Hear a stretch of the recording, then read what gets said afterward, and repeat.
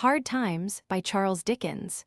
Read and published by Audiobook Library. If you enjoy audiobooks, consider subscribing and turning on notifications to stay updated. Feel free to like the video if you're enjoying it and share your thoughts or audiobook suggestions in the comments. Chapter 1. The One Thing Needful. Now, what I want is facts. Teach these boys and girls nothing but facts. Facts alone are wanted in life. Plant nothing else and root out everything else. You can only form the minds of reasoning animals upon facts. Nothing else will ever be of any service to them. This is the principle on which I bring up my own children, and this is the principle on which I bring up these children. Stick to facts, sir. The scene was a plain, bare, monotonous vault of a schoolroom, and the speaker's square forefinger emphasized his observations by underscoring every sentence with a line on the schoolmaster's sleeve. The emphasis was helped by the speaker's square wall of a forehead, which had his eyebrows for its base, while his eyes found commodious cellarage in two dark caves, overshadowed by the wall. The emphasis was helped by the speaker's mouth, which was wide, thin, and hard-set. The emphasis was helped by the speaker's voice, which was inflexible, dry, and dictatorial.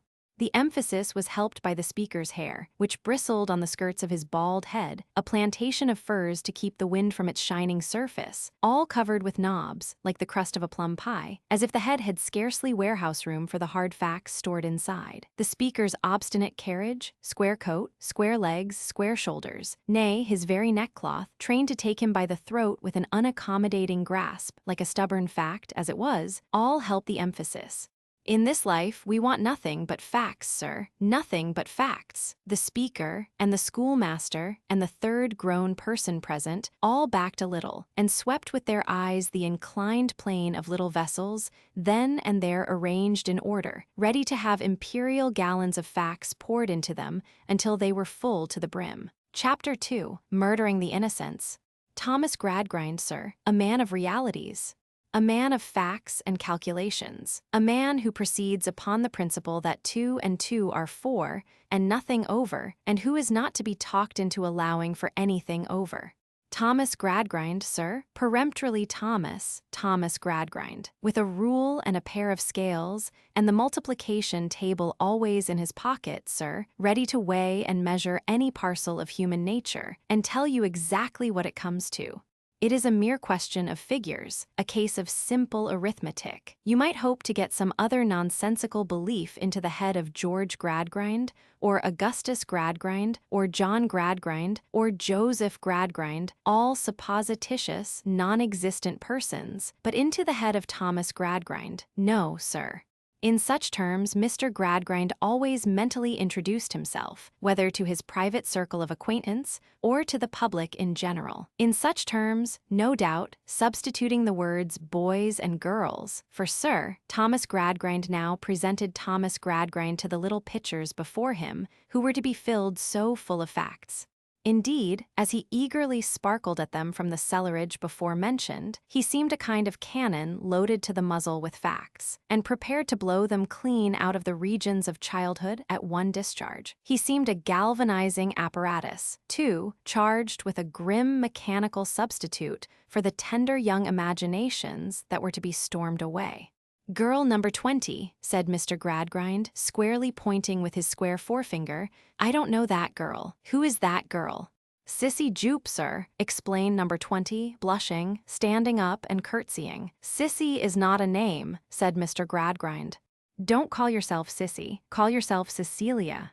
Its father as calls me Sissy, sir, returned the young girl in a trembling voice and with another curtsy. Then he has no business to do it, said Mr. Gradgrind. Tell him he mustn't, Cecilia Jupe. Let me see, what is your father? He belongs to the horse riding, if you please, sir. Mr. Gradgrind frowned and waved off the objectionable calling with his hand. We don't want to know anything about that here. You mustn't tell us about that here. Your father breaks horses, don't he? If you please, sir, when they can get any to break, they do break horses in the ring, sir. You mustn't tell us about the ring here. Very well, then. Describe your father as a horsebreaker. He doctors sick horses, I dare say. Oh yes, sir. Very well, then. He is a veterinary surgeon, a farrier, and horsebreaker. Give me your definition of a horse. Sissy Jupe thrown into the greatest alarm by this demand. Girl number 20 unable to define a horse, said Mr. Gradgrind, for the general behoof of all the little pitchers. Girl number 20 possessed of no facts in reference to one of the commonest of animals, some boy's definition of a horse. Bitzer, yours. The square finger, moving here and there, lighted suddenly on Bitzer, perhaps because he chanced to sit in the same ray of sunlight which, darting in at one of the bare windows of the intensely whitewashed room, irradiated Sissy.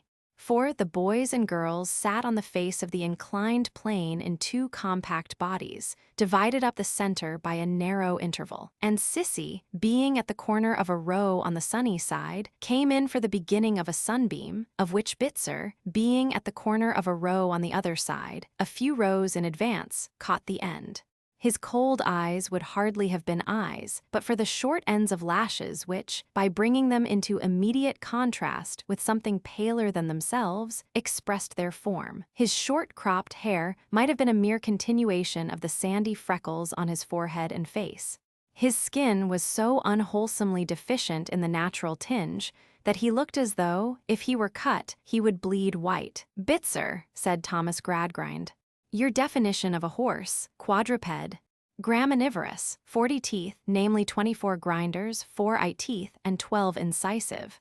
Sheds coat in the spring, in marshy countries, sheds hoofs, too, hoofs hard but requiring to be shod with iron. Age known by marks in mouth, thus, and much more Bitzer." "Now girl number 20, said Mr. Gradgrind, "you know what a horse is."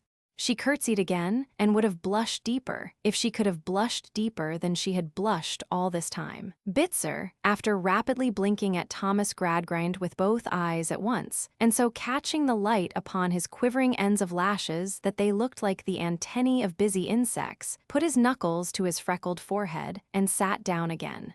The third gentleman now stepped forth. A mighty man at cutting and drying, he was, a government officer, in his way, and in most other people's too, a professed pugilist, always in training, always with a system to force down the general throat like a bolus, always to be heard of at the bar of his little public office, ready to fight all England.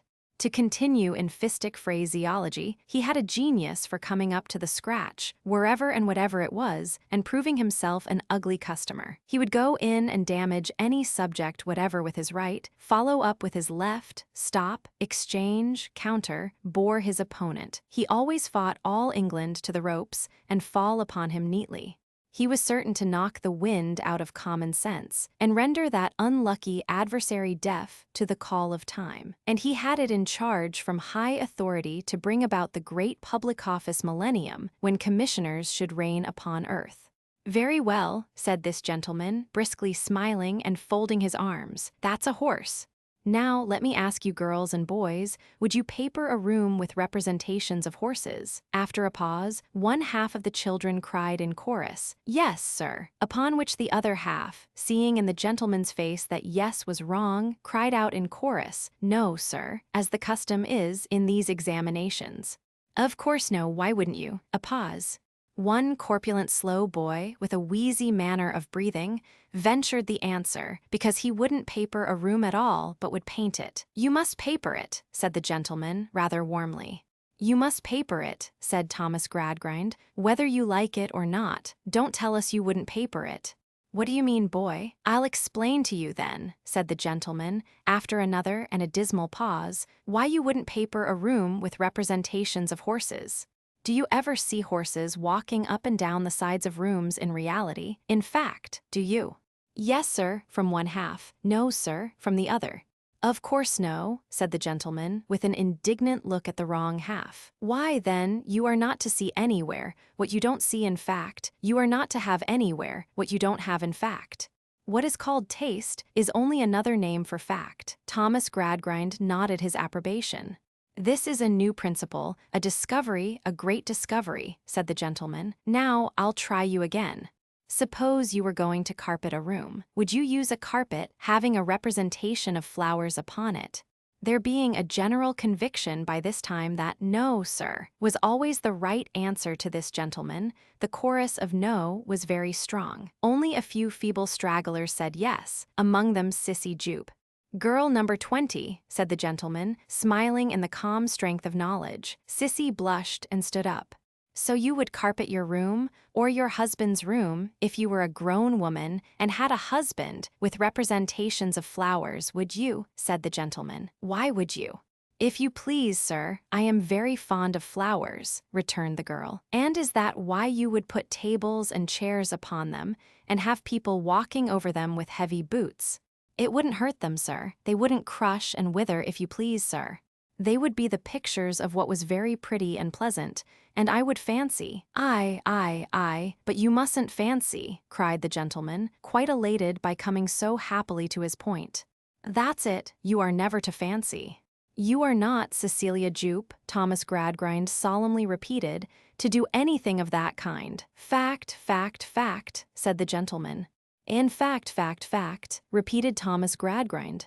"You are to be in all things regulated and governed," said the gentleman, "by fact. We hope to have, before long, a board of fact, composed of commissioners of fact, who will force the people to be a people of fact, and of nothing but fact.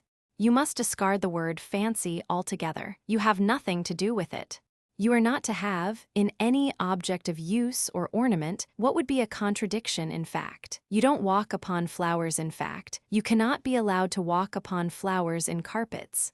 You don't find that foreign birds and butterflies come and perch upon your crockery. You cannot be permitted to paint foreign birds and butterflies upon your crockery. You never meet with quadrupeds going up and down walls. You must not have quadrupeds represented upon walls. You must use," said the gentleman, "for all these purposes, combinations and modifications, in primary colors of mathematical figures which are susceptible of proof and demonstration. This is the new discovery. This is fact, this is taste."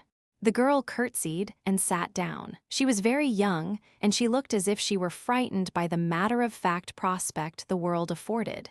"Now, if Mr. Coketown, said the gentleman, "will proceed to give his first lesson here, Mr. Gradgrind, I shall be happy, at your request, to observe his mode of procedure." Mr. Gradgrind was much obliged.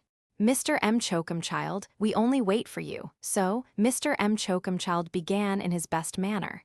He and some 140 other schoolmasters had been lately turned at the same time, in the same factory, on the same principles, like so many pianoforte legs. He had been put through an immense variety of paces, and had answered volumes of head-breaking questions.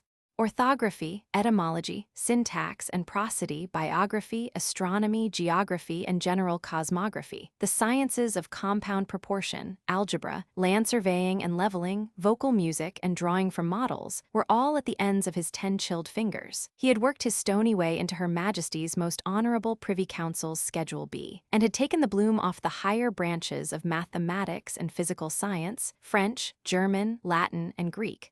He knew all about all the watersheds of all the world, whatever they are, and all the histories of all the peoples, and all the names of all the rivers and mountains, and all the productions, manners, and customs of all the countries, and all their boundaries and bearings on the 32 points of the compass. Ah, rather overdone, Coketown. If he had only learnt a little less, how infinitely better he might have taught much more. He went to work in this preparatory lesson, not unlike Morgiana in the 40 Thieves, looking into all the vessels ranged before him, one after another, to see what they contained. Say, good Coketown, when from thy boiling store thou shalt fill each jar brim full by and by, dost thou think that thou wilt always kill outright the robber fancy lurking within, or sometimes only maim him and distort him? Chapter 3, A Loophole. Mr. Gradgrind walked homeward from the school in a state of considerable satisfaction. It was his school, and he intended it to be a model. He intended every child in it to be a model, just as the young Gradgrinds were all models. There were 5 young Gradgrinds, and they were models every one. They had been lectured at from their tenderest years, coursed like little hares. Almost as soon as they could run alone, they had been made to run to the lecture room. The first object with which they had an association, or of which they had a remembrance, was a large black board with a dry ogre chalking ghastly white figures on it. Not that they knew, by name or nature, anything about an ogre fact forbid. I only use the word to express a monster in a lecturing castle, with heaven knows how many heads manipulated into one, taking childhood captive and dragging it into gloomy statistical dens by the hair. No little Gradgrind had ever seen a face in the moon. It was up in the moon before it could speak distinctly.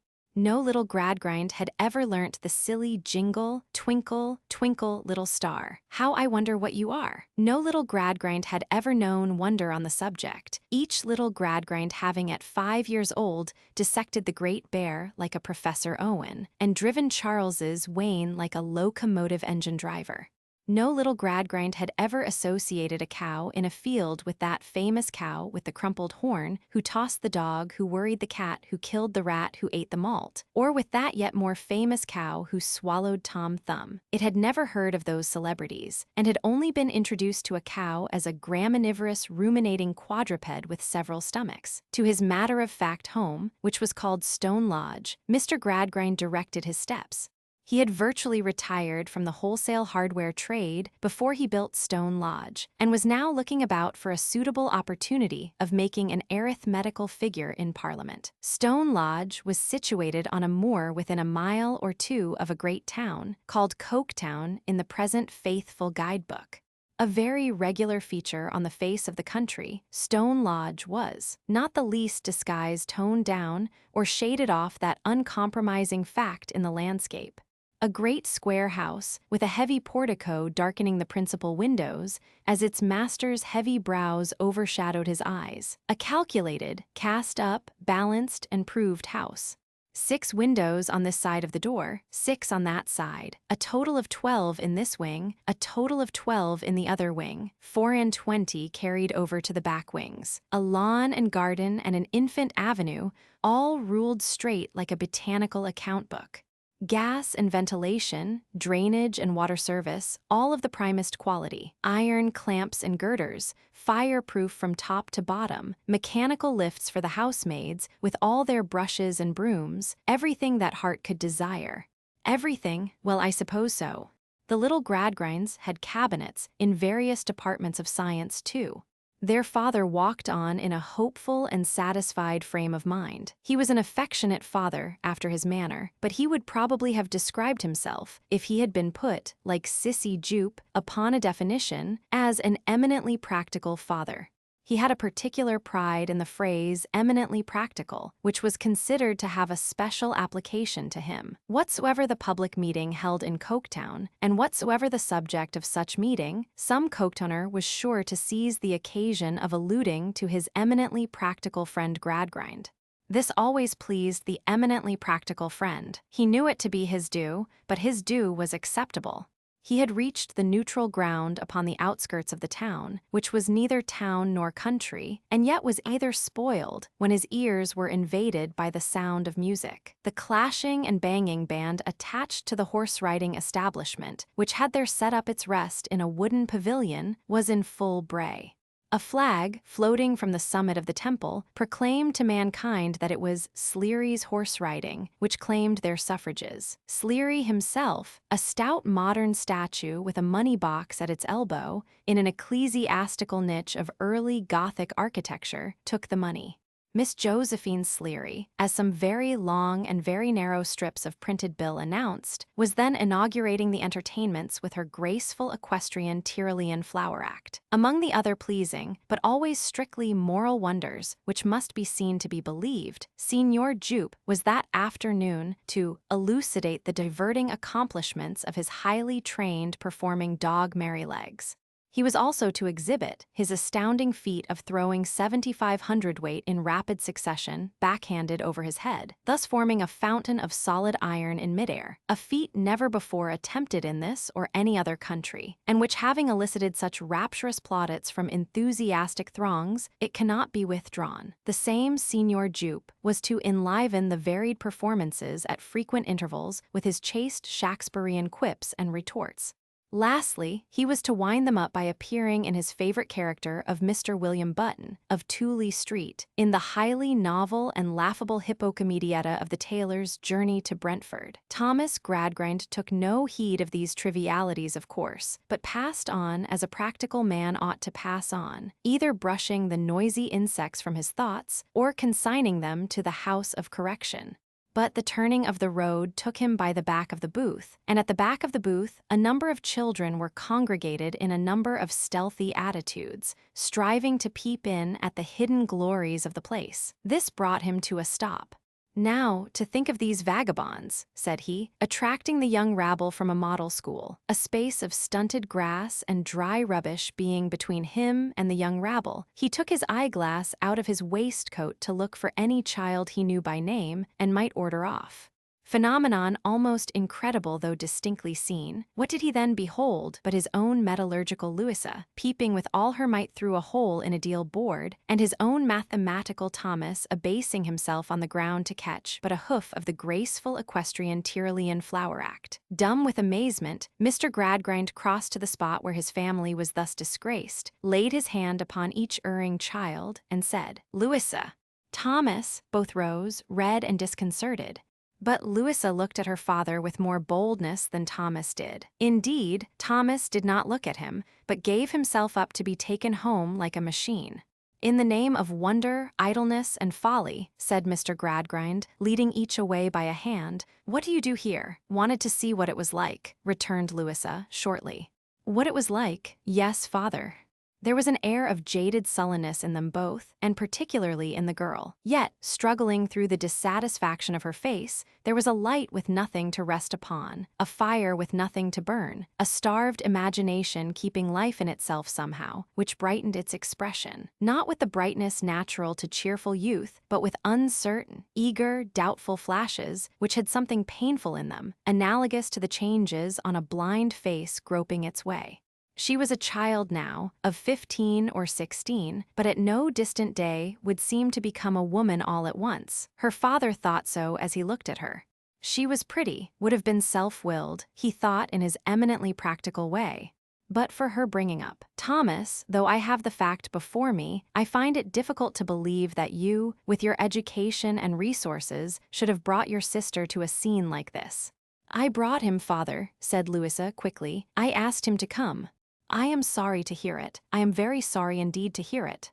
"It makes Thomas no better, and it makes you worse, Louisa." She looked at her father again, but no tear fell down her cheek.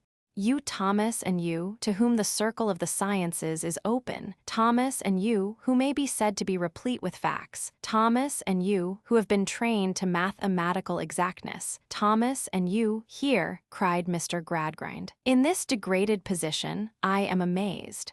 "I was tired, father. I have been tired a long time," said Louisa. "Tired of what?" asked the astonished father. "I don't know of what, of everything, I think." "Say not another word," returned Mr. Gradgrind. "You are childish. I will hear no more."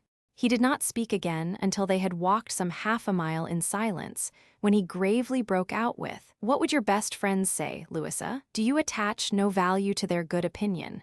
What would Mr. Bounderby say?" At the mention of this name, his daughter stole a look at him, remarkable for its intense and searching character.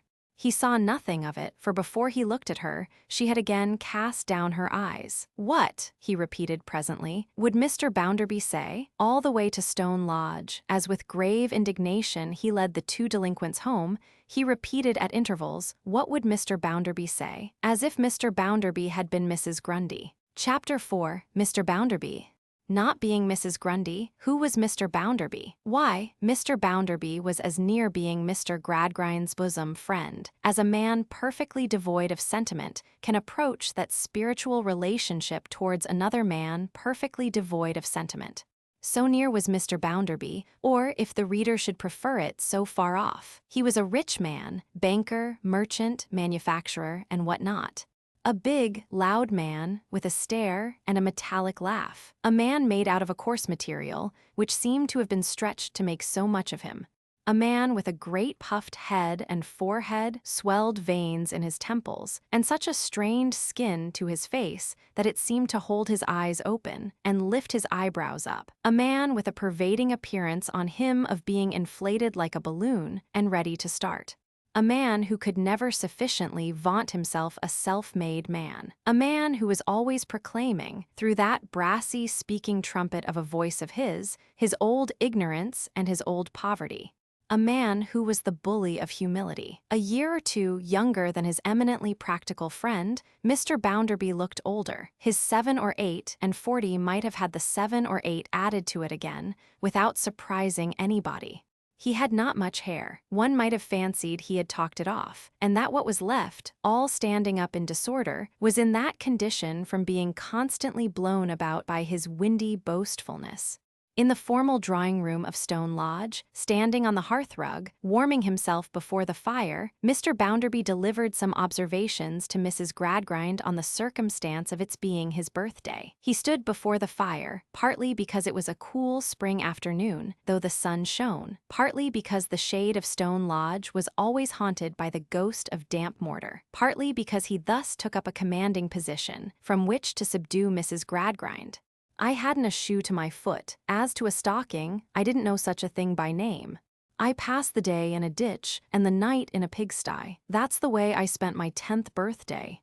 Not that a ditch was new to me, for I was born in a ditch. Mrs. Gradgrind, a little, thin, white, pink-eyed bundle of shawls, of surpassing feebleness, mental and bodily, who was always taking physic without any effect, and who, whenever she showed a symptom of coming to life, was invariably stunned by some weighty piece of fact tumbling on her. Mrs. Gradgrind hoped it was a dry ditch.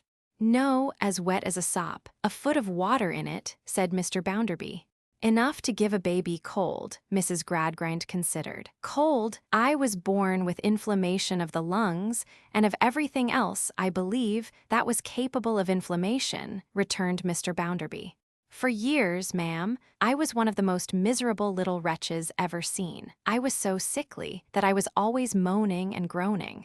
I was so ragged and dirty that you wouldn't have touched me with a pair of tongs." Mrs. Gradgrind faintly looked at the tongs, as the most appropriate thing her imbecility could think of doing. "How I fought through it, I don't know," said Bounderby. "I was determined, I suppose. I have been a determined character in later life, and I suppose I was then. Here I am, Mrs. Gradgrind, anyhow and nobody to thank for my being here but myself." Mrs. Gradgrind meekly and weakly hoped that his mother— "My mother bolted, ma'am," said Bounderby. Mrs. Gradgrind, stunned as usual, collapsed and gave it up. "My mother left me to my grandmother," said Bounderby, "and, according to the best of my remembrance, my grandmother was the wickedest and the worst old woman that ever lived. If I got a little pair of shoes by any chance, she would take 'em off and sell 'em for drink.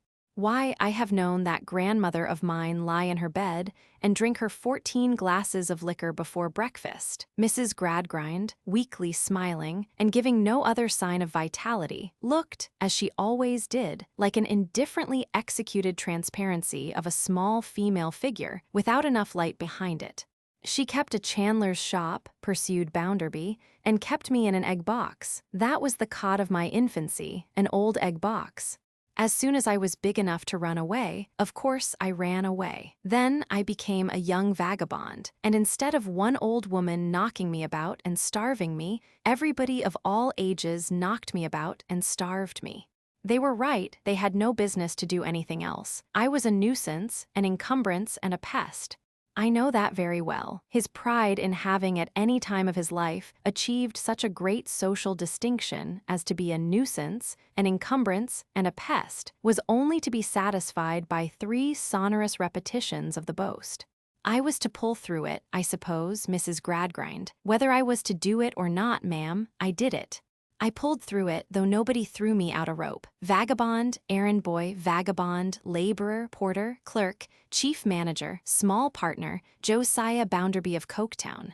Those are the antecedents and the culmination. Josiah Bounderby of Coketown learnt his letters from the outsides of the shops, Mrs. Gradgrind, and was first able to tell the time upon a dial plate from studying the steeple clock of St. Giles's Church, London, under the direction of a drunken cripple who was a convicted thief and an incorrigible vagrant.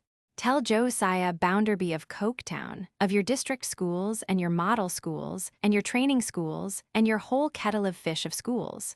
He stopped just as his eminently practical friend, still accompanied by the two young culprits, entered the room. His eminently practical friend, on seeing him, stopped also and gave Louisa a reproachful look that plainly said, "Behold your Bounderby." "Well," blustered Mr. Bounderby, "what's the matter? What is young Thomas in the dumps about?" He spoke of young Thomas, but he looked at Louisa. "We were peeping at the circus," muttered Louisa, haughtily, without lifting up her eyes, "and father caught us." "And Mrs. Gradgrind," said her husband in a lofty manner, "I should as soon have expected to find my children reading poetry." "Dear me," whimpered Mrs. Gradgrind. "How can you, Louisa and Thomas? I wonder at you. I declare you're enough to make one regret ever having had a family at all." "I have a great mind to say I wish I hadn't." "Then what would you have done, I should like to know?" Mr. Gradgrind did not seem favorably impressed by these cogent remarks. He frowned impatiently.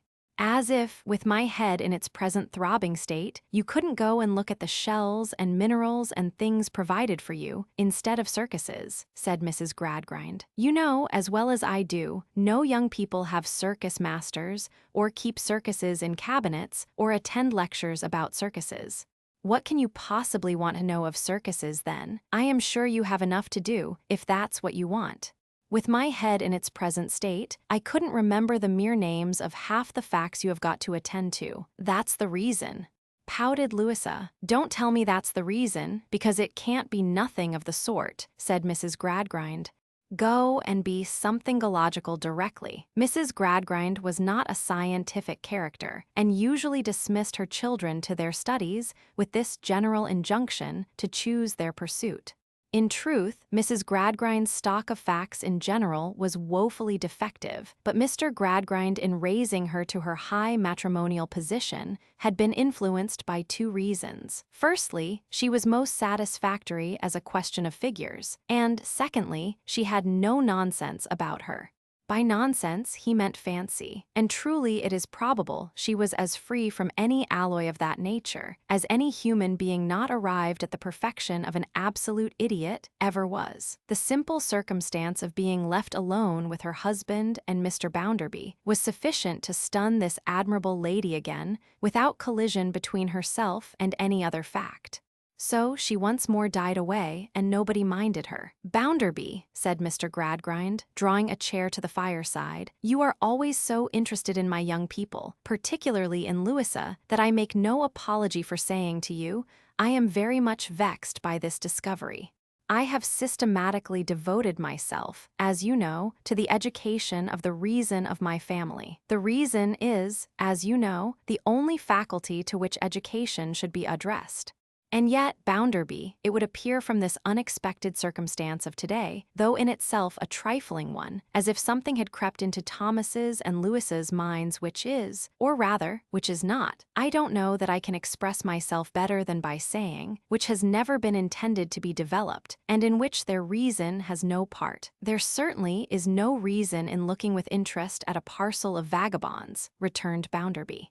"When I was a vagabond myself, nobody looked with any interest at me, I know that." "Then comes the question," said the eminently practical father, with his eyes on the fire, "in what has this vulgar curiosity its rise?" "I'll tell you in what. In idle imagination." "I hope not," said the eminently practical. "I confess, however, that the misgiving has crossed me on my way home." "In idle imagination, Gradgrind," repeated Bounderby. "A very bad thing for anybody, but a cursed bad thing for a girl like Louisa. I should ask Mrs. Gradgrind's pardon for strong expressions, but that she knows very well I am not a refined character. Whoever expects refinement in me will be disappointed. I hadn't a refined bringing up."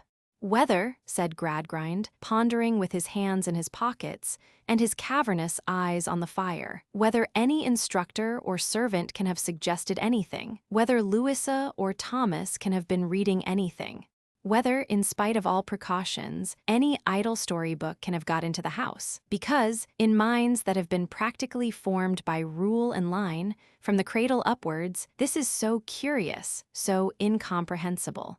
"Stop a bit," cried Bounderby, who all this time had been standing, as before, on the hearth, bursting at the very furniture of the room with explosive humility. "You have one of those strollers' children in the school, Cecilia Jupe by name," said Mr. Gradgrind, with something of a stricken look at his friend. "Now stop a bit," cried Bounderby again. "How did she come there? Why, the fact is, I saw the girl myself, for the first time, only just now.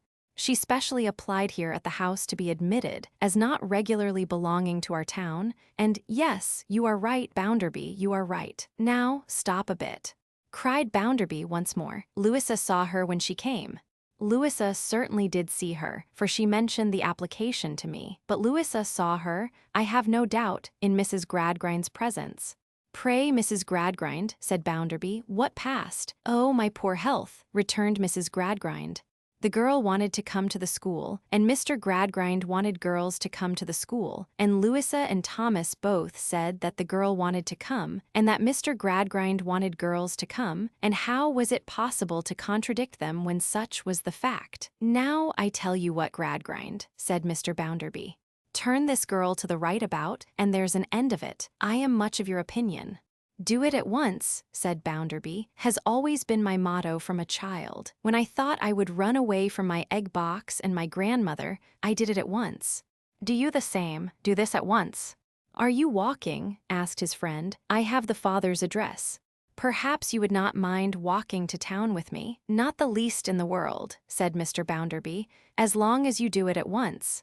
So Mr. Bounderby threw on his hat. He always threw it on, as expressing a man who had been far too busily employed in making himself to acquire any fashion of wearing his hat, and with his hands in his pockets, sauntered out into the hall. "I never wear gloves," it was his custom to say.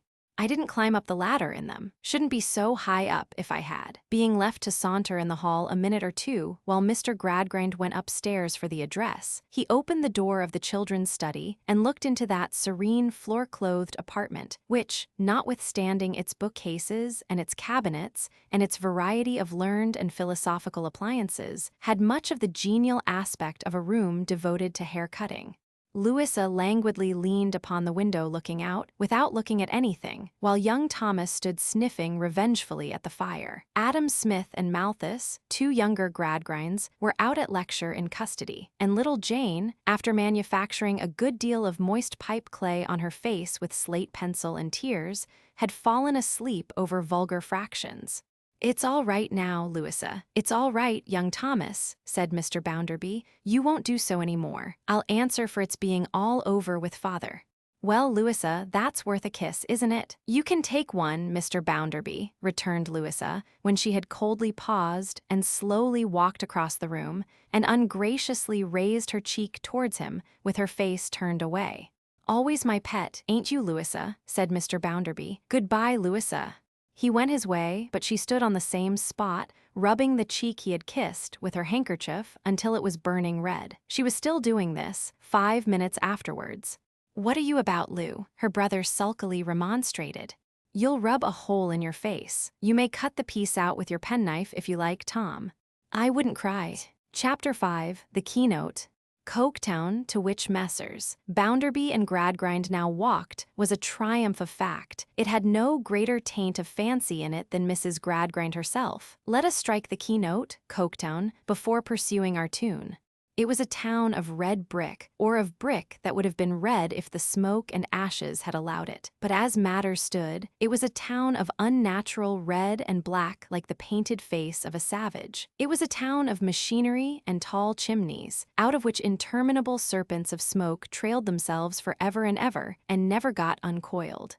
It had a black canal in it, and a river that ran purple with ill-smelling dye, and vast piles of building full of windows, where there was a rattling and a trembling all day long, and where the piston of the steam engine worked monotonously up and down, like the head of an elephant in a state of melancholy madness. These attributes of Coketown were in the main inseparable from the work by which it was sustained. Against them were to be set off comforts of life which found their way all over the world, and elegancies of life which made, we will not ask how much of the fine lady, who could scarcely bear to hear the place mentioned. The rest of its features were voluntary, and they were these. You saw nothing in Coketown but what was severely workful. If the members of a religious persuasion built a chapel there, as the members of 18 religious persuasions had done, they made it a pious warehouse of red brick, with sometimes, but this is only in highly ornamental examples, a bell in a birdcage on the top of it. The solitary exception was the new church, a stuccoed edifice with a square steeple over the door, terminating in 4 short pinnacles like florid wooden legs. All the public inscriptions in the town were painted alike, in severe characters of black and white. The jail might have been the infirmary might have been the jail, the town hall might have been either, or both, or anything else, for anything that appeared to the contrary in the graces of their construction. Fact, fact, fact, everywhere in the material aspect of the town. Fact, fact, fact, everywhere in the immaterial. The M. Coketown School was all fact, and the School of Design was all fact, and the relations between master and man were all fact, and everything was fact between the lying-in hospital and the cemetery, and what you couldn't state in figures, or show to be purchasable in the cheapest market and saleable in the dearest, was not, and never should be, world without end, amen. A town so sacred to fact, and so triumphant in its assertion, of course got on well. Why no, not quite well. No, dear me. No, Coketown did not come out of its own furnaces, in all respects like gold that had stood the fire. First, the perplexing mystery of the place was who belonged to the 18 denominations. Because, whoever did, the laboring people did not. It was very strange to walk through the streets on a Sunday morning and note how few of them the barbarous jangling of bells that was driving the sick and nervous mad, called away from their own quarter, from their own close rooms, from the corners of their own streets, where they lounged listlessly, gazing at all the church and chapel going, as at a thing with which they had no manner of concern. Nor was it merely the stranger who noticed this, because there was a native organization in Coketown itself, whose members were to be heard of in the House of Commons every session, indignantly petitioning for Acts of Parliament that should make these people religious by main force. Then came the chemist and druggist, with other tabular statements, showing that when they didn't get drunk, they took opium. His ruin began, as he was perfectly sure and confident that otherwise he would have been a tip-top moral specimen. In short, it was the moral of the old nursery fable. There was an old woman, and what do you think? She lived upon nothing but victuals and drink. Victuals and drink were the whole of her diet, and yet this old woman would never be quiet. Is it possible, I wonder, that there was any analogy between the case of the Coketown population and the case of the little Gradgrinds? Surely, none of us in our sober senses and acquainted with figures are to be told at this time of day that one of the foremost elements in the existence of the Coketown working people had been for scores of years deliberately set at naught, that there was any fancy in them demanding to be brought into healthy existence instead of struggling on in convulsions. That exactly in the ratio as they worked long and monotonously, the craving grew within them for some physical relief, some relaxation, encouraging good humor and good spirits, and giving them a vent, some recognized holiday, though it were but for an honest dance to a stirring band of music, some occasional light pie in which even M. Coketown had no finger, which craving must and would be satisfied aright, or must and would inevitably go wrong, until the laws of the creation were repealed. Which is it, Bounderby? Mr. Bounderby knew it was somewhere downtown, but knew no more respecting it. So they stopped for a moment, looking about. Almost as they did so, there came running round the corner of the street at a quick pace, and with a frightened look, a girl whom Mr. Gradgrind recognized. "Halloa," said he. "Stop." "Where are you going? Stop." Girl number 20 stopped then, palpitating, and made him a curtsy. "Why are you tearing about the streets?" said Mr. Gradgrind, "in this improper manner?"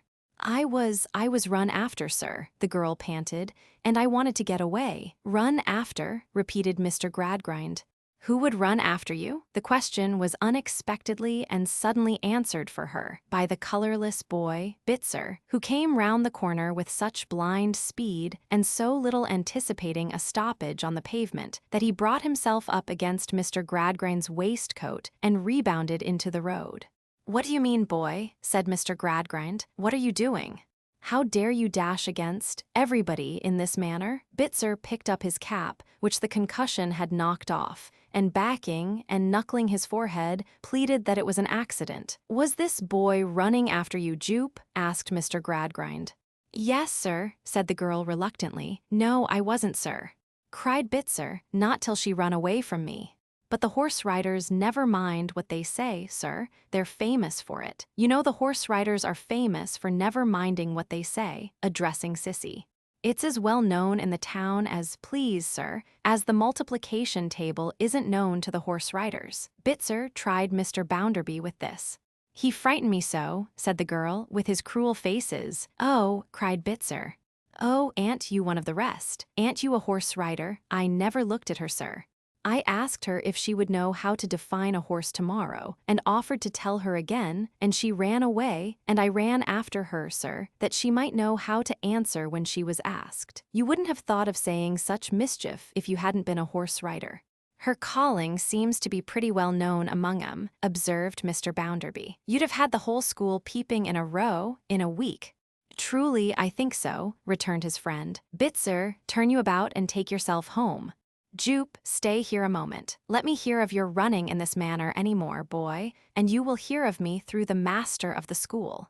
You understand what I mean. Go along." The boy stopped in his rapid blinking, knuckled his forehead again, glanced at Sissy, turned about and retreated. "Now, girl," said Mr. Gradgrind, "take this gentleman and me to your father S. We are going there. What have you got in that bottle you are carrying?" "Gin," said Mr. Bounderby. "Dear no, sir, it's the 9 oils." "The what?" cried Mr. Bounderby. "The 9 oils, sir, to rub father with." "Then," said Mr. Bounderby, with a loud short laugh, "what the devil do you rub your father with 9 oils for?" "It's what our people aways use, sir, when they get any hurts in the ring," replied the girl, looking over her shoulder to assure herself that her pursuer was gone. "They bruise themselves very bad sometimes." "Serve 'em right," said Mr. Bounderby, "for being idle." She glanced up at his face, with mingled astonishment and dread. "By George," said Mr. Bounderby, "when I was 4 or 5 years younger than you, I had worse bruises upon me than 10 oils, 20 oils, 40 oils would have rubbed off. I didn't get 'em by posture-making, but by being banged about. There was no rope dancing for me. I danced on the bare ground and was larruped with the rope." Mr. Gradgrind, though hard enough, was by no means so rough a man as Mr. Bounderby. His character was not unkind, all things considered. It might have been a very kind one indeed, if he had only made some round mistake in the arithmetic that balanced it, years ago. He said, in what he meant for a reassuring tone, as they turned down a narrow road, "And this is Pod's End, is it, Jupe?" "This is it, sir, and, if you wouldn't mind, sir, this is the house." She stopped at twilight at the door of a mean little public house, with dim red lights in it, as haggard and as shabby, as if, for want of custom, it had itself taken to drinking, and had gone the way all drunkards go, and was very near the end of it. "It's only crossing the bar, sir, and up the stairs, if you wouldn't mind, and waiting there for a moment till I get a candle. If you should hear a dog, sir, it's only Merrylegs, and he only barks." "Merrylegs and 9 oils, eh?" said Mr. Bounderby, entering last with his metallic laugh. "Pretty well this for a self-made man." Chapter 6, Sleary's Horsemanship. The name of the public house was the Pegasus's Arms. The Pegasus's legs might have been more to the purpose, but underneath the winged horse upon the signboard, the Pegasus's Arms was inscribed in Roman letters. Beneath that inscription again, in a flowing scroll, the painter had touched off the lines. Good malt makes good beer, walk in and they'll draw it here. Good wine makes good brandy, give us a call and you'll find it handy. Framed and glazed upon the wall behind the dingy little bar was another Pegasus, a theatrical one, with real gauze let in for his wings, golden stars stuck on all over him, and his ethereal harness made of red silk. As it had grown too dusky without to see the sign, and as it had not grown light enough within to see the picture, Mr. Gradgrind and Mr. Bounderby received no offense from these idealities. They followed the girl up some steep corner stairs without meeting anyone, and stopped in the dark while she went on for a candle. They expected every moment to hear Merrylegs give tongue, but the highly trained performing dog had not barked when the girl and the candle appeared together. "Father is not in our room, sir," she said, with a face of great surprise. "If you wouldn't mind walking in, I'll find him directly." They walked in, and Sissy, having set 2 chairs for them, sped away with a quick light step. It was a mean, shabbily furnished room, with a bed in it. The white nightcap, embellished with 2 peacock's feathers and a pigtail bolt upright, in which Signor Jupe had that very afternoon enlivened the varied performances with his chaste Shakespearean quips and retorts, hung upon a nail, but no other portion of his wardrobe, or other token of himself or his pursuits, was to be seen anywhere. As to Merrylegs, that respectable ancestor of the highly trained animal who went aboard the ark, might have been accidentally shut out of it, for any sign of a dog that was manifest to eye or ear in the Pegasus's arms. They heard the doors of rooms above opening and shutting as Sissy went from one to another in quest of her father, and presently they heard voices expressing surprise. She came bounding down again in a great hurry, opened a battered and mangy old hair trunk, found it empty, and looked round with her hands clasped and her face full of terror. "Father must have gone down to the booth, sir. I don't know why he should go there, but he must be there. I'll bring him in a minute." She was gone directly, without her bonnet, with her long, dark, childish hair streaming behind her. "What does she mean?" said Mr. Gradgrind. "Back in a minute." "It's more than a mile off." Before Mr. Bounderby could reply, a young man appeared at the door, and introducing himself with the words, "By your leaves, gentlemen," walked in with his hands in his pockets. His face, close-shaven, thin and sallow, was shaded by a great quantity of dark hair, brushed into a roll all round his head and parted up the center. His legs were very robust, but shorter than legs of good proportions should have been. His chest and back were as much too broad as his legs were too short. He was dressed in a Newmarket coat and tight-fitting trousers, wore a shawl round his neck, smelt of lamp oil, straw, orange peel, horses, provender, and sawdust, and looked a most remarkable sort of centaur, compounded of the stable and the playhouse. Where the one began and the other ended, nobody could have told with any precision.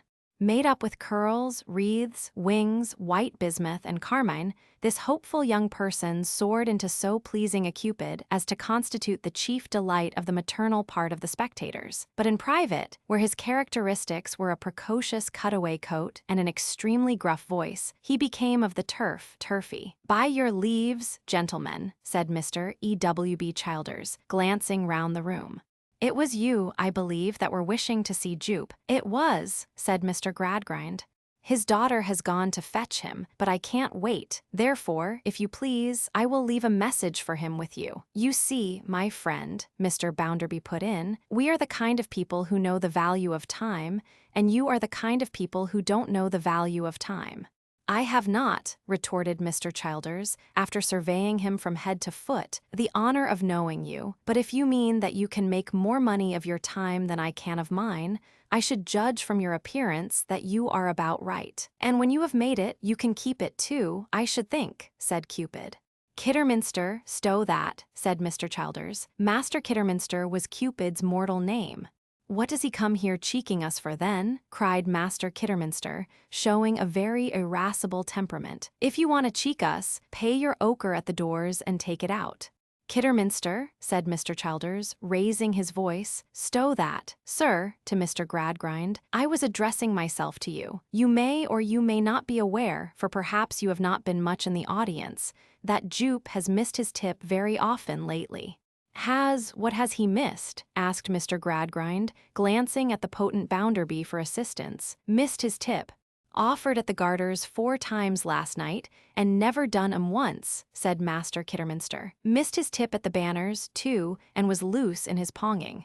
Didn't do what he ought to do. Was short in his leaps and bad in his tumbling, Mr. Childers interpreted. Oh, said Mr. Gradgrind, that is tip, is it? In a general way that's missing his tip, Mr. E.W.B. Childers answered. 9 oils, Merrylegs, missing tips, garters, banners, and ponging, ejaculated Bounderby with his laugh of laughs. Queer sort of company, too, for a man who has raised himself. Lower yourself, then, retorted Cupid. Oh, Lord. If you've raised yourself so high as all that comes to, let yourself down a bit. This is a very obtrusive lad, said Mr. Gradgrind, turning and knitting his brows on him. We'd have had a young gentleman to meet you, if we had known you were coming, retorted Master Kidderminster, nothing abashed. It's a pity you don't have a bespeak, being so particular. You're on the tight, Jeff, ain't you? What does this unmannerly boy mean? Asked Mr. Gradgrind, eyeing him in a sort of desperation, by tight, Jeff. There, get out, said Mr. Childers, thrusting his young friend from the room, rather in the prairie manner. Tight Jeff or slack Jeff, it don't much signify. It's only tight rope and slack rope. You were going to give me a message for Jupe. Yes, I was. Then, continued Mr. Childers quickly, my opinion is he will never receive it. Do you know much of him? I never saw the man in my life. I doubt if you ever will see him now. It's pretty plain to me he's off. Do you mean that he has deserted his daughter? I mean, said Mr. Childers with a nod, that he has cut. He was goosed last night, he was goosed the night before last, he was goosed today. He has lately got in the way of being always goosed, and he can't stand it. Why has he been so very much goosed? Asked Mr. Gradgrind, forcing the word out of himself with great solemnity and reluctance. His joints are turning stiff, and he is getting used up, said Childers. He has his points as a cackler still, but he can't get a living out of them. A cackler, Bounderby repeated. Here we go again. A speaker, if the gentleman likes it better, said Mr. E.W.B. Childers, superciliously throwing the interpretation over his shoulder, and accompanying it with a shake of his long hair, which all shook at once. Now, it's a remarkable fact, sir, that it cut that man deeper to know that his daughter knew of his being goosed than to go through with it. Good, interrupted Mr. Bounderby. This is good, Gradgrind. A man so fond of his daughter that he runs away from her. This is devilish good. Ha, now I'll tell you what, young man.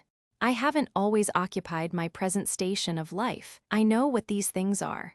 You may be astonished to hear it, but my mother ran away from me. E.W.B. Childers replied pointedly that he was not at all astonished to hear it.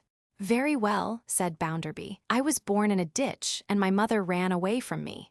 Do I excuse her for it? No. Have I ever excused her for it? Not I. What do I call her for it? I call her probably the very worst woman that ever lived in the world, except my drunken grandmother. There's no family pride about me. There's no imaginative, sentimental humbug about me. I call a spade, and I call the mother of Josiah Bounderby of Coketown, without any fear or any favor, what I should call her if she had been the mother of Dick Jones of Wapping. So with this man. He is a runaway rogue and a vagabond, that's what he is in English. It's all the same to me what he is or what he is not, whether in English or whether in French, retorted Mr. E.W.B. Childers, facing about. I am telling your friend what's the fact. If you don't like to hear it, you can avail yourself of the open air. You give it mouth enough, you do, but give it mouth in your own building at least, remonstrated E.W.B. with stern irony. Don't give it mouth in this building till you're called upon. You have got some building of your own, I dare say, now. Perhaps so, replied Mr. Bounderby, rattling his money and laughing. Then give it mouth in your own building, will you, if you please, said Childers, because this isn't a strong building, and too much of you might bring it down. Eyeing Mr. Bounderby from head to foot again, he turned from him, as from a man finally disposed of, to Mr. Gradgrind. Jupe sent his daughter out on an errand not an hour ago, and then was seen to slip out himself, with his hat over his eyes, and a bundle tied up in a handkerchief under his arm. She will never believe it of him, but he has cut away and left her. Pray, said Mr. Gradgrind, why will she never believe it of him? Because those two were one, because they were never asunder. Because, up to this time, he seemed to dote upon her, said Childers, taking a step or two to look into the empty trunk. Both Mr. Childers and Master Kidderminster walked in a curious manner, with their legs wider apart than the general run of men, and with a very knowing assumption of being stiff in the knees. This walk was common to all the male members of Sleary's company, and was understood to express that they were always on horseback. Poor Sissy! He had better have apprenticed her, said Childers, giving his hair another shake as he looked up from the empty box. Now he leaves her without anything to take to. It is creditable to you, who have never been apprenticed, to express that opinion, returned Mr. Gradgrind approvingly. I never apprenticed. I was apprenticed when I was 7-year-old. Oh, indeed, said Mr. Gradgrind, rather resentfully, as having been defrauded of his good opinion. I was not aware of its being the custom to apprentice young persons to idleness, Mr. Bounderby put in with a loud laugh. No, by the Lord Harry. Nor I. Her father always had it in his head, resumed Childers, feigning unconsciousness of Mr. Bounderby's existence, that she was to be taught the deuce and all of education. How it got into his head, I can't say. I can only say that it never got out. He has been picking up a bit of reading for her here, and a bit of writing for her there, and a bit of ciphering for her somewhere else, these 7 years.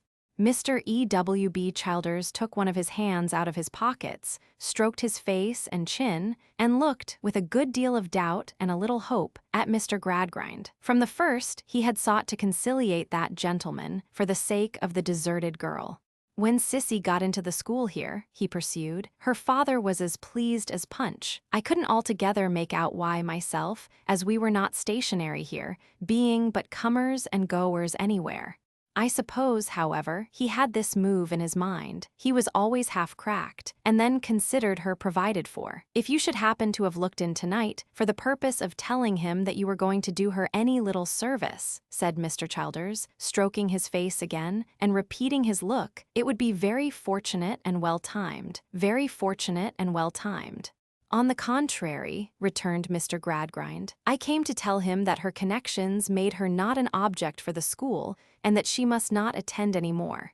Still, if her father really has left her, without any connivance on her part, Bounderby, let me have a word with you. Upon this, Mr. Childers politely betook himself, with his equestrian walk, to the landing outside the door, and there stood stroking his face and softly whistling.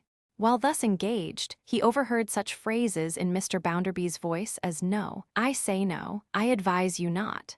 I say by no means. While, from Mr. Gradgrind, he heard in his much lower tone the words, but even as an example to Louisa, of what this pursuit which has been the subject of a vulgar curiosity leads to and ends in. Think of it, Bounderby, in that point of view. Meanwhile, the various members of Sleary's company gradually gathered together from the upper regions, where they were quartered, and from standing about, talking in low voices to one another and to Mr. Childers, gradually insinuated themselves and him into the room. There were 2 or 3 handsome young women among them, with their 2 or 3 husbands, and their 2 or 3 mothers, and their 8 or 9 little children, who did the fairy business when required. All the mothers could and did dance upon the slack wire and the tightrope, and perform rapid acts on bare-backed steeds. None of them were at all particular in respect of showing their legs, and one of them, alone in a Greek chariot, drove 6 in hand into every town they came to. Yet there was a remarkable gentleness and childishness about these people, a special inaptitude for any kind of sharp practice, and an untiring readiness to help and pity one another, deserving often of as much respect, and always of as much generous construction, as the everyday virtues of any class of people in the world. "T.H. Quire," said Mr. Sleary, who was troubled with asthma, and whose breath came far too thick and heavy for the letter S, "You're thervant. Thith ith a bad pyeth of bithnith, thith ith. You've heard of my clown and hith dog being thupoth to have morithed." He addressed Mr. Gradgrind, who answered, "Yes." Well, th Quire, he returned, taking off his hat and rubbing the lining with his pocket handkerchief, which he kept inside for the purpose. Ith it your intenthion to do anything for the poor girl, th Quire? I shall have something to propose to her when she comes back, said Mr. Gradgrind. Glad to hear it, th Quire. Not that I want to get rid of the child, any more than I want to stand in her way. I'm willing to take her prentice, though at her age ith late. My voice ith a little husky, th Quire, and not eathy heard by them ath don't know me. But if you'd been chilled and heated and chilled and heated in the ring when you wat young, often I have been, your voice wouldn't have laughed it out, th Quire, no more than mine. I dare say not, said Mr. Gradgrind. What thall it be, th Quire, while you wait? Thall it be Thery, give it a name, th Quire, said Mr. Sleary with hospitable ease. Nothing for me, I thank you, said Mr. Gradgrind.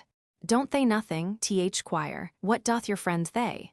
If you haven't took your feed yet, have a glath of bitterth. Here his daughter Josephine, a pretty fair-haired girl of 18, who had been tied on a horse at 2 years old and had made a will at 12, which she always carried about with her, expressive of her dying desire to be drawn to the grave by the 2 piebald ponies, cried, "Father, hush." She has come back. Then came Sissy Jupe, running into the room as she had run out of it. And when she saw them all assembled, and saw their looks and saw no father there, she broke into a most deplorable cry, and took refuge on the bosom of the most accomplished tightrope lady herself in the family way, who knelt down on the floor to nurse her, and to weep over her. Ith an internal thame, upon my thowlet ith, said Sleary. So my dear father, my good kind father, where are you gone? You are gone to try to do me some good, I know. You are gone away for my sake, I am sure, and how miserable and helpless you will be without me, poor, poor father, until you come back. It was so pathetic to hear her saying many things of this kind, with her face turned upward, and her arms stretched out as if she were trying to stop his departing shadow and embrace it, that no one spoke a word until Mr. Bounderby, growing impatient, took the case in hand. Now, good people all, said he, this is wanton waste of time. Let the girl understand the fact. Let her take it from me, if you like, who have been run away from myself. Here, what's your name? Your father has absconded, deserted you, and you mustn't expect to see him again as long as you live. They cared so little for plain fact, these people, and were in that advanced state of degeneracy on the subject, that instead of being impressed by the speaker's strong common sense, they took it in extraordinary dudgeon. The men muttered, "Shame," and the women brute, and Sleary, in some haste, communicated the following hint, apart to Mr. Bounderby. I tell you what, th Quire, to speak plain to you, my opinion ith that you had better cut it thort and drop it. They're a very good-natured people, my people, but they're accustomed to be quick in their movements, and if you don't act upon my advice, I'm damned if I don't believe they'll pith you out, winder. Mr. Bounderby being restrained by this mild suggestion, Mr. Gradgrind found an opening for his eminently practical exposition of the subject. It is of no moment, said he, whether this person is to be expected back at any time or the contrary. He is gone away, and there is no present expectation of his return. That, I believe, is agreed on all hands. Thath agreed, th Quire. Thick to that, from Sleary. Well then, I, who came here to inform the father of the poor girl, Jupe, that she could not be received at the school any more, in consequence of there being practical objections, into which I need not enter, to the reception there of the children of persons so employed, am prepared in these altered circumstances to make a proposal. I am willing to take charge of you, Jupe, and to educate you, and provide for you. The only condition, over and above your good behavior, I make is, that you decide now, at once, whether to accompany me or remain here. Also, that if you accompany me now, it is understood that you communicate no more with any of your friends who are here present. These observations comprise the whole of the case.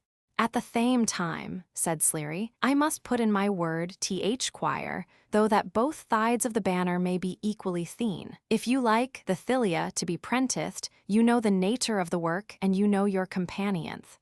Emma Gordon, in Hoth lap you're a lying at Prethent, would be a mother to you, and Jothfine would be a thither to you. I don't pretend to be of the angel breed myself, and I don't thay but what, when you missed your tip, you'd find me cut up rough, and thwear an oath or two at you. But what I thay, quire, ith, that good-tempered or bad-tempered, I never did a whore a injury yet, no more than thwearing at him went, and that I don't expect I thall begin other with at my time of life, with a writer. I never wot much of a cackler, quire, and I have theed my thay. The latter part of this speech was addressed to Mr. Gradgrind, who received it with a grave inclination of his head, and then remarked, "The only observation I will make to you, Jupe, in the way of influencing your decision, is that it is highly desirable to have a sound practical education, and that even your father himself, from what I understand, appears, on your behalf, to have known and felt that much." The last words had a visible effect upon her. She stopped in her wild crying, a little detached herself from Emma Gordon, and turned her face full upon her patron. The whole company perceived the force of the change, and drew a long breath together that plainly said, "She will go." "Be sure you know your own mind, Jupe," Mr. Gradgrind cautioned her. "I say no more. Be sure you know your own mind." "When father comes back," cried the girl, bursting into tears again after a minute's silence, "how will he ever find me if I go away?" "You may be quite at ease," said Mr. Gradgrind calmly. He worked out the whole matter like a sum. "You may be quite at ease, Jupe, on that score. In such a case, your father, I apprehend, must find out Mr. Leary, thath my name, quire. Not athamed of it, known all over England, and always pays ith way. Must find out Mr. Sleary, who would then let him know where you went. I should have no power of keeping you against his wish, and he would have no difficulty, at any time, in finding Mr. Thomas Gradgrind of Coketown." "I am well known," assented Mr. Sleary, rolling his loose eye. "You're one of the thort, quire, that keeps a prethiouth thite of money out of the house, but never mind that at Prethent." There was another silence, and then she exclaimed, sobbing with her hands before her face, "Oh, give me my clothes, and let me go away before I break my heart." The women sadly bestirred themselves to get the clothes together. It was soon done, for they were not many, and to pack them in a basket which had often traveled with them. Sissy sat all the time upon the ground, still sobbing and covering her eyes. Mr. Gradgrind and his friend Bounderby stood near the door, ready to take her away. Mr. Sleary stood in the middle of the room, with the male members of the company about him, exactly as he would have stood in the center of the ring during his daughter Josephine's performance. He wanted nothing but his whip. The basket packed in silence, they brought her bonnet to her and smoothed her disordered hair and put it on. Then they pressed about her and bent over her in very natural attitudes, kissing and embracing her, and brought the children to take leave of her, and were a tender-hearted, simple, foolish set of women altogether. "Now, Jupe," said Mr. Gradgrind, "if you are quite determined, come." But she had to take her farewell of the male part of the company yet, and every one of them had to unfold his arms, for they all assumed the professional attitude when they found themselves near Sleary, and give her a parting kiss, Master Kidderminster excepted, in whose young nature there was an original flavor of the misanthrope, who was also known to have harbored matrimonial views, and who moodily withdrew. Mr. Sleary was reserved until the last.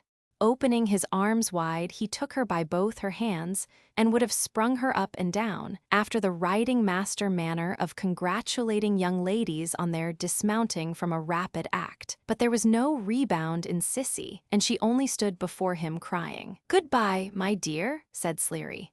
"You'll make your fortune, I hope, and none of our poor folks will ever trouble you, I'll pound it. I with your father hadn't taken hith dog with him, ith a ill-conwenience to have the dog out of the bills. But on thecond thoth, he wouldn't have performed without hith master, though ith ath broad ath ith long." With that he regarded her attentively with his fixed eye, surveyed his company with his loose one, kissed her, shook his head, and handed her to Mr. Gradgrind as to a horse. "They're the quire," he said, sweeping her with a professional glance as if she were being adjusted in her seat, "and they'll do you juthtithe. Goodbye, the Thylia." "Goodbye, Cecilia. Goodbye, Sissy. God bless you, dear," in a variety of voices from all the room. But the writing master eye had observed the bottle of the 9 oils in her bosom, and he now interposed with, "Leave the bottle, my dear, ith large to carry, it will be of no uth to you now. Give it to me." "No, no," she said in another burst of tears. "Oh no, pray let me keep it for father till he comes back. He will want it when he comes back. He had never thought of going away when he sent me for it. I must keep it for him, if you please, though be it, my dear. You the how it ith th choir, farewell the Thilia.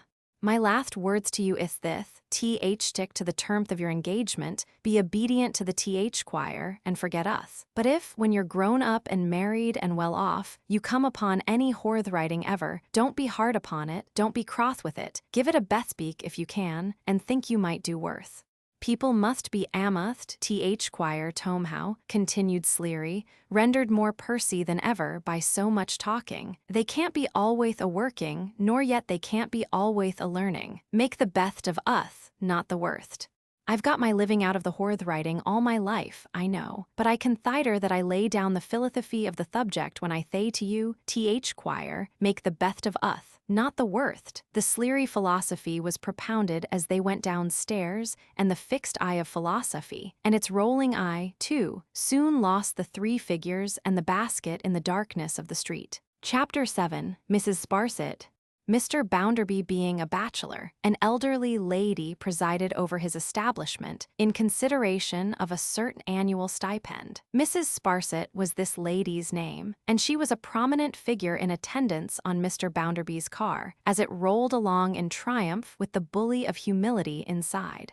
For Mrs. Sparsit had not only seen different days, but was highly connected. She had a great aunt living in these very times called Lady Scadgers. Mr. Sparsit, deceased, of whom she was the relict, had been by the mother's side what Mrs. Sparsit still called a powler. Strangers of limited information and dull apprehension were sometimes observed not to know what a powler was, and even to appear uncertain whether it might be a business, or a political party, or a profession of faith. The better class of minds, however, did not need to be informed that the Powlers were an ancient stock, who could trace themselves so exceedingly far back that it was not surprising if they sometimes lost themselves, which they had rather frequently done, as respected horseflesh, blindhooky, Hebrew monetary transactions, and the insolvent debtor's court. The late Mr. Sparsit, being by the mother's side a Powler, married this lady, being by the father's side a Scadgers. Lady Scadgers, an immensely fat old woman, with an inordinate appetite for butcher's meat, and a mysterious leg which had now refused to get out of bed for 14 years, contrived the marriage, at a period when Sparsit was just of age, and chiefly noticeable for a slender body, weakly supported on 2 long slim props, and surmounted by no head worth mentioning. He inherited a fair fortune from his uncle, but owed it all before he came into it, and spent it twice over immediately afterwards. Thus, when he died, at 24, the scene of his decease, Calais, and the cause, brandy, he did not leave his widow, from whom he had been separated soon after the honeymoon, in affluent circumstances. That bereaved lady, 15 years older than he, fell presently at deadly feud with her only relative, Lady Scadgers, and, partly to spite her ladyship, and partly to maintain herself, went out at a salary. And here she was now, in her elderly days, with the Coriolanian style of nose and the dense black eyebrows which had captivated Sparsit, making Mr. Bounderby's tea as he took his breakfast. If Bounderby had been a conqueror, and Mrs. Sparsit a captive princess whom he took about as a feature in his state processions, he could not have made a greater flourish with her than he habitually did. Just as it belonged to his boastfulness to depreciate his own extraction, so it belonged to it to exalt Mrs. Sparsit's. In the measure that he would not allow his own youth to have been attended by a single favorable circumstance, he brightened Mrs. Sparsit's juvenile career with every possible advantage, and showered wagon-loads of early roses all over that lady's path.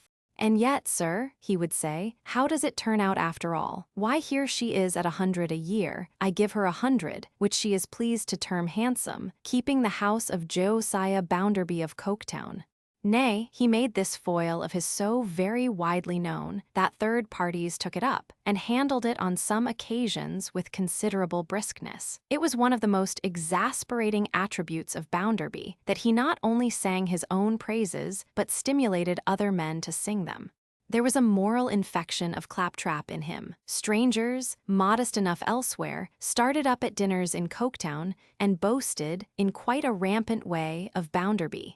They made him out to be the Royal Arms, the Union Jack, Magna Charta, John Bull, habeas corpus, the Bill of Rights, an Englishman's house is his castle, church and state, and God save the Queen, all put together. And as often, and it was very often, as an orator of this kind brought into his peroration, princes and lords may flourish or may fade, a breath can make them, as a breath has made. It was, for certain, more or less understood among the company that he had heard of Mrs. Sparsit. "Mr. Bounderby," said Mrs. Sparsit, "you are unusually slow, sir, with your breakfast this morning." "Why, ma'am," he returned, "I am thinking about Tom Gradgrind's whim, Tom Gradgrind, for a bluff, independent manner of speaking, as if somebody were always endeavoring to bribe him with immense sums to say Thomas, and he wouldn't. Tom Gradgrind's whim, ma'am, of bringing up the tumbling girl." "The girl is now waiting to know," said Mrs. Sparsit, "whether she is to go straight to the school or up to the lodge." "She must wait, ma'am," answered Bounderby, "till I know myself. We shall have Tom Gradgrind down here presently, I suppose. If he should wish her to remain here a day or two longer, of course she can, ma'am." "Of course she can if you wish it, Mr. Bounderby. I told him I would give her a shake down here last night, in order that he might sleep on it before he decided to let her have any association with Louisa." "Indeed, Mr. Bounderby, very thoughtful of you." Mrs. Sparsit's Coriolannian nose underwent a slight expansion of the nostrils, and her black eyebrows contracted as she took a sip of tea. "It's tolerably clear to me," said Bounderby, "that the little puss can get small good out of such companionship." "Are you speaking of young Miss Gradgrind, Mr. Bounderby?" "Yes, ma'am, I'm speaking of Louisa." "Your observation being limited to little puss," said Mrs. Sparsit, "and there being two little girls in question, I did not know which might be indicated by that expression." "Louisa," repeated Mr. Bounderby. "Louisa, Louisa, you are quite another father to Louisa, sir." Mrs. Sparsit took a little more tea, and, as she bent her again contracted eyebrows over her steaming cup, rather looked as if her classical countenance were invoking the infernal gods. "If you had said I was another father to Tom, young Tom, I mean, not my friend Tom Gradgrind, you might have been nearer the mark. I am going to take young Tom into my office, going to have him under my wing, ma'am." "Indeed, rather young for that, is he not, sir?" Mrs. Sparsit's "sir," in addressing Mr. Bounderby, was a word of ceremony, rather exacting consideration for herself in the use than honoring him. "I'm not going to take him at once. He is to finish his educational cramming before then," said Bounderby. "By the Lord Harry, he'll have enough of it, first and last. He'd open his eyes, that boy would, if he knew how empty of learning my young ma was at his time of life."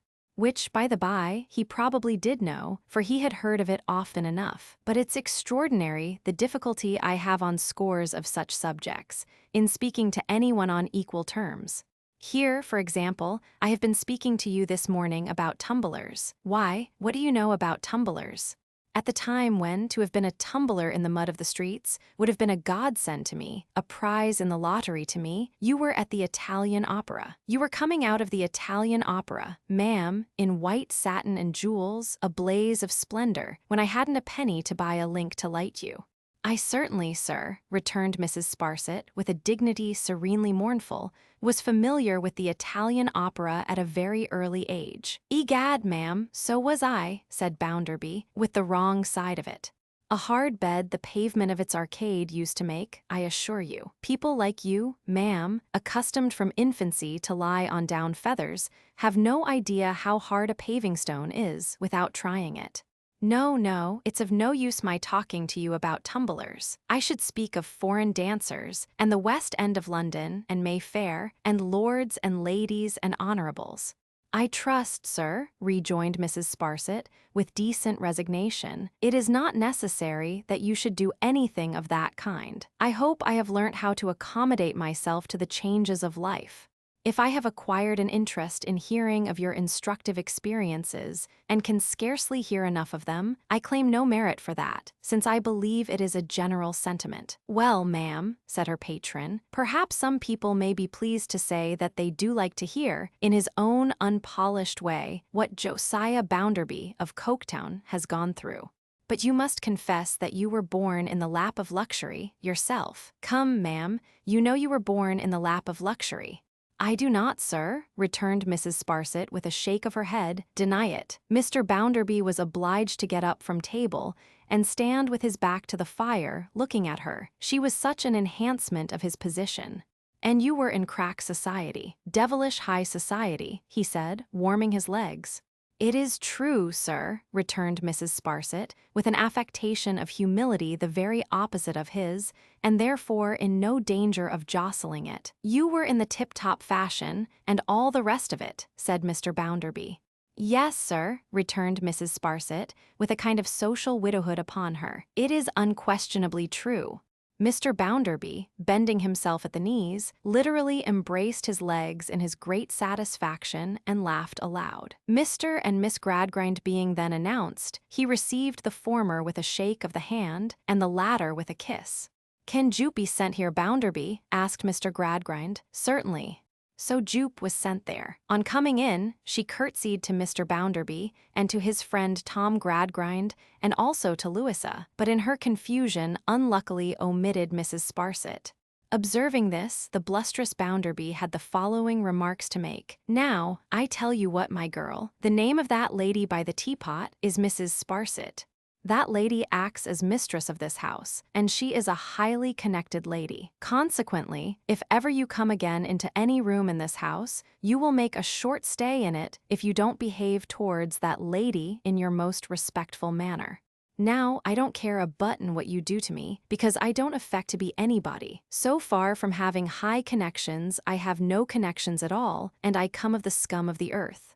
But towards that lady, I do care what you do, and you shall do what is deferential and respectful, or you shall not come here. I hope, Bounderby," said Mr. Gradgrind in a conciliatory voice, "that this was merely an oversight." "My friend Tom Gradgrind suggests, Mrs. Sparsit," said Bounderby, "that this was merely an oversight, very likely. However, as you are aware, ma'am, I don't allow of even oversights towards you." "You are very good indeed, sir," returned Mrs. Sparsit, shaking her head with her state humility.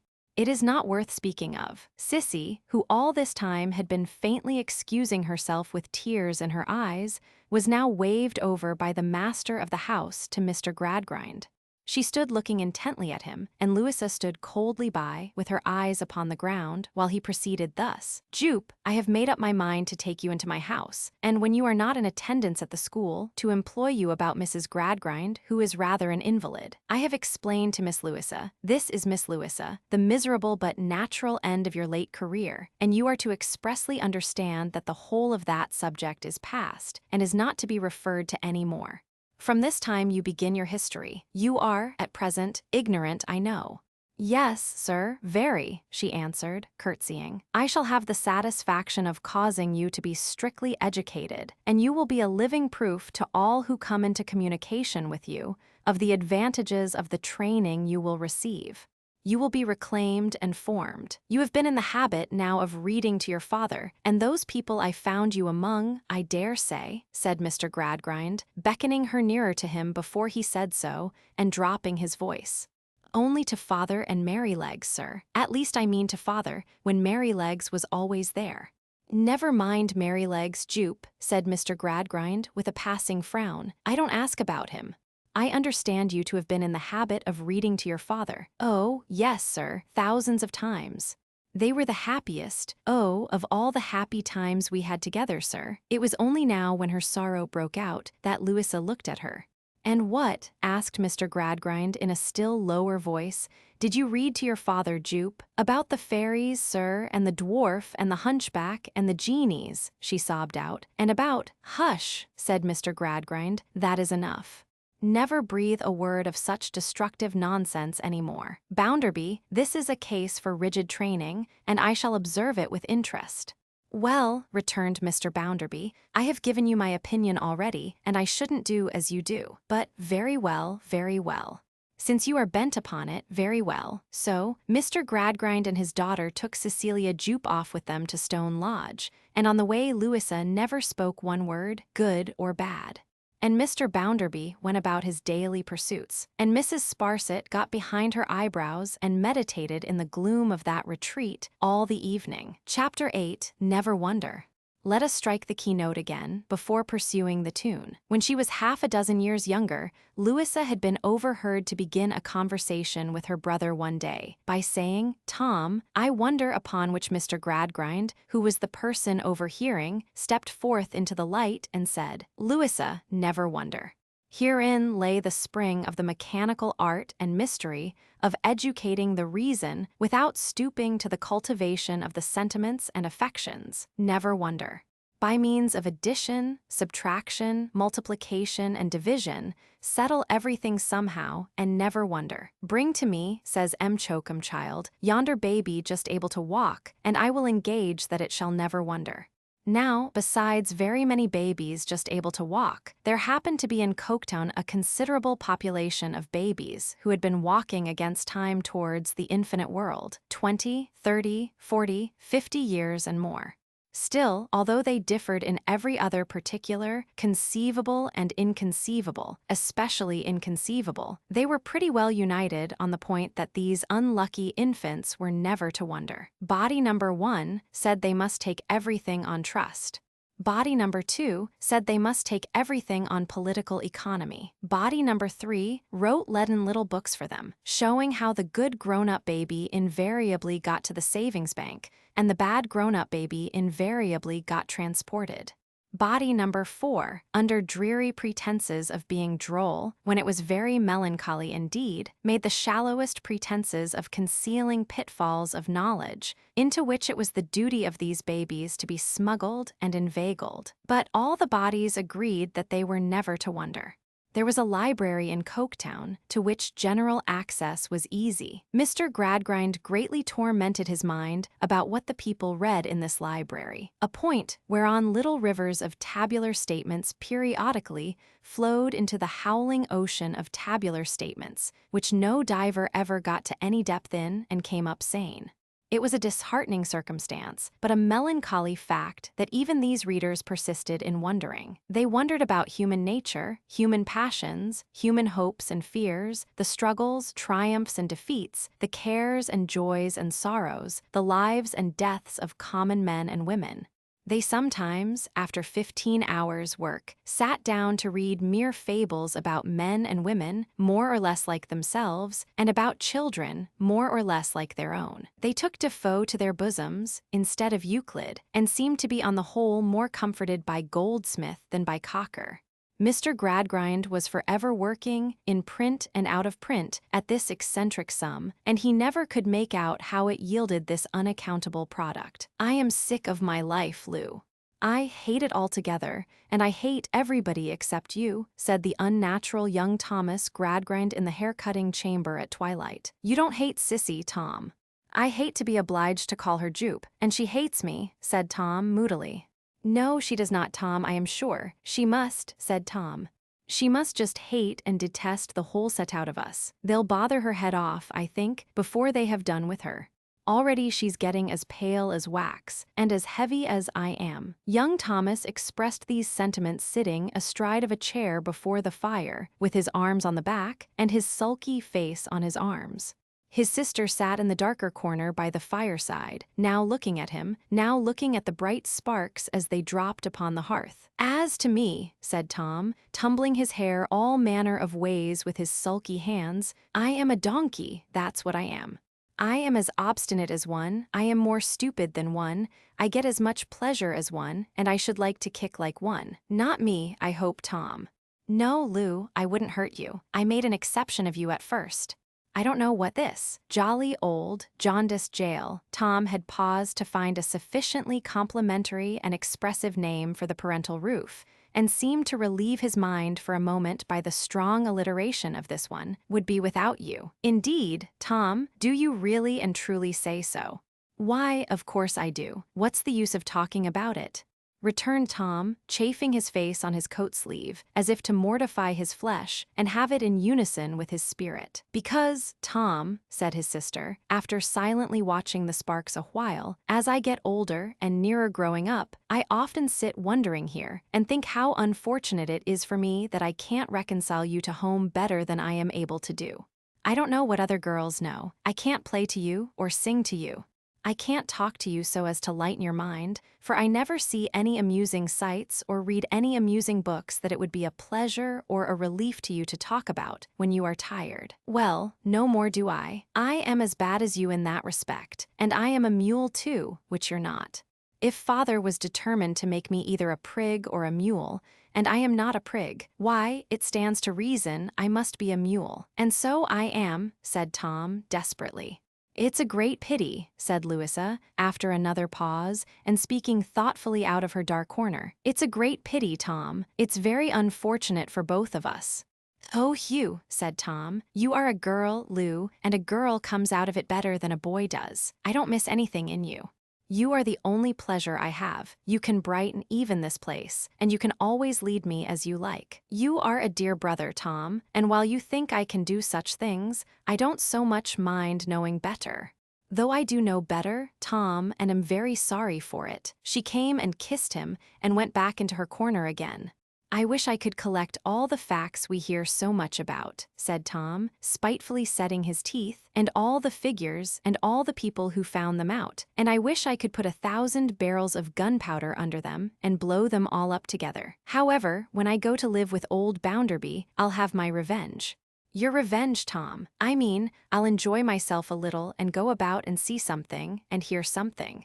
I'll recompense myself for the way in which I have been brought up, but don't disappoint yourself beforehand, Tom.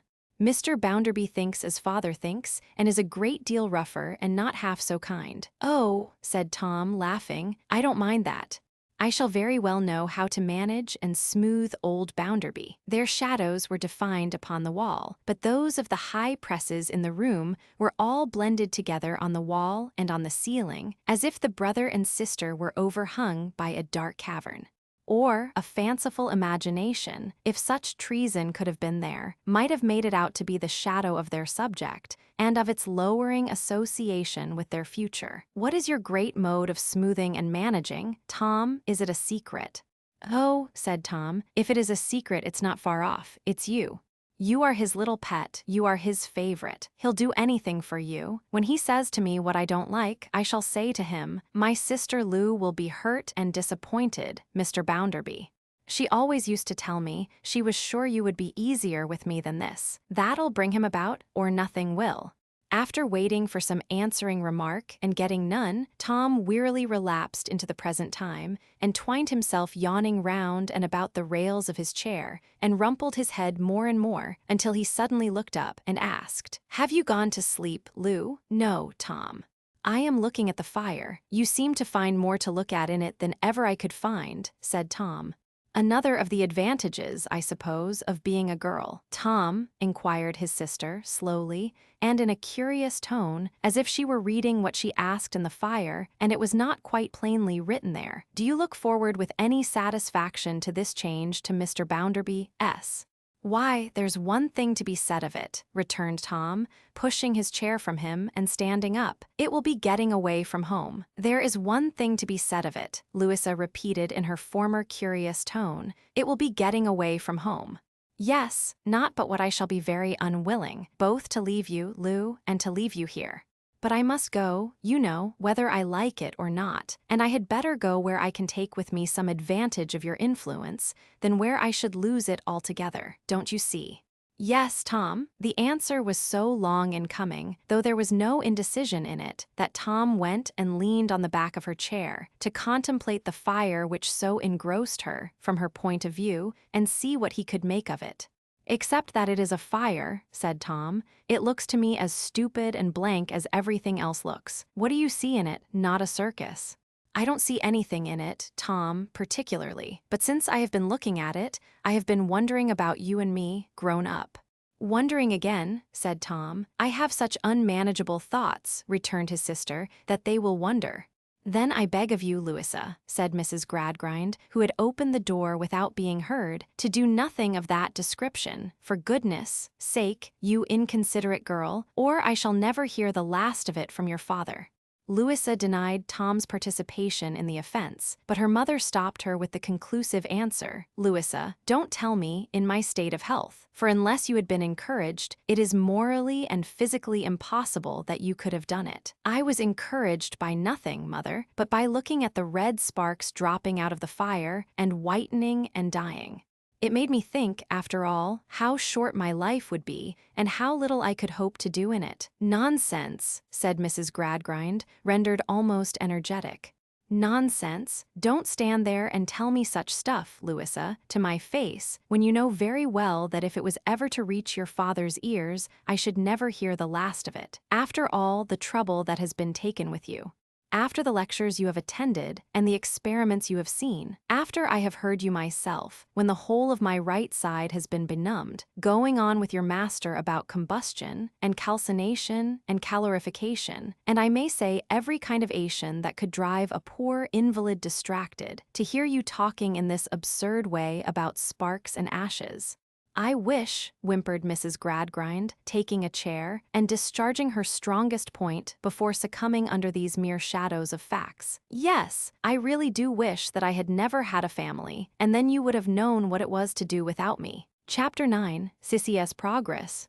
Sissy Jupe had not an easy time of it between Mr. Coketown and Mrs. Gradgrind, and was not without strong impulses, in the first months of her probation, to run away. It hailed facts all day long so very hard, and life in general was open to her as such a closely ruled ciphering book, that assuredly she would have run away, but for only one restraint. It is lamentable to think of, but this restraint was the result of no arithmetical process, was self-imposed in defiance of all calculation, and went dead against any table of probabilities that any actuary would have drawn up from the premises. The girl believed that her father had not deserted her. She lived in the hope that he would come back, and in the faith that he would be made the happier by her remaining where she was. The wretched ignorance with which Jupe clung to this consolation, rejecting the superior comfort of knowing, on a sound arithmetical basis, that her father was an unnatural vagabond, filled Mr. Gradgrind with pity. Yet, what was to be done? Coketown reported that she had a very dense head for figures, that, once possessed with a general idea of the globe, she took the smallest conceivable interest in its exact measurements, that she was extremely slow in the acquisition of dates, unless some pitiful incident happened to be connected therewith, that she would burst into tears on being required, by the mental process, immediately to name the cost of 247 muslin caps at 14 pence halfpenny. Mr. Gradgrind observed, shaking his head, that all this was very bad, that it showed the necessity of infinite grinding at the mill of knowledge, as per system, schedule, blue book, report, and tabular statements A to Z, and that Jupe must be kept to it. So Jupe was kept to it, and became low-spirited, but no wiser. "It would be a fine thing to be you, Miss Louisa," she said, one night, when Louisa had endeavored to make her perplexities for next day something clearer to her. "Do you think so? I should know so much, Miss Louisa. All that is difficult to me now would be so easy then. You might not be the better for it, Sissy." Sissy submitted, after a little hesitation, "I should not be the worse, Miss Louisa," to which Miss Louisa answered, "I don't know that." There had been so little communication between these two, both because life at Stone Lodge went monotonously round like a piece of machinery which discouraged human interference, and because of the prohibition relative to Sissy's past career, that they were still almost strangers. Sissy, with her dark eyes wonderingly directed to Louisa's face, was uncertain whether to say more or to remain silent. "You are more useful to my mother, and more pleasant with her than I can ever be," Louisa resumed. "You are pleasanter to yourself than I am to myself." "But if you please, Miss Louisa," Sissy pleaded, "I am oh so stupid." Louisa, with a brighter laugh than usual, told her she would be wiser by and by. "You don't know," said Sissy, half crying, "what a stupid girl I am. All through school hours I make mistakes. Mr. and Mrs. Coketown call me up, over and over again, regularly to make mistakes. I can't help them. They seem to come natural to me. Mr. and Mrs. M. Coketown never make any mistakes themselves, I suppose, Sissy. Oh no, she eagerly returned. They know everything. Tell me some of your mistakes. I am almost ashamed, said Sissy, with reluctance. But today, for instance, Mr. M. Coketown was explaining to us about natural prosperity. National, I think it must have been, observed Louisa. Yes, it was, but isn't it the same? She timidly asked. You had better say national as he said so, returned Louisa with her dry reserve. National prosperity, and he said now this schoolroom is a nation. And in this nation, there are 50 millions of money. Isn't this a prosperous nation? Girl number 20, isn't this a prosperous nation, and aren't you in a thriving state? What did you say? Asked Louisa. Miss Louisa, I said I didn't know. I thought I couldn't know whether it was a prosperous nation or not, and whether I was in a thriving state or not, unless I knew who had got the money, and whether any of it was mine. But that had nothing to do with it. It was not in the figures at all, said Sissy, wiping her eyes. That was a great mistake of yours, observed Louisa. Yes, Miss Louisa, I know it was now. Then Mr. M. Coketown said he would try me again. And he said, this schoolroom is an immense town, and in it there are 1,000,000 of inhabitants, and only 25 are starved to death in the streets, in the course of a year. What is your remark on that proportion? And my remark was, for I couldn't think of a better one, that I thought it must be just as hard upon those who were starved, whether the others were 1,000,000 or 1,000,000,000. And that was wrong too. Of course it was. Then Mr. M. Coketown said he would try me once more, and he said, here are the stutterings. Statistics, said Louisa. Yes, Miss Louisa, they always remind me of stutterings, and that's another of my mistakes, of accidents upon the sea. And I find, Mr. M. Coketown said, that in a given time 100,000 persons went to sea on long voyages, and only 500 of them were drowned or burnt to death. What is the percentage? And I said, miss, here Sissy fairly sobbed as confessing with extreme contrition to her greatest error. I said it was nothing. Nothing, Sissy, nothing, miss, to the relations and friends of the people who were killed.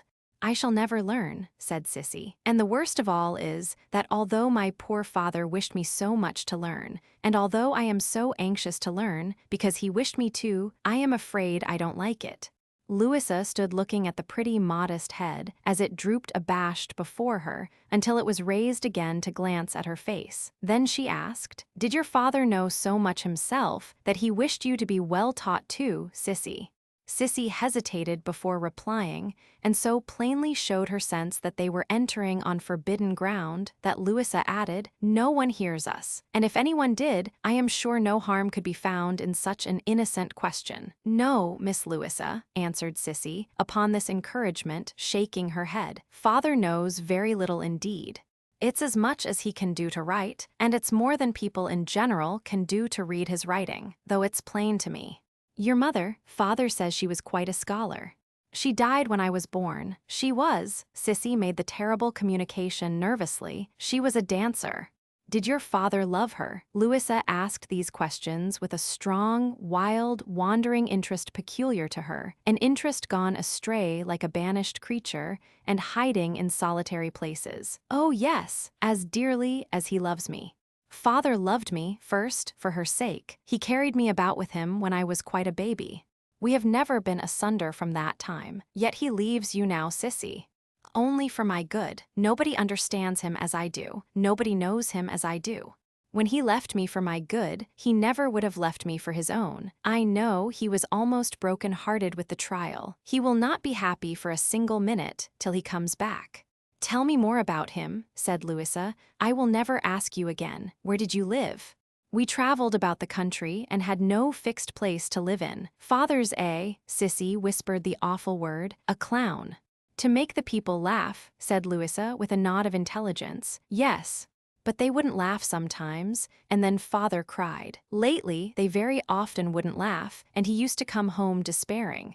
Father's not like most. Those who didn't know him as well as I do, and didn't love him as dearly as I do, might believe he was not quite right.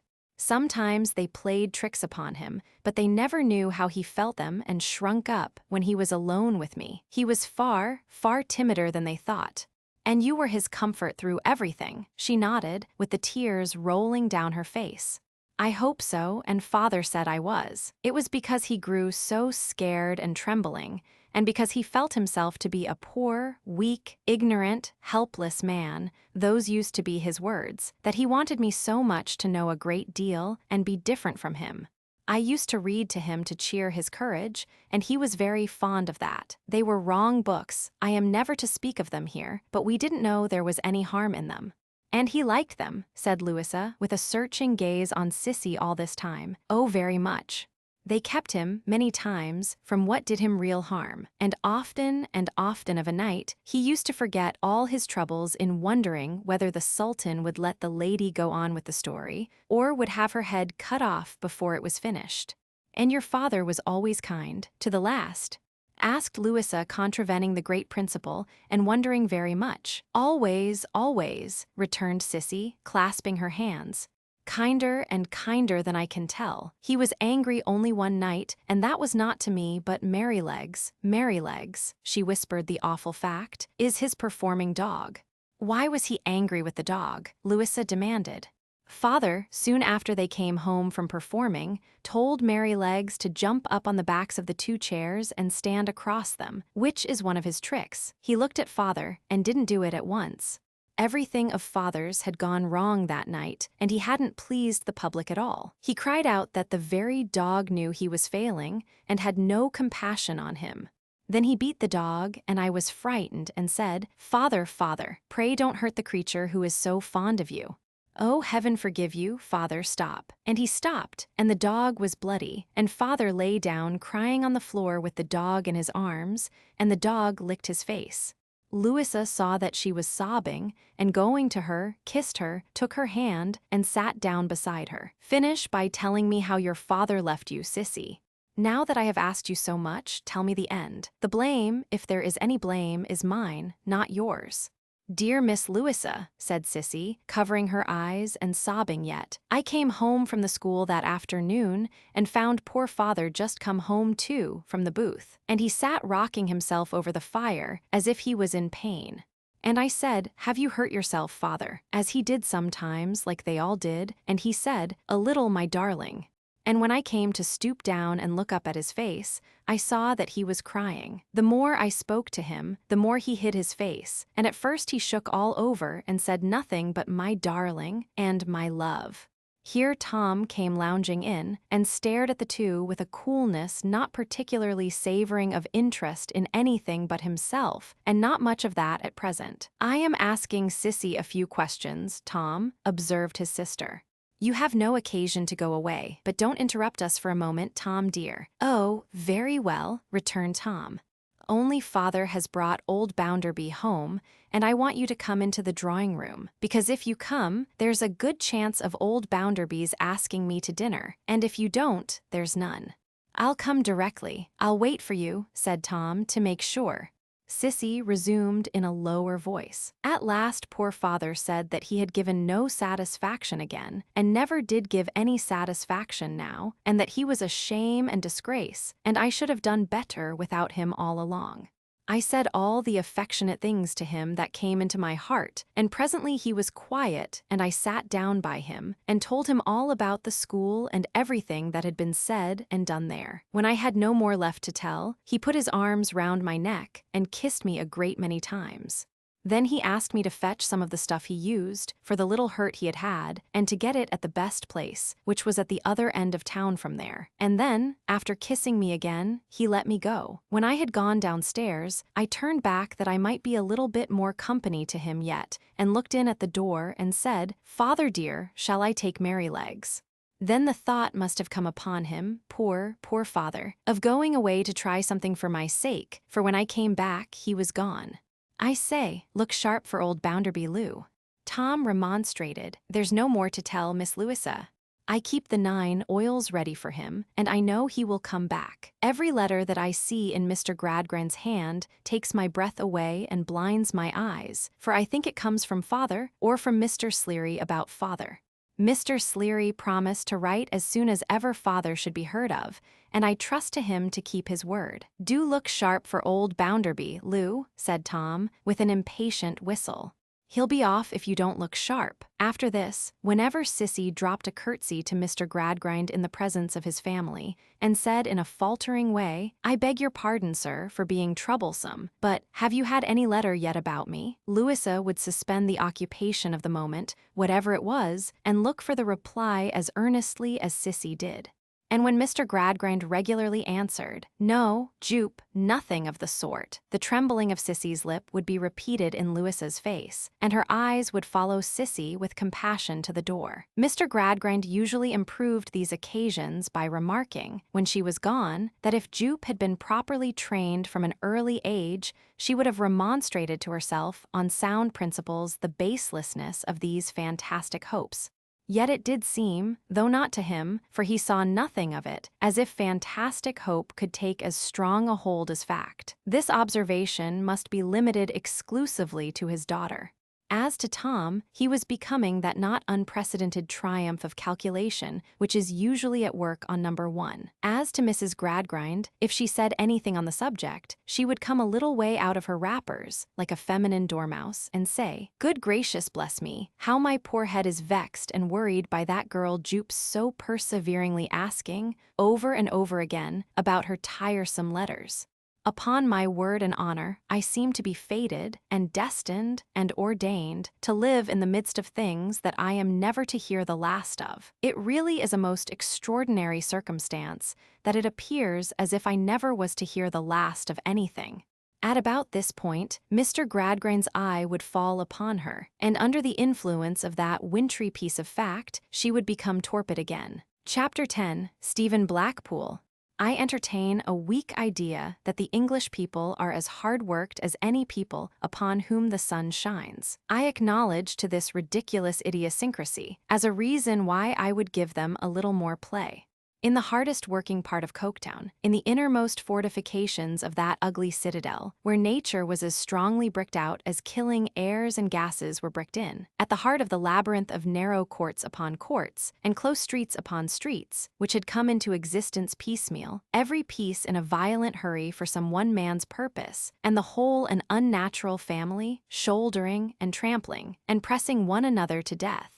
It is said that every life has its roses and thorns. There seemed, however, to have been a misadventure or mistake in Stephen's case, whereby somebody else had become possessed of his roses, and he had become possessed of the same somebody else's thorns in addition to his own. He had known, to use his words, a peck of trouble.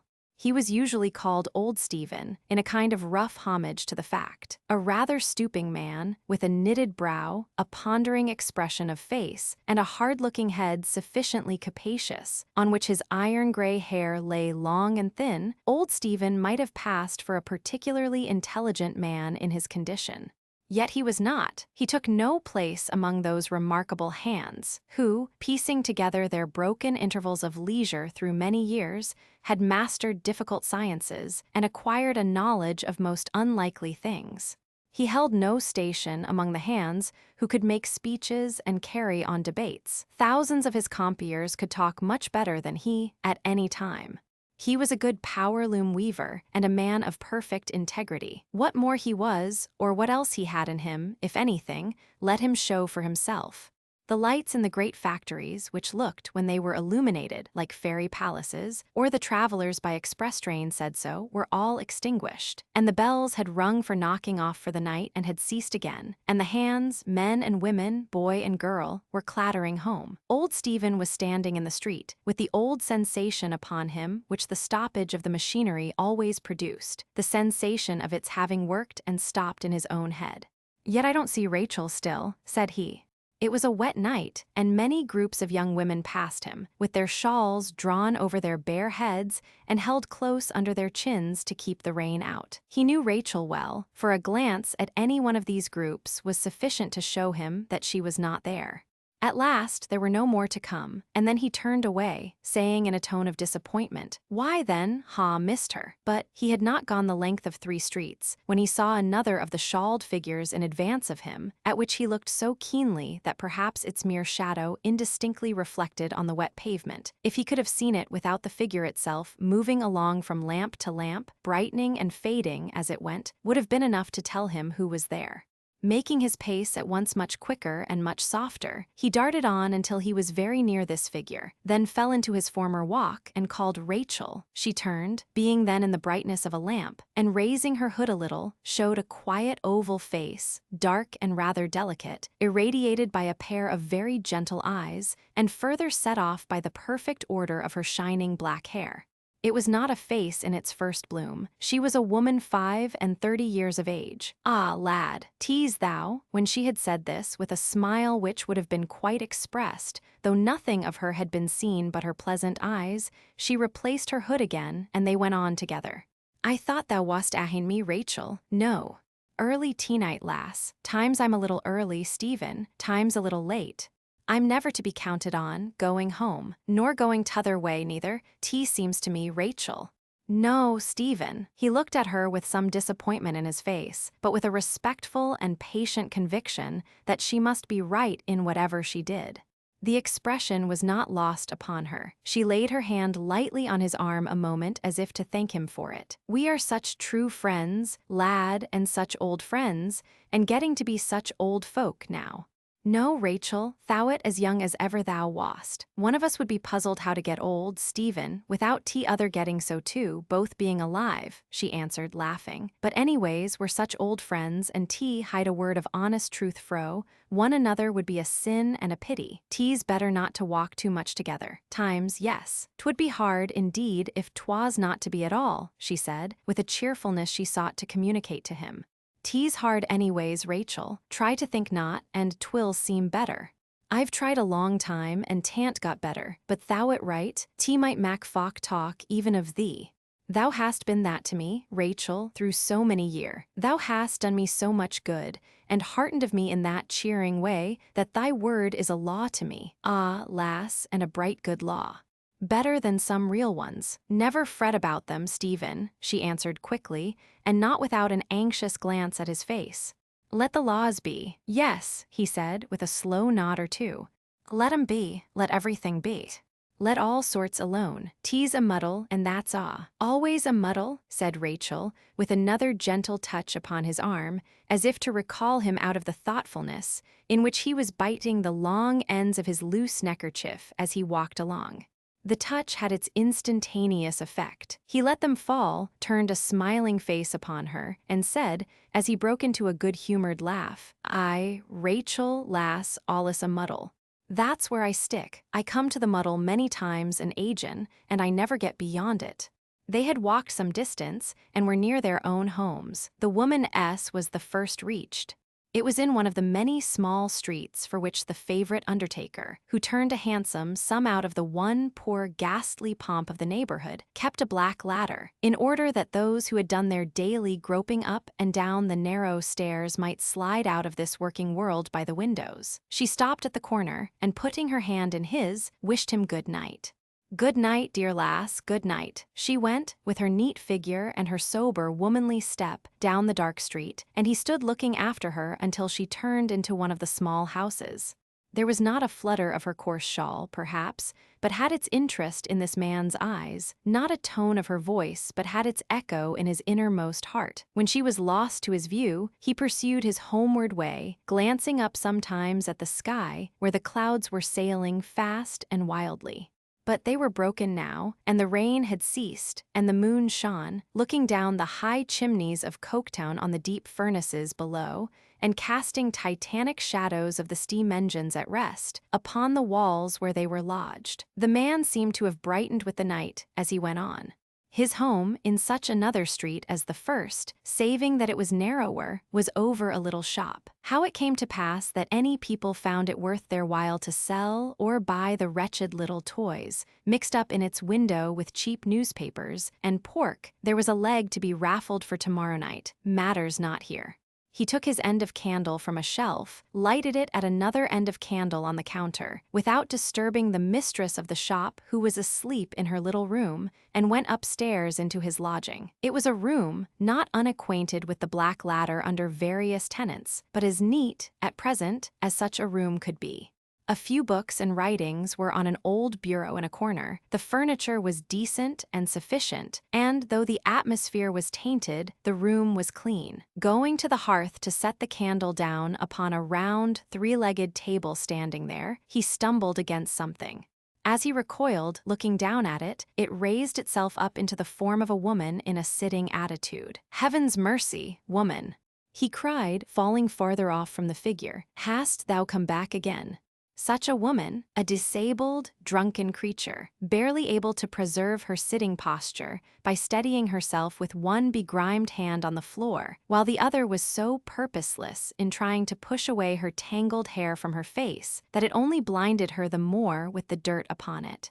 A creature so foul to look at, in her tatters, stains, and splashes, but so much fouler than that in her moral infamy, that it was a shameful thing even to see her. After an impatient oath or two, and some stupid clawing of herself with the hand not necessary to her support, she got her hair away from her eyes sufficiently to obtain a sight of him.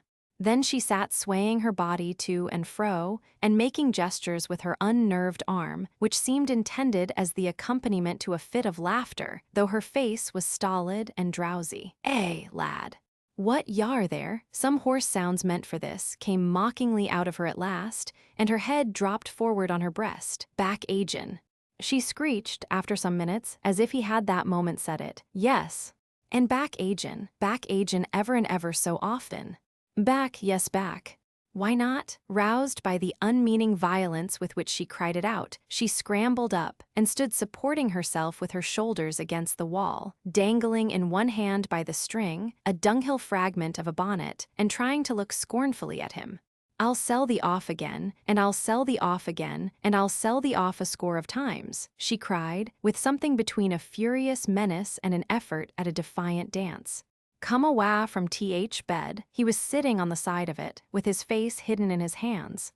"Come awa' from tea. Tea's mine, and I've a right to tea." As she staggered to it, he avoided her with a shudder, and passed, his face still hidden, to the opposite end of the room. She threw herself upon the bed heavily, and soon was snoring hard. He sunk into a chair, and moved but once all that night. It was to throw a covering over her, as if his hands were not enough to hide her, even in the darkness. Chapter 11. No Way Out.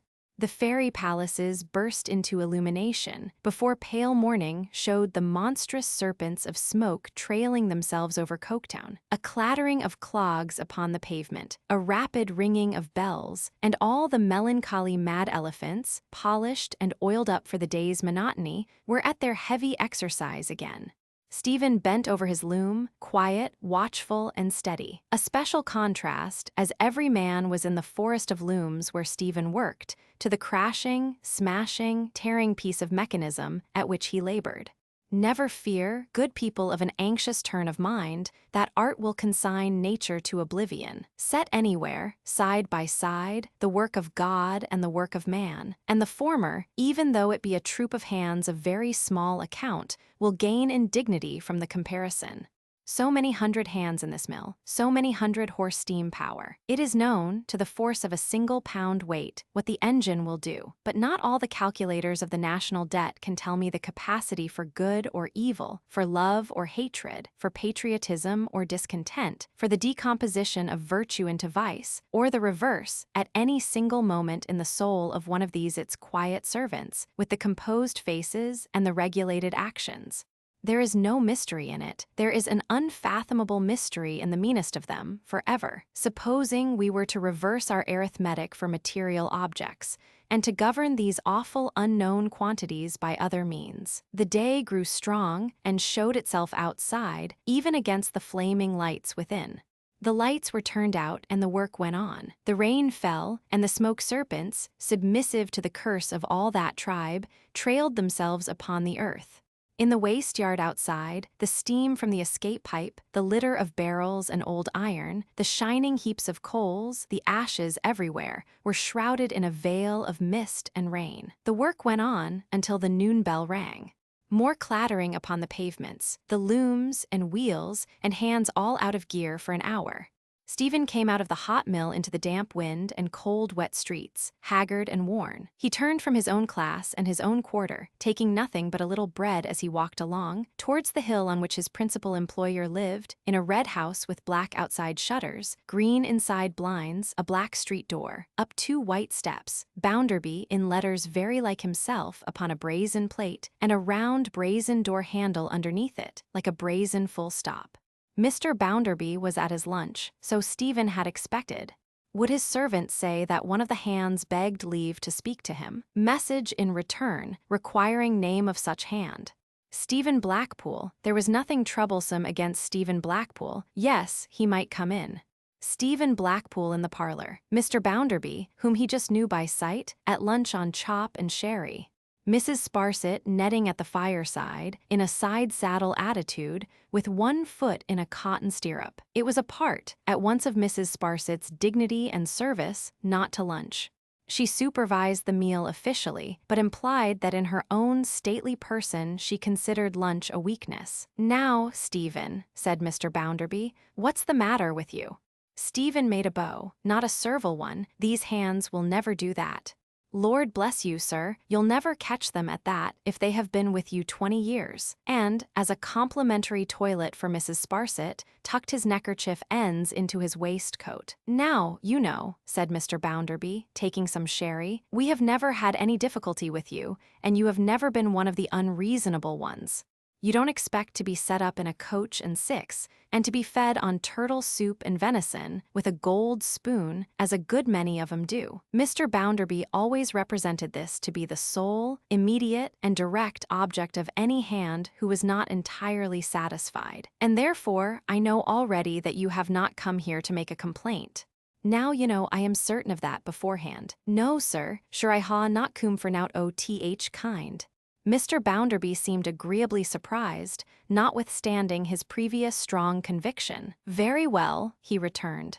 "You're a steady hand, and I was not mistaken. Now, let me hear what it's all about." "As it's not that, let me hear what it is. What have you got to say? Out with it, lad." Stephen happened to glance towards Mrs. Sparsit. "I can go, Mr. Bounderby, if you wish it," said that self-sacrificing lady, making a feint of taking her foot out of the stirrup. Mr. Bounderby stayed her by holding a mouthful of chop in suspension before swallowing it and putting out his left hand. Then, withdrawing his hand and swallowing his mouthful of chop, he said to Stephen, "Now you know this good lady is a born lady, a high lady. You are not to suppose, because she keeps my house for me, that she hasn't been very high up the tree. Ah, up at the top of the tree. Now, if you have got anything to say that can't be said before a born lady, this lady will leave the room. If what you have got to say can be said before a born lady, this lady will stay where she is. Sir, I hope I never had nowt to say, not fitten for a born lady to year, sin I were born myson," was the reply, accompanied with a slight flush. "Very well," said Mr. Bounderby, pushing away his plate and leaning back. "Fire away." "I ha cum," Stephen began, raising his eyes from the floor after a moment's consideration, "to ask yo your advice. I need tea overmuch. I were married on Easter Monday 19 years sin, long and dree. She were a young lass, pretty eno, why, good accounts of herseld. Well, she went bad soon, not along of me. God knows I were not a unkind husband to her." "I have heard all this before," said Mr. Bounderby. "She took to drinking, left off working, sold the furniture, pawned the clothes, and played old gooseberry. I were patient why her." "The more fool you, I think," said Mr. Bounderby, in confidence to his wine-glass. "I were very patient why her. I tried to wean her fra tea ower and ower agin. I tried this, I tried that, I tried t'other. I ha gone home, many's the time, and found all vanished as I had in the world, and her without a sense left to bless herseln lying on bare ground. I ha done tea not once, not twice, 20 time. Every line in his face deepened as he said it, and put in its affecting evidence of the suffering he had undergone. From bad to worse, from worse to worsen. She left me, she disgraced herself in every ways, bitter and bad. She come back, she come back, she come back. What could I do to hinder her? I ha walked the streets nights long, ere ever I'd go home. I ha gone th brig, minded to fling myseln o'er, and ha no more on't. I ha bore that much, that I were owed when I were young. Mrs. Sparsit, easily ambling along with her netting needles, raised the Coriolannian eyebrows and shook her head, as much as to say, the great know trouble as well as the small. Please to turn your humble eye in my direction. I ha paid her to keep awa fra me. These 5 year I ha paid her. I ha gotten decent futurals about me agin. I ha lived hard and sad, but not ashamed and fearful, o' the minutes o' my life. Last night I went home. There she lay upon my hearthstone, there she is. In the strength of his misfortune, and the energy of his distress, he fired for the moment like a proud man. I was acquainted with all this, you know, said Mr. Bounderby, except the last clause long ago. It's a bad job, that's what it is. You had better have been satisfied as you were, and not have got married. However, it's too late to say that. Was it an unequal marriage, sir, in point of years? Asked Mrs. Sparsit. You hear what this lady asks.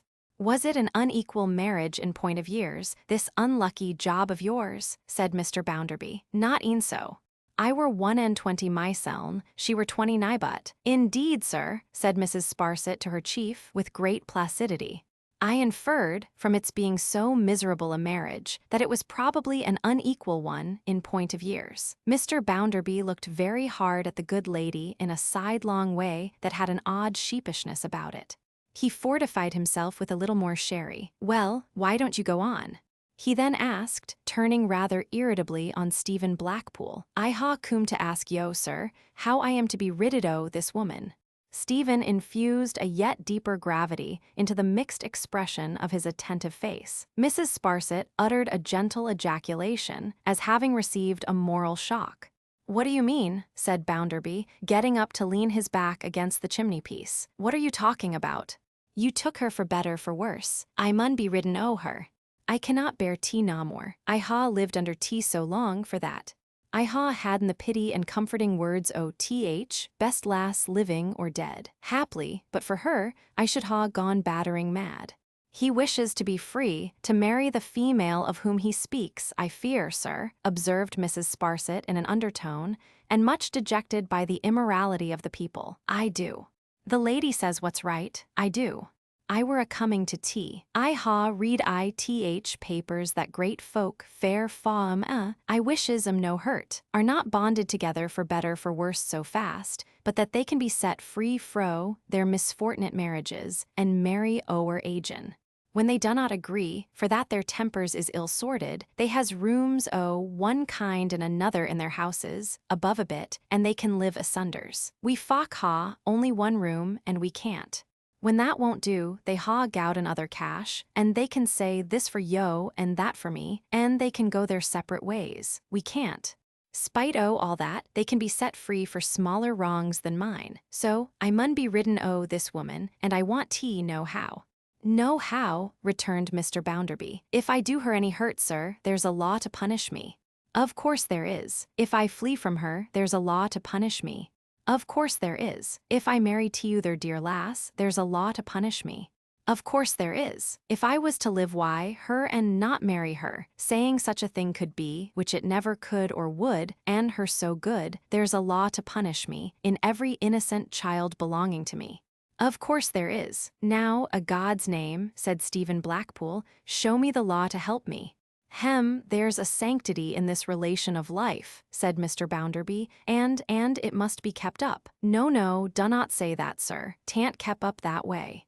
Not that way. Tea's kept down that way. I'm a weaver, I were in a factory when a chilt, but I ha gotten e'en to see why, and earn to year why. I read in papers every sizes, every sessions, and you read too, I know it, with dismay, how supposed unpossibility ever getting unchained from one another, at any price, on any terms, brings blood upon this land, and brings many common married folk to battle, murder, and sudden death. Let us ha this, right understood. Mine's a grievous case, and I want, if yo will be so good know the law that helps me. Now, I tell you what, said Mr. Bounderby, putting his hands in his pockets. There is such a law. Stephen, subsiding into his quiet manner and never wandering in his attention, gave a nod. But it's not for you at all. It costs money. It costs a min of money. How much might that be? Stephen calmly asked. Why, you'd have to go to Doctors' Commons with a suit, and you'd have to go to a court of common law with a suit, and you'd have to go to the House of Lords with a suit, and you'd have to get an Act of Parliament to enable you to marry again, and it would cost you, if it was a case of very plain sailing, I suppose from £1,000 to £1,500, said Mr. Bounderby. Perhaps twice the money. There's no other law. Certainly not. Why then, sir, said Stephen, turning white and motioning with that right hand of his, as if he gave everything to the four winds, "'Te's a muddle. 'Te's just a muddle a together, and the sooner I am dead, the better." Mrs. Sparsit again, dejected by the impiety of the people. "Pooh, pooh, don't you talk nonsense, my good fellow," said Mr. Bounderby, "about things you don't understand, and don't you call the institutions of your country a muddle, or you'll get yourself into a real muddle one of these fine mornings. The institutions of your country are not your piecework, and the only thing you have got to do is to mind your piecework. You didn't take your wife for fast and for loose, but for better for worse. If she has turned out worse, why, all we have got to say is she might have turned out better." "'Te's a muddle," said Stephen, shaking his head as he moved to the door. "'Te's a muddle. Now, I'll tell you what," Mr. Bounderby resumed, as a valedictory address. "With what I shall call your unhallowed opinions, you have been quite shocking this lady, who, as I have already told you, is a born lady, and who, as I have not already told you, has had her own marriage misfortunes to the tune of tens of thousands of pounds. Tens of thousands of pounds." He repeated it with great relish. "Now, you have always been a steady hand hitherto, but my opinion is, and so I tell you plainly, that you are turning into the wrong road. You have been listening to some mischievous stranger or other, they're always about, and the best thing you can do is to come out of that. Now you know," here his countenance expressed marvelous acuteness, "I can see as far into a grindstone as another man, farther than a good many, perhaps, because I had my nose well kept to it when I was young. I see traces of the turtle soup and venison and gold spoon in this. Yes, I do," cried Mr. Bounderby, shaking his head with obstinate cunning. "By the Lord Harry, I do." With a very different shake of the head and deep sigh, Stephen said, "Thank you, sir. I wish you good day." So he left Mr. Bounderby swelling at his own portrait on the wall, as if he were going to explode himself into it, and Mrs. Sparsit still ambling on with her foot in her stirrup, looking quite cast down by the popular vices. Chapter 12. The Old Woman. Old Stephen descended the 2 white steps, shutting the black door with the brazen door plate by the aid of the brazen full stop, to which he gave a parting polish with the sleeve of his coat, observing that his hot hand clouded it. He crossed the street with his eyes bent upon the ground, and thus was walking sorrowfully away when he felt a touch upon his arm. It was not the touch he needed most at such a moment, the touch that could calm the wild waters of his soul, as the uplifted hand of the sublimest love and patience could abate the raging of the sea, yet it was a woman's hand too. It was an old woman, tall and shapely still, though withered by time, on whom his eyes fell when he stopped and turned. She was very cleanly and plainly dressed, had country mud upon her shoes, and was newly come from a journey. The flutter of her manner in the unwonted noise of the streets, the spare shawl, carried unfolded on her arm, the heavy umbrella and little basket, the loose, long-fingered gloves, to which her hands were unused, all bespoke an old woman from the country, in her plain holiday clothes, come into Coketown on an expedition of rare occurrence.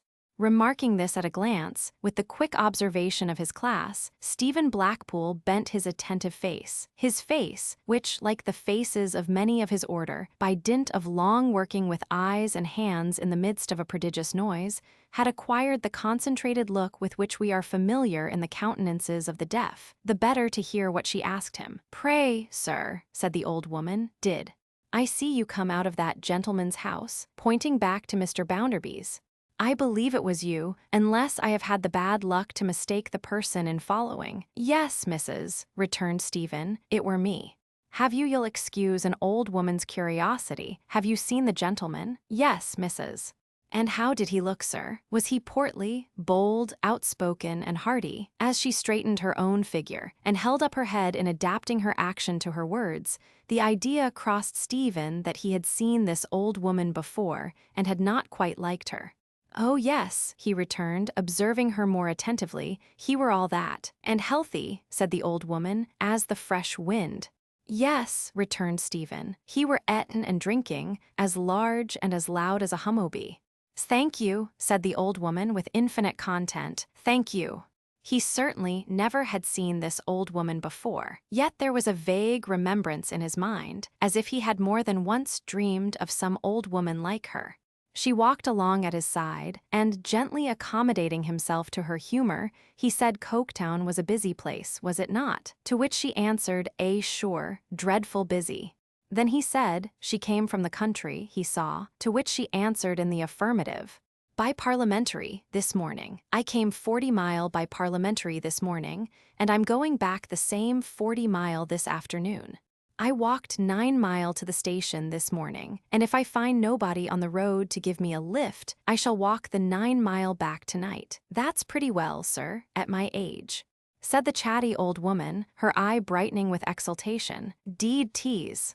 Don't dot too often, Mrs. No, no, once a year," she answered, shaking her head. "I spend my savings so, once every year. I come regular to tramp about the streets and see the gentlemen." "Only to see 'em," returned Stephen. "That's enough for me," she replied, with great earnestness and interest of manner.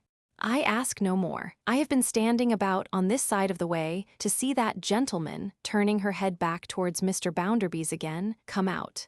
But he's late this year, and I have not seen him. You came out instead. Now, if I am obliged to go back without a glimpse of him, I only want a glimpse. Well, I have seen you, and you have seen him, and I must make that do." Saying this, she looked at Stephen as if to fix his features in her mind, and her eye was not so bright as it had been. With a large allowance for difference of tastes, and with all submission to the patricians of Coketown, this seemed so extraordinary a source of interest to take so much trouble about, that it perplexed him. But they were passing the church now, and as his eye caught the clock, he quickened his pace. He was going to his work. The old woman said, quickening hers too quite easily, yes, time was nearly out. On his telling her where he worked, the old woman became a more singular old woman than before. "Ain't you happy?" She asked him. "Why, there's almost nobody but has their troubles, Mrs." He answered evasively, because the old woman appeared to take it for granted that he would be very happy indeed, and he had not the heart to disappoint her. He knew that there was trouble enough in the world, and if the old woman had lived so long, and could count upon his having so little, why so much the better for her, and none the worse for him. "Aye, you have your troubles at home, you mean," she said. "Times, just now and then," he answered slightly. "But, working under such a gentleman, they don't follow you to the factory." No, they didn't follow him there," said Stephen. "All correct there. Everything accordant there." He did not go so far as to say, for her pleasure, that there was a sort of divine right there, but "I have heard claims almost as magnificent of late years." They were now in the Black by road near the place, and the hands were crowding in. The bell was ringing, and the serpent was a serpent of many coils, and the elephant was getting ready. The strange old woman was delighted with the very bell. It was the beautifulest bell she had ever heard, she said, and sounded grand. She asked him, when he stopped good-naturedly to shake hands with her before going in, how long he had worked there. "A dozen year," he told her. "I must kiss the hand," said she, "that has worked in this fine factory for a dozen year," and she lifted it, though he would have prevented her, and put it to her lips. What harmony, besides her age and her simplicity, surrounded her, he did not know, but even in this fantastic action there was a something neither out of time nor place, a something which it seemed as if nobody else could have made as serious, or done with such a natural and touching air. Heedless of the smoke and mud and wet, and of her 2 long journeys, she was gazing at it, as if the heavy thrum that issued from its many stories were proud music to her. She was gone by, and the day went after her, and the lights sprung up again, and the express whirled in full sight of the fairy palace over the arches near, little felt amid the jarring of the machinery, and scarcely heard above its crash and rattle. Long before then, his thoughts had gone back to the dreary room above the little shop, and to the shameful figure heavy on the bed, but heavier on his heart. Machinery slackened, throbbing feebly like a fainting pulse, stopped. The bell again, the glare of light and heat dispelled, the factories, looming heavy in the black wet night, their tall chimneys rising up into the air like competing towers of Babel. He had spoken to Rachel only last night, it was true, and had walked with her a little way, but he had his new misfortune on him, in which no one else could give him a moment's relief, and for the sake of it, and because he knew himself to want that softening of his anger which no voice but hers could effect, he felt he might so far disregard what she had said as to wait for her again. He waited, but she had eluded him. She was gone. On no other night in the year could he so ill have spared her patient face. Oh, better to have no home in which to lay his head than to have a home and dread to go to it, through such a cause. He ate and drank, for he was exhausted, but he little knew or cared what, and he wandered about in the chill rain, thinking and brooding and brooding. No word of a new marriage had ever passed between them, but Rachel had taken great pity on him years ago, and to her alone he had opened his closed heart all this time, on the subject of his miseries, and he knew very well that if he were free to ask her, she would take him. He thought of the home he might at that moment have been seeking with pleasure and pride, of the different man he might have been that night, of the lightness then in his now heavy-laden breast, of the then restored honor, self-respect, and tranquility all torn to pieces. He thought of the waste of the best part of his life, of the change it made in his character for the worse every day, of the dreadful nature of his existence, bound hand and foot to a dead woman and tormented by a demon in her shape.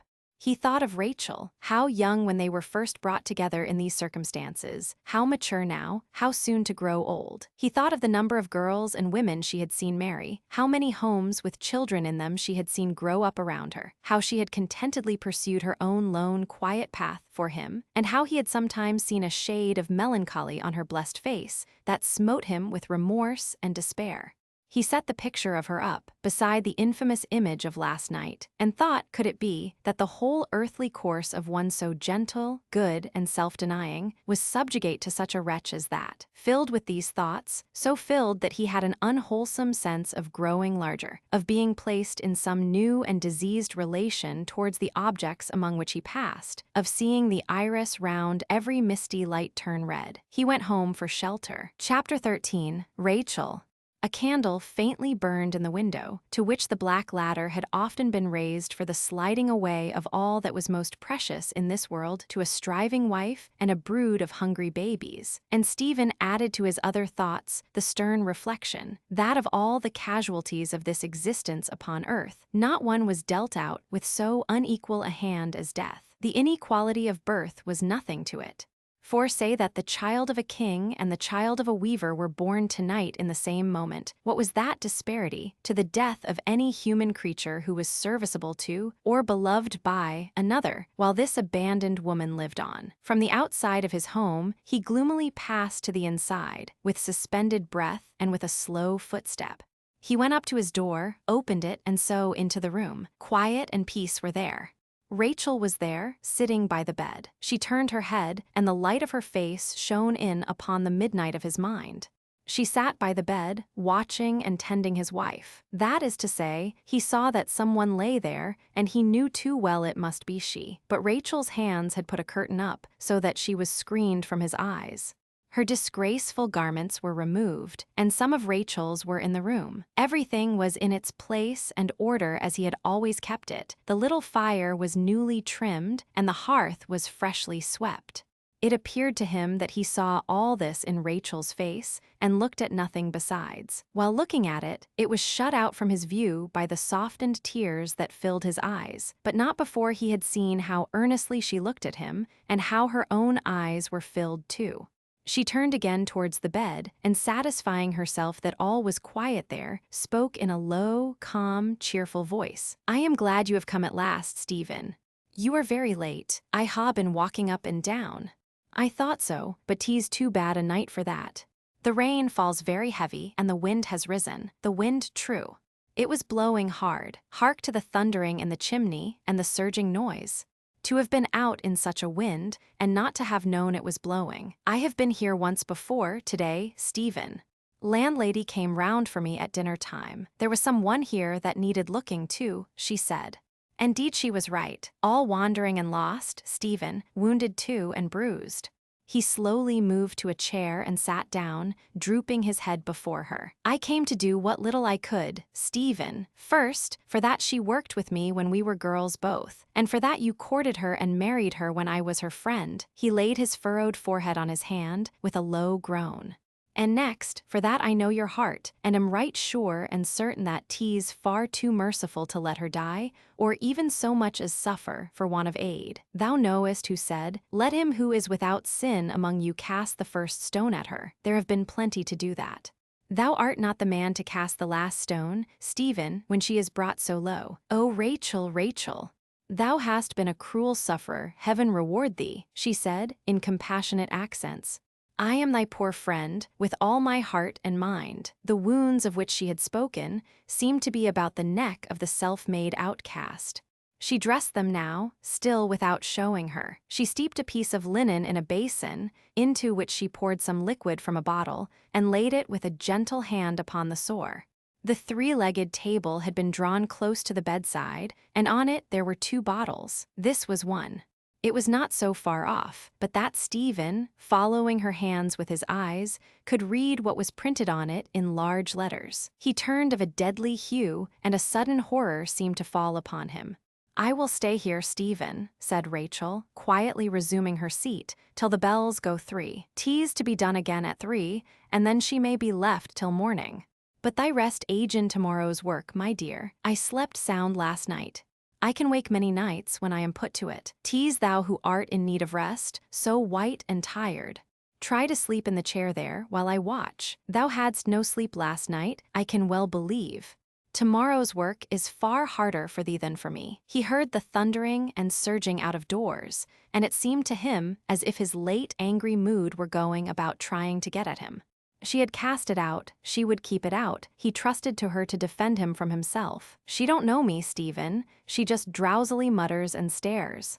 I have spoken to her times and again, but she don't notice. 'Tis as well so. When she comes to her right mind once more, I shall have done what I can, and she never the wiser. How long, Rachel, is tea looked for that she'll be so? Doctor said she would haply come to her mind tomorrow." His eyes fell again on the bottle, and a tremble passed over him, causing him to shiver in every limb. She thought he was chilled with the wet. "No," he said, "it was not that. He had had a fright." "A fright, I coming in. When I were walking, when I were thinking. It seized him again, and he stood up, holding by the mantel-shelf, as he pressed his dank, cold hair down with a hand that shook as if it were palsied. "Stephen!" She was coming to him, but he stretched out his arm to stop her. "No, don't, please, don't. Let me see thee settin' by the bed. Let me see thee, so good and so forgiving. Let me see thee as I see thee when I come in. I can never see thee better than so." "Never, never, never." He had a violent fit of trembling, and then sunk into his chair. After a time he controlled himself, and, resting with an elbow on one knee and his head upon that hand, could look towards Rachel. Seen across the dim candle with his moistened eyes, she looked as if she had a glory shining round her head. He could have believed she had. He did believe it, as the noise without shook the window, rattled at the door below, and went about the house clamoring and lamenting. "When she gets better, Stephen, 'tis to be hoped she'll leave thee to thyself again, and do thee no more hurt. Anyways, we will hope so now.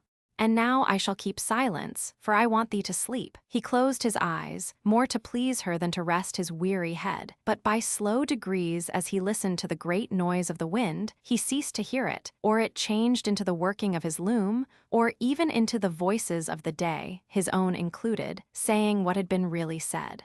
Even this imperfect consciousness faded away at last, and he dreamed a long, troubled dream. He thought that he, and someone on whom his heart had long been set, but she was not Rachel, and that surprised him, even in the midst of his imaginary happiness, stood in the church being married.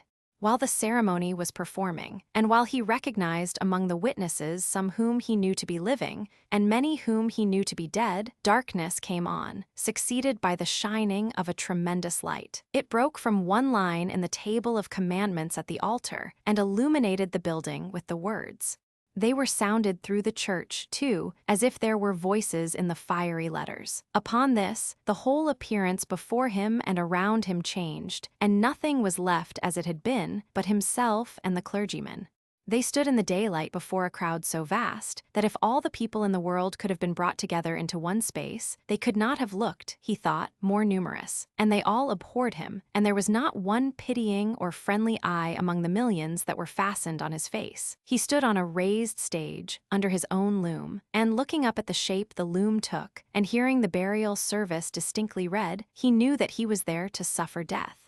In an instant what he stood on fell below him, and he was gone. Out of what mystery he came back to his usual life, and to places that he knew he was unable to consider. But he was back in those places by some means, and with this condemnation upon him that he was never, in this world or the next, through all the unimaginable ages of eternity, to look on Rachel's face or hear her voice.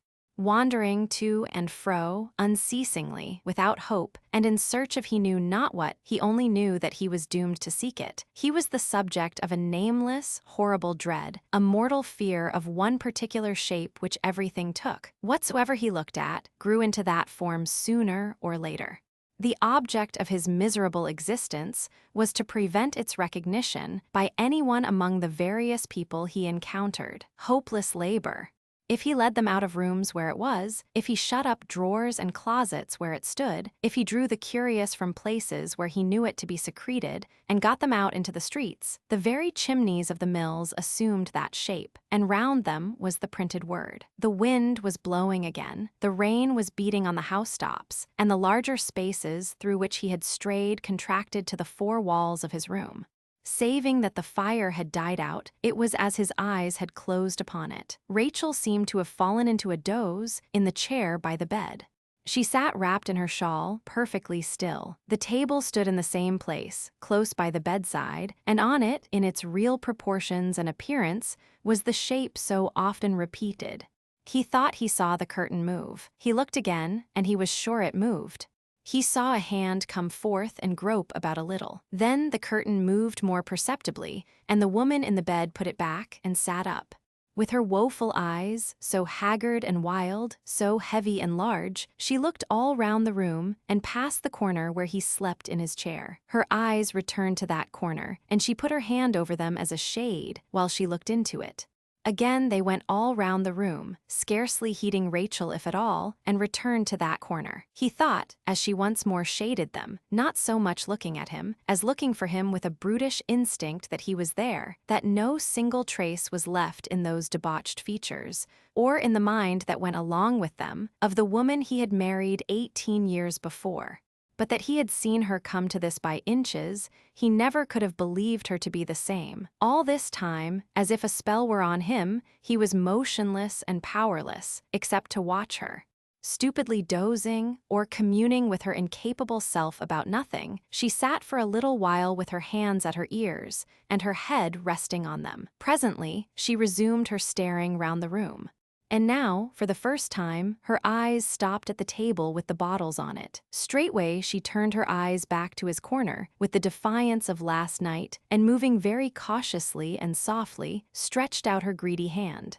She drew a mug into the bed, and sat for a while considering which of the two bottles she should choose. Finally, she laid her insensate grasp upon the bottle that had swift and certain death in it, and before his eyes, pulled out the cork with her teeth.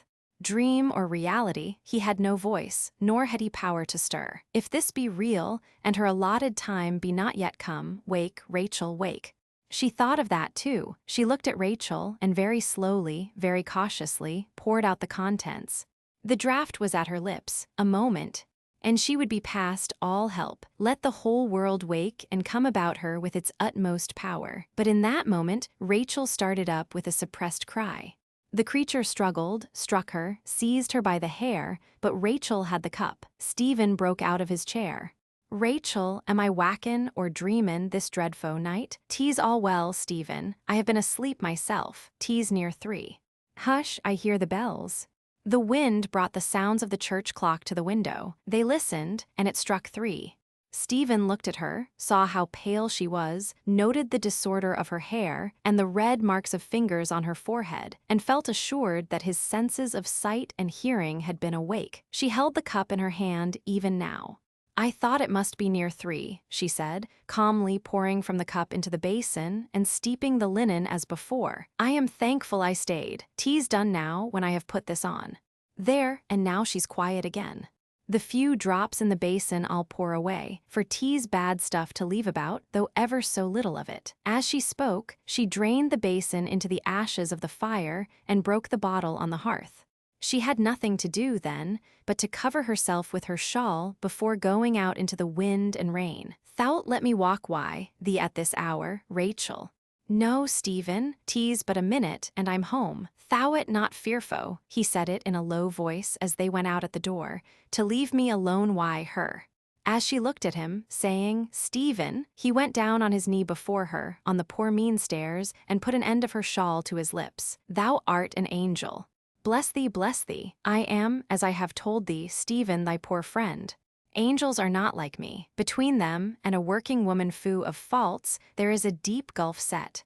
My little sister is among them, but she is changed." She raised her eyes for a moment as she said the words, and then they fell again, in all their gentleness and mildness, on his face. "Thou changest me from bad to good. Thou mak'st me humbly wishfo to be more like thee, and fearfo to lose thee when this life is o'er, and the muddle cleared awa. Thou'rt an angel, it may be, thou hast saved my soul alive." She looked at him, on his knee at her feet, with her shawl still in his hand, and the reproof on her lips died away when she saw the working of his face. "I coom home disprate. I coom home without a hope, and mad why, thinking that, when I said a word o' complaint, I was reckoned a unreasonable hand. I told thee I had had a fright. It were the poison bottle on table. I never hurt a livin' creetur, but happenin' so suddenly upon tea, I thought, how can I say what I might ha' done to myseln or her, or both?" She put her 2 hands on his mouth, with a face of terror, to stop him from saying more. He caught them in his unoccupied hand, and holding them and still clasping the border of her shawl, said hurriedly, "But I see thee, Rachel, settin' by the bed. I ha' seen thee, this night. In my troublous sleep I ha' known thee still to be there. Evermore I will see thee there.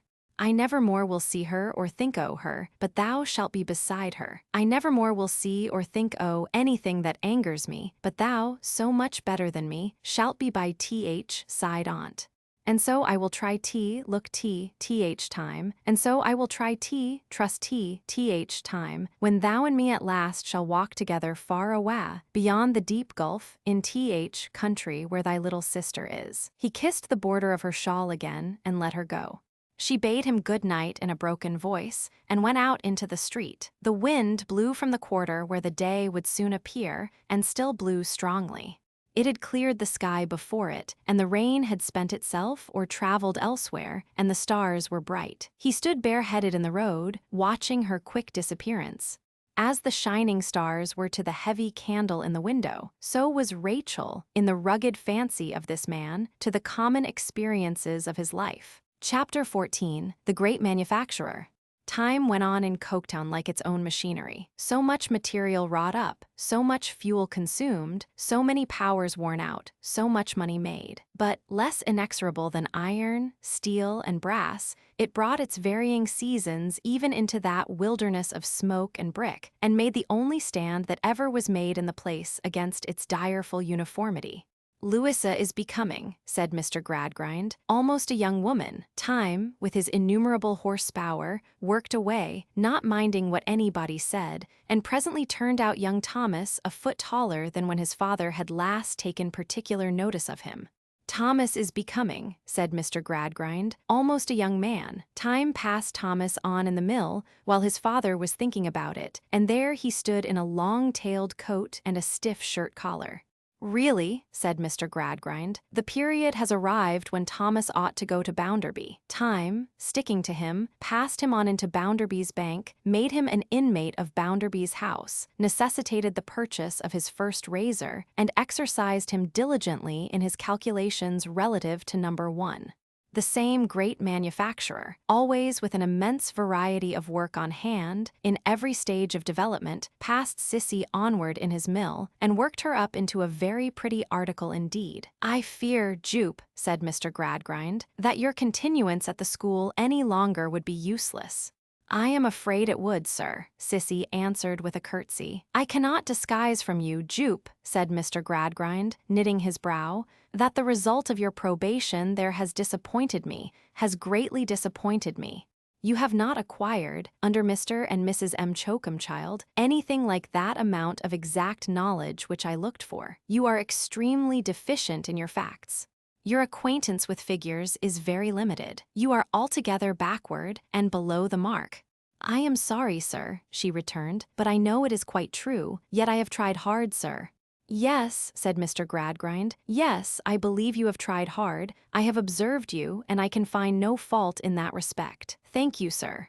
I have thought sometimes, Sissy very timid here, that perhaps I tried to learn too much, and that if I had asked to be allowed to try a little less, I might have. No, Jupe, no, said Mr. Gradgrind, shaking his head in his profoundest and most eminently practical way. No, the course you pursued according to the system, and there is no more to be said about it.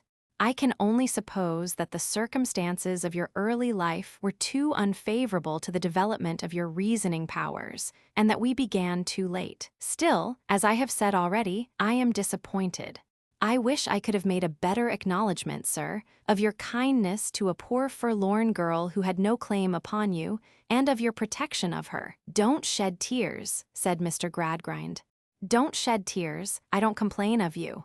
You are an affectionate, earnest, good young woman, and we must make that do. Thank you, sir, very much, said Sissy, with a grateful curtsy.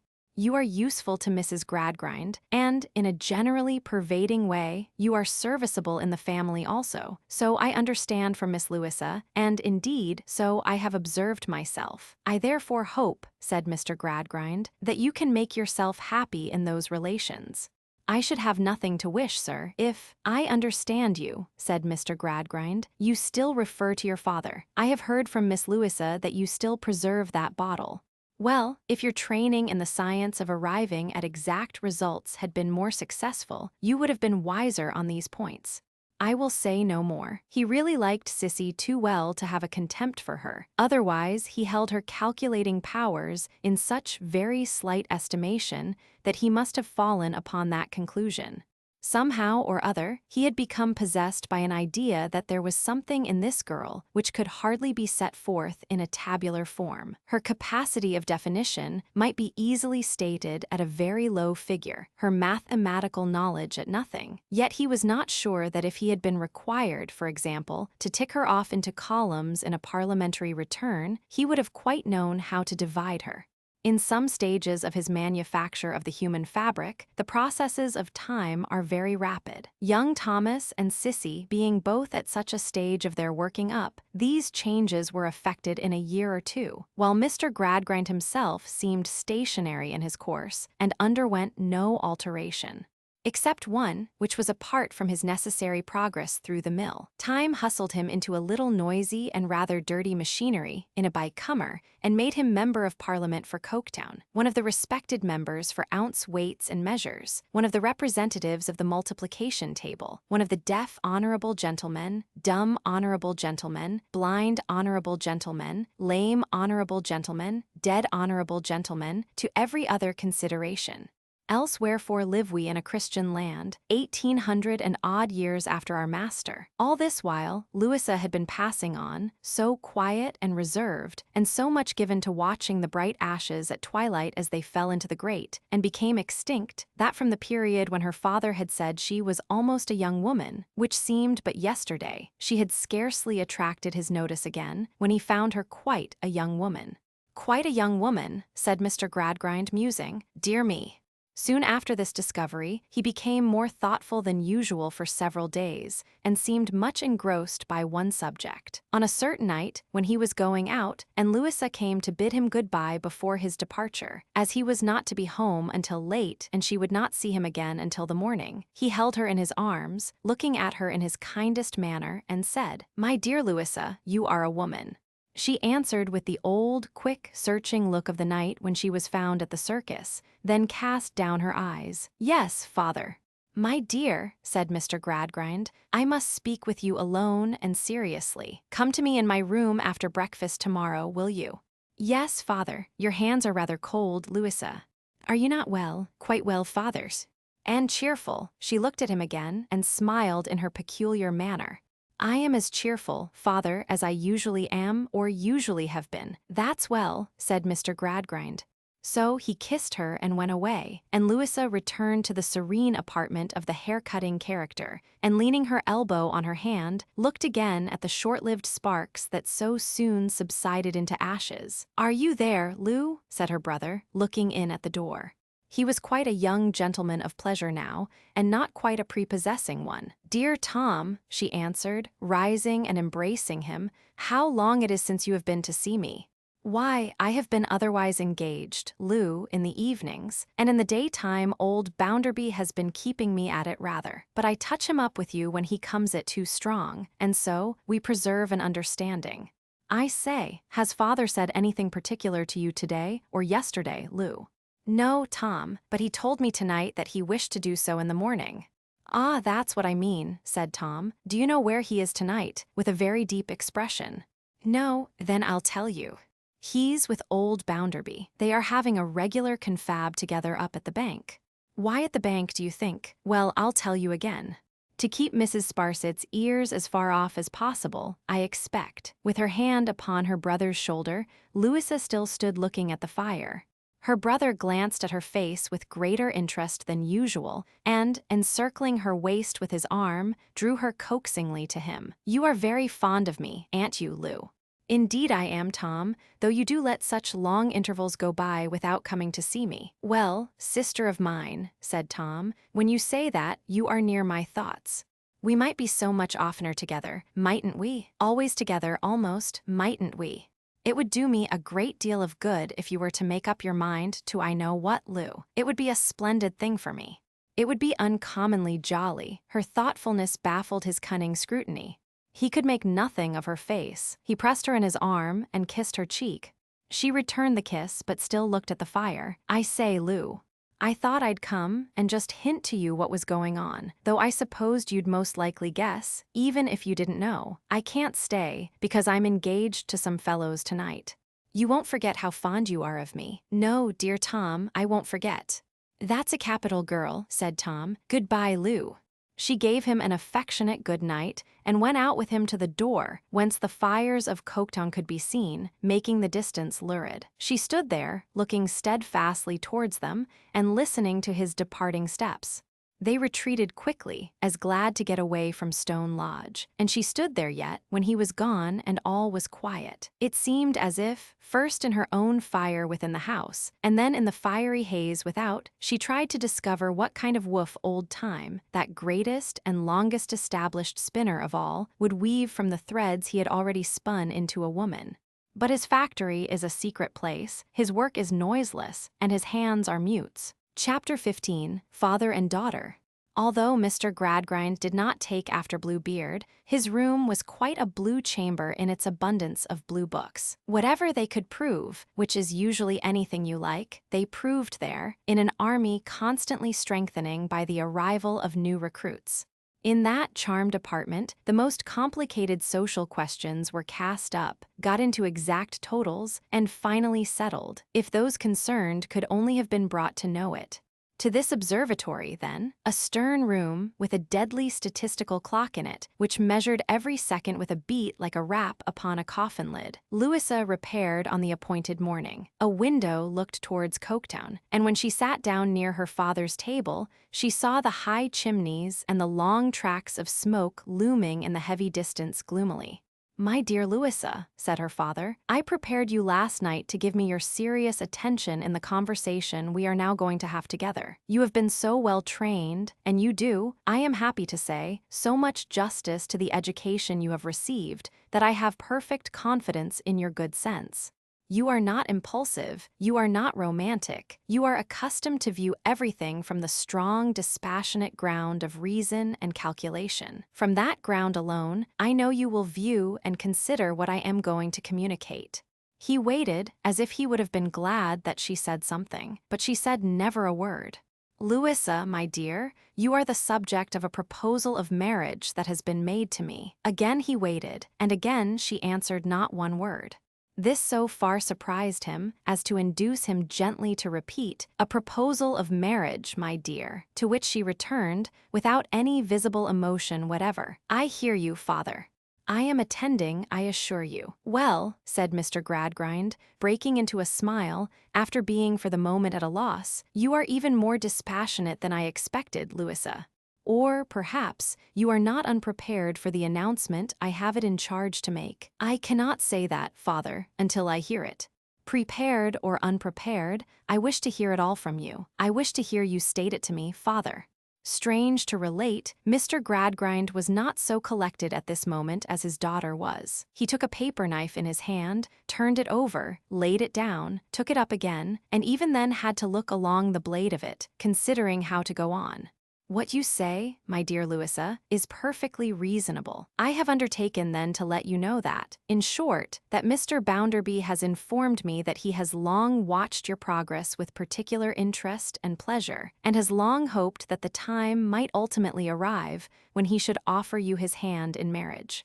That time, to which he has so long, and certainly with great constancy, looked forward, is now come. Mr. Bounderby has made his proposal of marriage to me, and has entreated me to make it known to you, and to express his hope that you will take it into your favorable consideration."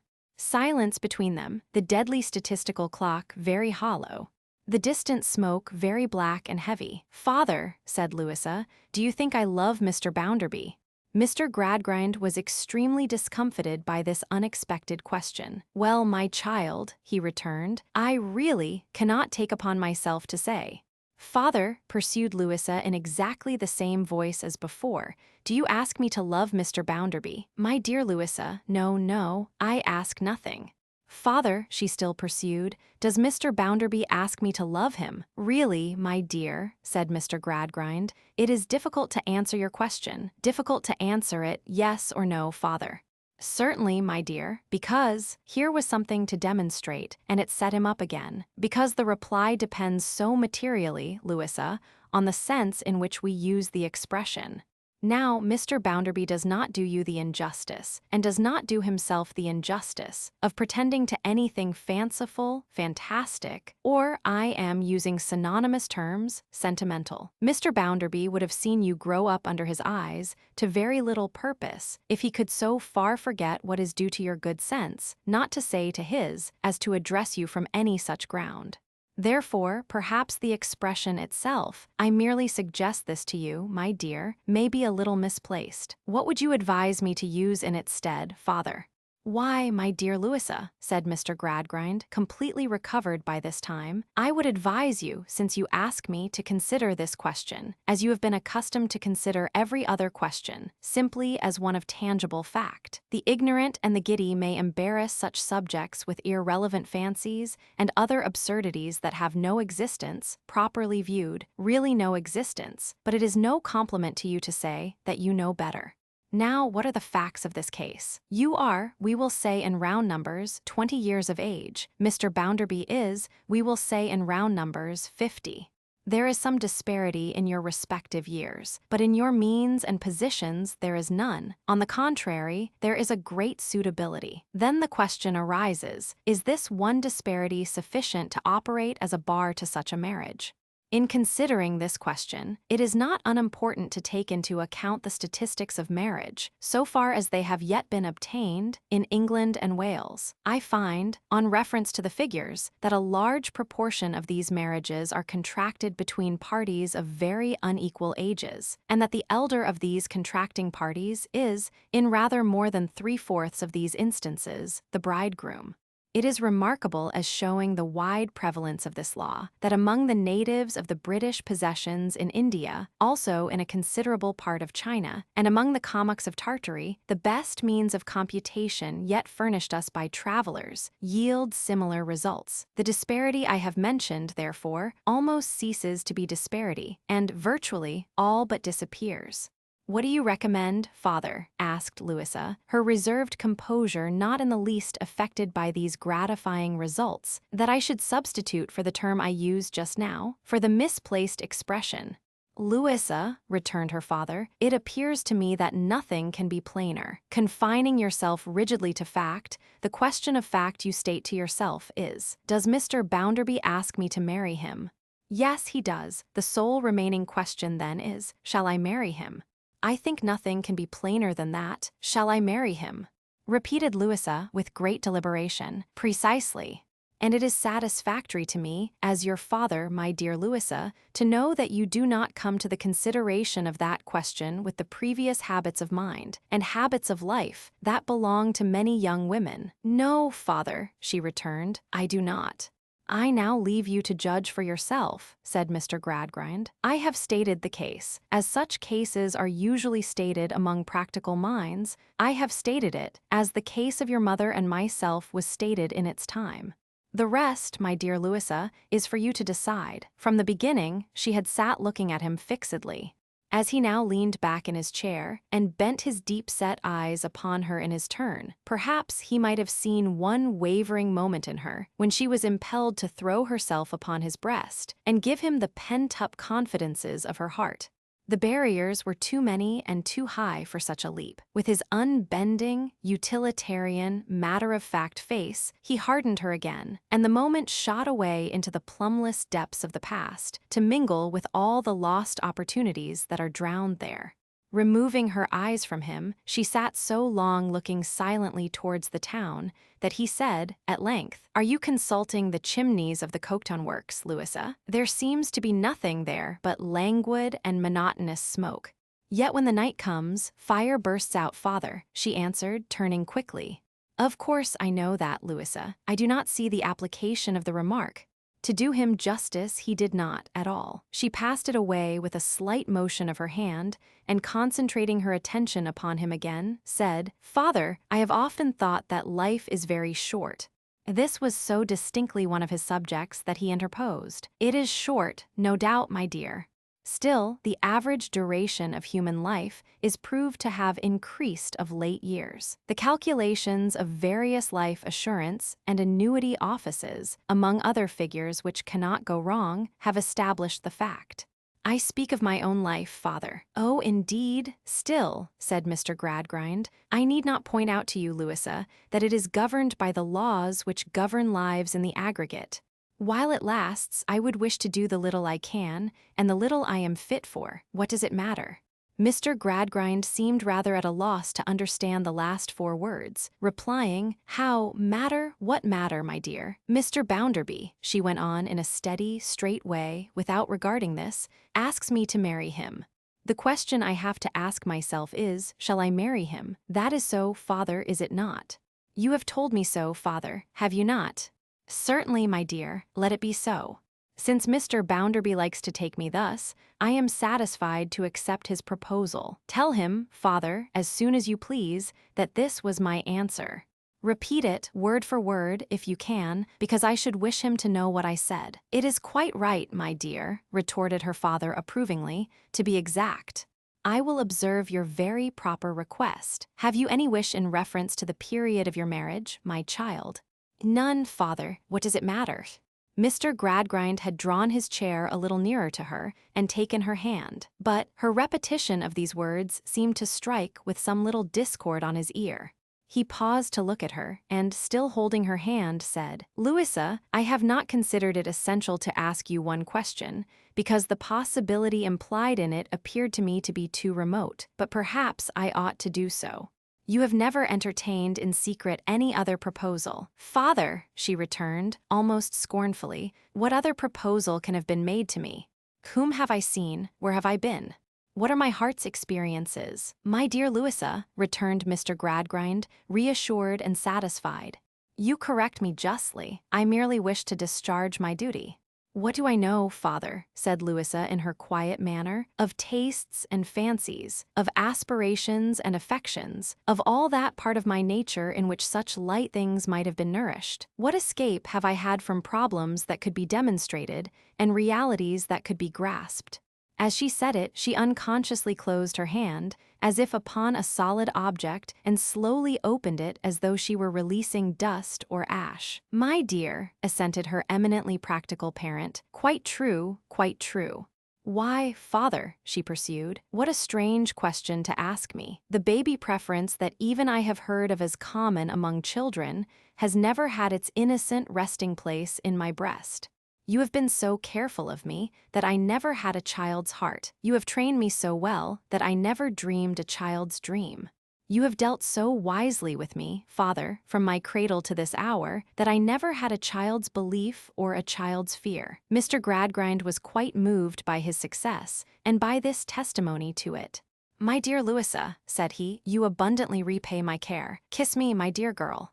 So his daughter kissed him. Detaining her in his embrace, he said, "I may assure you now, my favorite child, that I am made happy by the sound decision at which you have arrived.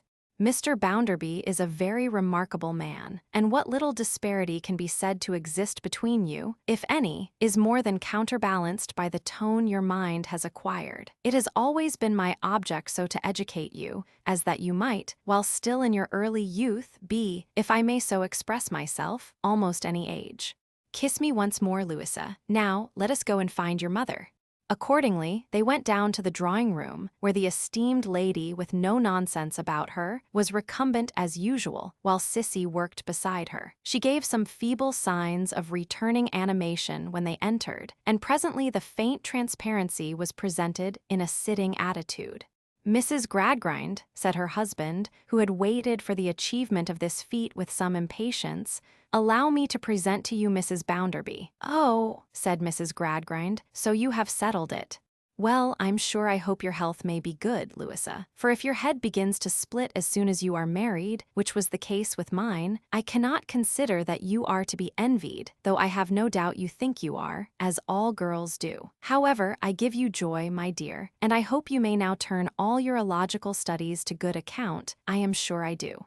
I must give you a kiss of congratulation, Louisa, but don't touch my right shoulder, for there's something running down it all day long. And now you see," whimpered Mrs. Gradgrind, adjusting her shawls after the affectionate ceremony, "I shall be worrying myself morning, noon, and night to know what I am to call him." "Mrs. Gradgrind," said her husband, solemnly, "what do you mean?" "Whatever I am to call him, Mr. Gradgrind, when he is married to Louisa. I must call him something." "It's impossible," said Mrs. Gradgrind, with a mingled sense of politeness and injury, "to be constantly addressing him and never giving him a name. I cannot call him Josiah, for the name is insupportable to me. You yourself wouldn't hear of Joe, you very well know. Am I to call my own son-in-law Mr.? Not, I believe, unless the time has arrived when, as an invalid, I am to be trampled upon by my relations. Then, what am I to call him? Nobody present having any suggestion to offer in the remarkable emergency, Mrs. Gradgrind departed this life for the time being, after delivering the following codicil to her remarks already executed. "As to the wedding, all I ask, Louisa, is, and I ask it with a fluttering in my chest, which actually extends to the soles of my feet, that it may take place soon. Otherwise, I know it is one of those subjects I shall never hear the last of." When Mr. Gradgrind had presented Mrs. Bounderby, Sissy had suddenly turned her head, and looked, in wonder, in pity, in sorrow, in doubt, in a multitude of emotions, towards Louisa. Louisa had known it and seen it without looking at her. From that moment she was impassive, proud, and cold, held Sissy at a distance, changed to her altogether. Chapter 16, Husband and Wife. Mr. Bounderby's first disquietude on hearing of his happiness was occasioned by the necessity of imparting it to Mrs. Sparsit. He could not make up his mind how to do that, or what the consequences of the step might be. Whether she would instantly depart, bag and baggage, to Lady Scadger's, or would positively refuse to budge from the premises, whether she would be plaintive or abusive, tearful or tearing, whether she would break her heart or break the looking-glass, Mr. Bounderby could not all foresee. However, as it must be done, he had no choice but to do it. So, after attempting several letters and failing in them all, he resolved to do it by word of mouth. On his way home, on the evening he set aside for this momentous purpose, he took the precaution of stepping into a chemist's shop and buying a bottle of the very strongest smelling salts. "By George," said Mr. Bounderby, "if she takes it in the fainting way, I'll have the skin off her nose, at all events." But in spite of being thus forearmed, he entered his own house with anything but a courageous air, and appeared before the object of his misgivings, like a dog who was conscious of coming direct from the pantry. "Good evening, Mr. Bounderby." "Good evening, ma'am, good evening." He drew up his chair, and Mrs. Sparsit drew back hers, as who should say, "Your fireside, sir." "I freely admit it. It is for you to occupy it all, if you think proper." "Don't go to the North Pole, ma'am," said Mr. Bounderby. "Thank you, sir," said Mrs. Sparsit, and returned, though short of her former position.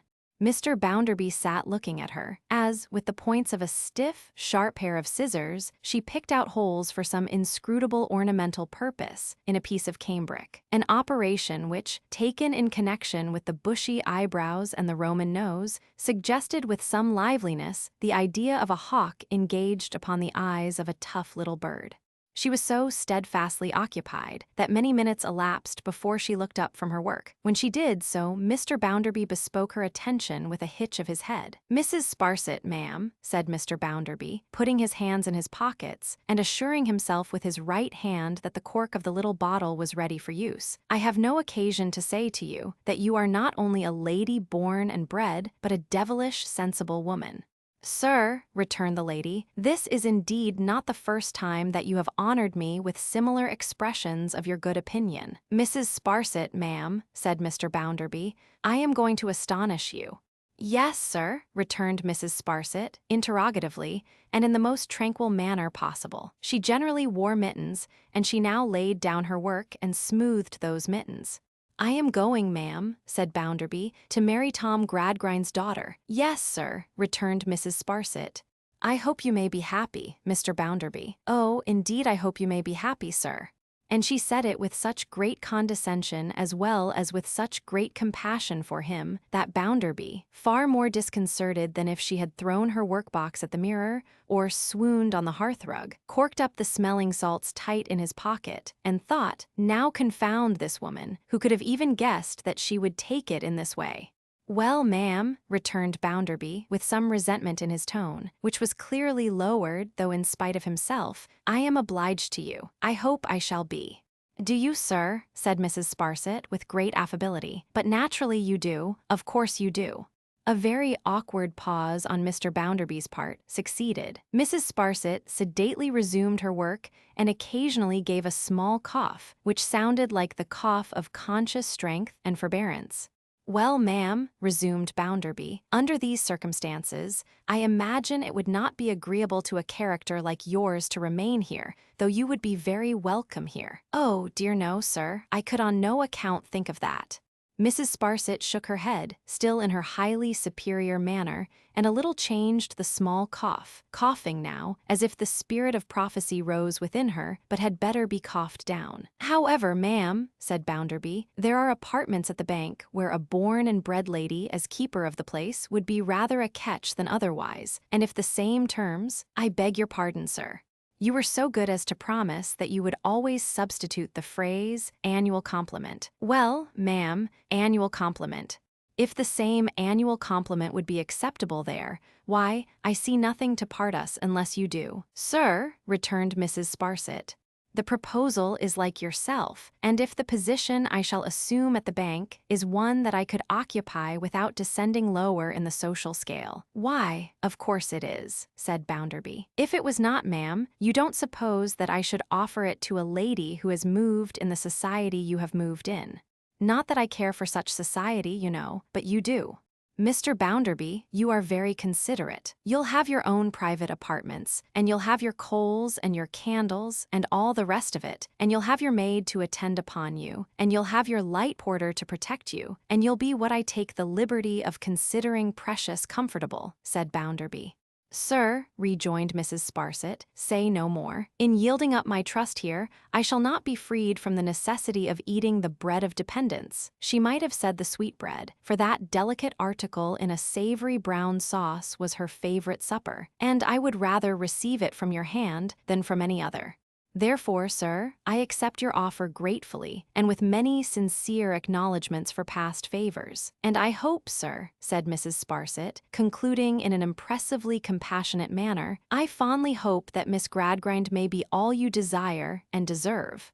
Nothing moved Mrs. Sparsit from that position any more. It was in vain for Bounderby to bluster or to assert himself in any of his explosive ways. Mrs. Sparsit was resolved to have compassion on him as a victim. She was polite, obliging, cheerful, hopeful. But the more polite, the more obliging, the more cheerful, the more hopeful, the more exemplary altogether, she, the forlorner sacrifice and victim, he. She had that tenderness for his melancholy fate that his great red countenance used to break out into cold perspirations when she looked at him. Meanwhile, the marriage was appointed to be solemnized in 8 weeks' time, and Mr. Bounderby went every evening to Stone Lodge as an accepted wooer. Love was made on these occasions in the form of bracelets, and on all occasions during the period of betrothal took a manufacturing aspect. Dresses were made, jewelry was made, cakes and gloves were made, settlements were made, and an extensive assortment of facts did appropriate honor to the contract. The business was all fact, from first to last. The hours did not go through any of those rosy performances which foolish poets have ascribed to them at such times. Neither did the clocks go any faster or any slower than at other seasons. The deadly statistical recorder in the Gradgrind Observatory knocked every second on the head as it was born and buried it with his accustomed regularity. So the day came, as all other days come to people who will only stick to reason, and when it came, there were married in the church of the florid wooden legs, that popular order of architecture, Josiah Bounderby Esquire of Coketown, to Louisa, eldest daughter of Thomas Gradgrind Esquire of Stone Lodge, MP for that borough. And when they were united in holy matrimony, they went home to breakfast at Stone Lodge aforesaid. There was an improving party assembled on the auspicious occasion, who knew what everything they had to eat and drink was made of, and how it was imported or exported, and in what quantities, and in what bottoms, whether native or foreign, and all about it. The bridesmaids, down to little Jane Gradgrind, were, in an intellectual point of view, fit helpmates for the calculating boy, and there was no nonsense about any of the company.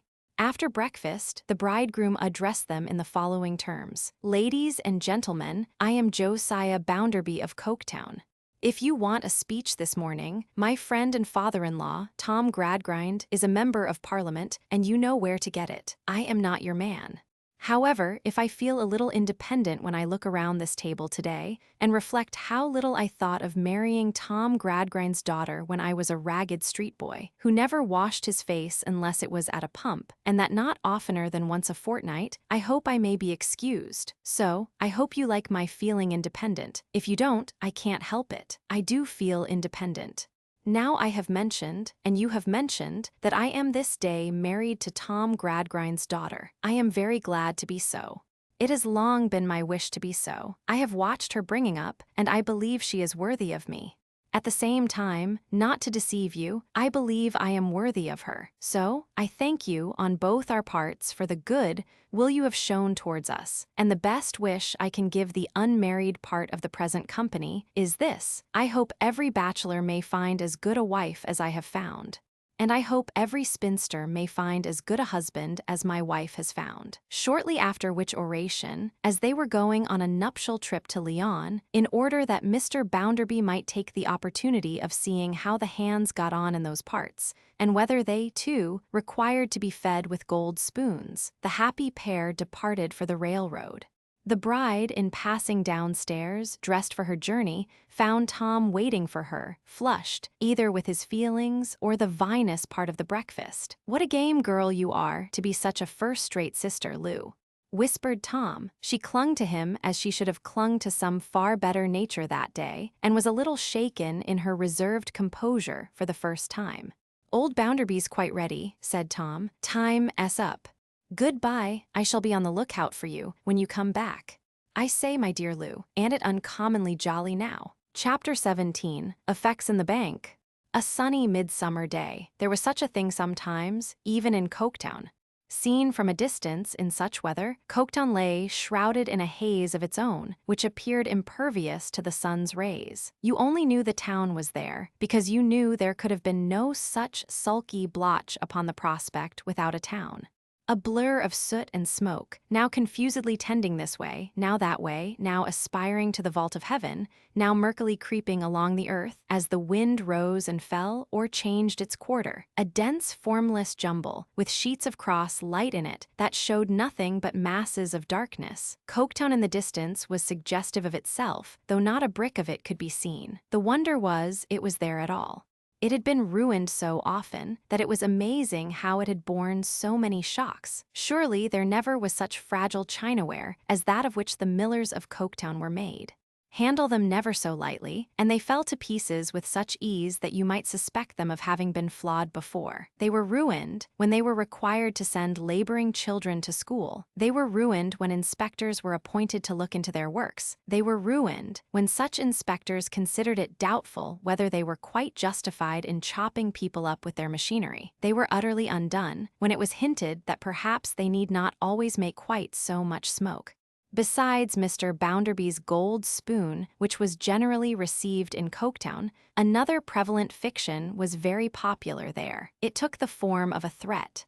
Whenever a Coketowner felt he was ill-used, that is to say, whenever he was not left entirely alone, and it was proposed to hold him accountable for the consequences of any of his acts, he was sure to come out with the awful menace that he would sooner pitch his property into the Atlantic. This had terrified the Home Secretary within an inch of his life on several occasions. However, the Coketowners were so patriotic after all that they never had pitched their property into the Atlantic yet, but, on the contrary, had been kind enough to take mighty good care of it. So there it was, in the haze yonder, and it increased and multiplied.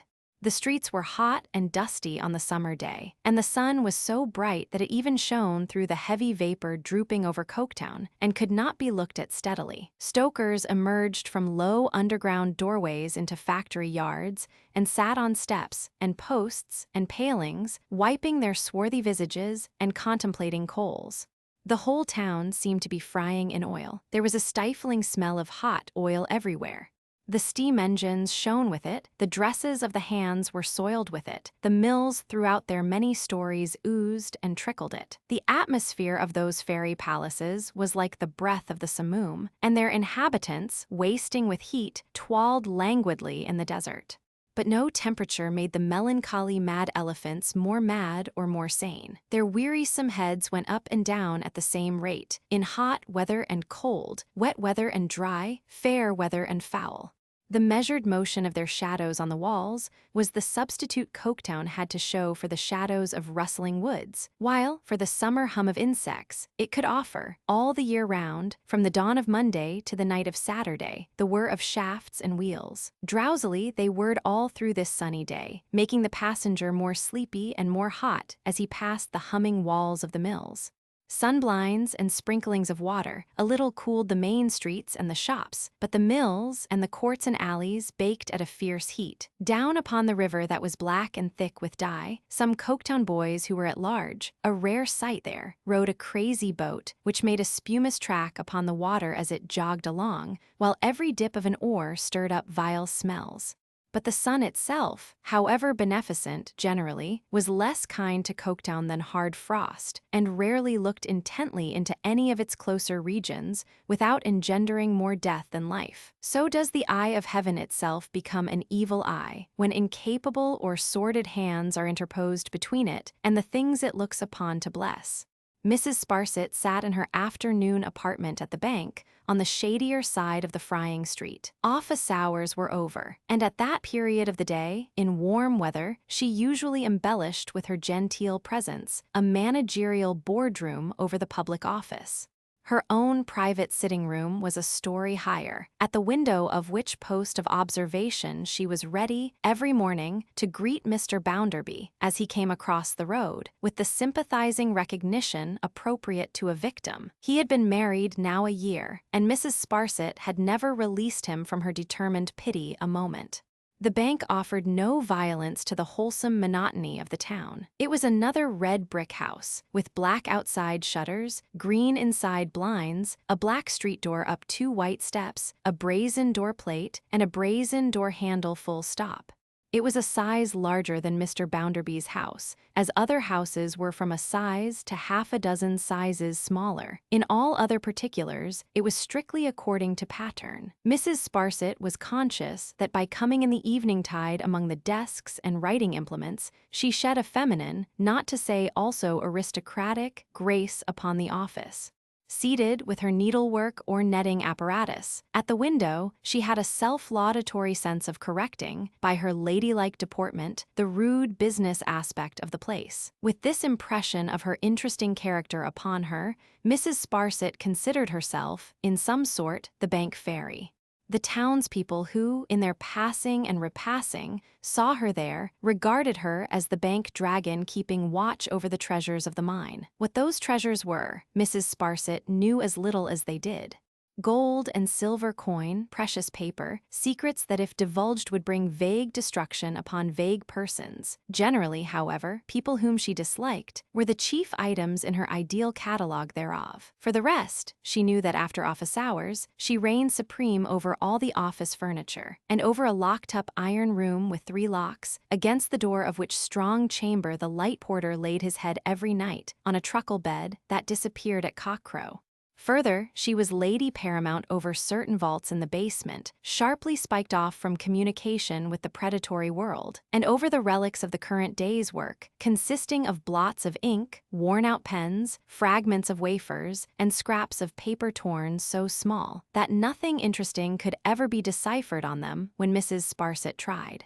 A deaf serving woman and the light porter completed Mrs. Sparsit's empire. The deaf serving woman was rumored to be wealthy, and a saying had for years gone about among the lower orders of Coketown that she would be murdered some night when the bank was shut for the sake of her money.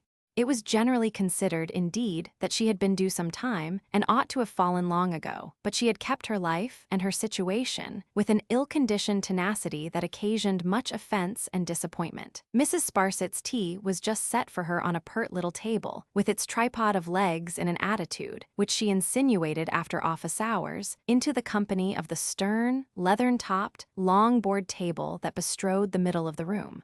The light porter placed the tea tray on it, knuckling his forehead as a form of homage. "Thank you, Bitzer," said Mrs. Sparsit.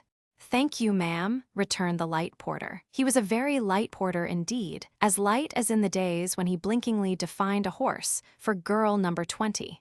"All is shut up, Bitzer," said Mrs. Sparsit. "All is shut up, ma'am." "And what," said Mrs. Sparsit, pouring out her tea, "is the news of the day anything?" "Well, ma'am, I can't say that I have heard anything particular.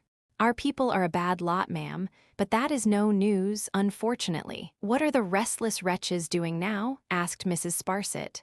"Merely going on in the old way, ma'am, uniting and leaguing and engaging to stand by one another." "It is much to be regretted," said Mrs. Sparsit, making her nose more Roman and her eyebrows more Coriolannian in the strength of her severity, "that the United Masters allow of any such class combinations." "Yes, ma'am," said Bitzer. "Being united themselves, they ought one and all to set their faces against employing any man who is united with any other man," said Mrs. Sparsit. "They have done that, ma'am," returned Bitzer, "but it rather fell through, ma'am." "I do not pretend to understand these things," said Mrs. Sparsit, with dignity, "my lot having been signally cast in a widely different sphere, and Mr. Sparsit, as a Powler, being also quite out of the pale of any such dissensions. I only know that these people must be conquered, and that it's high time it was done, once for all." "Yes, ma'am," returned Bitzer, with a demonstration of great respect for Mrs. Sparsit's oracular authority. "You couldn't put it clearer, I am sure, ma'am." As this was his usual hour for having a little confidential chat with Mrs. Sparsit, and as he had already caught her eye and seen that she was going to ask him something, he made a pretense of arranging the rulers, inkstands, and so forth, while that lady went on with her tea, glancing through the open window down into the street. "Has it been a busy day, Bitzer?" asked Mrs. Sparsit. "Not a very busy day, my lady." "About an average day." He now and then slided into my lady, instead of ma'am, as an involuntary acknowledgment of Mrs. Sparsit's personal dignity and claims to reverence. "The clerks," said Mrs. Sparsit, carefully brushing an imperceptible crumb of bread and butter from her left-hand mitten, "are trustworthy, punctual, and industrious, of course." "Yes, ma'am, pretty fair, ma'am." With the usual exception, he held the respectable office of general spy and informer in the establishment, for which volunteer service he received a present at Christmas, over and above his weekly wage. He had grown into an extremely clear-headed, cautious, prudent young man who was safe to rise in the world. His mind was so exactly regulated that he had no affections or passions. All his proceedings were the result of the nicest and coldest calculation, and it was not without cause that Mrs. Sparsit habitually observed of him that he was a young man of the steadiest principle she had ever known. Having satisfied himself, on his father's death, that his mother had a right of settlement in Coketown, this excellent young economist had asserted that right for her with such a steadfast adherence to the principle of the case that she had been shut up in the workhouse ever since. It must be admitted that he allowed her half a pound of tea a year, which was weak in him. First, because all gifts have an inevitable tendency to pauperize the recipient, and secondly, because his only reasonable transaction in that commodity would have been to buy it for as little as he could possibly give, and sell it for as much as he could possibly get, it having been clearly ascertained by philosophers that in this is comprised the whole duty of man, not a part of man's duty, but the whole. "With the usual exception, ma'am," repeated Bitzer. "Ah, said Mrs. Sparsit, shaking her head over her teacup and taking a long gulp. "Mr. Thomas, ma'am, I doubt Mr. Thomas very much, ma'am. I don't like his ways at all." "Bitzer," said Mrs. Sparsit, in a very impressive manner, "do you recollect my having said anything to you respecting names?" "I beg your pardon, ma'am. It's quite true that you did object to names being used, and they're always best avoided." "Please to remember that I have a charge here," said Mrs. Sparsit, with her air of state. "I hold a trust here, Bitzer, under Mr. Bounderby." However improbable both Mr. Bounderby and myself might have deemed it years ago that he would ever become my patron, making me an annual compliment, I cannot but regard him in that light. From Mr. Bounderby I have received every acknowledgment of my social station, and every recognition of my family descent that I could possibly expect. More, far more. Therefore, to my patron I will be scrupulously true. "And I do not consider, I will not consider, I cannot consider," said Mrs. Sparsit, with a most extensive stock on hand of honor and morality, "that I should be scrupulously true if I allowed names to be mentioned under this roof that are unfortunately, most unfortunately, no doubt of that connected with his." Bitzer knuckled his forehead again, and again begged pardon. "No, Bitzer," continued Mrs. Sparsit, "say an individual and I will hear you, say Mr. Thomas and you must excuse me." "With the usual exception, ma'am," said Bitzer, trying back, "of an individual." "Ah, Mrs. Sparsit repeated the ejaculation, the shake of the head over her teacup, and the long gulp as taking up the conversation again at the point where it had been interrupted. "An individual, ma'am," said Bitzer, "has never been what he ought to have been since he first came into the place. He is a dissipated, extravagant idler. He is not worth his salt, ma'am. He wouldn't get it either if he hadn't a friend and relation at court, ma'am." "Ah, said Mrs. Sparsit, with another melancholy shake of her head. "I only hope, ma'am," pursued Bitzer, "that his friend and relation may not supply him with the means of carrying on. Otherwise, ma'am, we know out of whose pocket that money comes." "Ah, sighed Mrs. Sparsit again, with another melancholy shake of her head. "He is to be pitied, ma'am." "The last party I have alluded to is to be pitied, ma'am," said Bitzer. "Yes, Bitzer," said Mrs. Sparsit. "I have always pitied the delusion, always." "As to an individual, ma'am," said Bitzer, dropping his voice and drawing nearer, "he is as improvident as any of the people in this town. And you know what their improvidence is, ma'am. No one could wish to know it better than a lady of your eminence does." "They would do well," returned Mrs. Sparsit, "to take example by you, Bitzer." "Thank you, ma'am. But since you do refer to me, now look at me, ma'am. I have put by a little, ma'am, already. That gratuity which I receive at Christmas, ma'am, I never touch it. I don't even go the length of my wages, though they're not high, ma'am. Why can't they do as I have done, ma'am? What one person can do, another can do." This, again, was among the fictions of Coketown. Any capitalist there, who had made £60,000 out of sixpence, always professed to wonder why the 60,000 nearest hands didn't each make £60,000 out of sixpence, and more or less reproached them every one for not accomplishing the little feat. "What I did you can do, why don't you go and do it?" "As to their wanting recreations, ma'am," said Bitzer, "it's stuff and nonsense. I don't want recreations. I never did, and I never shall. I don't like 'em. As to their combining together, there are many of them, I have no doubt, that by watching and informing upon one another could earn a trifle now and then, whether in money or good will, and improve their livelihood. Then why don't they improve it, ma'am? It's the first consideration of a rational creature, and it's what they pretend to want." "Pretend indeed," said Mrs. Sparsit. "I am sure we are constantly hearing, ma'am, till it becomes quite nauseous, concerning their wives and families," said Bitzer. "Why look at me, ma'am, I don't want a wife and family." "Why should they?" "Because they are improvident," said Mrs. Sparsit. "Yes, ma'am," returned Bitzer, "that's where it is. If they were more provident and less perverse, ma'am, what would they do?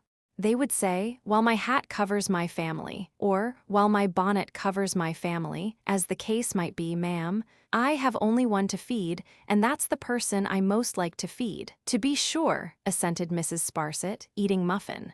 "Thank you, ma'am," said Bitzer, knuckling his forehead again, in return for the favor of Mrs. Sparsit's improving conversation. "Would you wish a little more hot water, ma'am, or is there anything else that I could fetch you?" "Nothing just now, Bitzer, thank you, ma'am."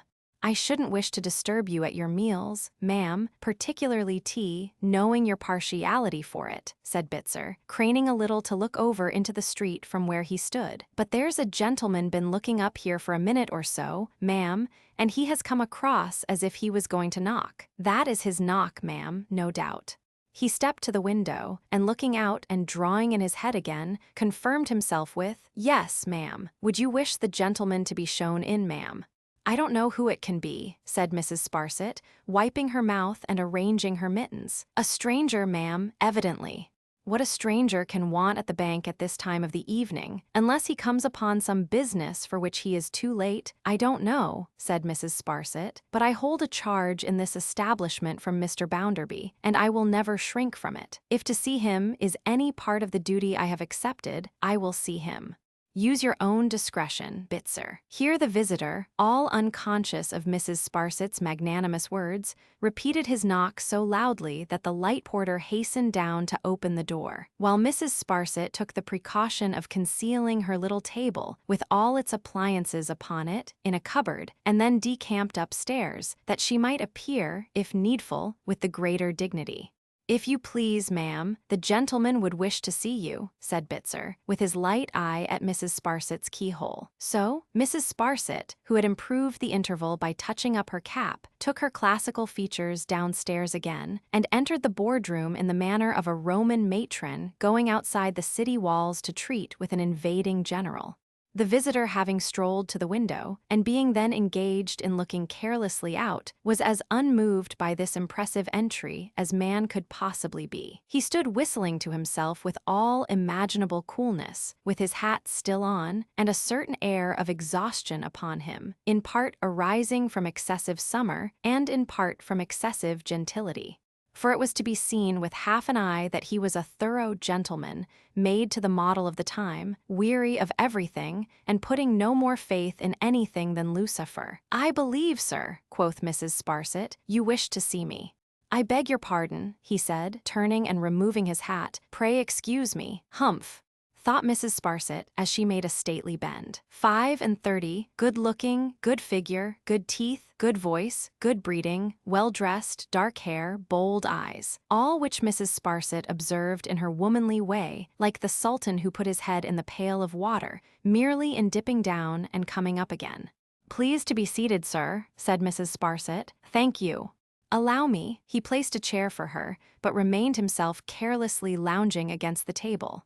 "I left my servant at the railway looking after the luggage, very heavy train and vast quantity of it in the van, and strolled on, looking about me. Exceedingly odd place. Will you allow me to ask you if it's always as black as this?" "In general much blacker," returned Mrs. Sparsit, in her uncompromising way. "Is it possible? Excuse me, you are not a native, I think." "No, sir," returned Mrs. Sparsit. "It was once my good or ill fortune, as it may be, before I became a widow, to move in a very different sphere. My husband was a Powler." "Beg your pardon, really," said the stranger. "Was," Mrs. Sparsit repeated, "a Powler." "Powler family," said the stranger, after reflecting a few moments. Mrs. Sparsit signified assent. The stranger seemed a little more fatigued than before. "You must be very much bored here," was the inference he drew from the communication. "I am the servant of circumstances, sir," said Mrs. Sparsit, "and I have long adapted myself to the governing power of my life."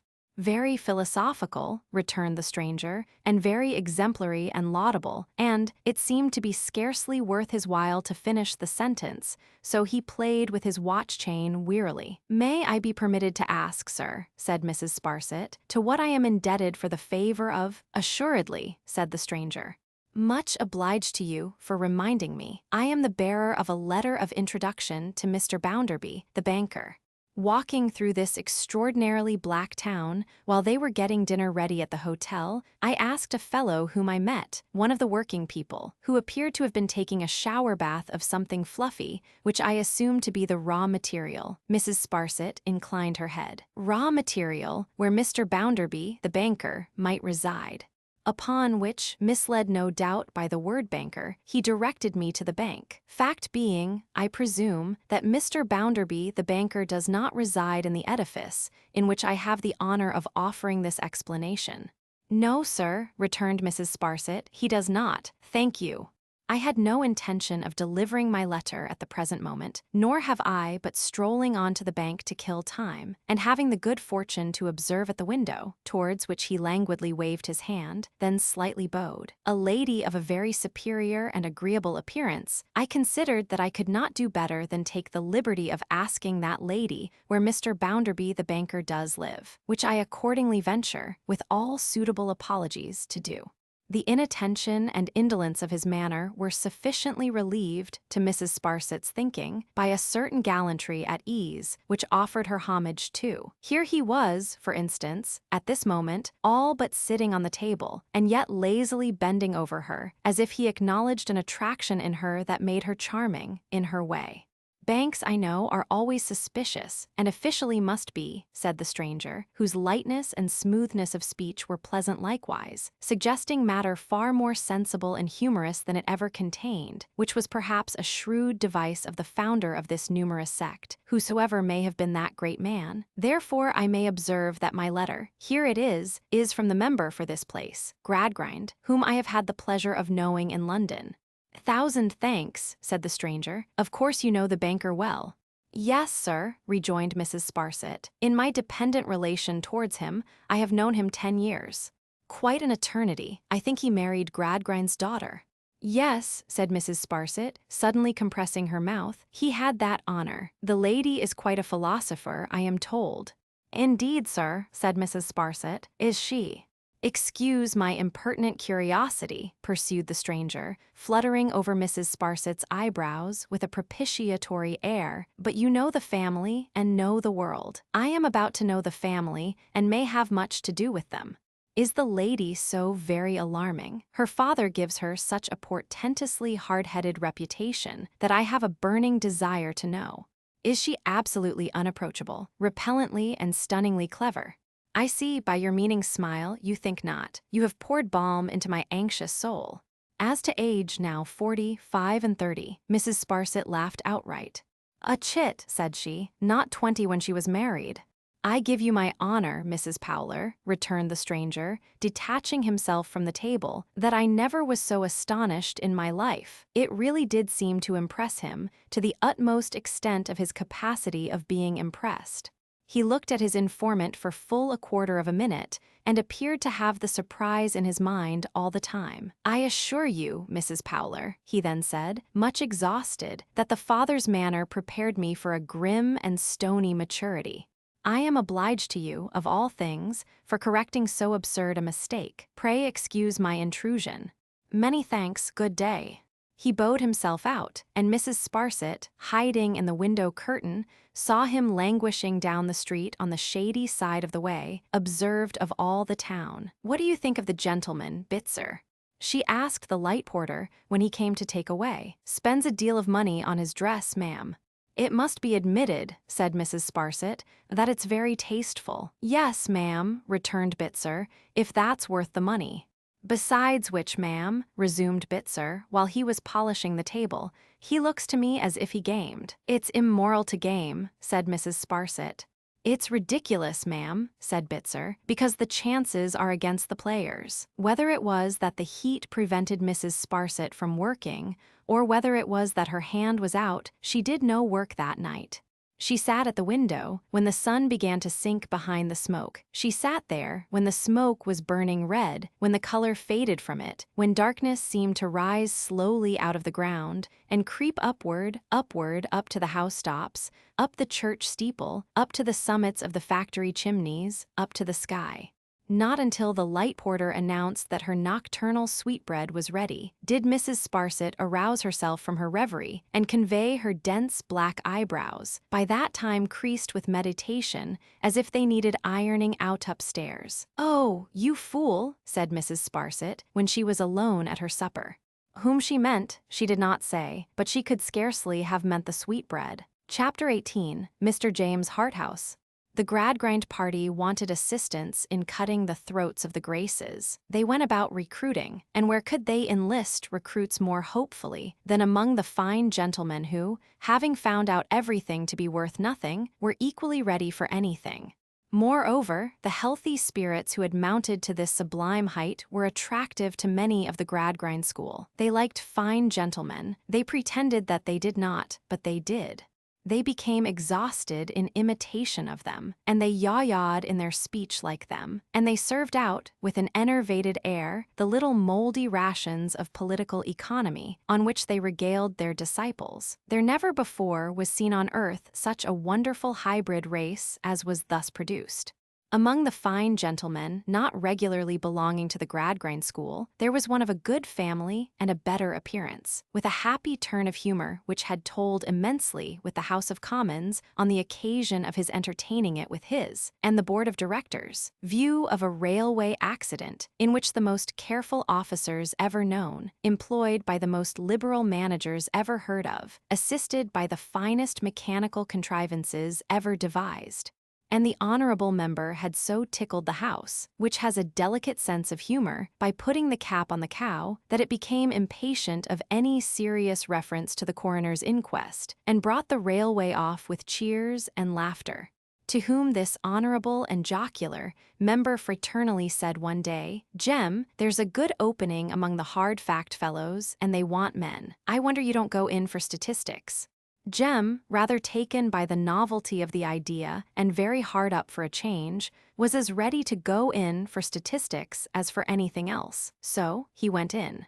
He coached himself up with a blue book or two, and his brother put it about among the hard fact fellows and said, "If you want to bring in, for any place, a handsome dog who can make you a devilish good speech, look after my brother Jem, for he's your man." After a few dashes in the public meeting way, Mr. Gradgrind and a council of political sages approved of Jem, and it was resolved to send him down to Coketown to become known there and in the neighborhood.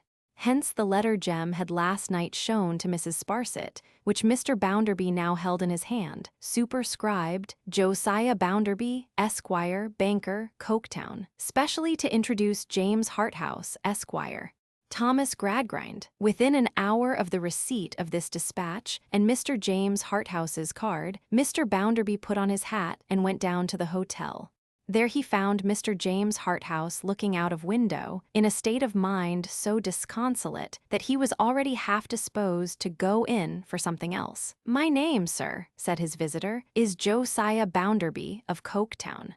Mr. James Harthouse was very happy indeed, though he scarcely looked so, to have a pleasure he had long expected. "Coketown, sir," said Bounderby, obstinately taking a chair, "is not the kind of place you have been accustomed to.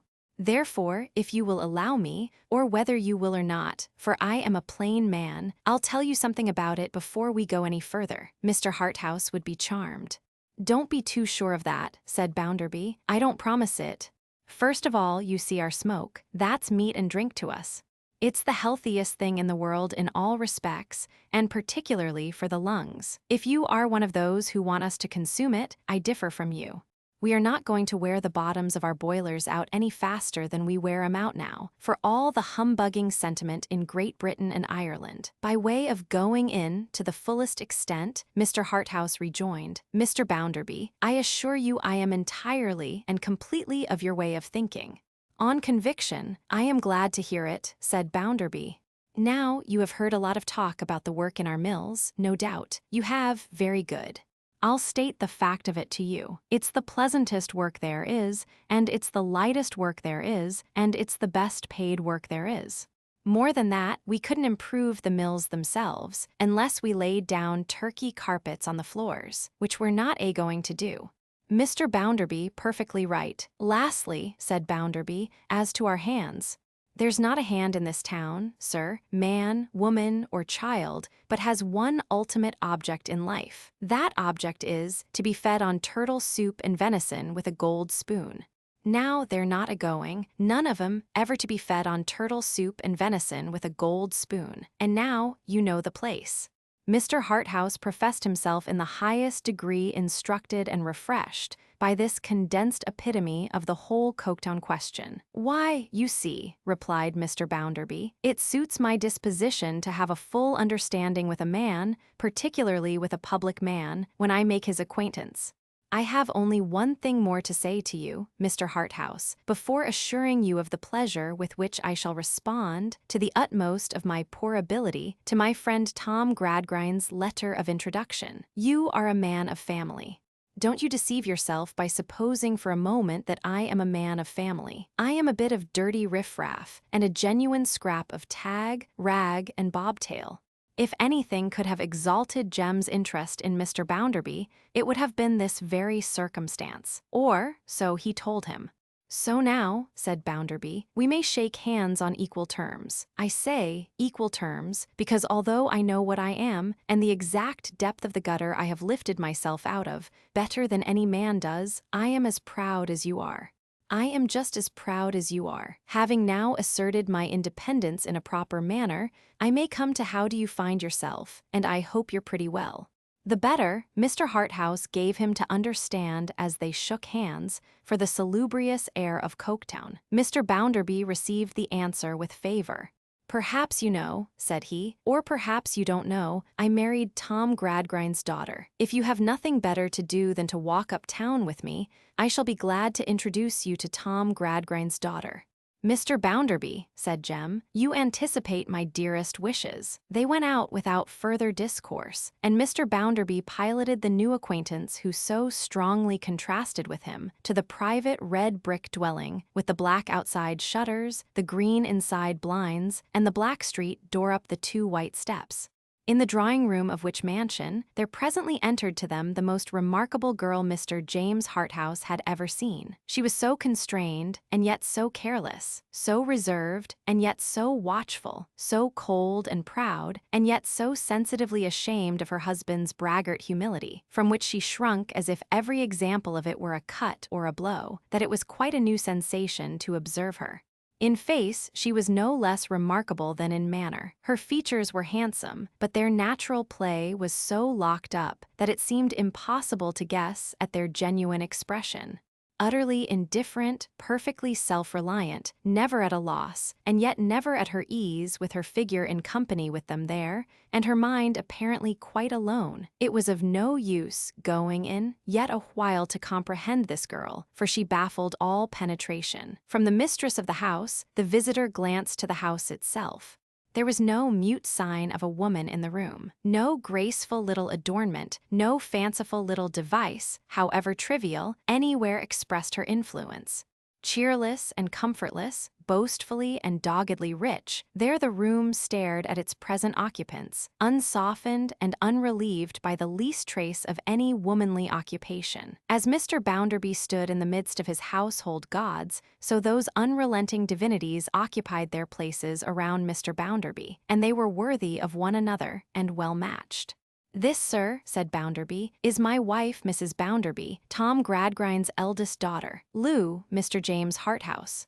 Mr. Harthouse has joined your father's muster roll. If he is not Tom Gradgrind's colleague before long, I believe we shall at least hear of him in connection with one of our neighboring towns. You observe, Mr. Harthouse, that my wife is my junior. I don't know what she saw in me to marry me, but she saw something in me, I suppose, or she wouldn't have married me. She has lots of expensive knowledge, sir, political and otherwise. If you want to cram for anything, I should be troubled to recommend you to a better adviser than Lou Bounderby. To a more agreeable adviser, or one from whom he would be more likely to learn, Mr. Harthouse could never be recommended." "Come," said his host. "If you're in the complimentary line, you'll get on here, for you'll meet with no competition. I have never been in the way of learning compliments myself, and I don't profess to understand the art of paying 'em.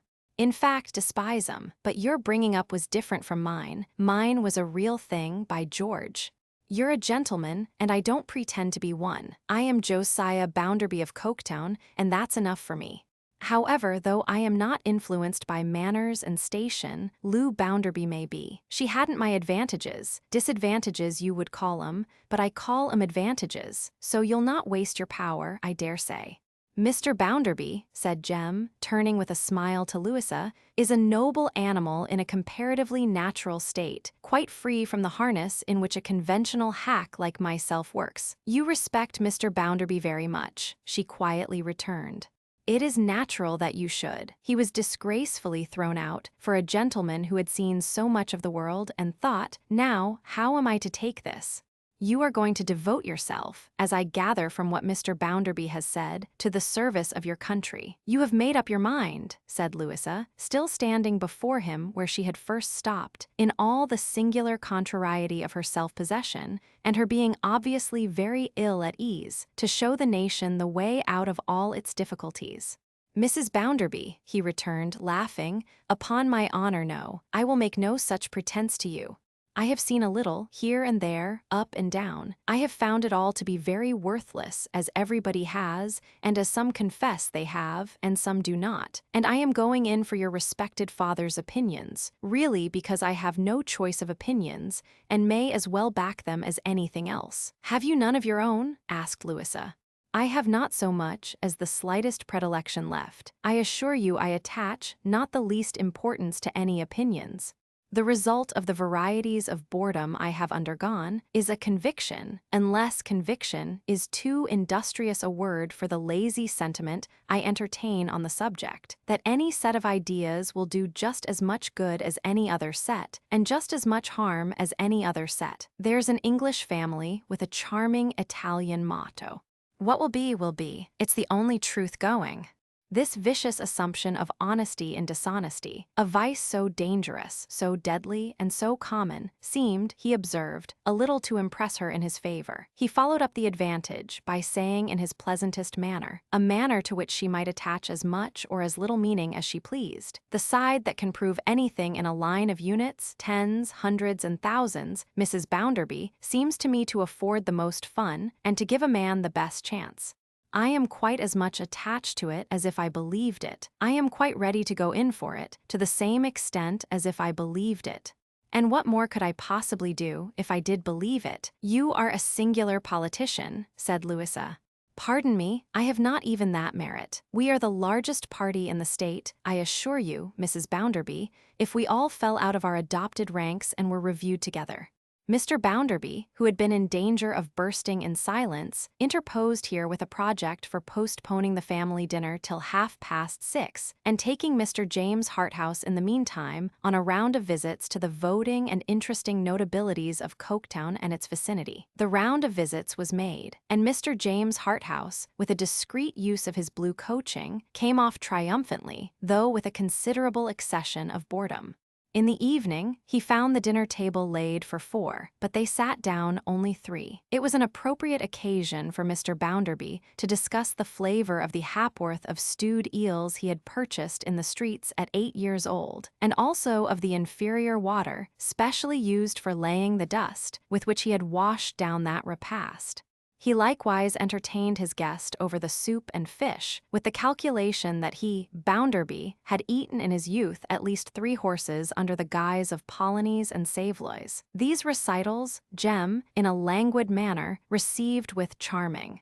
Every now and then, and they probably would have decided him to go in for Jerusalem again tomorrow morning, had he been less curious respecting Louisa. "Is there nothing," he thought, glancing at her as she sat at the head of the table, where her youthful figure, small and slight but very graceful, looked as pretty as it looked misplaced, "is there nothing that will move that face?"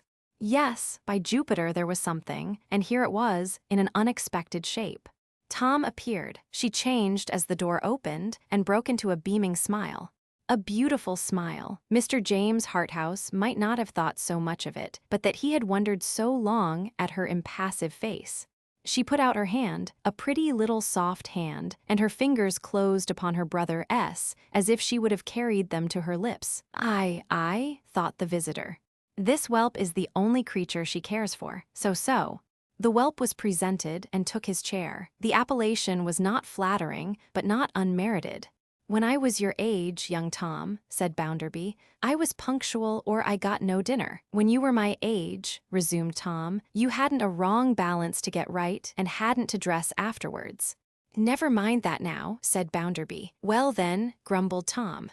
"Don't begin with me, Mrs. Bounderby," said Harthouse, perfectly hearing this under strain as it went on. "Your brother's face is quite familiar to me.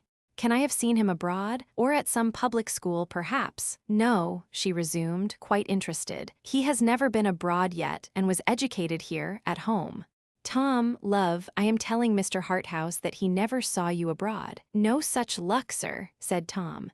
There was little enough in him to brighten her face, for he was a sullen young fellow, and ungracious in his manner even to her. So much the greater must have been the solitude of her heart, and her need of someone on whom to bestow it.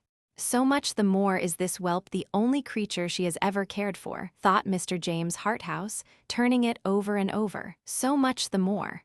So much the more, both in his sister's presence, and after she had left the room, the whelp took no pains to hide his contempt for Mr. Bounderby, whenever he could indulge it without the observation of that independent man, by making wry faces or shutting one eye.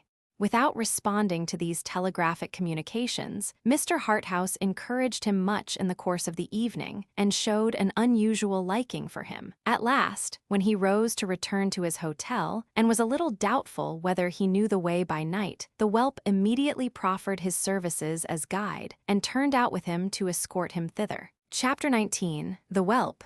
It was very remarkable that a young gentleman who had been brought up under one continuous system of unnatural restraint should be a hypocrite, but it was certainly the case with Tom. It was very strange that a young gentleman who had never been left to his own guidance for 5 consecutive minutes should be incapable at last of governing himself, but so it was with Tom. It was altogether unaccountable that a young gentleman whose imagination had been strangled in his cradle should be still inconvenienced by its ghost in the form of groveling sensualities. But such a monster, beyond all doubt, was Tom. "Do you smoke?" asked Mr. James Harthouse when they came to the hotel. "I believe you," said Tom. He could do no less than ask Tom up, and Tom could do no less than go up. What with a cooling drink adapted to the weather, but not so weak as cool, and what with a rarer tobacco than was to be bought in those parts. Tom was soon in a highly free and easy state at his end of the sofa, and more than ever disposed to admire his new friend at the other end. Tom blew his smoke aside after he had been smoking a little while and took an observation of his friend. "He don't seem to care about his dress," thought Tom, "and yet how capitally he does it. What an easy swell he is." Mr. James Harthouse, happening to catch Tom's eye, remarked that he drank nothing and filled his glass with his own negligent hand. "Thank ye," said Tom, "thank ye. Well, Mr. Harthouse, I hope you have had about a dose of old Bounderby tonight." Tom said this with one eye shut up again and looking over his glass knowingly at his entertainer. "A very good fellow indeed," returned Mr. James Harthouse. "You think so, don't you?" said Tom, and shut up his eye again. Mr. James Harthouse smiled, and rising from his end of the sofa, and lounging with his back against the chimney-piece, so that he stood before the empty fire-grate as he smoked, in front of Tom and looking down at him, observed, "What a comical brother-in-law you are." "What a comical brother-in-law old Bounderby is, I think you mean," said Tom. "You are a piece of caustic, Tom," retorted Mr. James Harthouse. There was something so very agreeable in being so intimate with such a waistcoat, in being called Tom in such an intimate way by such a voice, in being on such off-hand terms so soon, with such a pair of whiskers, that Tom was uncommonly pleased with himself. "Oh, I don't care for old Bounderby," said he, "if you mean that. I have always called old Bounderby by the same name when I have talked about him, and I have always thought of him in the same way. I am not going to begin to be polite now about old Bounderby. It would be rather late in the day." "Don't mind me," returned James, "but take care when his wife is by, you know." "His wife," said Tom, "my sister Lou, oh yes." And he laughed and took a little more of the cooling drink. James Harthouse continued to lounge in the same place and attitude, smoking his cigar in his own easy way and looking pleasantly at the whelp, as if he knew himself to be a kind of agreeable demon who had only to hover over him, and he must give up his whole soul if required. It certainly did seem that the whelp yielded to this influence. He looked at his companion sneakingly, he looked at him admiringly, he looked at him boldly, and put up one leg on the sofa. "My sister Lou," said Tom, "she never cared for old Bounderby." "That's the past tense, Tom," returned Mr. James Harthouse, striking the ash from his cigar with his little finger. "We are in the present tense now. Verb neuter, not to care. Indicative mood, present tense.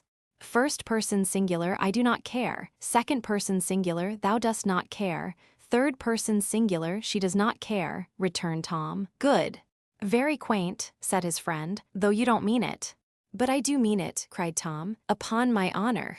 "Why, you won't tell me, Mr. Harthouse, that you really suppose my sister Lou does care for old Bounderby." "My dear fellow," returned the other, "what am I bound to suppose, when I find 2 married people living in harmony and happiness?"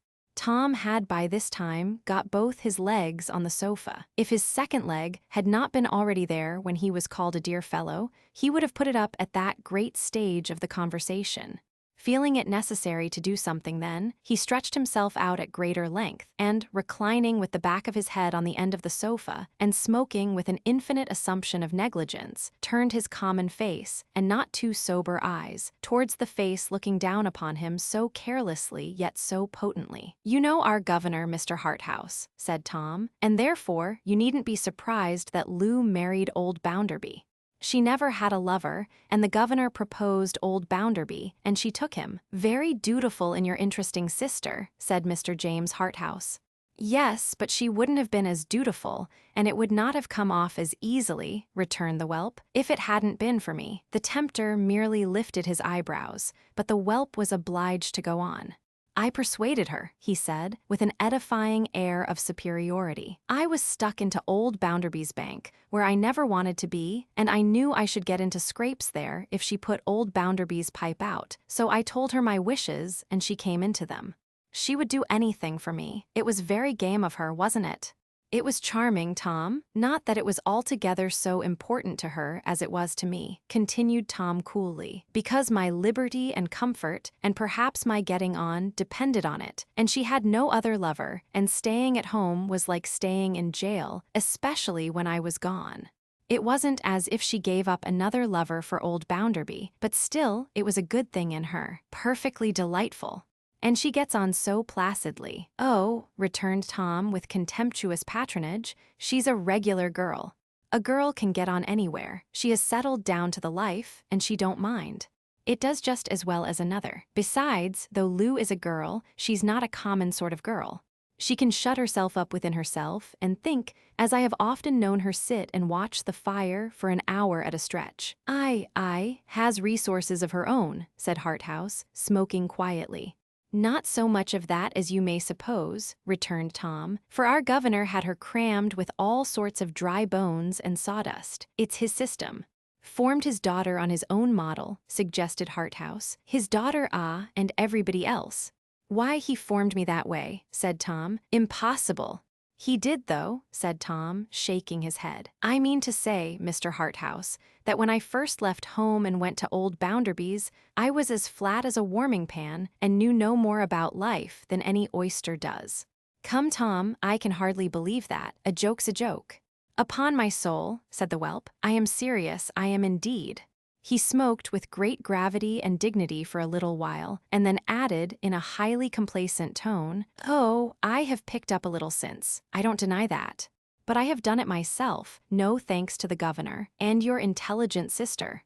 My intelligent sister is about where she was. She used to complain to me that she had nothing to fall back upon, that girls usually fall back upon, and I don't see how she is to have got over that since. But she don't mind, he sagaciously added, puffing at his cigar again. Girls can always get on somehow. Calling at the bank yesterday evening for Mr. Bounderby's address, I found an ancient lady there who seems to entertain great admiration for your sister, observed Mr. James Harthouse, throwing away the last small remnant of the cigar he had now smoked out. Mother Sparsit, said Tom. What, you have seen her already, have you? His friend nodded. Tom took his cigar out of his mouth to shut up his eye, which had grown rather unmanageable with the greater expression, and to tap his nose several times with his finger.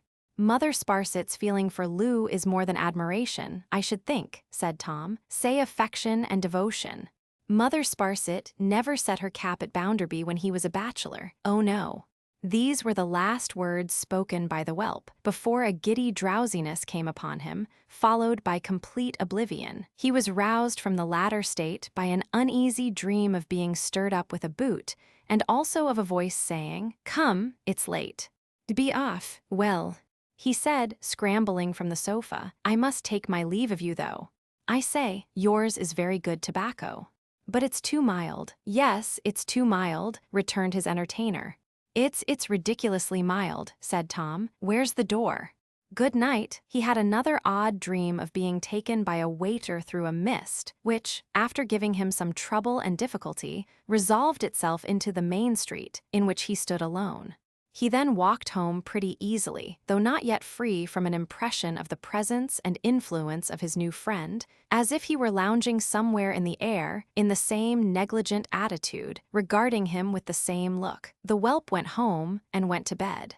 If he had had any sense of what he had done that night, and had been less of a whelp and more of a brother, he might have turned short on the road, might have gone down to the ill-smelling river that was dyed black, might have gone to bed in it for good and all, and have curtained his head for ever with its filthy waters. Chapter 20. Men and Brothers. Oh, my friends, the downtrodden operatives of Coketown. Oh, my friends and fellow countrymen, the slaves of an iron-handed and a grinding despotism.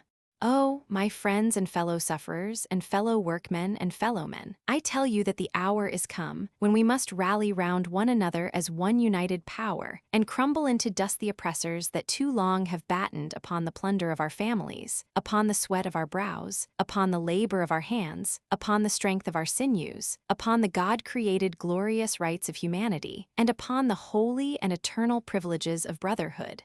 Good, hear, hear, hear, hurrah, and other cries arose in many voices from various parts of the densely crowded and suffocatingly close hall, in which the orator, perched on a stage, delivered himself of this and what other froth and fume he had in him. He had declaimed himself into a violent heat, and was as hoarse as he was hot.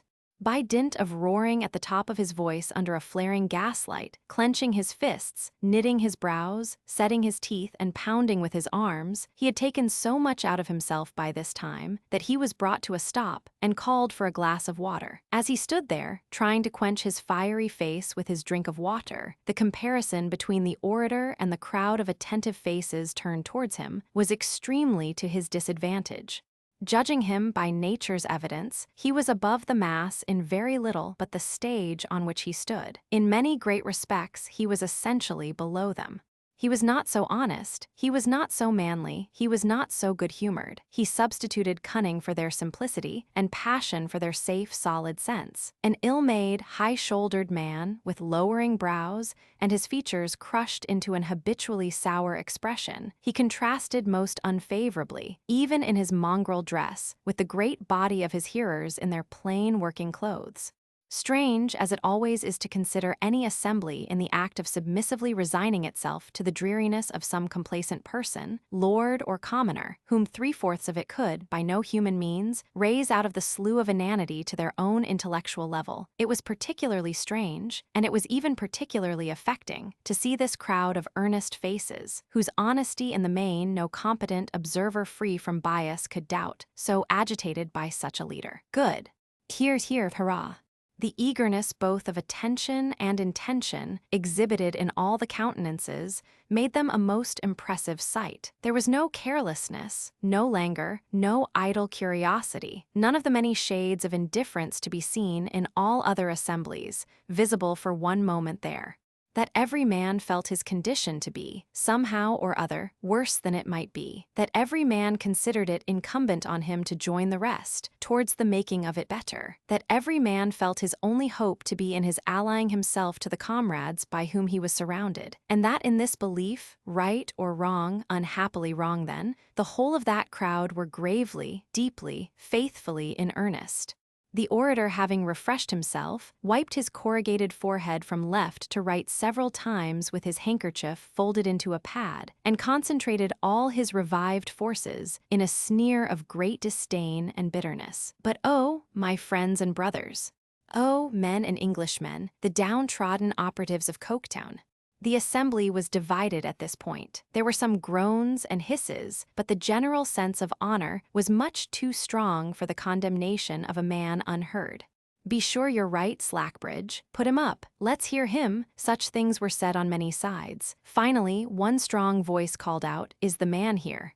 If the man's here, Slackbridge, let's hear the man himseln, stead-o yo, which was received with a round of applause. Slackbridge, the orator, looked about him with a withering smile, and, holding out his right hand at arm's length, as the manner of all Slackbridges is, to still the thundering sea, waited until there was a profound silence. "Oh, my friends and fellowmen," said Slackbridge then, shaking his head with violent scorn, "I do not wonder that you, the prostrate sons of labor, are incredulous of the existence of such a man. But he who sold his birthright for a mess of pottage existed, and Judas Iscariot existed, and Castlereagh existed, and this man exists." Here, a brief press and confusion near the stage ended in the man himself standing at the orator's side before the concourse. He was pale and a little moved in the face, his lips especially showed it, but he stood quiet, with his left hand at his chin, waiting to be heard. There was a chairman to regulate the proceedings, and this functionary now took the case into his own hands. "My friends," said he, "by virtue o' my office as your president, I asks o' our friend Slackbridge, who may be a little overheader in this business, to take his seat, whiles this man Stephen Blackpool is hearn." You all know this man Stephen Blackpool. You know him along o' his misfortunes and his good name. With that, the chairman shook him frankly by the hand and sat down again. Slackbridge likewise sat down, wiping his hot forehead, always from left to right and never the reverse way. "My friends," Stephen began, in the midst of a dead calm, "I ha he dee what's been spoken o' me, and 'tis likely that I shan't mend it, but I'd liefer you dee hearn the truth concernin' myseln fro my lips than fro ony other man s, though I never couldn't speak afore so mony wi'out bane moidert and muddled." Slackbridge shook his head as if he would shake it off in his bitterness. "I'm one single hand in Bounderby's mill, the men theer, as don't coom in why proposed regulations. I canna coom in why my friends, I doubt they're doin' yo ony good. Liquor they'll do yo hurt." Slackbridge laughed, folded his arms, and frowned sarcastically. "But ain't so much for that as I stands out. If that were I'd coom in why rest. But I ha my reasons, mine, yo see, for being hindered, not ony now but allus, lifelong." Slackbridge jumped up and stood beside him, gnashing and tearing. "Oh, my friends, what but this did I tell you? Oh, my fellow countrymen, what warning but this did I give you? And how shows this recreant conduct in a man on whom unequal laws are known to have fallen heavy? Oh, you Englishmen, I ask you, how does this subordination show in one of yourselves, who is thus consenting to his own undoing and to yours, and to your children's? And your children's children s." There was some applause and some crying of shame upon the man, but the greater part of the audience were quiet. They looked at Stephen's worn face, rendered more pathetic by the homely emotions it evinced, and in the kindness of their nature, they were more sorry than indignant. "'Tis this delegate's trade for tea speak," said Stephen, "and he's paid for tea, and he knows his work. Let him keep to tea, let him give no heed to what I hadn't to bear. That's not for him. That's not for nobody but me." There was a propriety, not to say a dignity in these words, that made the hearers yet more quiet and attentive. The same strong voice called out, "Slackbridge, let the man be hearn and how thee tongue." Then the place was wonderfully still.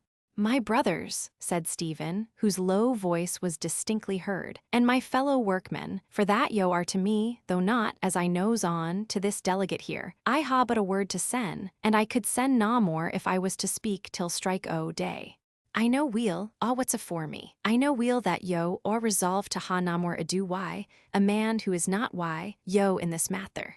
I know weel that if I was a lion perished I, road, yo'd feel it right to pass me by, as a foreigner and stranger. What I ha getten, I mun mak best on." "Stephen Blackpool," said the chairman, rising, "think on agin. Think on once agin, lad, afore thou'et shunned by owed friends." There was an universal murmur to the same effect, though no man articulated a word. Every eye was fixed on Stephen's face. To repent of his determination would be to take a load from all their minds. He looked around him and knew that it was so. Not a grain of anger with them was in his heart. He knew them, far below their surface weaknesses and misconceptions, as no one but their fellow laborer could. "I ha thought on tea, above a bit, sir. I simply canna come in. I mun go way as lays afore me. I mun tack my leave here." He made a sort of reverence to them by holding up his arms, and stood for the moment in that attitude, not speaking until they slowly dropped at his sides. "Mony, the pleasant word assume here has spoken why me. Mony's the face I see here, as I first seen when I were young and lighter hearten than now. I ha never had no fratch afore, sin ever I were born, why any my like.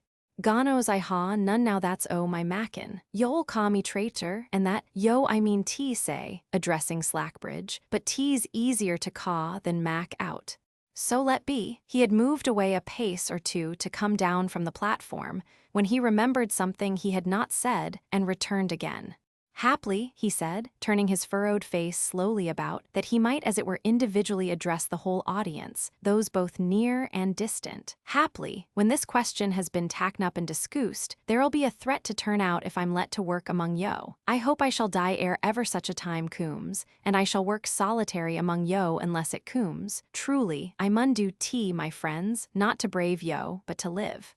I ha na but work to live by, and wherever can I go, I who ha worked sin I were no hate that awe in Coketown here. I mac, no complaints o bane turn to the wa, o bane outcasten and overlookin fro this time forward, but hope I shall be let to work.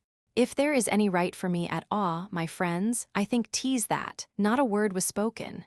Not a sound was audible in the building, but the slight rustle of men moving a little apart, all along the center of the room, to open a means of passing out, to the man with whom they had all bound themselves to renounce companionship, looking at no one, and going his way with a lowly steadiness upon him that asserted nothing and sought nothing. Old Stephen, with all his troubles on his head, left the scene. Then Slackbridge, who had kept his oratorical arm extended during the going out, as if he were repressing with infinite solicitude and by a wonderful moral power the vehement passions of the multitude, applied himself to raising their spirits. Had not the Roman Brutus, oh, my British countrymen, condemned his son to death, and had not the Spartan mothers, oh, my soon-to-be victorious friends, driven their flying children on the points of their enemies' swords, then was it not the sacred duty of the men of Coketown, with forefathers before them, an admiring world in company with them, and a posterity to come after them, to hurl out traitors from the tents they had pitched in a sacred and a godlike cause? The winds of heaven answered yes, and bore yes, east, west, north, and south, and consequently 3 cheers for the united aggregate tribunal. Slackbridge acted as fugleman and gave the time. The multitude of doubtful faces, a little conscience-stricken, brightened at the sound and took it up. Private feeling must yield to the common cause. Hurrah! The roof yet vibrated with the cheering when the assembly dispersed. Thus easily did Stephen Blackpool fall into the loneliest of lives, the life of solitude among a familiar crowd. The stranger in the land who looks into 10,000 faces for some answering look and never finds it, is in cheering society as compared with him who passes 10 averted faces daily that were once the countenances of friends. Such experience was to be Stephen's now, in every waking moment of his life, at his work, on his way to it and from it, at his door, at his window, everywhere. By general consent, they even avoided that side of the street on which he habitually walked, and left it, of all the working men, to him only. He had been for many years a quiet, silent man, associating but little with other men, and used to companionship with his own thoughts. He had never known before the strength of the want in his heart for the frequent recognition of a nod, a look, a word, or the immense amount of relief that had been poured into it by drops through such small means. It was even harder than he could have believed possible to separate in his own conscience his abandonment by all his fellows from a baseless sense of shame and disgrace. The first 4 days of his endurance were days so long and heavy that he began to be appalled by the prospect before him. So he had been quite alone during the 4 days, and had spoken to no one, when, as he was leaving his work at night, a young man of a very light complexion accosted him in the street. "Your name's Blackpool, ain't it?" said the young man. Stephen colored to find himself with his hat in his hand, in his gratitude for being spoken to, or in the suddenness of it, or both. He made a feint of adjusting the lining, and said, "Yes." "You are the hand they have sent to Coventry, I mean," said Bitzer, the very light young man in question. Stephen answered, "Yes," again. "I supposed so, from their all appearing to keep away from you. Mr. Bounderby wants to speak to you." "You know his house, don't you?" Stephen said, "Yes," again. "Then go straight up there, will you?" said Bitzer. "You're expected, and have only to tell the servant it's you. I belong to the bank, so if you go straight up without me, I was sent to fetch you, you'll save me a walk." Stephen, whose way had been in the contrary direction, turned about and betook himself as in duty bound to the red brick castle of the giant Bounderby. Chapter 21. Men and Masters. "Well, Stephen," said Bounderby in his windy manner, "what's this I hear? What have these pests of the earth been doing to you? Come in and speak up." It was into the drawing-room that he was thus bidden. A tea-table was set out, and Mr. Bounderby's young wife and her brother and a great gentleman from London were present, to whom Stephen made his obeisance, closing the door and standing near it, with his hat in his hand. "This is the man I was telling you about, Harthouse," said Mr. Bounderby. The gentleman he addressed, who was talking to Mrs. Bounderby on the sofa, got up, saying in an indolent way, "Oh, really?" and dawdled to the hearthrug where Mr. Bounderby stood. "Now," said Bounderby, "speak up."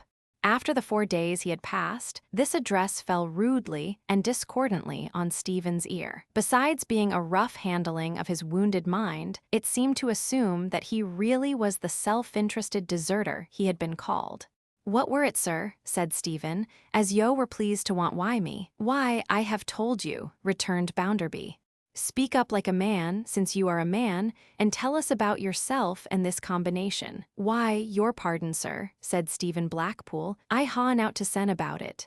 Mr. Bounderby, who was always more or less like a wind, finding something in his way here, began to blow at it directly. "Now, look here, Harthouse," said he, "here's a specimen of 'em.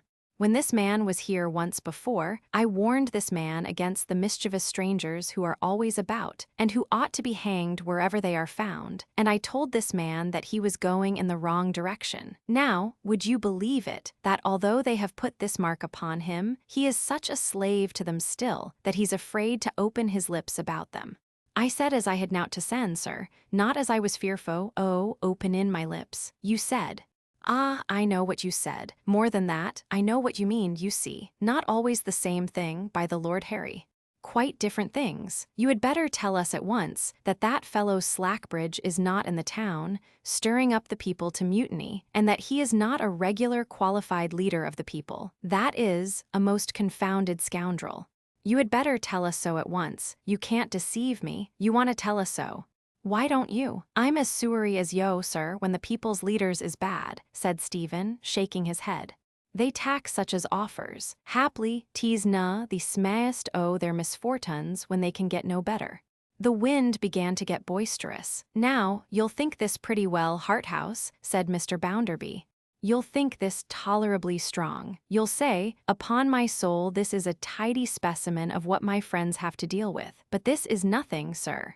You shall hear me ask this man a question. Pray, Mr. Blackpool, wind springing up very fast, may I take the liberty of asking you how it happens that you refuse to be in this combination? How 't happens?" "Ah," said Mr. Bounderby, with his thumbs in the arms of his coat, and jerking his head and shutting his eyes in confidence with the opposite wall. "How it happens? I'd liefer not come to tea, sir, but sin you put th question, and not wantin' tea be ill-mannern, I'll answer. I ha' passed a promise, not to me, you know," said Bounderby. "Gusty weather with deceitful calms, one now prevailing." "Oh no, sir, not to yo. As for me, any consideration for me has had just nothing at all to do with it," said Bounderby, still in confidence with the wall. "If only Josiah Bounderby of Coketown had been in question, you would have joined and made no bones about it." "Why, yes, sir, 'tis true. Though he knows," said Mr. Bounderby, now blowing a gale, "that there are a set of rascals and rebels whom transportation is too good for. Now, Mr. Harthouse, you have been knocking about in the world some time. Did you ever meet with anything like that man out of this blessed country?" And Mr. Bounderby pointed him out for inspection, with an angry finger. "Nay, ma'am," said Stephen Blackpool, staunchly protesting against the words that had been used, and instinctively addressing himself to Louisa, after glancing at her face. "Not rebels, nor yet rascals. Nowt o' kind, ma'am, nowt o' kind. They've not done me a kindness, ma'am, as I know and feel. But there's not a dozen men among 'em, ma'am, a dozen, not 6, but what believes as he has done his duty by the rest and by himself. God forbid as I, that ha' known, and had an experience o' these men all my life, I that ha' etten and drunken wy 'em, and seaten wy 'em, and toiln wy 'em, and lov'n 'em, should fail fur to stand by 'em wy the truth, let 'em ha' dune to me what they may." He spoke with the rugged earnestness of his place and character, deepened perhaps by a proud consciousness that he was faithful to his class under all their mistrust. But he fully remembered where he was, and did not even raise his voice. "No, ma'am, no. They're true to one another, faithful to one another, affectionate to one another, e'en to death. Be poor among be sick among grieve among for any many causes that carries grief to the poor man's door. And they'll be tender why, yo, gentle why, yo, comfortable why, yo, christen why, yo. Be sure that, ma'am, they'd be riven to bits, ere ever they'd be different. In short, said Mr. Bounderby, it's because they are so full of virtues that they have turned you adrift. Go through with it while you are about it. Out with it. How tease, ma'am, resumed Stephen, appearing still to find his natural refuge in Louisa's face, that what is best in us folk seems to turn us most to trouble and misfortune and mistake, I dunno. But tease so, I know tease, as I know the heavens is over me ahint the smoke. We're patient too, and wants in general to do right, and I canna think the fault is all why us. Now, my friend, said Mr. Bounderby, whom he could not have exasperated more, quite unconscious of it though he was, than by seeming to appeal to anyone else, if you will favor me with your attention for half a minute, I should like to have a word or two with you. You said just now that you had nothing to tell us about this business.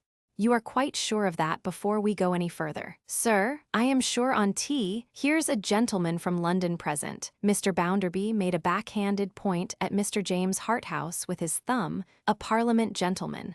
I should like him to hear a short bit of dialogue between you and me, instead of taking the substance of it, for I know precious well, beforehand, what it will be. Nobody knows better than I do. Take notice. Instead of receiving it on trust from my mouth, Stephen bent his head to the gentleman from London, and showed a rather more troubled mind than usual.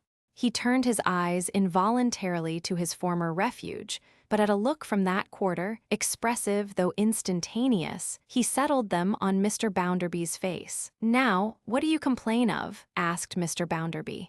I ha not come here, sir, Stephen reminded him, to complain. I come for that I were sent for. What, repeated Mr. Bounderby, folding his arms, do you people, in a general way, complain of? Stephen looked at him with some little irresolution for a moment, and then seemed to make up his mind. Sir, I were never good at showin' O.T., though I ha hadn't my share in feeling O.T. Deed we are in a muddle, sir. Look round town, so rich as teas, and see the numbers o' people as has been broughten into bane here, fur to weave, and to card, and to piece out a livin', a' the same one way somehows, twixt their cradles and their graves. Look how we live, and where we live, and in what numbers, and by what chances, and why what sameness. And look how the mills is allus a-goin', and how they never works us no nigher to ony decent object, ceptin allus death. Look how you considers of us, and writes of us, and talks of us, and goes up why your deputations to secretaries state bout us, and how yo are allus right, and how we are allus wrong, and never had no reason in us sin ever we were born.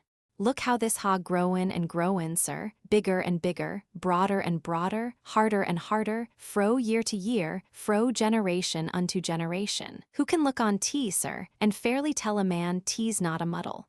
Of course, said Mr. Bounderby. Now perhaps you'll let the gentleman know how you would set this muddle, as you're so fond of calling it, to rights.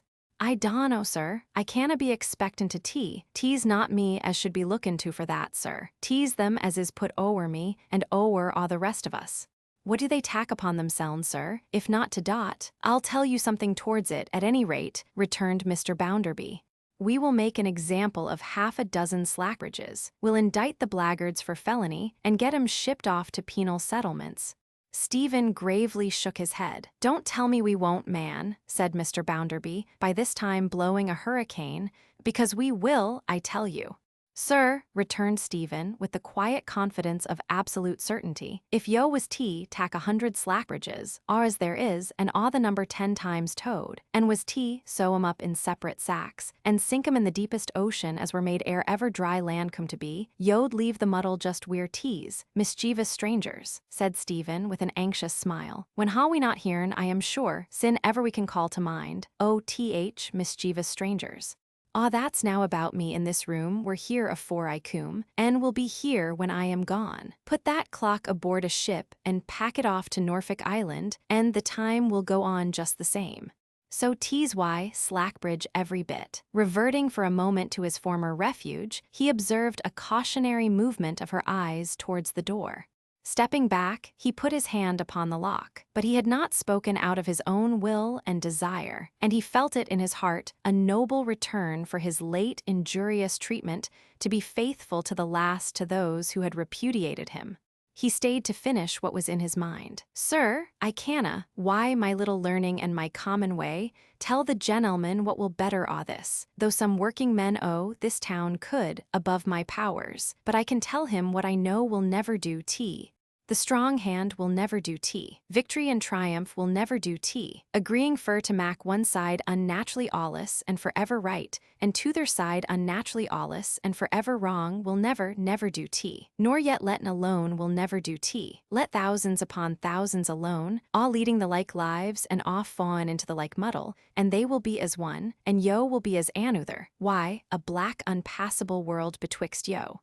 Most rating 'em as so much power, and reglatin' 'em as if they was figures in assume or machines, wi'out loves and likins, wi'out memories and inclinations, wi'out souls to weary and souls to hope. When goes quiet, draggin' on 'em as if they'd nout th kind, and when goes onquiet, reproachin' 'em for their want sich humanly feelin's in their dealin's yo. This will never do tea, sir, till God's work is onmade.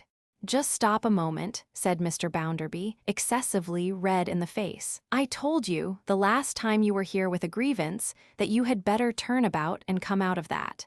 And I also told you, if you remember, that I was up to the gold spoon lookout. I were not up to tea myseln, sir, I do assure yo. Now it's clear to me, said Mr. Bounderby, that you are one of those chaps who have always got a grievance, and you go about, sowing it and raising crops. That's the business of your life, my friend. Stephen shook his head, mutely protesting that indeed he had other business to do for his life. You are such a waspish, raspish, ill-conditioned chap, you see, said Mr. Bounderby, that even your own union, the men who know you best, will have nothing to do with you. I never thought those fellows could be right in anything, but I tell you what. I so far go along with them for a novelty that I'll have nothing to do with you either. Stephen raised his eyes quickly to his face. You can finish off what you're at, said Mr. Bounderby with a meaning nod, and then go elsewhere. Sir, yo know weel, said Stephen expressively, that if I canna get work I canna get it elsewhere. The reply was, what I know, and what you know, I have no more to say about it. Stephen glanced at Louisa again, but her eyes were raised to his no more. Therefore, with a sigh, and saying, barely above his breath, Heaven help us all in this world, he departed. Chapter 22, Fading Away. It was falling dark when Stephen came out of Mr. Bounderby's house. The shadows of night had gathered so fast that he did not look about him when he closed the door, but plodded straight along the street.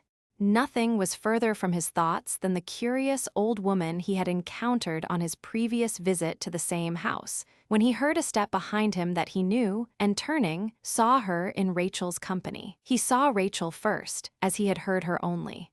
Ah, Rachel, my dear missus, thou why her? Well, and now you are surprised to be sure, and with reason I must say, the old woman returned. Here I am again, you see.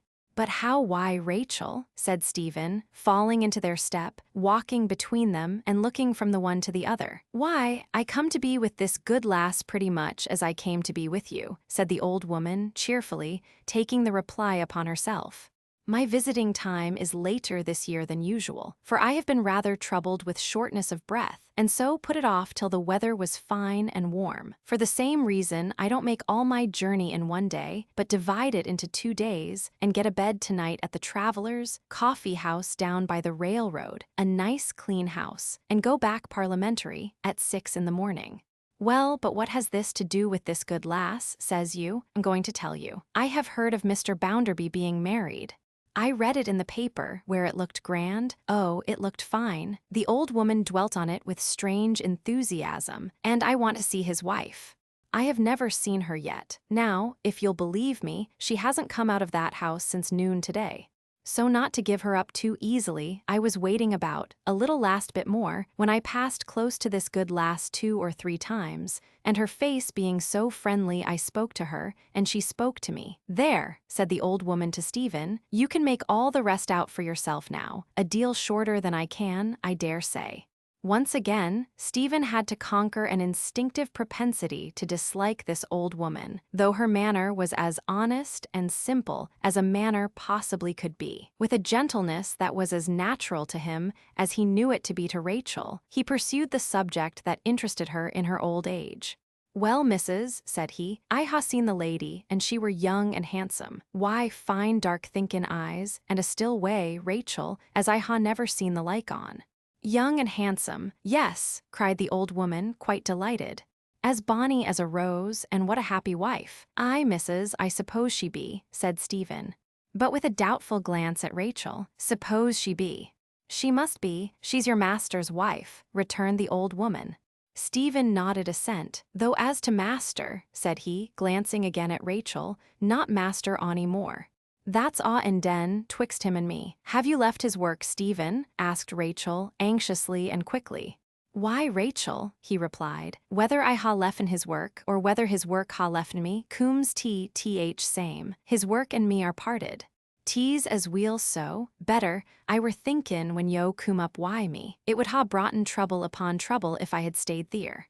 Haply 'tis a kindness to Monty that I go, haply 'tis a kindness to myseln, anyways it mun be done. I mun turn my face fro Coketown for time, and seek a fortin dear by beginnin' fresh." "Where will you go, Stephen?" "I donno night," said he, lifting off his hat and smoothing his thin hair with the flat of his hand. "But I'm not goin' night, Rachel, nor yet morrow. Tan't easy over much tea, no where tea turn, but a good heart will come to me." Herein, too, the sense of even thinking unselfishly aided him. Before he had so much as closed Mr. Bounderby's door, he had reflected that at least his being obliged to go away was good for her, as it would save her from the chance of being brought into question for not withdrawing from him, though it would cost him a hard pang to leave her, and though he could think of no similar place in which his condemnation would not pursue him. Perhaps it was almost a relief to be forced away from the endurance of the last 4 days, even to unknown difficulties and distresses. So he said with truth, "I'm more leetsome, Rachel under tea, than I couldn't ha' believed." It was not her part to make his burden heavier. She answered with her comforting smile, and the three walked on together. Age, especially when it strives to be self-reliant and cheerful, finds much consideration among the poor. The old woman was so decent and contented, and made so light of her infirmities, though they had increased upon her since her former interview with Stephen, that they both took an interest in her. She was too sprightly to allow of their walking at a slow pace on her account, but she was very grateful to be talked to, and very willing to talk to any extent. So, when they came to their part of the town, she was more brisk and vivacious than ever.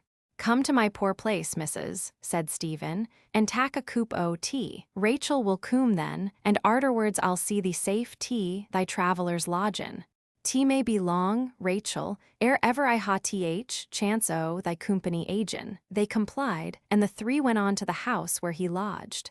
When they turned into a narrow street, Stephen glanced at his window with a dread that always haunted his desolate home. But it was open, as he had left it, and no one was there. The evil spirit of his life had flitted away again, months ago, and he had heard no more of her since. The only evidence of her last return now were the scantier movables in his room and the grayer hair upon his head. He lighted a candle, set out his little tea-board, got hot water from below, and brought in small portions of tea and sugar, a loaf, and some butter from the nearest shop. The bread was new and crusty, the butter fresh, and the sugar lump, of course, in fulfillment of the standard testimony of the Coketown magnates, that these people lived like princes, sir. Rachel made the tea, so large a party necessitated the borrowing of a cup, and the visitor enjoyed it mightily.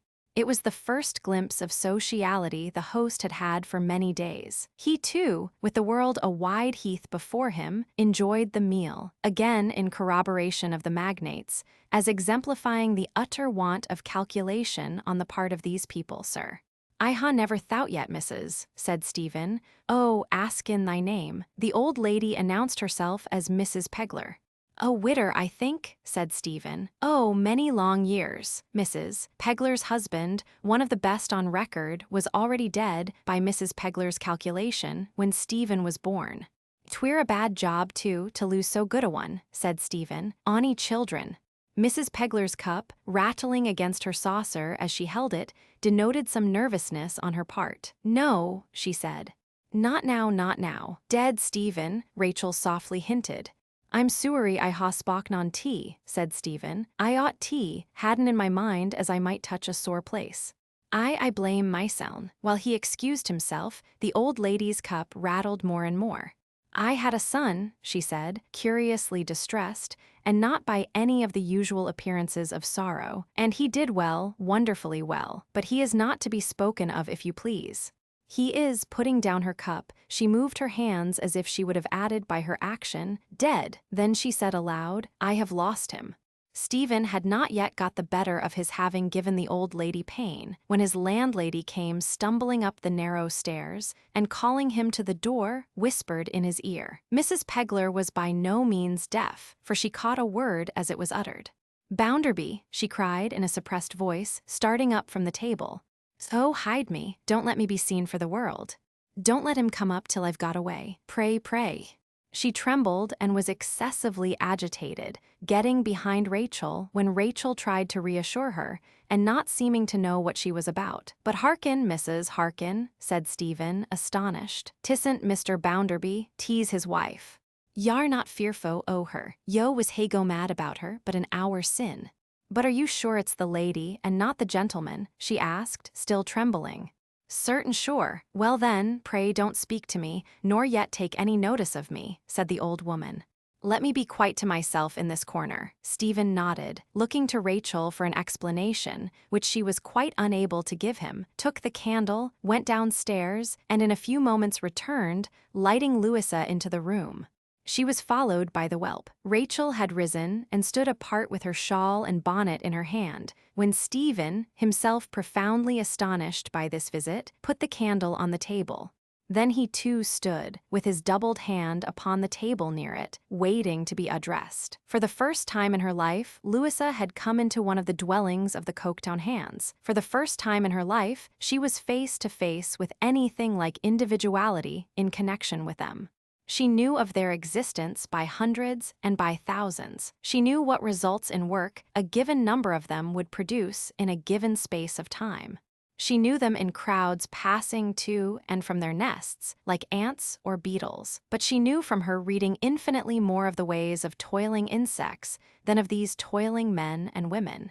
Something to be worked so much and paid so much, and there ended. Something to be infallibly settled by laws of supply and demand. Something that blundered against those laws and floundered into difficulty. Something that was a little pinched when wheat was dear and overate itself when wheat was cheap. Something that increased at such a rate of percentage and yielded such another percentage of crime and such another percentage of pauperism. Something wholesale, of which vast fortunes were made.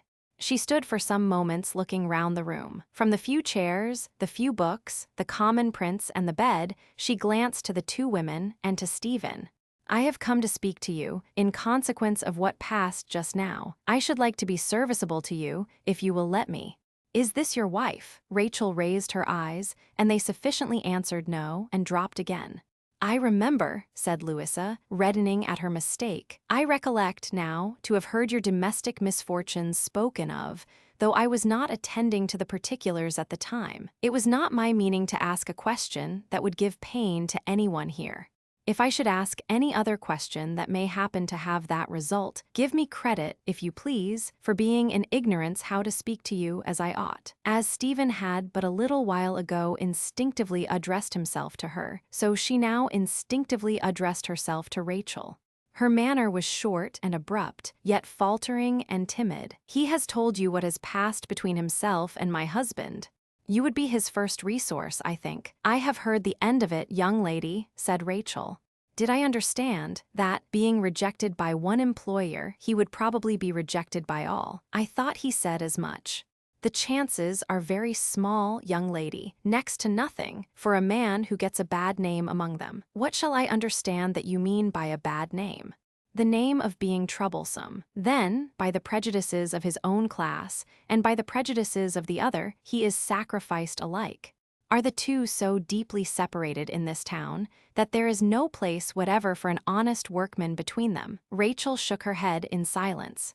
He fell into suspicion, said Louisa, with his fellow weavers because he had made a promise not to be one of them. I think it must have been to you that he made that promise. Might I ask you why he made it? Rachel burst into tears. I didn't seek it of him, poor lad. I prayed him to avoid trouble for his own good, little thinking he'd come to it through me. But I know he'd die 100 deaths ere ever he'd break his word. I know that of him well. Stephen had remained quietly attentive in his usual thoughtful attitude, with his hand at his chin. He now spoke in a voice rather less steady than usual. No one, excepting myself, can ever know what honor and what love and respect I bear to Rachel or why what cause. When I passed that promise I told her true, she were th angel o' my life, twere a solemn promise. T's gone fro me forever. Louisa turned her head to him and bent it with a deference that was new in her. She looked from him to Rachel, and her features softened. What will you do? She asked him. And her voice had softened too. Weel, ma'am, said Stephen, making the best of it with a smile. When I ha finished off, I mun quit this part and try another. Fortnit or misfortnit, a man can but try. There's nowt to be done ut tryin', cept laying down and dying. How will you travel? Afoot, my kind leddy, afoot. Louisa colored, and a purse appeared in her hand. The rustling of a banknote was audible as she unfolded one and laid it on the table. Rachel, will you tell him, for you know how, without offense, that this is freely his to help him on his way? Will you entreat him to take it? I canna do that, young lady, she answered, turning her head aside. Bless you for thinking, oh, the poor lad, why such tenderness. But 'tis for him to know his heart, and what is right according to it. Louisa looked, in part incredulous, in part frightened, in part overcome with quick sympathy, when this man of so much self-command, who had been so plain and steady through the late interview, lost his composure in a moment, and now stood with his hand before his face. She stretched out hers as if she would have touched him, then checked herself and remained still. Not e'en Rachel, said Stephen, when he stood again with his face uncovered, could mak sich a kind offerin by ony words kinder. Show that I'm not a man wi'out reason and gratitude, I'll tack £2. I'll borrow tea for tea, pay tea back. 'Twill be the sweetest work as ever I ha done. That puts it in my power acknowledge once more my lastin' thankfulness for this present action. She was fain to take up the note again, and to substitute the much smaller sum he had named. He was neither courtly, nor handsome, nor picturesque in any respect, and yet his manner of accepting it, and of expressing his thanks without more words, had a grace in it that Lord Chesterfield could not have taught his son in a century. Tom had sat upon the bed, swinging one leg and sucking his walking-stick with sufficient unconcern, until the visit had attained this stage. Seeing his sister ready to depart, he got up rather hurriedly and put in a word. Just wait a moment, Lou. Before we go, I should like to speak to him a moment. Something comes into my head. If you'll step out on the stairs, Blackpool, I'll mention it. Never mind a light, man. Tom was remarkably impatient of his moving towards the cupboard to get one. It don't want a light. Stephen followed him out, and Tom closed the room door and held the lock in his hand. I say, he whispered, I think I can do you a good turn. Don't ask me what it is, because it may not come to anything. But there's no harm in my trying. His breath fell like a flame of fire on Stephen's ear. It was so hot. That was our light porter at the bank, said Tom, who brought you the message tonight. I call him our light porter because I belong to the bank too. Stephen thought, what a hurry he is in. He spoke so confusedly. Well, said Tom, now look here. When are you off? Day's Monday, replied Stephen, considering. Why, sir, Friday or Saturday nighbout. Friday or Saturday, said Tom. Now look here, I am not sure that I can do you the good turn I want to do you. That's my sister, you know, in your room, but I may be able to, and if I should not be able to, there's no harm done. So I tell you what, you'll know our light porter again. Yes, sure, said Stephen. Very well, returned Tom. When you leave work of a night, between this and your going away, just hang about the bank an hour or so, will you don't take on, as if you meant anything, if he should see you hanging about there, because I shan't put him up to speak to you, unless I find I can do you the service I want to do you. In that case he'll have a note or a message for you, but not else. Now look here, you are sure you understand? He had wormed a finger, in the darkness, through a buttonhole of Stephen's coat and was screwing that corner of the garment tight up round and round in an extraordinary manner. "I understand, sir," said Stephen. "Now look here," repeated Tom. "Be sure you don't make any mistake then, and don't forget. I shall tell my sister as we go home what I have in view, and she'll approve, I know. Now look here, you're all right, are you?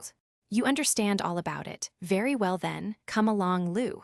He pushed the door open as he called to her, but did not return into the room or wait to be lighted down the narrow stairs. He was at the bottom when she began to descend and was in the street before she could take his arm. Mrs. Pegler remained in her corner until the brother and sister were gone, and until Stephen came back with the candle in his hand. She was in a state of inexpressible admiration of Mrs. Bounderby, and, like an unaccountable old woman, wept because she was such a pretty dear. Yet Mrs. Pegler was so flurried lest the object of her admiration should return by chance, or anybody else should come, that her cheerfulness was ended for that night. It was late, too, to people who rose early and worked hard. Therefore the party broke up, and Stephen and Rachel escorted their mysterious acquaintance to the door of the Travelers' Coffee House, where they parted from her. They walked back together to the corner of the street where Rachel lived, and as they drew nearer and nearer to it, silence crept upon them. When they came to the dark corner where their unfrequent meetings always ended, they stopped, still silent, as if both were afraid to speak. "I shall strive to see the agen Rachel afore I go, but if not, thou wilt not, Stephen, I know. 'Tis better that we make up our minds to be open wi' one another. Thow't allus right, 'tis bolder and better. I ha' been thinkin' then, Rachel, that as 'tis but a day or two that remains, 'twere better for thee, my dear, not to be seen wi' me. 'T might bring thee into trouble, fur no good. 'Tis not for that, Stephen, that I mind. But thou knows 't our old agreement. 'Tis for that." "Well, well," said he, "'tis better onyways. Thou'lt write to me and tell me all that happens, Stephen." "Yes, what can I say now, but heaven be wi' thee, heaven bless thee, heaven thank thee and reward thee. May it bless thee, Stephen, too, in all thy wanderings, and send thee peace and rest at last. I told thee, my dear," said Stephen Blackpool, that night, "that I would never see or think o' onything that angered me, but thou, so much better than me, shouldst be beside it. Thou'rt beside it now, thou mak'st me see it wi' a better eye. Bless thee, good night. Good-bye." It was but a hurried parting in a common street, yet it was a sacred remembrance to these two common people. Utilitarian economists, skeletons of schoolmasters, commissioners of fact, genteel and used-up infidels, gabblers of many little dog's-eared creeds, the poor you will have always with you. Stephen worked the next day, and the next, uncheered by a word from anyone, and shunned in all his comings and goings as before. At the end of the second day, he saw land. At the end of the third, his loom stood empty.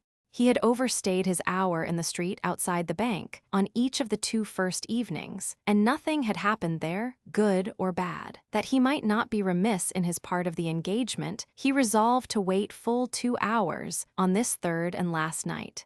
There was the lady who had once kept Mr. Bounderby's house, sitting at the first-floor window as he had seen her before, and there was the light porter, sometimes talking with her there, and sometimes looking over the blind below which had bank upon it, and sometimes coming to the door and standing on the steps for a breath of air. When he first came out, Stephen thought he might be looking for him, and passed near, but the light porter only cast his winking eyes upon him slightly, and said nothing.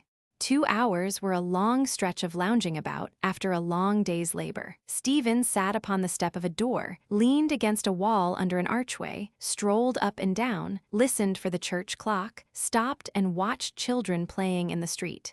Some purpose or other is so natural to everyone that a mere loiterer always looks and feels remarkable. When the first hour was out, Stephen even began to have an uncomfortable sensation upon him of being for the time a disreputable character. Then came the lamplighter, and 2 lengthening lines of light all down the long perspective of the street, until they were blended and lost in the distance. Mrs. Sparsit closed the first-floor window, drew down the blind, and went upstairs.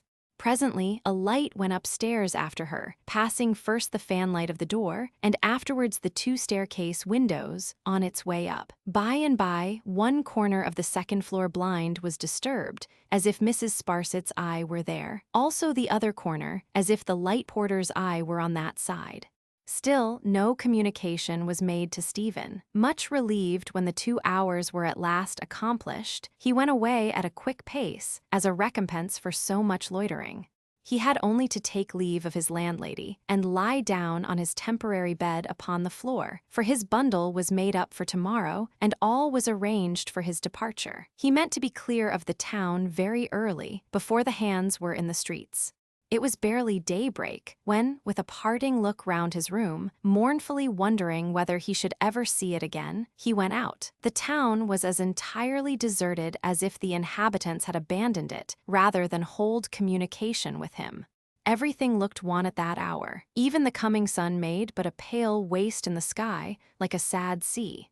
By the place where Rachel lived, though it was not in his way, by the red brick streets, by the great silent factories not trembling yet, by the railway where the danger lights were waning in the strengthening day, by the railway's crazy neighborhood, half pulled down and half built up, by scattered red brick villas where the besmoked evergreens were sprinkled with a dirty powder, like untidy snuff-takers, by coal-dust paths and many varieties of ugliness, Stephen got to the top of the hill and looked back.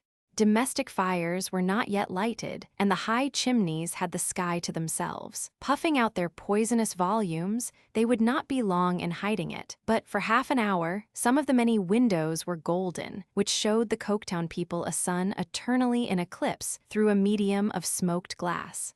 So strange to turn from the chimneys to the birds. So strange to have the road dust on his feet instead of the coal grit.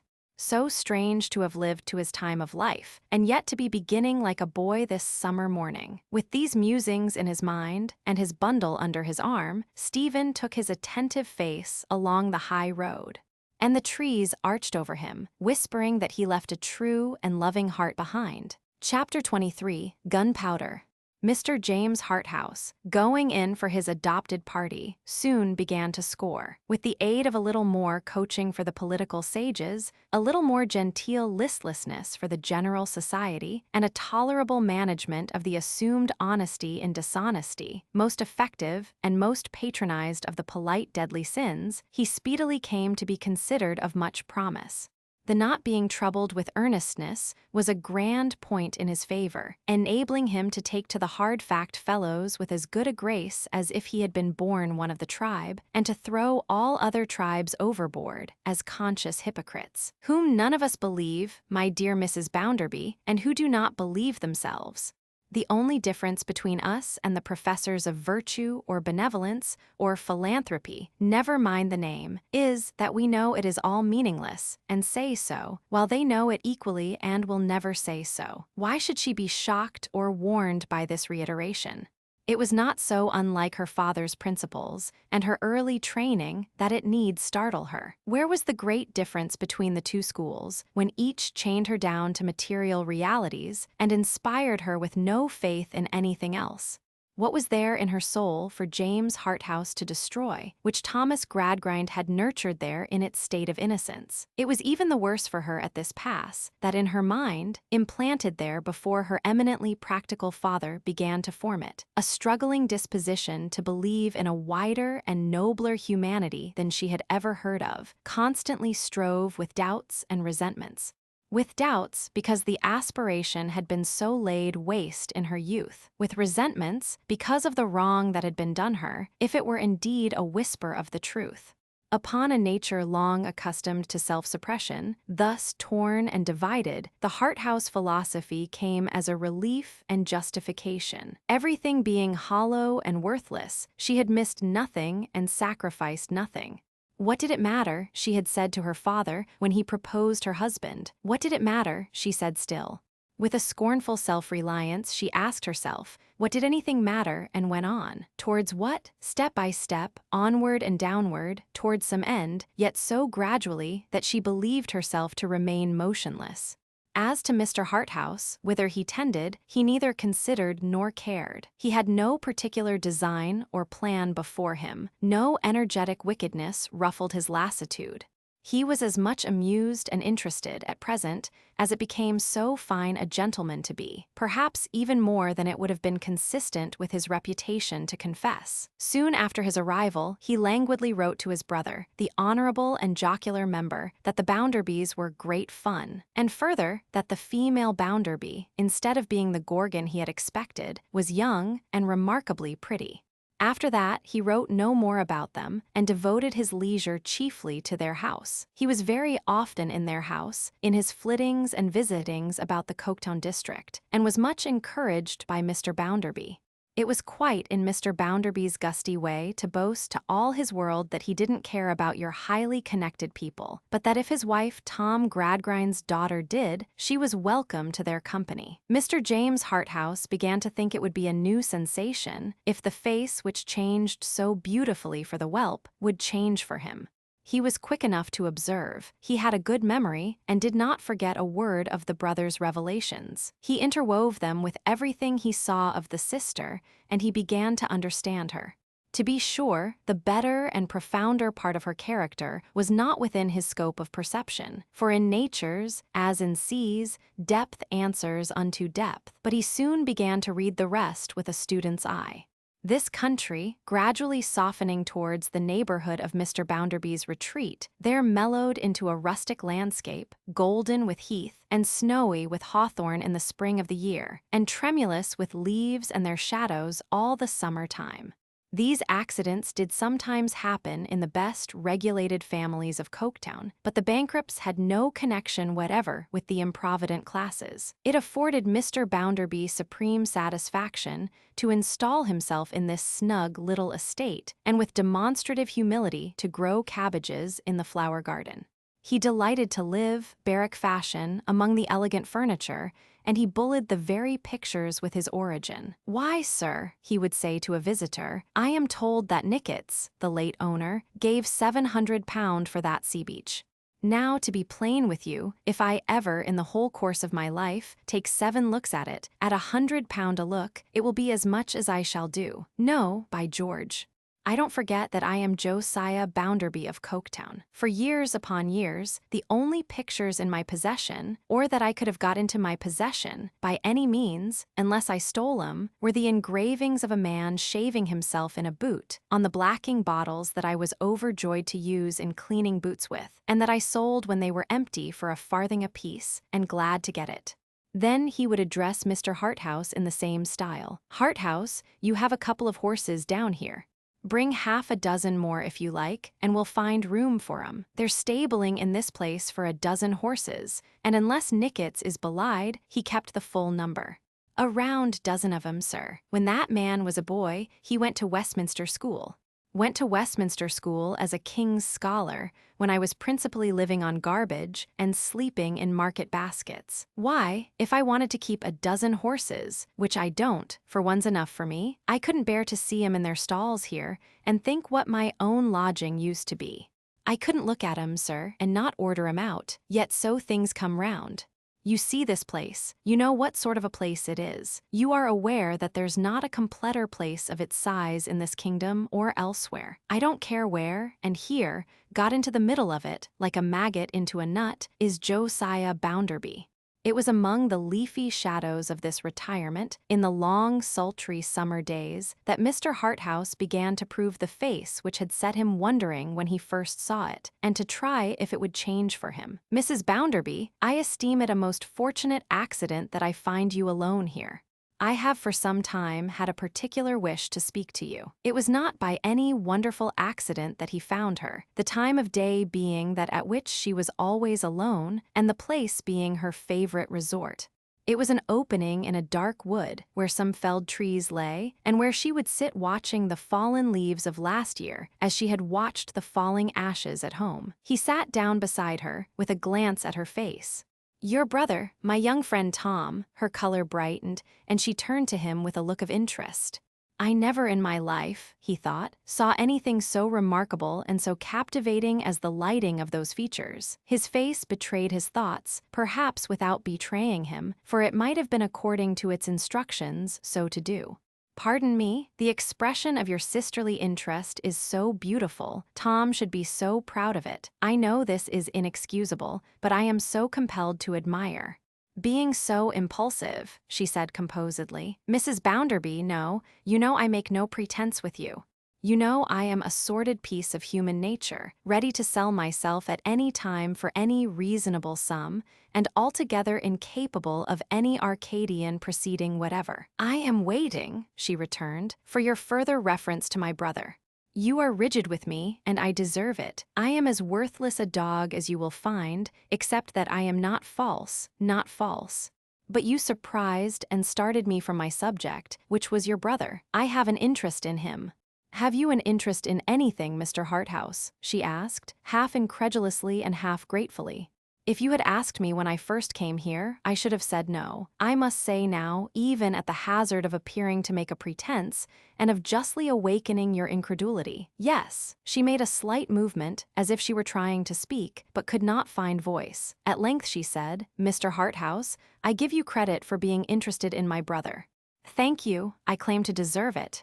You know how little I do claim, but I will go that length. You have done so much for him, you are so fond of him, your whole life, Mrs. Bounderby, expresses such charming self-forgetfulness on his account. Pardon me again, I am running wide of the subject. I am interested in him for his own sake. She had made the slightest action possible, as if she would have risen in a hurry and gone away. He had turned the course of what he said at that instant, and she remained. Mrs. Bounderby, he resumed, in a lighter manner, and yet with a show of effort in assuming it, which was even more expressive than the manner he dismissed. It is no irrevocable offense in a young fellow of your brother's years, if he is heedless, inconsiderate, and expensive, a little dissipated, in the common phrase.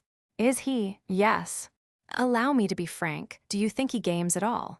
I think he makes bets. Mr. Harthouse waiting, as if that were not her whole answer, she added, I know he does. Of course he loses. Yes. Everybody does lose who bets. May I hint at the probability of your sometimes supplying him with money for these purposes?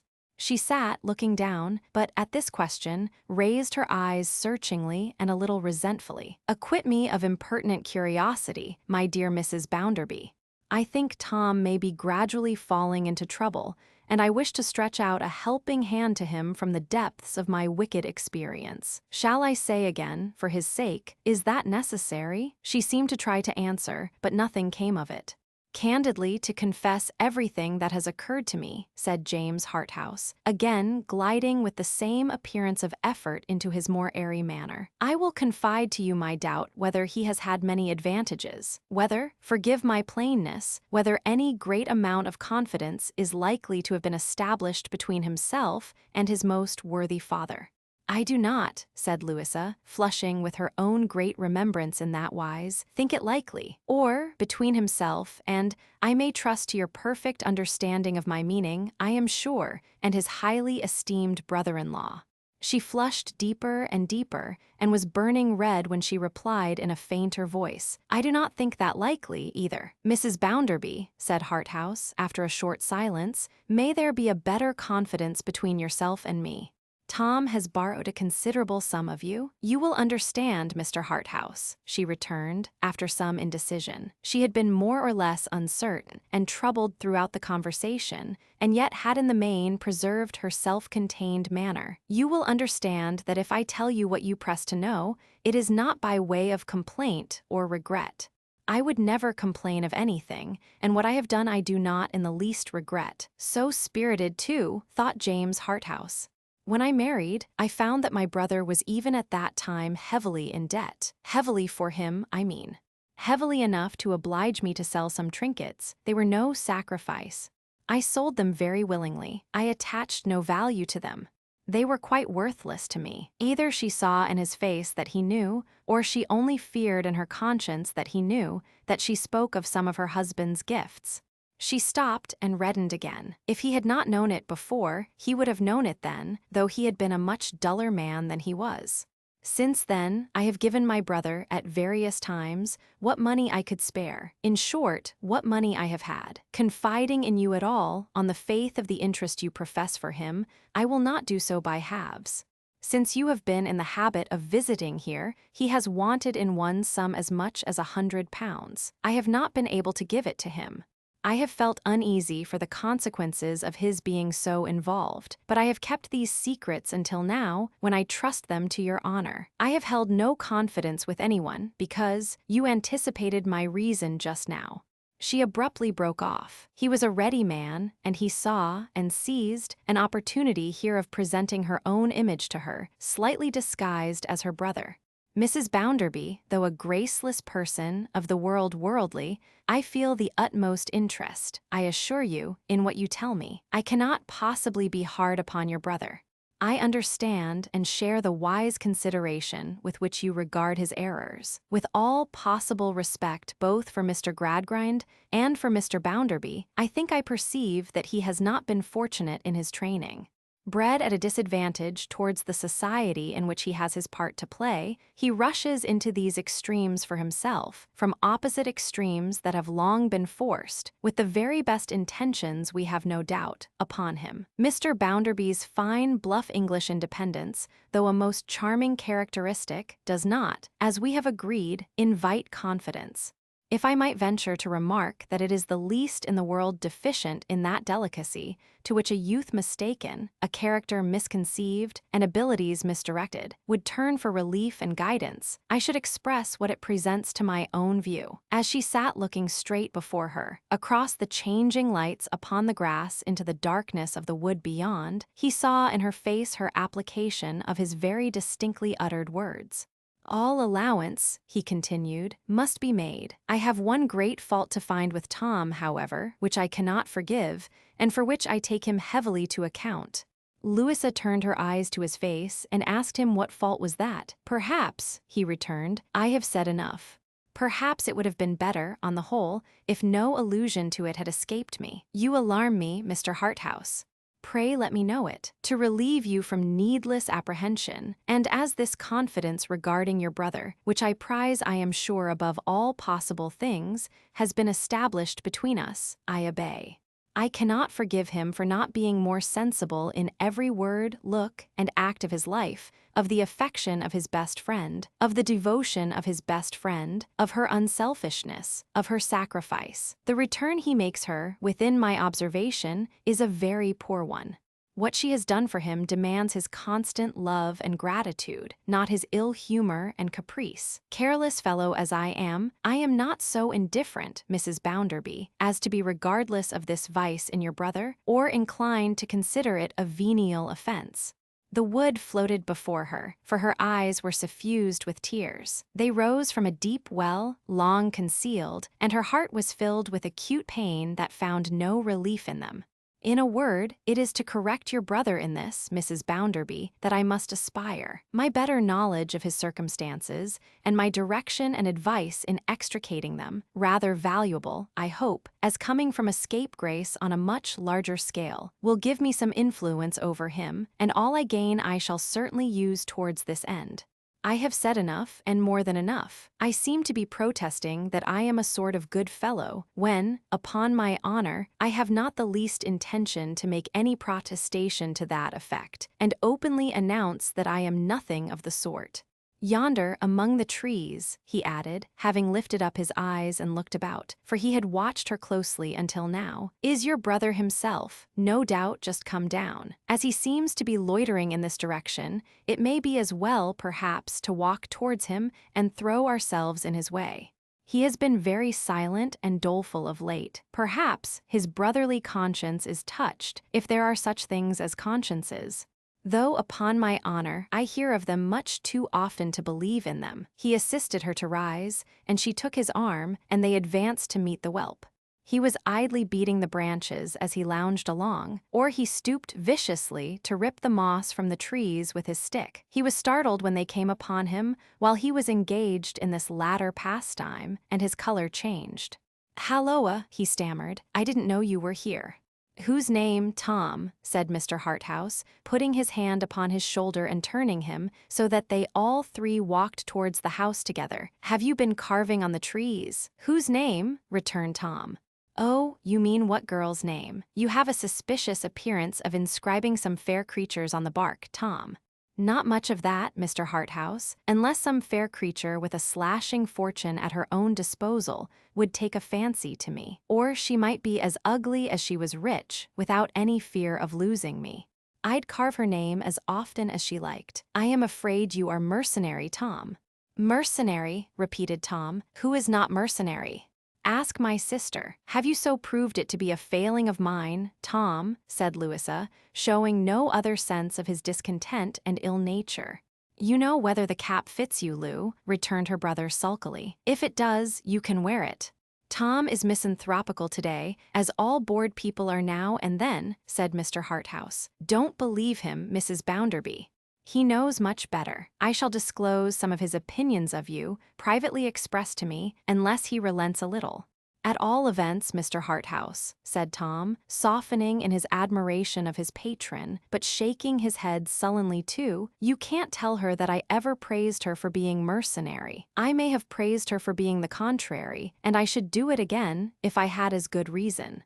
However, never mind this now. It's not very interesting to you, and I am sick of the subject." They walked on to the house, where Louisa quitted her visitor's arm and went in. He stood looking after her as she ascended the steps, and passed into the shadow of the door, then put his hand upon her brother's shoulder again, and invited him with a confidential nod to a walk in the garden. "Tom, my fine fellow, I want to have a word with you." They had stopped among a disorder of roses. It was part of Mr. Bounderby's humility to keep Nickets's roses on a reduced scale, and Tom sat down on a terrace parapet, plucking buds and picking them to pieces, while his powerful familiar stood over him, with a foot upon the parapet, and his figure easily resting on the arm supported by that knee. They were just visible from her window. Perhaps she saw them. "Tom, what's the matter?" "Oh, Mr. Harthouse," said Tom with a groan, "I am hard up and bothered out of my life." "My good fellow, so am I, you," returned Tom. "You are the picture of independence. Mr. Harthouse, I am in a horrible mess. You have no idea what a state I have got myself into, what a state my sister might have got me out of, if she would only have done it." He took to biting the rosebuds now, and tearing them away from his teeth with a hand that trembled like an infirm old man's. After one exceedingly observant look at him, his companion relapsed into his lightest air. "Tom, you are inconsiderate. You expect too much of your sister. You have had money of her, you dog, you know you have." "Well, Mr. Harthouse, I know I have. How else was I to get it? Here's old Bounderby always boasting that at my age he lived upon twopence a month, or something of that sort. Here's my father drawing what he calls a line, and tying me down to it from a baby, neck and heels. Here's my mother who never has anything of her own, except her complaints.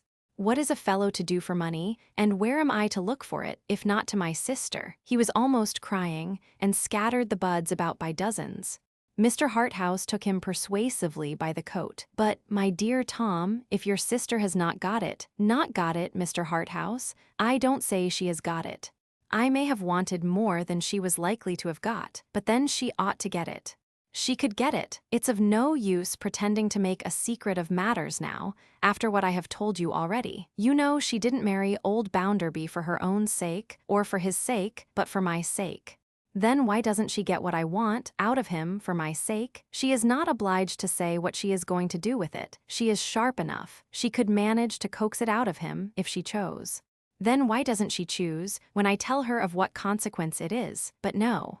There she sits in his company like a stone, instead of making herself agreeable and getting it easily. I don't know what you may call this, but I call it unnatural conduct." There was a piece of ornamental water immediately below the parapet, on the other side, into which Mr. James Harthouse had a very strong inclination to pitch Mr. Thomas Gradgrind, Jr., as the injured men of Coketown threatened to pitch their property into the Atlantic. But he preserved his easy attitude, and nothing more solid went over the stone balustrades than the accumulated rosebuds now floating about a little surface island. "My dear Tom," said Harthouse, "let me try to be your banker." "For God's sake," replied Tom, suddenly, "don't talk about bankers." And very white he looked, in contrast with the roses, very white. Mr. Harthouse, as a thoroughly well-bred man, accustomed to the best society, was not to be surprised. He could as soon have been affected, but he raised his eyelids a little more, as if they were lifted by a feeble touch of wonder. Albeit it was as much against the precepts of his school to wonder, as it was against the doctrines of the Gradgrind College. "What is the present need, Tom? 3 figures, out with them. Say what they are." "Mr. Harthouse," returned Tom, now actually crying, and his tears were better than his injuries, however pitiful a figure he made. "It's too late. The money is of no use to me at present. I should have had it before to be of use to me. But I am very much obliged to you. You're a true friend, a true friend." "Welp, welp," thought Mr. Harthouse lazily, "what an ass you are." "And I take your offer as a great kindness," said Tom, grasping his hand. "As a great kindness, Mr. Harthouse." "Well," returned the other, "it may be of more use by and by. And, my good fellow, if you will open your bedevilments to me when they come thick upon you, I may show you better ways out of them than you can find for yourself." "Thank you," said Tom, shaking his head dismally, and chewing rosebuds. "I wish I had known you sooner, Mr. Harthouse." "Now, you see, Tom," said Mr. Harthouse in conclusion, himself tossing over a rose or two, as a contribution to the island, which was always drifting to the wall as if it wanted to become a part of the mainland. "Every man is selfish in everything he does, and I am exactly like the rest of my fellow creatures. I am desperately intent, the languor of his desperation being quite tropical, on your softening towards your sister, which you ought to do, and on your being a more loving and agreeable sort of brother, which you ought to be. I will be, Mr. Harthouse." "No time like the present, Tom. Begin at once." "Certainly I will. And my sister Lou shall say so." "Having made which bargain, Tom," said Harthouse, clapping him on the shoulder again, with an air which left him at liberty to infer, as he did, poor fool, that this condition was imposed upon him in mere careless good nature to lessen his sense of obligation, "we will tear ourselves asunder until dinner time." When Tom appeared before dinner, though his mind seemed heavy enough, his body was on the alert, and he appeared before Mr. Bounderby came in. "I didn't mean to be cross, Lou," he said, giving her his hand and kissing her. "I know you are fond of me, and you know I am fond of you." After this, there was a smile upon Louisa's face that day, for someone else. Alas, for someone else. So much the less is the whelp the only creature that she cares for, thought James Harthouse, reversing the reflection of his first day's knowledge of her pretty face. So much the less, so much the less. Chapter 24, Explosion. The next morning was too bright a morning for sleep, and James Harthouse rose early, and sat in the pleasant bay window of his dressing room, smoking the rare tobacco that had had so wholesome an influence on his young friend, reposing in the sunlight, with the fragrance of his Eastern pipe about him, and the dreamy smoke vanishing into the air, so rich and soft with summer odors. He reckoned up his advantages as an idle winner might count his gains. He was not at all bored for the time, and could give his mind to it. He had established a confidence with her, from which her husband was excluded.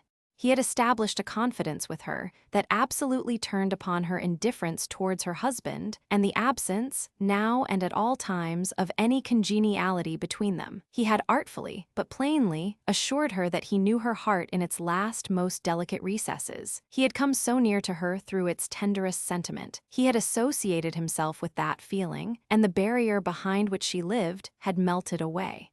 All very odd and very satisfactory, and yet he had not, even now, any earnest wickedness of purpose in him. Publicly and privately, it were much better for the age in which he lived, that he and the legion of whom he was one were designedly bad, than indifferent and purposeless. It is the drifting iceberg setting with any current anywhere, that wreck the ships.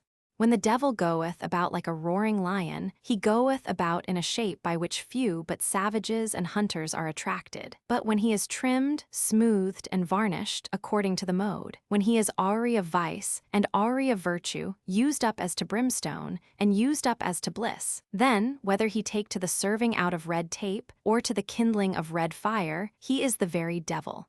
So James Harthouse reclined in the window, indolently smoking, and reckoning up the steps he had taken on the road by which he happened to be traveling. The end to which it led was before him, pretty plainly, but he troubled himself with no calculations about it. What will be, will be. As he had rather a long ride to take that day, for there was a public occasion to do at some distance, which afforded a tolerable opportunity of going in for the Gradgrind men, he dressed early and went down to breakfast. He was anxious to see if she had relapsed since the previous evening. No. He resumed where he had left off. There was a look of interest for him again. He got through the day as much, or as little to his own satisfaction, as was to be expected under the fatiguing circumstances, and came riding back at 6 o'clock. There was a sweep of some half-mile between the lodge and the house, and he was riding along at a foot-pace over the smooth gravel, once Nickets's, when Mr. Bounderby burst out of the shrubbery, with such violence as to make his horse shy across the road. "Harthouse," cried Mr. Bounderby. "Have you heard?" "Heard what?" said Harthouse, soothing his horse, and inwardly favoring Mr. Bounderby with no good wishes. "Then you haven't heard. I have heard you, and so has this brute." "I have heard nothing else." Mr. Bounderby, red and hot, planted himself in the center of the path before the horse's head, to explode his bombshell with more effect. "The bank's robbed. You don't mean it?" "Robbed last night, sir. Robbed in an extraordinary manner. Robbed with a false key. Of much."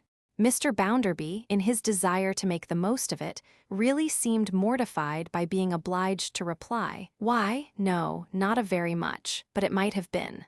"Of how much?" "Oh, as a sum, if you stick to a sum, of not more than £150, said Bounderby, with impatience. "But it's not the sum, it's the fact. It's the fact of the bank being robbed, that's the important circumstance. I am surprised you don't see it." "My dear Bounderby," said James, dismounting and giving his bridle to his servant, "I do see it, and am as overcome as you can possibly desire me to be by the spectacle afforded to my mental view. Nevertheless, I may be allowed, I hope, to congratulate you, which I do with all my soul, I assure you, on your not having sustained a greater loss." "Thank'ee," replied Bounderby, in a short, ungracious manner. "But I tell you what, it might have been £20,000. "I suppose it might. Suppose it might." "By the Lord, you may suppose so." "By George," said Mr. Bounderby, with sundry menacing nods and shakes of his head, "it might have been twice 20. There's no knowing what it would have been, or wouldn't have been, as it was, but for the fellows being disturbed." Louisa had come up now, and Mrs. Sparsit and Bitzer. "Here's Tom Gradgrind's daughter knows pretty well what it might have been. If you don't," blustered Bounderby. "Dropped, sir, as if she was shot when I told her. Never knew her do such a thing before. Does her credit, under the circumstances, in my opinion." She still looked faint and pale. James Harthouse begged her to take his arm, and as they moved on very slowly, asked her how the robbery had been committed. "Why, I am going to tell you," said Bounderby, irritably giving his arm to Mrs. Sparsit. "If you hadn't been so mighty particular about the sum, I should have begun to tell you before. You know this lady, for she is a lady, Mrs. Sparsit. I have already had the honor. Very well. And this young man, Bitzer, you saw him too on the same occasion." Mr. Harthouse inclined his head in assent, and Bitzer knuckled his forehead. "Very well. They live at the bank. You know they live at the bank, perhaps. Very well. Yesterday afternoon, at the close of business hours, everything was put away as usual. In the iron room that this young fellow sleeps outside of, there was never mind how much. In the little safe in young Tom's closet, the safe used for petty purposes, there was £150 odd. £154.71, said Bitzer. "Come," retorted Bounderby, stopping to wheel round upon him, "let's have none of your interruptions. It's enough to be robbed while you're snoring because you're too comfortable, without being put right with your 471s. I didn't snore, myself, when I was your age, let me tell you. I hadn't victuals enough to snore, and I didn't 471. Not if I knew it." Bitzer knuckled his forehead again, in a sneaking manner, and seemed at once particularly impressed and depressed by the instance last given of Mr. Bounderby's moral abstinence. £150 odd, resumed Mr. Bounderby. "That sum of money young Tom locked in his safe, not a very strong safe, but that's no matter now. Everything was left all right. Some time in the night, while this young fellow snored, Mrs. Sparsit, ma'am, you say you have heard him snore. Sir, returned Mrs. Sparsit, I cannot say that I have heard him precisely snore, and therefore must not make that statement. But on winter evenings, when he has fallen asleep at his table, I have heard him, what I should prefer to describe as partially choke. I have heard him on such occasions produce sounds of a nature similar to what may be sometimes heard in Dutch clocks. Not, said Mrs. Sparsit, with a lofty sense of giving strict evidence, that I would convey any imputation on his moral character. Far from it, I have always considered Bitzer a young man of the most upright principle, and to that I beg to bear my testimony. Well, said the exasperated Bounderby, while he was snoring or choking or Dutch clocking or something or other, being asleep, some fellows somehow, whether previously concealed in the house or not remains to be seen, got to young Tom's safe, forced it, and abstracted the contents. No alarm takes place till this chap, Bitzer, turns out this morning and begins to open and prepare the offices for business. Then, looking at Tom's safe, he sees the door ajar and finds the lock forced and the money gone. Where is Tom, by the by? Asked Harthouse, glancing round. He has been helping the police, said Bounderby, and stays behind at the bank. I wish these fellows had tried to rob me when I was at his time of life. They would have been out of pocket if they had invested 18p in the job, I can tell 'em that. Is anybody suspected? Suspected? I should think there was somebody suspected. Egoed, said Bounderby, relinquishing Mrs. Sparsit's arm to wipe his heated head. Josiah Bounderby of Coketown is not to be plundered, and nobody suspected. No, thank you. Might Mr. Harthouse inquire who is suspected? Well, said Bounderby, stopping and facing about to confront them all, I'll tell you. It's not to be mentioned everywhere. It's not to be mentioned anywhere. In order that the scoundrels concerned, there's a gang of 'em may be thrown off their guard. So take this in confidence. Now wait a bit. Mr. Bounderby wiped his head again. What should you say to, here he violently exploded, to a hand being in it? I hope, said Harthouse lazily, not our friend Blackpot. Say pool instead of pot, sir, returned Bounderby, and that's the man. Louisa faintly uttered some word of incredulity and surprise. Oh yes, I know, said Bounderby, immediately catching at the sound. I know, I am used to that. I know all about it. They are the finest people in the world, these fellows are. They have got the gift of the gab, they have. They only want to have their rights explained to them, they do. But I tell you what, show me a dissatisfied hand, and I'll show you a man that's fit for anything bad, I don't care what it is. Another of the popular fictions of Coketown, which some pains had been taken to disseminate, and which some people really believed. But I am acquainted with these chaps, said Bounderby.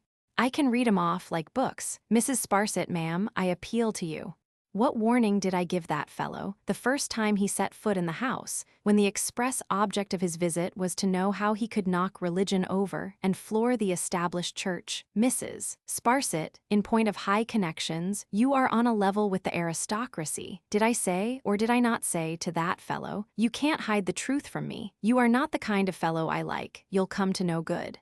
Assuredly, sir, returned Mrs. Sparsit, you did, in a highly impressive manner, give him such an admonition. When he shocked you, ma'am, said Bounderby, when he shocked your feelings.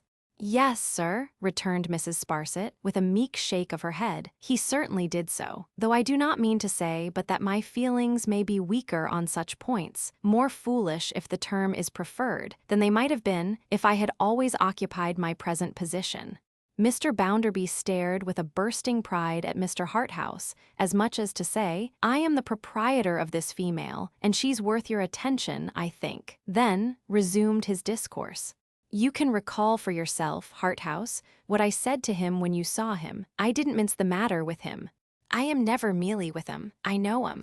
Very well, sir. 3 days after that he bolted. Went off, nobody knows where, as my mother did in my infancy, only with this difference, that he is a worse subject than my mother, if possible. What did he do before he went? What do you say? Mr. Bounderby, with his hat in his hand, gave a beat upon the crown at every little division of his sentences, as if it were a tambourine. To his being seen, night after night, watching the bank, to his lurking about there, after dark, to its striking Mrs. Sparsit, that he could be lurking for no good, to her calling Bitzer's attention to him, and their both taking notice of him, and to its appearing on inquiry today, that he was also noticed by the neighbors. Suspicious, said James Harthouse. Certainly. I think so, sir, said Bounderby, with a defiant nod. I think so, but there are more of 'em in it. There's an old woman. One never hears of these things till the mischief's done. All sorts of defects are found out in the stable door after the horse is stolen. There's an old woman turns up now. An old woman who seems to have been flying into town on a broomstick every now and then. She watches the place a whole day before this fellow begins, and on the night when you saw him, she steals away with him and holds a council with him, I suppose, to make her report on going off duty, and be damned to her. There was such a person in the room that night, and she shrunk from observation, thought Louisa. This is not all of 'em, even as we already know 'em, said Bounderby, with many nods of hidden meaning. But I have said enough for the present. You'll have the goodness to keep it quiet, and mention it to no one. It may take time, but we shall have 'em. It's policy to give 'em line enough, and there's no objection to that. Of course, they will be punished with the utmost rigor of the law, as notice boards observe, replied James Harthouse, and serve them right. Fellows who go in for banks must take the consequences. If there were no consequences, we should all go in for banks. He had gently taken Louisa's parasol from her hand and had put it up for her, and she walked under its shade, though the sun did not shine there. For the present, Lou Bounderby, said her husband, here's Mrs. Sparsit to look after. Mrs. Sparsit's nerves have been acted upon by this business, and she'll stay here a day or two. So make her comfortable. Thank you very much, sir, that discreet lady observed, but pray do not let my comfort be a consideration. Anything will do for me. It soon appeared that if Mrs. Sparsit had a failing in her association with that domestic establishment, it was that she was so excessively regardless of herself and regardful of others as to be a nuisance. On being shown her chamber, she was so dreadfully sensible of its comforts as to suggest the inference that she would have preferred to pass the night on the mangle in the laundry. True, the Powlers and the Scadgesses were accustomed to splendor, but it is my duty to remember, Mrs. Sparsit was fond of observing with a lofty grace, particularly when any of the domestics were present, that what I was, I am no longer. Indeed, said she, if I could altogether cancel the remembrance that Mr. Sparsit was a Powler, or that I myself am related to the Scadgers family, or if I could even revoke the fact and make myself a person of common descent and ordinary connections, I would gladly do so. I should think it, under existing circumstances, right to do so. The same hermitical state of mind led to her renunciation of made dishes and wines at dinner, until fairly commanded by Mr. Bounderby to take them, when she said, "Indeed, you are very good, sir," and departed from a resolution of which she had made rather formal and public announcement, to wait for the simple mutton. But Mrs. Sparsit's greatest point, first and last, was her determination to pity Mr. Bounderby. There were occasions when in looking at him she was involuntarily moved to shake her head, as who would say, "Alas, poor Yorick." After allowing herself to be betrayed into these evidences of emotion, she would force a lambent brightness, and would be fitfully cheerful, and would say, "You have still good spirits, sir, I am thankful to find," and would appear to hail it as a blessed dispensation that Mr. Bounderby bore up as he did. One idiosyncrasy for which she often apologized, she found it excessively difficult to conquer. She had a curious propensity to call Mrs. Bounderby Miss Gradgrind, and yielded to it some 3 or 4 score times in the course of the evening. Her repetition of this mistake covered Mrs. Sparsit with modest confusion, but indeed, she said, it seemed so natural to say Miss Gradgrind, whereas, to persuade herself that the young lady whom she had had the happiness of knowing from a child could be really and truly Mrs. Bounderby, she found almost impossible. It was a further singularity of this remarkable case, that the more she thought about it, the more impossible it appeared. The difference is, she observed, being such. In the drawing-room after dinner, Mr. Bounderby tried the case of the robbery, examined the witnesses, made notes of the evidence, found the suspected persons guilty, and sentenced them to the extreme punishment of the law. That done, Bitzer was dismissed to town with instructions to recommend Tom to come home by the mail train. When candles were brought, Mrs. Sparsit murmured, "Don't be low, sir. Pray let me see you cheerful, sir, as I used to do." Mr. Bounderby, upon whom these consolations had begun to produce the effect of making him, in a bull-headed blundering way, sentimental, sighed like some large sea animal. "I cannot bear to see you so, sir," said Mrs. Sparsit. "Try a hand at backgammon, sir, as you used to do when I had the honor of living under your roof." "I haven't played backgammon, ma'am," said Mr. Bounderby, "since that time." "No, sir," said Mrs. Sparsit, soothingly, "I am aware that you have not. I remember that Miss Gradgrind takes no interest in the game. But I shall be happy, sir, if you will condescend." They played near a window opening on the garden. It was a fine night, not moonlight, but sultry and fragrant. Louisa and Mr. Harthouse strolled out into the garden, where their voices could be heard in the stillness, though not what they said. Mrs. Sparsit, from her place at the backgammon board, was constantly straining her eyes to pierce the shadows without. "What's the matter, ma'am?" said Mr. Bounderby. "You don't see a fire, do you?" "Oh dear no, sir," returned Mrs. Sparsit. "I was thinking of the dew." "What have you got to do with the dew, ma'am?" said Mr. Bounderby. "It's not myself, sir," returned Mrs. Sparsit. "I am fearful of Miss Gradgrind's taking cold." "She never takes cold," said Mr. Bounderby. "Really, sir," said Mrs. Sparsit, and was affected with a cough in her throat. When the time drew near for retiring, Mr. Bounderby took a glass of water. "Oh, sir," said Mrs. Sparsit, "not your sherry warm with lemon peel and nutmeg." "Why, I have got out of the habit of taking it now, ma'am," said Mr. Bounderby. "The more's the pity, sir," returned Mrs. Sparsit. "You are losing all your good old habits. Cheer up, sir. If Miss Gradgrind will permit me, I will offer to make it for you, as I have often done." Miss Gradgrind readily permitting Mrs. Sparsit to do anything she pleased, that considerate lady made the beverage, and handed it to Mr. Bounderby. "It will do you good, sir. It will warm your heart. It is the sort of thing you want, and ought to take, sir." And when Mr. Bounderby said, "Your health, ma'am," she answered with great feeling, "Thank you, sir. The same to you, and happiness also." Finally, she wished him good night, with great pathos, and Mr. Bounderby went to bed, with a maudlin persuasion that he had been crossed in something tender, though he could not, for his life, have mentioned what it was. Long after Louisa had undressed and lain down, she watched and waited for her brother's coming home. That could hardly be, she knew, until an hour past midnight, but in the country silence, which did anything but calm the trouble of her thoughts, time lagged wearily. At last, when the darkness and stillness had seemed for hours to thicken one another, she heard the bell at the gate. She felt as though she would have been glad that it rang on until daylight, but it ceased, and the circles of its last sound spread out fainter and wider in the air, and all was dead again. She waited yet some quarter of an hour, as she judged. Then she arose, put on a loose robe, and went out of her room in the dark and up the staircase to her brother's room. His door being shut, she softly opened it and spoke to him, approaching his bed with a noiseless step. She kneeled down beside it, passed her arm over his neck, and drew his face to hers. She knew that he only feigned to be asleep, but she said nothing to him. He started by and by as if he were just then awakened, and asked who that was, and what was the matter. "Tom, have you anything to tell me? If ever you loved me in your life, and have anything concealed from everyone besides, tell it to me." "I don't know what you mean, Lou." "You have been dreaming, my dear brother." She laid her head down on his pillow, and her hair flowed over him as if she would hide him from everyone but herself. "Is there nothing that you have to tell me? Is there nothing you can tell me, if you will? You can tell me nothing that will change me."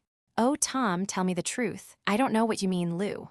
"As you lie here alone, my dear, in the melancholy night, so you must lie somewhere one night, when even I, if I am living then, shall have left you. As I am here beside you, barefoot, unclothed, undistinguishable in darkness, so must I lie through all the night of my decay, until I am dust. "In the name of that time, Tom, tell me the truth now. What is it you want to know?" You may be certain, in the energy of her love, she took him to her bosom as if he were a child, that I will not reproach you. You may be certain that I will be compassionate and true to you. You may be certain that I will save you at whatever cost. Oh, Tom, have you nothing to tell me? Whisper very softly, say only yes, and I shall understand you. She turned her ear to his lips, but he remained doggedly silent. Not a word, Tom. How can I say yes, or how can I say no when I don't know what you mean? Lou, you are a brave, kind girl, worthy I begin to think of a better brother than I am. But I have nothing more to say. Go to bed, go to bed. You are tired, she whispered presently, more in her usual way. Yes, I am quite tired out. You have been so hurried and disturbed today. Have any fresh discoveries been made? Only those you have heard of from him. Tom, have you said to anyone that we made a visit to those people, and that we saw those three together? No, didn't you yourself particularly ask me to keep it quiet when you asked me to go there with you? Yes. But I did not know then what was going to happen, nor I neither. How could I? He was very quick upon her with this retort. Ought I to say, after what has happened, said his sister, standing by the bed, she had gradually withdrawn herself and risen, that I made that visit. Should I say so? Must I say so? Good heavens, Lou, returned her brother, you are not in the habit of asking my advice. Say what you like. If you keep it to yourself, I shall keep it to myself. If you disclose it, there's an end of it. It was too dark for either to see the other's face, but each seemed very attentive and to consider before speaking. Tom, do you believe the man I gave the money to is really implicated in this crime? I don't know. I don't see why he shouldn't be. He seemed to me an honest man. Another person may seem to you dishonest, and yet not be so. There was a pause, for he had hesitated and stopped. In short, resumed Tom, as if he had made up his mind, if you come to that, perhaps I was so far from being altogether in his favor, that I took him outside the door to tell him quietly that I thought he might consider himself very well off to get such a windfall as he had got from my sister, and that I hoped he would make good use of it. You remember whether I took him out or not. I say nothing against the man. He may be a very good fellow, for anything I know. I hope he is. Was he offended by what you said? No, he took it pretty well. He was civil enough. Where are you, Lou? He sat up in bed and kissed her. Good night, my dear, good night. You have nothing more to tell me. No, what should I have? You wouldn't have me tell you a lie. I wouldn't have you do that tonight, Tom. Of all the nights in your life, many and much happier as I hope they will be. Thank you, my dear Lou. I am so tired that I am sure I wonder I don't say anything to get to sleep. Go to bed, go to bed. Kissing her again, he turned round, drew the coverlet over his head, and lay as still as if that time had come by which she had adjured him. She stood for some time at the bedside before she slowly moved away. She stopped at the door, looked back when she had opened it, and asked him if he had called her. But he lay still, and she softly closed the door and returned to her room. Then the wretched boy looked cautiously up and found her gone, crept out of bed, fastened his door, and threw himself upon his pillow again, tearing his hair, morosely crying, grudgingly loving her, hatefully but impenitently spurning himself, and no less hatefully and unprofitably spurning all the good in the world. Chapter 25, hearing the last of it, Mrs. Sparsit, lying by to recover the tone of her nerves in Mr. Bounderby's retreat, kept such a sharp lookout, night and day, under her Coriolanian eyebrows, that her eyes, like a couple of lighthouses on an iron-bound coast, might have warned all prudent mariners from that bold Rocker-Roman nose and the dark and craggy region in its neighborhood, but for the placidity of her manner. She was a most wonderful woman for prowling about the house. How she got from story to story was a mystery beyond solution. A lady so decorous in herself and so highly connected was not to be suspected of dropping over the banisters or sliding down them, yet her extraordinary facility of locomotion suggested the wild idea. Another noticeable circumstance in Mrs. Sparsit was that she was never hurried. She would shoot with consummate velocity from the roof to the hall, yet would be in full possession of her breath and dignity on the moment of her arrival there. Neither was she ever seen by human vision to go at a great pace. She took very kindly to Mr. Harthouse, and had some pleasant conversation with him soon after her arrival. She made him her stately curtsy in the garden, one morning before breakfast. "It appears but yesterday, sir," said Mrs. Sparsit, "that I had the honor of receiving you at the bank, when you were so good as to wish to be made acquainted with Mr. Bounderby's address. An occasion, I am sure, not to be forgotten by myself in the course of ages," said Mr. Harthouse, inclining his head to Mrs. Sparsit with the most indolent of all possible airs. "We live in a singular world, sir," said Mrs. Sparsit. "I have had the honor, by a coincidence of which I am proud, to have made a remark, similar in effect, though not so epigrammatically expressed. A singular world, I would say, sir," pursued Mrs. Sparsit, after acknowledging the compliment with a drooping of her dark eyebrows, not altogether so mild in its expression as her voice was in its dulcet tones. "As regards the intimacies we form at one time, with individuals we were quite ignorant of, at another. I recall, sir, that on that occasion you went so far as to say you were actually apprehensive of Miss Gradgrind. Your memory does me more honor than my insignificance deserves. I availed myself of your obliging hints to correct my timidity, and it is unnecessary to add that they were perfectly accurate." Mrs. Sparsit's talent in fact for anything requiring accuracy, with a combination of strength of mind and family, is too habitually developed to admit of any question. He was almost falling asleep over this compliment. It took him so long to get through, and his mind wandered so much in the course of its execution. "You found Miss Gradgrind? I really cannot call her Mrs. Bounderby. It's very absurd of me, as youthful as I described her," asked Mrs. Sparsit, sweetly. "You drew her portrait perfectly," said Mr. Harthouse. "Presented her dead image. Very engaging, sir," said Mrs. Sparsit, causing her mittens slowly to revolve over one another. "Highly so. It used to be considered," said Mrs. Sparsit, "that Miss Gradgrind was wanting in animation, but I confess she appears to me considerably and strikingly improved in that respect."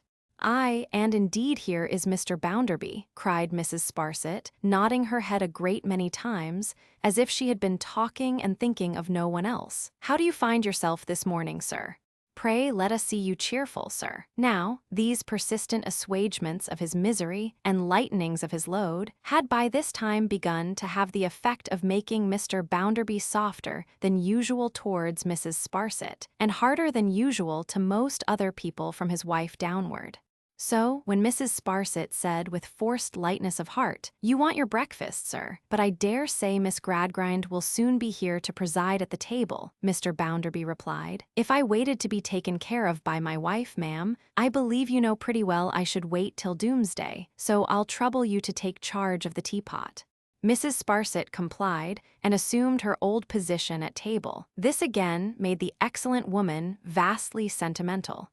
She was so humble withal, that when Louisa appeared, she rose, protesting she never could think of sitting in that place under existing circumstances. Often as she had had the honor of making Mr. Bounderby's breakfast, before Mrs. Gradgrind, she begged pardon. She meant to say Miss Bounderby. She hoped to be excused, but she really could not get it right yet, though she trusted to become familiar with it by and by, had assumed her present position. "There, stop where you are, ma'am," said Mr. Bounderby. "Stop where you are. Mrs. Bounderby will be very glad to be relieved of the trouble, I believe." "Don't say that, sir," returned Mrs. Sparsit, almost with severity, "because that is very unkind to Mrs. Bounderby. And to be unkind is not to be you, sir. You may set your mind at rest, ma'am. You can take it very quietly, can't you, Lou?" said Mr. Bounderby, in a blustering way to his wife. "Of course, it is of no moment. Why should it be of any importance to me? Why should it be of any importance to anyone, Mrs. Sparsit, ma'am?" said Mr. Bounderby, swelling with a sense of slight. "You attach too much importance to these things, ma'am. By George, you'll be corrupted in some of your notions here. You are old-fashioned, ma'am. You are behind Tom Gradgrind's children's time." "What is the matter with you?" asked Louisa, coldly surprised. "What has given you offense?" "Offense," repeated Bounderby. "Do you suppose if there was any offense given me, I shouldn't name it and request to have it corrected? I am a straightforward man, I believe. I don't go beating about for side winds. I suppose no one ever had occasion to think you too diffident or too delicate, Louisa answered him composedly. I have never made that objection to you, either as a child or as a woman. I don't understand what you would have. Have, returned Mr. Bounderby, nothing. Otherwise, don't you, Lou Bounderby, know thoroughly well that I, Josiah Bounderby of Coketown, would have it? She looked at him, as he struck the table and made the teacups ring, with a proud color in her face that was a new change, Mr. Harthouse thought. You are incomprehensible this morning, said Louisa. Pray take no further trouble to explain yourself. I am not curious to know your meaning. What does it matter? Nothing more was said on this theme, and Mr. Harthouse was soon idly gay on indifferent subjects. But from this day, the Sparsit action upon Mr. Bounderby threw Louisa and James Harthouse more together, and strengthened the dangerous alienation from her husband and confidence against him with another, into which she had fallen by degrees so fine that she could not retrace them if she tried. But whether she ever tried or no, lay hidden in her own closed heart. Mrs. Sparsit was so much affected on this particular occasion that, assisting Mr. Bounderby to his hat after breakfast, and being then alone with him in the hall, she imprinted a chaste kiss upon his hand, murmured, "My benefactor," and retired, overwhelmed with grief. Yet it is an indubitable fact, within the cognizance of this history, that 5 minutes after he had left the house in the self-same hat, the same descendant of the Scadgesses and connection by matrimony of the Powlers, shook her right-hand mitten at his portrait, made a contemptuous grimace at that work of art, and said, "Serve you right, you noodle, and I am glad of it." Mr. Bounderby had not been long gone when Bitzer appeared. Bitzer had come down by train, shrieking and rattling over the long line of arches that bestrode the wild country of past and present coal pits, with an express from Stone Lodge. It was a hasty note to inform Louisa that Mrs. Gradgrind lay very ill. She had never been well within her daughter's knowledge, but she had declined within the last few days, had continued sinking all through the night, and was now as nearly dead as her limited capacity of being in any state that implied the ghost of an intention to get out of it allowed. Accompanied by the lightest of porters, fit colorless servitor at death's door when Mrs. Gradgrind knocked, Louisa rumbled to Coketown, over the coal pits past and present, and was whirled into its smoky jaws. She dismissed the messenger to his own devices and rode away to her old home. She had seldom been there since her marriage. Her father was usually sifting and sifting at his parliamentary cinder heap in London, without being observed to turn up many precious articles among the rubbish, and was still hard at it in the National Dust-yard. Her mother had taken it rather as a disturbance than otherwise, to be visited as she reclined upon her sofa. Young people, Louisa felt herself all unfit for. Sissy she had never softened to again, since the night when the stroller's child had raised her eyes to look at Mr. Bounderby's intended wife. She had no inducements to go back, and had rarely gone. Neither, as she approached her old home now, did any of the best influences of old home descend upon her. Remembrances of how she had journeyed to the little that she knew, by the enchanted roads of what she and millions of innocent creatures had hoped and imagined, of how, first coming upon reason through the tender light of fancy, she had seen it a beneficent God, deferring to gods as great as itself. The golden waters were not there. They were flowing for the fertilization of the land, where grapes are gathered from thorns and figs from thistles. She went, with a heavy, hardened kind of sorrow upon her, into the house and into her mother's room. Since the time of her leaving home, Sissy had lived with the rest of the family on equal terms.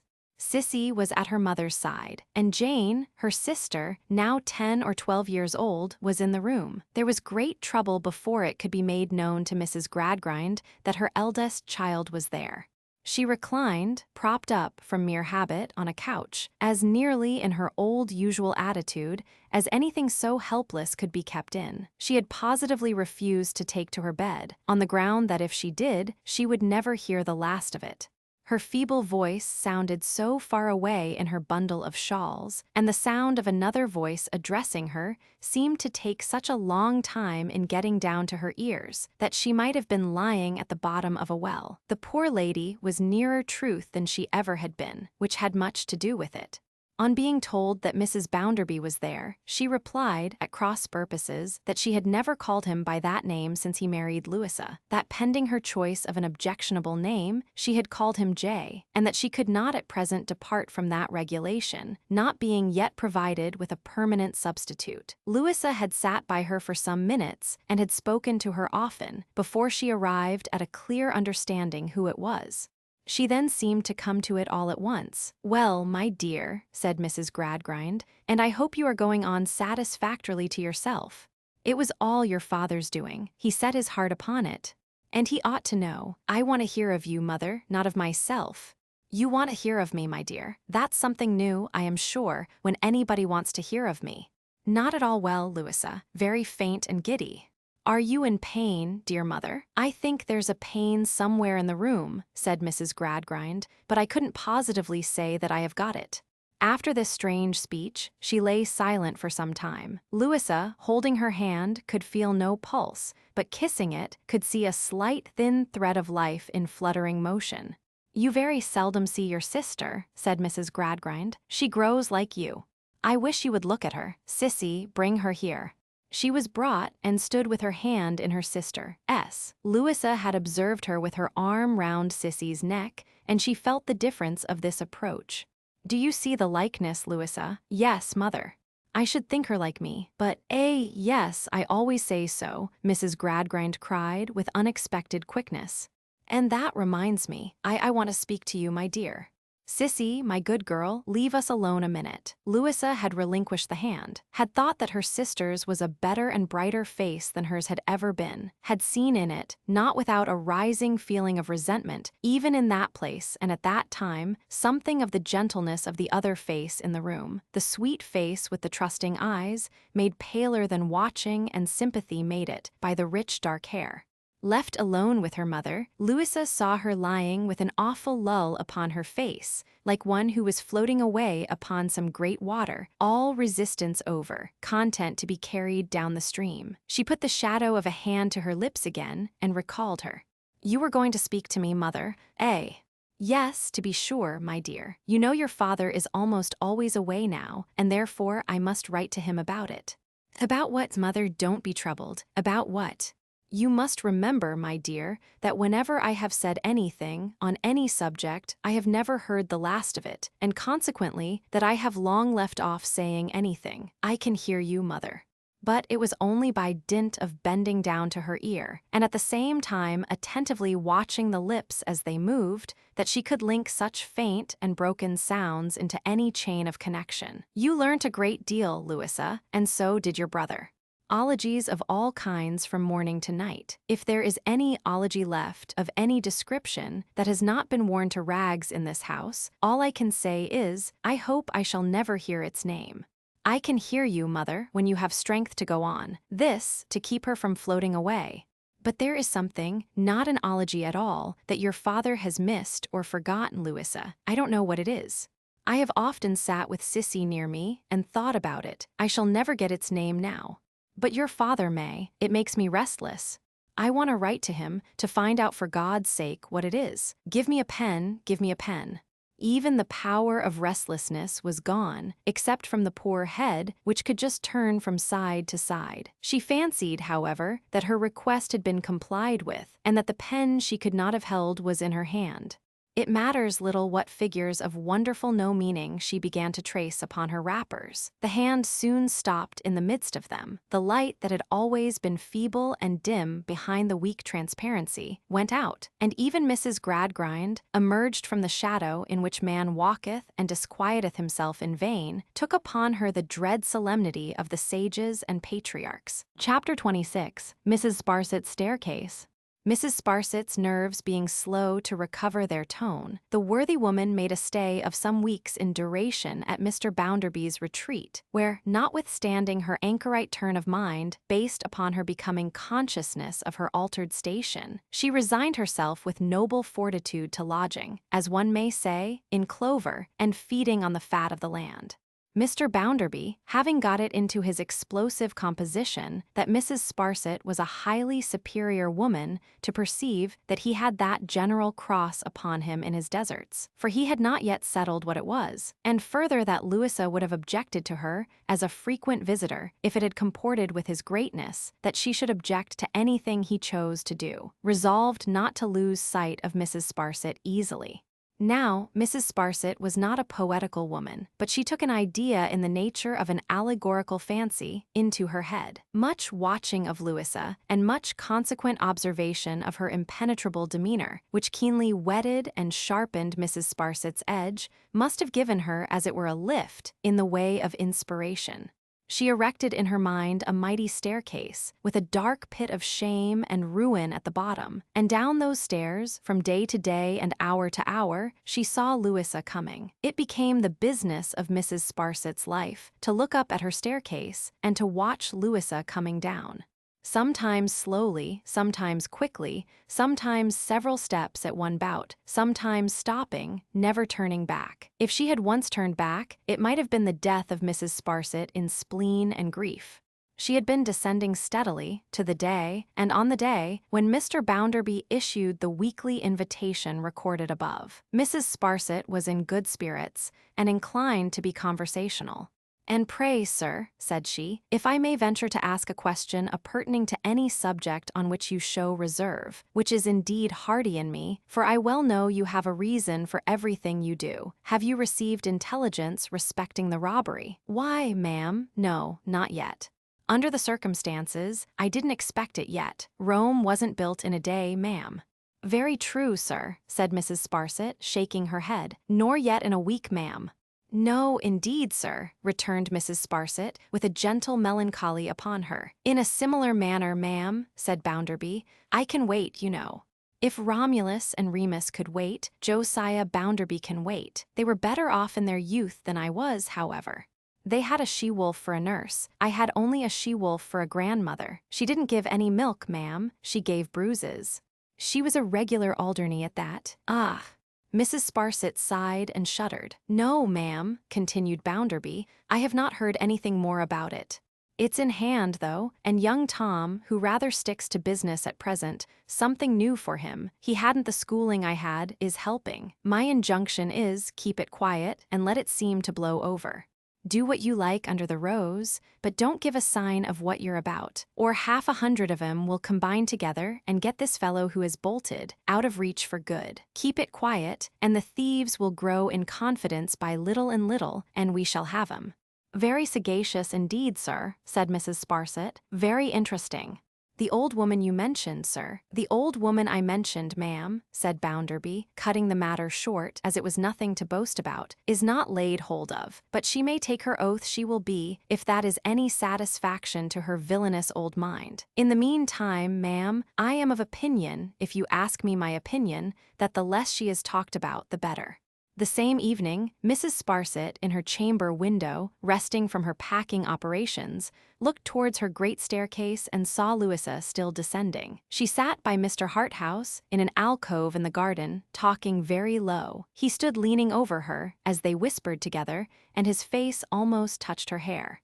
"If not quite," said Mrs. Sparsit, straining her hawk's eyes to the utmost. Mrs. Sparsit was too distant to hear a word of their discourse, or even to know that they were speaking softly, otherwise than from the expression of their figures. But what they said was this: "You recollect the man, Mr. Harthouse?" "Oh, perfectly. His face and his manner and what he said, perfectly, and an infinitely dreary person he appeared to me to be.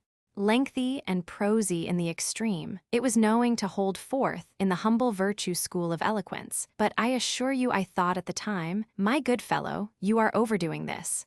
It has been very difficult to me to think ill of that man. My dear Louisa, as Tom says, which he never did say. You know no good of the fellow. No, certainly. Nor of any other such person. How can I, she returned, with more of her first manner on her than he had lately seen, when I know nothing of them, men or women? My dear Louisa, then consent to receive the submissive representation of your devoted friend, who knows something of several varieties of his excellent fellow creatures. For excellent they are, I am quite ready to believe, in spite of such little foibles as always helping themselves to what they can get hold of. This fellow talks. Well, every fellow talks. He professes morality.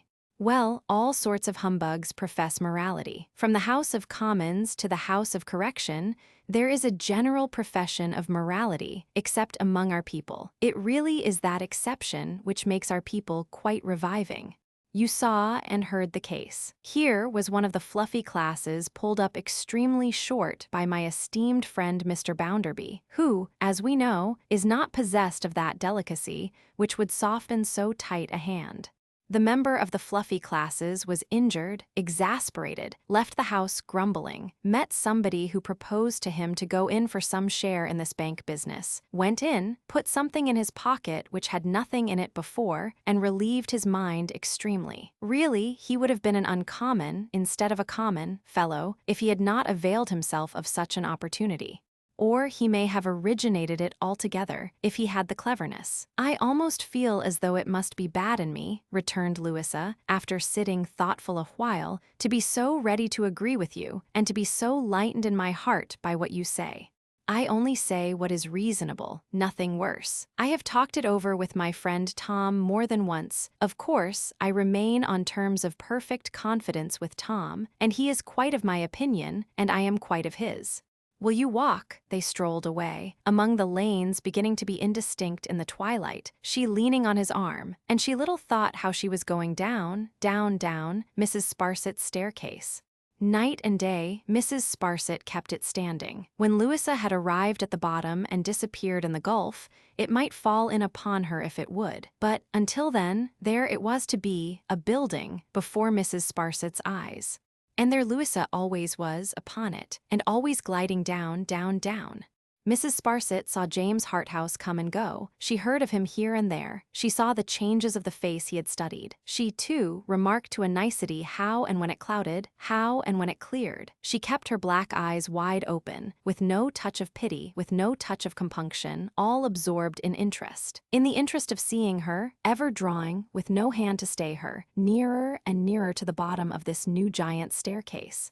With all her deference for Mr. Bounderby as contradistinguished from his portrait, Mrs. Sparsit had not the smallest intention of interrupting the descent. Eager to see it accomplished, and yet patient, she waited for the last fall, as for the ripeness and fullness of the harvest of her hopes. Hushed in expectancy, she kept her wary gaze upon the stairs, and seldom so much as darkly shook her right mitten, with her fist in it, at the figure coming down. Chapter 27. Lower and lower. The figure descended the great stairs, steadily, steadily, always verging, like a weight in deep water, to the black gulf at the bottom. Mr. Gradgrind, apprised of his wife's decease, made an expedition from London, and buried her in a business-like manner. He then returned with promptitude to the national cinder-heap, and resumed his sifting for the odds and ends he wanted, and his throwing of the dust about into the eyes of other people who wanted other odds and ends, in fact resumed his parliamentary duties. In the meantime, Mrs. Sparsit kept unwinking watch and ward. Separated from her staircase, all the week, by the length of iron road dividing Coketown from the country house, she yet maintained her cat-like observation of Louisa, through her husband, through her brother, through James Harthouse, through the outsides of letters and packets, through everything animate and inanimate that at any time went near the stairs. Art or nature, though, the original stock of Louisa's character, or the graft of circumstances upon it, her curious reserve did baffle, while it stimulated, one as sagacious as Mrs. Sparsit. There were times when Mr. James Harthouse was not sure of her. There were times when he could not read the face he had studied so long, and when this lonely girl was a greater mystery to him than any woman of the world with a ring of satellites to help her. So the time went on, until it happened that Mr. Bounderby was called away from home by business which required his presence elsewhere for 3 or 4 days. It was on a Friday that he intimated this to Mrs. Sparsit at the bank, adding, "But you'll go down tomorrow, ma'am, all the same. You'll go down just as if I was there."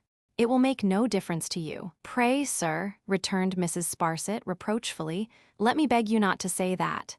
Your absence will make a vast difference to me, sir, as I think you very well know. Well, ma'am, then you must get on in my absence as well as you can, said Mr. Bounderby, not displeased. Mr. Bounderby, retorted Mrs. Sparsit, your will is to me a law, sir. Otherwise, it might be my inclination to dispute your kind commands, not feeling sure that it will be quite so agreeable to Miss Gradgrind to receive me, as it ever is to your own munificent hospitality. But you shall say no more, sir. I will go upon your invitation. Why, when I invite you to my house, ma'am, said Bounderby, opening his eyes, I should hope you want no other invitation. No, indeed, sir, returned Mrs. Sparsit, I should hope not. Say no more, sir. I would, sir, I could see you gay again. What do you mean, ma'am? Blustered Bounderby. Sir, rejoined Mrs. Sparsit, there was wont to be an elasticity in you which I sadly miss. Be buoyant, sir. Mr. Bounderby, under the influence of this difficult adjuration, backed up by her compassionate eye, could only scratch his head in a feeble and ridiculous manner, and afterwards assert himself at a distance, by being heard to bully the small fry of business all the morning. Young Mr. Thomas, being usually ready for anything in that way, returned a gracious answer and followed on its heels. Mr. Thomas, said Mrs. Sparsit, these plain viands being on table, I thought you might be tempted. Thank ye, Mrs. Sparsit, said the whelp, and gloomily fell to. How is Mr. Harthouse, Mr. Tom? Asked Mrs. Sparsit. Oh, he's all right, said Tom.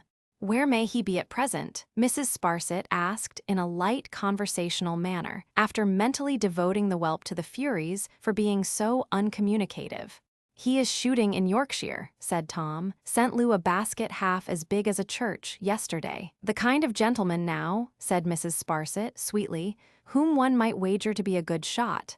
Crack, said Tom. He had long been a down-looking young fellow, but this characteristic had so increased of late that he never raised his eyes to any face for 3 seconds together.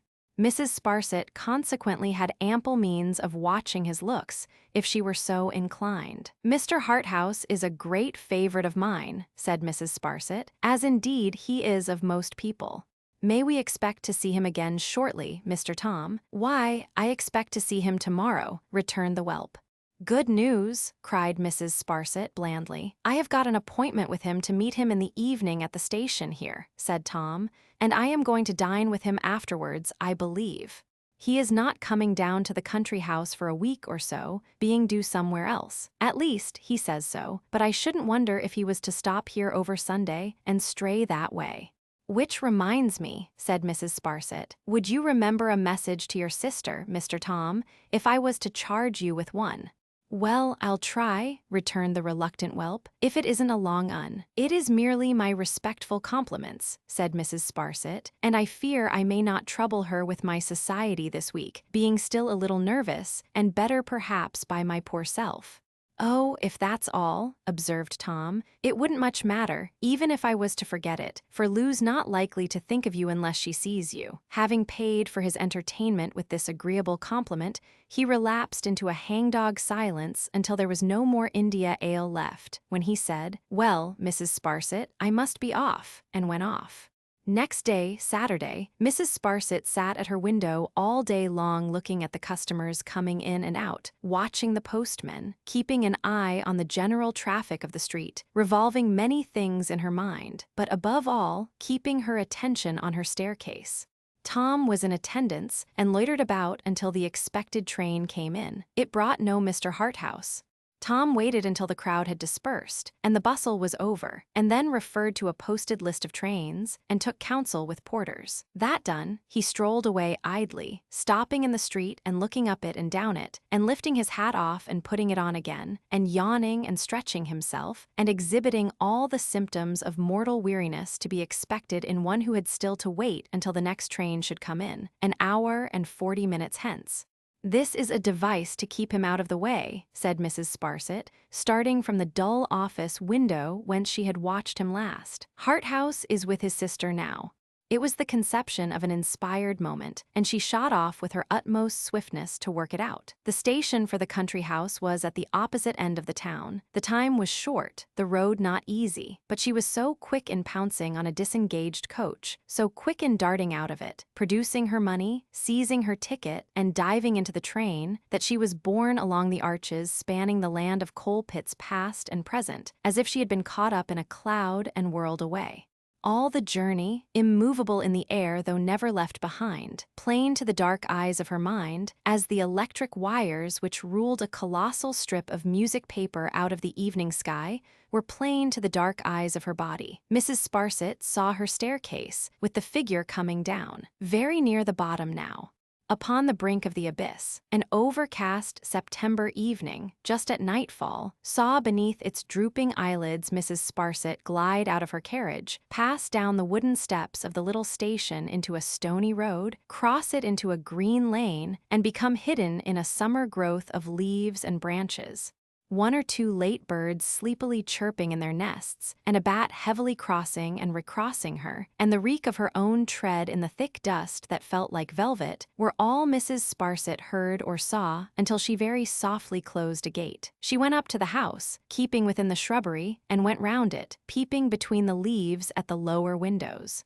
Most of them were open, as they usually were in such warm weather, but there were no lights yet, and all was silent. She tried the garden with no better effect. She thought of the wood and stole towards it, heedless of long grass and briars, of worms, snails, and slugs, and all the creeping things that be. With her dark eyes and her hook nose warily in advance of her, Mrs. Sparsit softly crushed her way through the thick undergrowth, so intent upon her object that she probably would have done no less if the wood had been a wood of adders. Hark! The smaller birds might have tumbled out of their nests, fascinated by the glittering of Mrs. Sparsit's eyes in the gloom, as she stopped and listened. Low voices close at hand, his voice and hers. The appointment was a device to keep the brother away. There they were yonder, by the felled tree. Bending low among the dewy grass, Mrs. Sparsit advanced closer to them. She drew herself up and stood behind a tree, like Robinson Crusoe in his ambuscade against the savages, so near to them that at a spring, and that no great one, she could have touched them both. He was there secretly, and had not shown himself at the house. He had come on horseback, and must have passed through the neighboring fields, for his horse was tied to the meadow side of the fence, within a few paces. "My dearest love," said he, "what could I do? Knowing you were alone, was it possible that I could stay away? You may hang your head to make yourself the more attractive. I don't know what they see in you when you hold it up," thought Mrs. Sparsit, "but you little think, my dearest love, whose eyes are on you," that she hung her head was certain. She urged him to go away, she commanded him to go away, but she neither turned her face to him, nor raised it. Yet it was remarkable that she sat as still as ever the amiable woman in ambuscade had seen her sit, at any period in her life. Her hands rested in one another, like the hands of a statue, and even her manner of speaking was not hurried. "My dear child," said Harthouse. Mrs. Sparsit saw with delight that his arm embraced her. "Will you not bear with my society for a little while?" "Not here, where Louisa?" "Not here, but we have so little time to make so much of, and I have come so far, and am altogether so devoted and distracted. There never was a slave at once so devoted and ill-used by his mistress. To look for your sunny welcome that has warmed me into life, and to be received in your frozen manner, is heart-rending. Am I to say again that I must be left to myself here, but we must meet, my dear Louisa? Where shall we meet?" They both started. The listener started, guiltily, too, for she thought there was another listener among the trees. It was only rain, beginning to fall fast, in heavy drops. "Shall I ride up to the house a few minutes hence, innocently supposing that its master is at home, and will be charmed to receive me? No. Your cruel commands are implicitly to be obeyed, though I am the most unfortunate fellow in the world, I believe, to have been insensible to all other women, and to have fallen prostrate at last under the foot of the most beautiful, and the most engaging, and the most imperious. My dearest Louisa, I cannot go myself, or let you go, in this hard abuse of your power. Mrs. Sparsit saw him detain her with his encircling arm, and heard him then and there, within her, Mrs. Sparsit's, greedy hearing, tell her how he loved her, and how she was the stake for which he ardently desired to play away all that he had in life. The objects he had lately pursued turned worthless beside her. Such success as was almost in his grasp, he flung away from him like the dirt it was, compared with her. Its pursuit, nevertheless, if it kept him near her, or its renunciation if it took him from her, or flight if she shared it, or secrecy if she commanded it, or any fate, or every fate, all was alike to him, so that she was true to him, the man who had seen how cast away she was, whom she had inspired at their first meeting with an admiration, an interest of which he had thought himself incapable, whom she had received into her confidence, who was devoted to her and adored her. But one of them yet remained in the darkness before her, and while she tracked that one she must be right. "Oh, my dearest love," thought Mrs. Sparsit, "you little think how well attended you are." Mrs. Sparsit saw her out of the wood and saw her enter the house. What to do next? It rained now in a sheet of water. Mrs. Sparsit's white stockings were of many colors, green predominating. Prickly things were in her shoes. Caterpillars slung themselves, in hammocks of their own making, from various parts of her dress. Rills ran from her bonnet and her Roman nose. In such condition, Mrs. Sparsit stood hidden in the density of the shrubbery, considering what next. Lo, Louisa coming out of the house. Hastily cloaked and muffled and stealing away, she elopes. She falls from the lowermost stair and is swallowed up in the gulf. Indifferent to the rain, and moving with a quick determined step, she struck into a side path parallel with the ride. Mrs. Sparsit followed in the shadow of the trees, at but a short distance, for it was not easy to keep a figure in view going quickly through the umbrageous darkness. When she stopped to close the side gate without noise, Mrs. Sparsit stopped. When she went on, Mrs. Sparsit went on. She went by the way Mrs. Sparsit had come, emerged from the green lane, crossed the stony road, and ascended the wooden steps to the railroad. A train for Coketown would come through presently, Mrs. Sparsit knew, so she understood Coketown to be her first place of destination. In Mrs. Sparsit's limp and streaming state, no extensive precautions were necessary to change her usual appearance, but she stopped under the lee of the station wall, tumbled her shawl into a new shape, and put it on over her bonnet. So disguised, she had no fear of being recognized when she followed up the railroad steps and paid her money in the small office. Louisa sat waiting in a corner. Mrs. Sparsit sat waiting in another corner. Both listened to the thunder, which was loud, and to the rain as it washed off the roof and pattered on the parapets of the arches. 2 or 3 lamps were rained out and blown out, so both saw the lightning to advantage as it quivered and zigzagged on the iron tracks. The seizure of the station, with a fit of trembling, gradually deepening to a complaint of the heart, announced the train.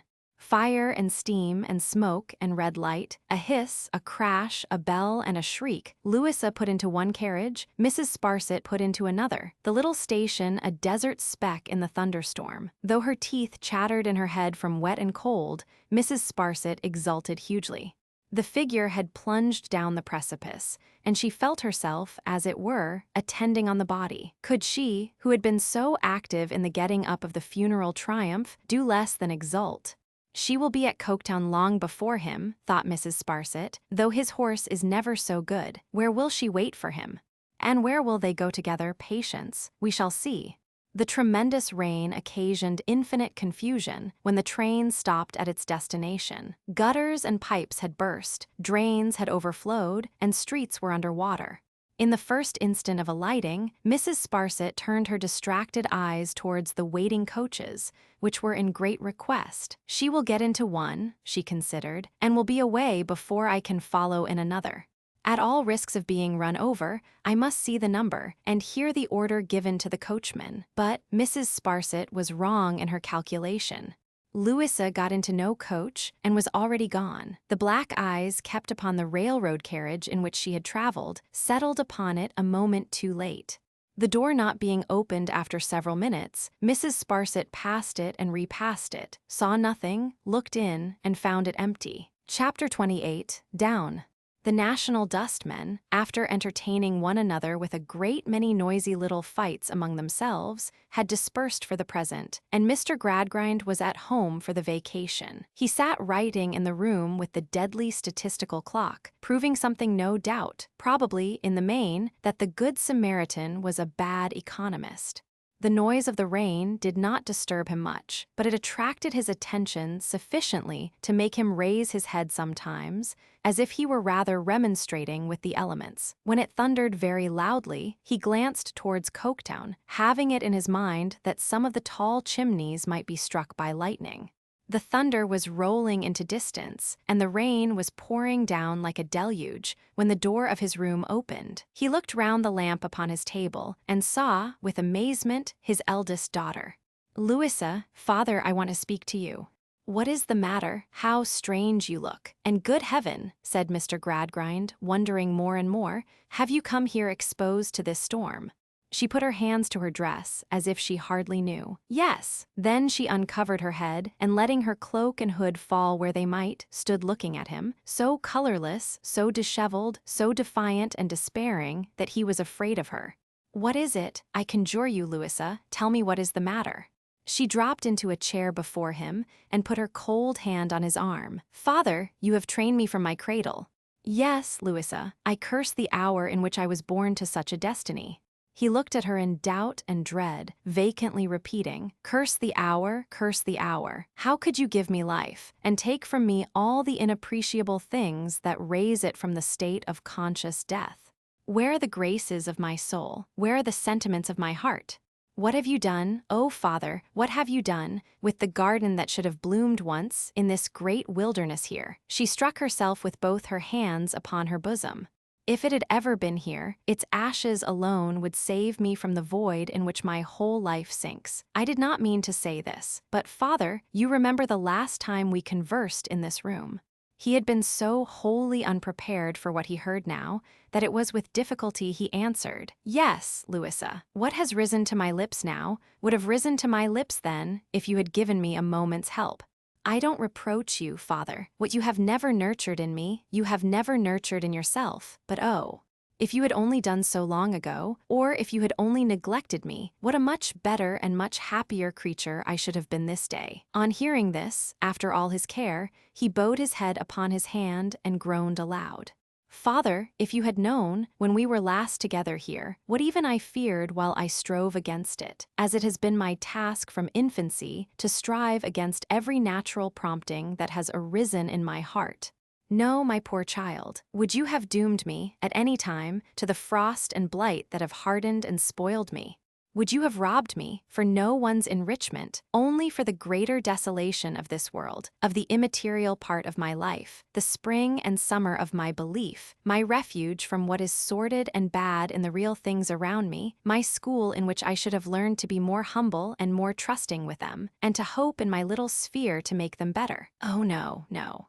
No, Louisa. Yet, Father, if I had been stone blind, if I had groped my way by my sense of touch, and had been free, while I knew the shapes and surfaces of things, to exercise my fancy somewhat in regard to them, I should have been a million times wiser, happier, more loving, more contented, more innocent and human in all good respects, than I am with the eyes I have. Now hear what I have come to say." He moved to support her with his arm. She rising as he did so, they stood close together, she, with a hand upon his shoulder, looking fixedly in his face. "With a hunger and thirst upon me, Father, which have never been for a moment appeased, with an ardent impulse towards some region where rules and figures and definitions were not quite absolute, I have grown up, battling every inch of my way. I never knew you were unhappy, my child. Father, I always knew it. In this strife I have almost repulsed and crushed my better angel into a demon. What I have learned has left me doubting, misbelieving, despising, regretting what I have not learned, and my dismal resource has been to think that life would soon go by, and that nothing in it could be worth the pain and trouble of a contest." "And you so young, Louisa," he said with pity. "And I so young. In this condition, Father, for I show you now, without fear or favor, the ordinary deadened state of my mind as I know it, you proposed my husband to me. I took him, I never made a pretense to him, or you that I loved him. I knew, and, Father, you knew, and he knew, that I never did. I was not wholly indifferent, for I had a hope of being pleasant and useful to Tom. I made that wild escape into something visionary, and have slowly found out how wild it was. But Tom had been the subject of all the little tenderness of my life. Perhaps he became so because I knew so well how to pity him. It matters little now, except as it may dispose you to think more leniently of his errors. As her father held her in his arms, she put her other hand upon his other shoulder, and still looking fixedly in his face, went on. When I was irrevocably married, there rose up into rebellion against the tie, the old strife, made fiercer by all those causes of disparity which arise out of our two individual natures, and which no general laws shall ever rule or state for me, Father, until they shall be able to direct the anatomist where to strike his knife into the secrets of my soul. Louisa, he said, and said imploringly, for he well remembered what had passed between them in their former interview. I do not reproach you, Father. I make no complaint. I am here with another object. What can I do, child? Ask me what you will. I am coming to it. Father, chance then threw into my way a new acquaintance, a man such as I had had no experience of, used to the world, light, polished, easy, making no pretenses, avowing the low estimate of everything that I was half afraid to form in secret, conveying to me almost immediately, though I don't know how or by what degrees, that he understood me and read my thoughts. I could not find that he was worse than I. There seemed to be a near affinity between us. I only wondered it should be worth his while, who cared for nothing else, to care so much for me. For you, Louisa. Her father might instinctively have loosened his hold, but that he felt her strength departing from her, and saw a wild, dilating fire in the eyes steadfastly regarding him. I say nothing of his plea for claiming my confidence. It matters very little how he gained it. Father, he did gain it. What you know of the story of my marriage, he soon knew just as well. Her father's face was ashy white, and he held her in both his arms. I have done no worse, I have not disgraced you. But if you ask me whether I have loved him or do love him, I tell you plainly, Father, that it may be so.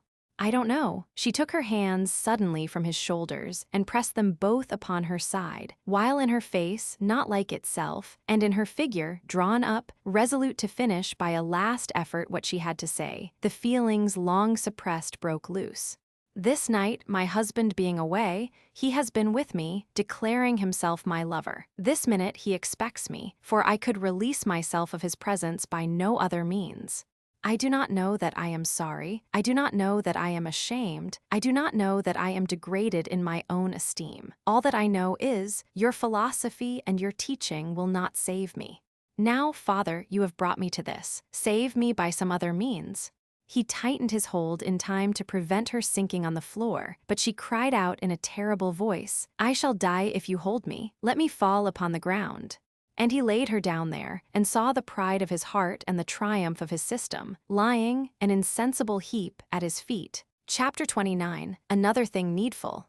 Louisa awoke from a torpor, and her eyes languidly opened on her old bed at home and her old room. It seemed, at first, as if all that had happened since the days when these objects were familiar to her were the shadows of a dream. But gradually, as the objects became more real to her sight, the events became more real to her mind. She could scarcely move her head for pain and heaviness, her eyes were strained and sore, and she was very weak. A curious passive inattention had such possession of her that the presence of her little sister in the room did not attract her notice for some time. Even when their eyes had met and her sister had approached the bed, Louisa lay for minutes looking at her in silence and suffering her timidly to hold her passive hand before she asked, When was I brought to this room? Last night, Louisa. Who brought me here? Sissy, I believe. Why do you believe so? Because I found her here this morning. She didn't come to my bedside to wake me, as she always does, and I went to look for her. She was not in her own room either, and I went looking for her all over the house, until I found her here taking care of you and cooling your head. Will you see, Father? Sissy said I was to tell him when you woke. What a beaming face you have, Jane, said Louisa, as her young sister, timidly still, bent down to kiss her. Have I? I am very glad you think so. I am sure it must be Sissy's doing. The arm Louisa had begun to twine around her neck unbent itself. You can tell Father if you will. Then, staying her for a moment, she said, "It was you who made my room so cheerful and gave it this look of welcome." "Oh no, Louisa, it was done before I came." It was. Louisa turned upon her pillow and heard no more. When her sister had withdrawn, she turned her head back again and lay with her face towards the door until it opened and her father entered. He had a jaded, anxious look upon him, and his hand, usually steady, trembled in hers. He sat down at the side of the bed, tenderly asking how she was, and dwelling on the necessity of her keeping very quiet after her agitation and exposure to the weather last night. He spoke in a subdued and troubled voice, very different from his usual dictatorial manner, and was often at a loss for words. "My dear Louisa." "My poor daughter." He was so much at a loss at that place that he stopped altogether. He tried again, "My unfortunate child." The place was so difficult to get over that he tried again. "It would be hopeless for me, Louisa, to endeavor to tell you how overwhelmed I have been, and still am, by what broke upon me last night. The ground on which I stand has ceased to be solid under my feet. The only support on which I leaned, and the strength of which it seemed, and still does seem, impossible to question, has given way in an instant. I am stunned by these discoveries. I have no selfish meaning in what I say, but I find the shock of what broke upon me last night to be very heavy indeed." She could give him no comfort herein. She had suffered the wreck of her whole life upon the rock. "I will not say, Louisa, that if you had by any happy chance undeceived me some time ago, it would have been better for us both, better for your peace, and better for mine. For I am sensible that it may not have been a part of my system to invite any confidence of that kind. I had proved my system to myself, and I have rigidly administered it, and I must bear the responsibility of its failures. I only entreat you to believe, my favorite child, that I have meant to do right." He said it earnestly, and to do him justice he had. Engaging fathomless deeps with his little mean excise rod, and in staggering over the universe with his rusty, stiff-legged compasses, he had meant to do great things. Within the limits of his short tether, he had tumbled about, annihilating the flowers of existence with greater singleness of purpose than many of the blatant personages whose company he kept. "I am well assured of what you say, father. I know I have been your favorite child. I know you have intended to make me happy. I have never blamed you, and I never shall." He took her outstretched hand and retained it in his. "My dear, I have remained all night at my table, pondering again and again on what has so painfully passed between us. When I consider your character, when I consider that what has been known to me for hours has been concealed by you for years, when I consider under what immediate pressure it has been forced from you at last, I come to the conclusion that I cannot but mistrust myself." He might have added more than all when he saw the face now looking at him. He did add it in effect, perhaps, as he softly moved her scattered hair from her forehead with his hand. Such little actions, slight in another man, were very noticeable in him, and his daughter received them as if they had been words of contrition. "But," said Mr. Gradgrind, slowly, and with hesitation, as well as with a wretched sense of happiness, "if I see reason to mistrust myself for the past, Louisa, I should also mistrust myself for the present and the future. To speak unreservedly to you, I do. I am far from feeling convinced now, however differently I might have felt only this time yesterday, that I am fit for the trust you repose in me, that I know how to respond to the appeal you have come home to make to me, that I have the right instinct, supposing it for the moment to be some quality of that nature, how to help you, and to set you right, my child." She had turned upon her pillow and lay with her face upon her arm so that he could not see it. All her wildness and passion had subsided, but though softened, she was not in tears. Her father was changed in nothing so much as in the respect that he would have been glad to see her in tears. "Some persons hold," he pursued, still hesitating, "that there is a wisdom of the head and that there is a wisdom of the heart. I have not supposed so, but as I have said, I mistrust myself now. I have supposed the head to be all-sufficient. It may not be all-sufficient. How can I venture this morning to say it is? If that other kind of wisdom should be what I have neglected, and should be the instinct that is wanted, Louisa." He suggested it very doubtfully, as if he were half unwilling to admit it even now. She made him no answer, lying before him on her bed, still half-dressed, much as he had seen her lying on the floor of his room last night. "Louisa," and his hand rested on her hair again, "I have been absent from here, my dear, a good deal of late, and though your sister's training has been pursued according to the system," he appeared to come to that word with great reluctance always, "it has necessarily been modified by daily associations begun, in her case, at an early age. I ask you, ignorantly and humbly, my daughter, for the better, do you think?" "Father," she replied, without stirring, "if any harmony has been awakened in her young breast that was mute in mine until it turned to discord, let her thank heaven for it, and go upon her happier way, taking it as her greatest blessing that she has avoided my way." "Oh, my child," he said, in a forlorn manner, "I am an unhappy man to see you thus.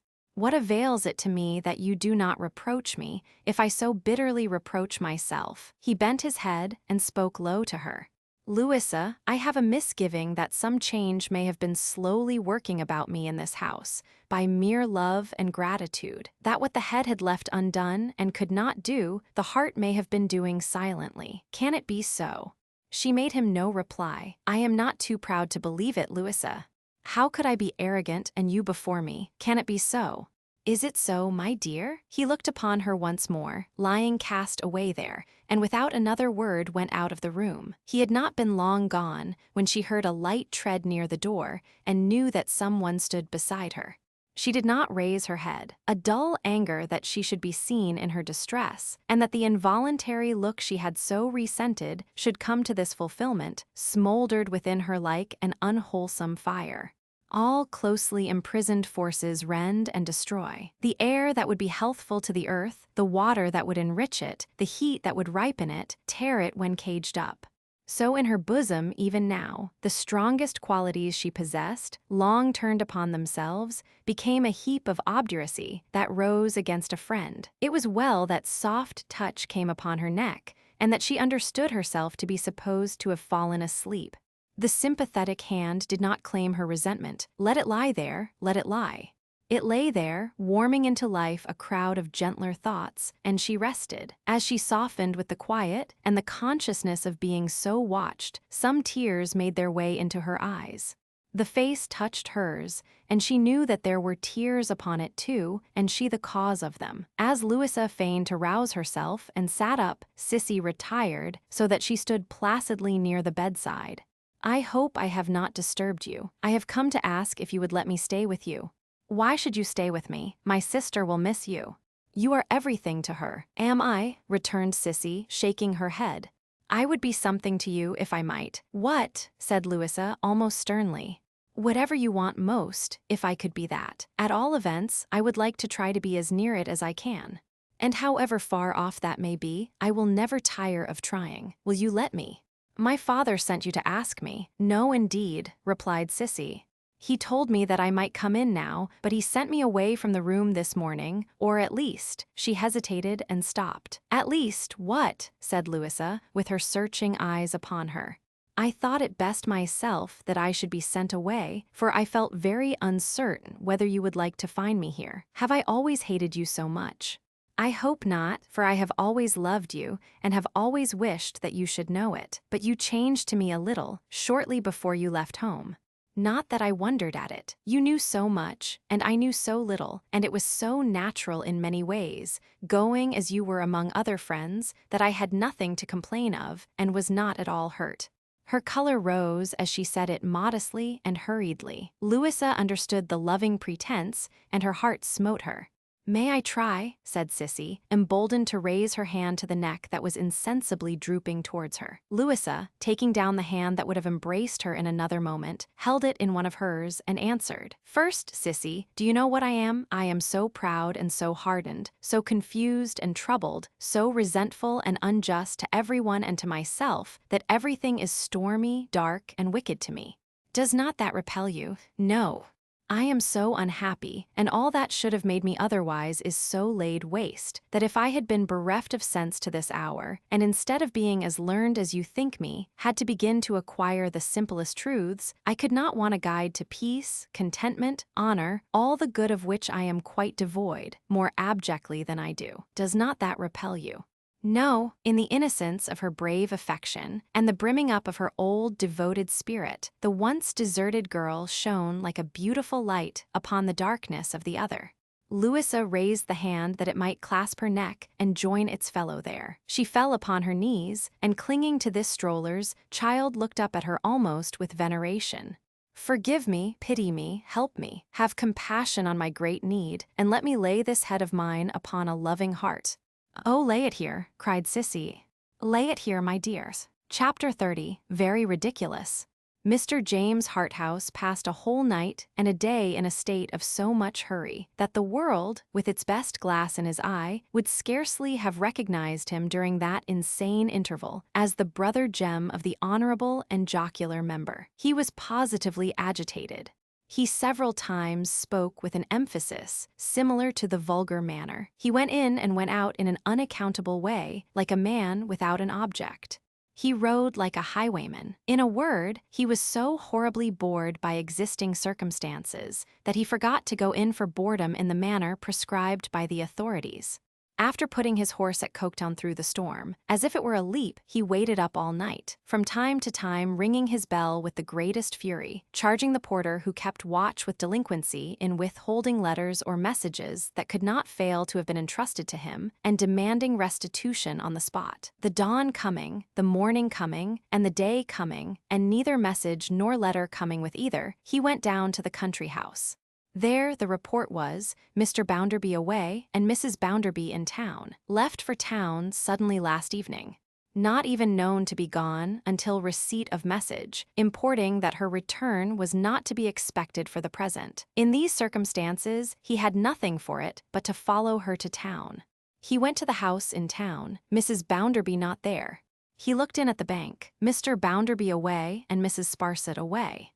Mrs. Sparsit away, who could have been reduced to sudden extremity for the company of that griffin. "Well, I don't know," said Tom, who had his own reasons for being uneasy about it. "She was off somewhere at daybreak this morning. She's always full of mystery. I hate her. So I do that white chap. He's always got his blinking eyes upon a fellow." "Where were you last night, Tom?" "Where was I last night?" said Tom. "Come, I like that. I was waiting for you, Mr. Harthouse, till it came down as I never saw it come down before." "Where was I too?" "Where were you, you mean?" "I was prevented from coming, detained." "Detained," murmured Tom. "Two of us were detained." "I was detained looking for you, till I lost every train but the mail. It would have been a pleasant job to go down by that on such a night, and have to walk home through a pond. I was obliged to sleep in town after all." "Where?" "Where? Why, in my own bed at Bounderby's." "Did you see your sister?" "How the deuce," returned Tom, staring, "could I see my sister when she was 15 miles off?"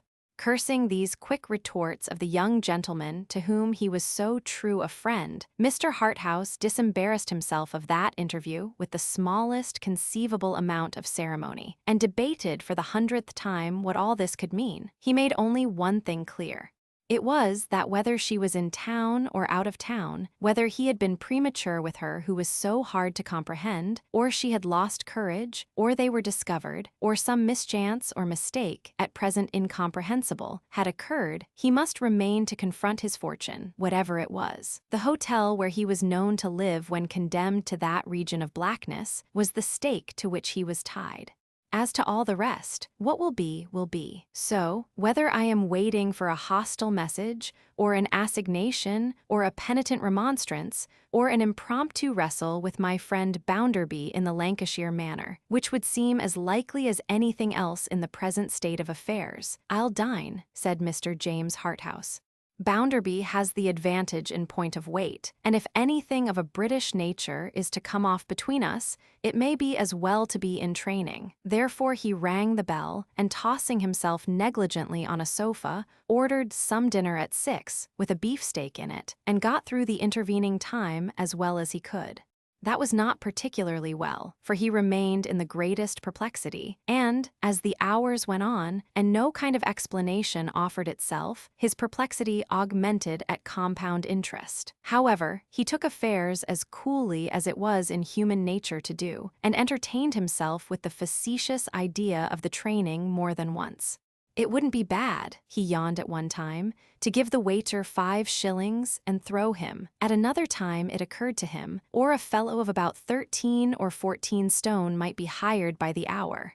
But these jests did not tell materially on the afternoon or his suspense, and, sooth to say, they both lagged fearfully. It was impossible, even before dinner, to avoid often walking about in the pattern of the carpet, looking out of the window, listening at the door for footsteps, and occasionally becoming rather hot when any steps approached that room. But after dinner, when the day turned to twilight, and the twilight turned to night, and still no communication was made to him, it began to be as he expressed it, like the holy office and slow torture. However, still true to his conviction that indifference was the genuine high breeding, the only conviction he had, he seized this crisis as the opportunity for ordering candles and a newspaper. He had been trying in vain for half an hour to read this newspaper when the waiter appeared and said, at once mysteriously and apologetically, "Beg your pardon, sir. You're wanted, sir, if you please." A general recollection that this was the kind of thing the police said to the swell mob caused Mr. Harthouse to ask the waiter in return, with bristling indignation, what the devil he meant by "wanted." "Beg your pardon, sir. Young lady outside, sir, wishes to see you." "Outside where?" "Outside this door, sir." Giving the waiter to the personage before mentioned, as a blockhead duly qualified for that consignment, Mr. Harthouse hurried into the gallery. A young woman whom he had never seen stood there, plainly dressed, very quiet, very pretty. As he conducted her into the room and placed a chair for her, he observed, by the light of the candles, that she was even prettier than he had at first believed. Her face was innocent and youthful, and its expression remarkably pleasant. She was not afraid of him, or in any way disconcerted. She seemed to have her mind entirely preoccupied with the occasion of her visit, and to have substituted that consideration for herself. "I speak to Mr. Harthouse," she said when they were alone. "To Mr. Harthouse," he added in his mind, "and you speak to him with the most confiding eyes I ever saw and the most earnest voice, though so quiet, I ever heard." "If I do not understand, and I do not, sir," said Sissy, "what your honor as a gentleman binds you to in other matters." The blood really rose in his face as she began in these words. "I am sure I may rely upon it to keep my visit secret, and to keep secret what I am going to say. I will rely upon it, if you will tell me I may so far trust." "You may, I assure you."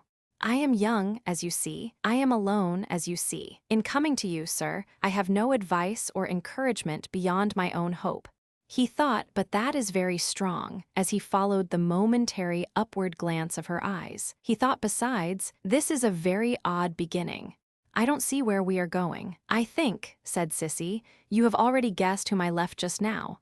"I have been in the greatest concern and uneasiness during the last 24 hours, which have appeared as many years," he returned, "on a lady's account. The hopes I have been encouraged to form that you come from that lady do not deceive me, I trust. I left her within an hour, at her father S. Mr. Harthouse's face lengthened in spite of his coolness, and his perplexity increased. "Then I certainly," he thought, "do not see where we are going. She hurried there last night. She arrived there in great agitation, and was insensible all through the night. I live at her father S. and was with her. You may be sure, sir, you will never see her again as long as you live." Mr. Harthouse drew a long breath, and, if ever man found himself in the position of not knowing what to say, made the discovery beyond all question that he was so circumstanced. The childlike ingenuousness with which his visitor spoke, her modest fearlessness, her truthfulness which put all artifice aside, her entire forgetfulness of herself in her earnest, quiet holding to the object with which she had come, all this, together with her reliance on his easily given promise, which in itself shamed him, presented something in which he was so inexperienced, and against which he knew any of his usual weapons would fall so powerless, that not a word could he rally to his relief. "May I be permitted to inquire, if you are charged to convey that information to me in those hopeless words, by the lady of whom we speak?" "I have no charge from her." The drowning man catches at the straw. "With no disrespect for your judgment, and with no doubt of your sincerity, excuse my saying that I cling to the belief that there is yet hope that I am not condemned to perpetual exile from that lady's presence." "There is not the least hope. The first object of my coming here, sir, is to assure you that you must believe that there is no more hope of your ever speaking with her again than there would be if she had died when she came home last night. Must believe, but if I can't, or if I should by infirmity of nature be obstinate and won't, it is still true. There is no hope." James Harthouse looked at her with an incredulous smile upon his lips, but her mind looked over and beyond him, and the smile was quite thrown away. He bit his lip and took a little time for consideration. "Well, if it should unhappily appear," he said, "after due pains and duty on my part, that I am brought to a position so desolate as this banishment, I shall not become the lady's persecutor. But you said you had no commission from her." "I have only the commission of my love for her and her love for me. I have no other trust than that I have been with her since she came home and that she has given me her confidence. I have no further trust than that. I know something of her character and her marriage." "Oh, Mr. Harthouse, I think you had that trust too."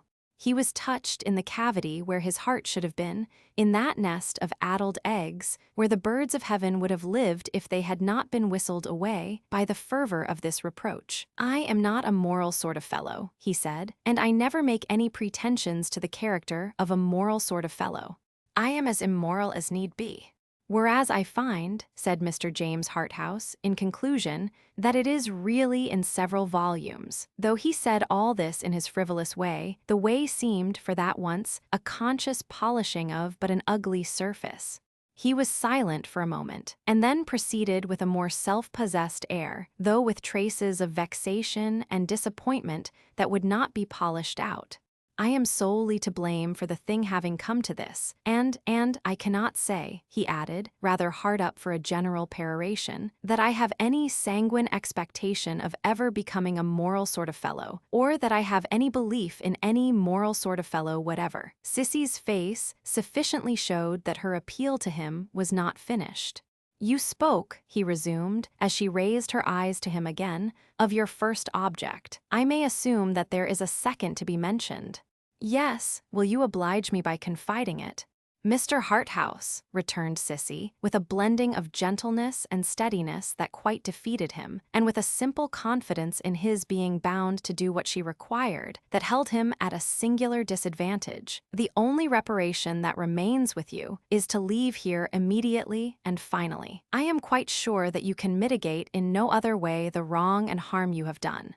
I am quite sure that it is the only compensation you have left it in your power to make. I do not say that it is much, or that it is enough, but it is something, and it is necessary.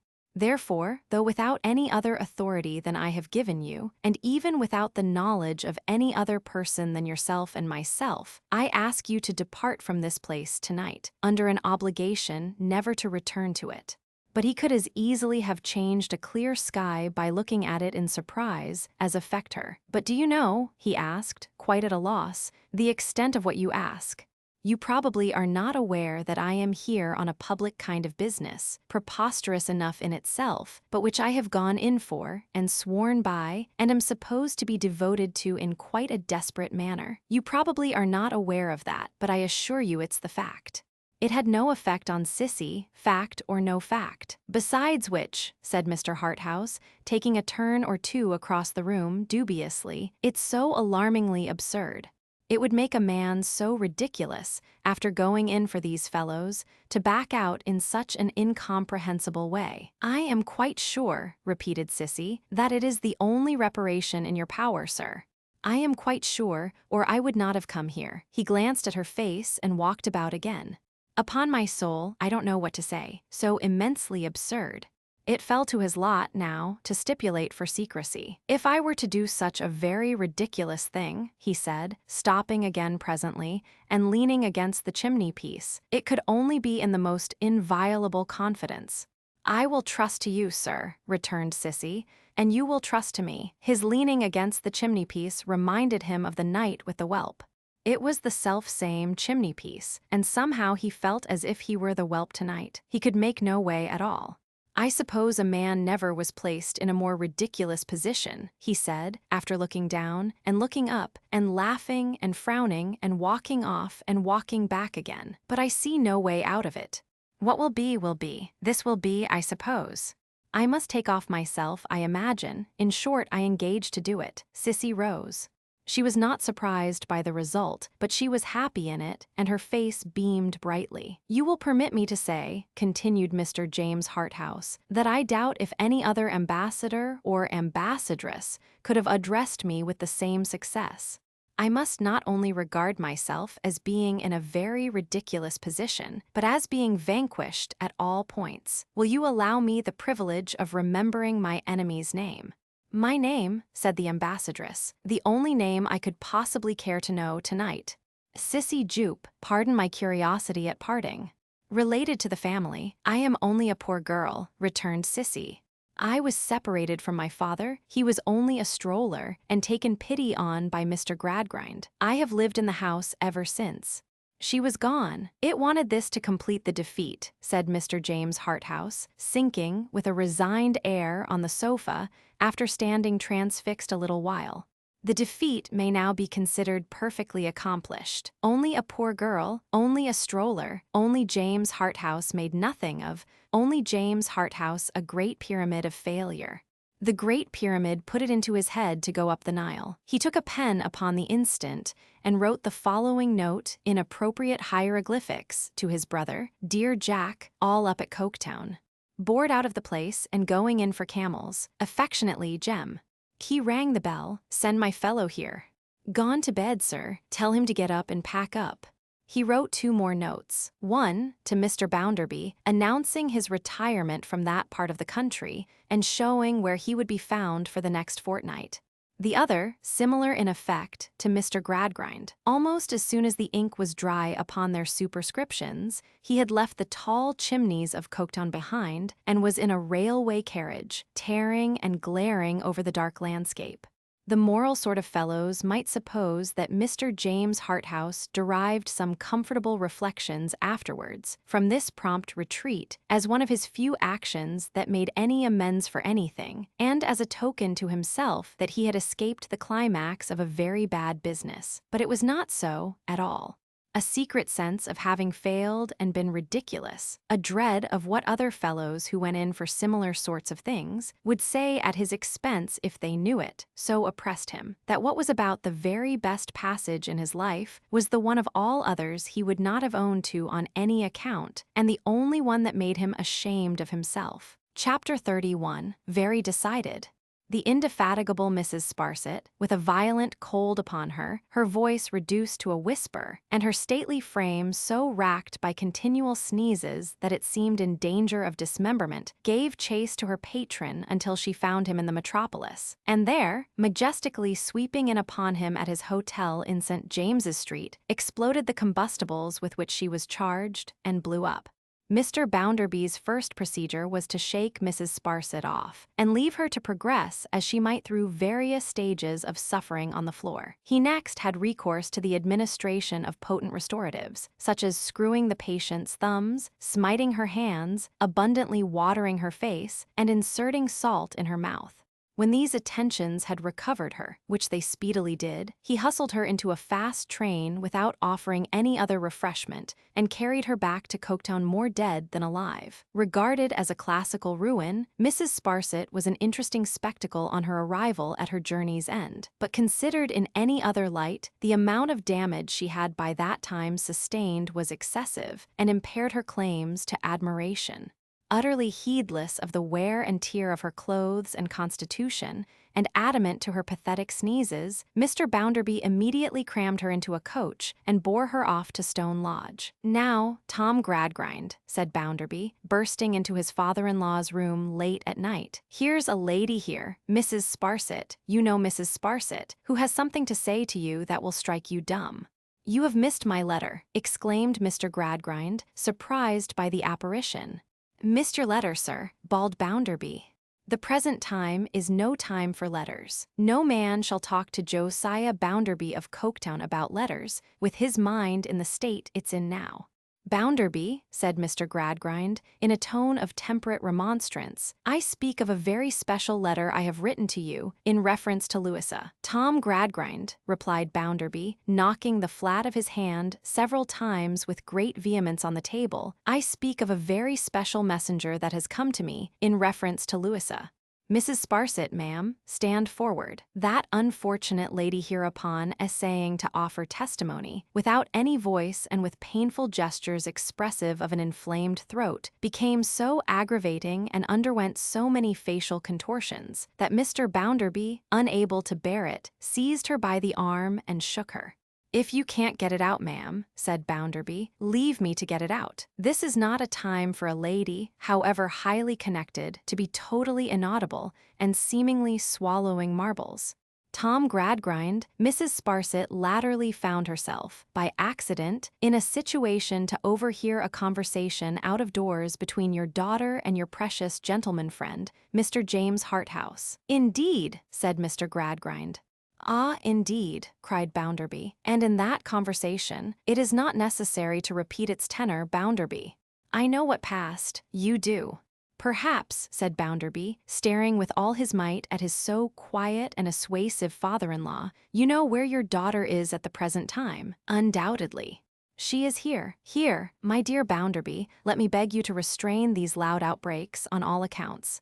Louisa is here. The moment she could detach herself from that interview with the person of whom you speak, and whom I deeply regret to have been the means of introducing to you, Louisa hurried here for protection.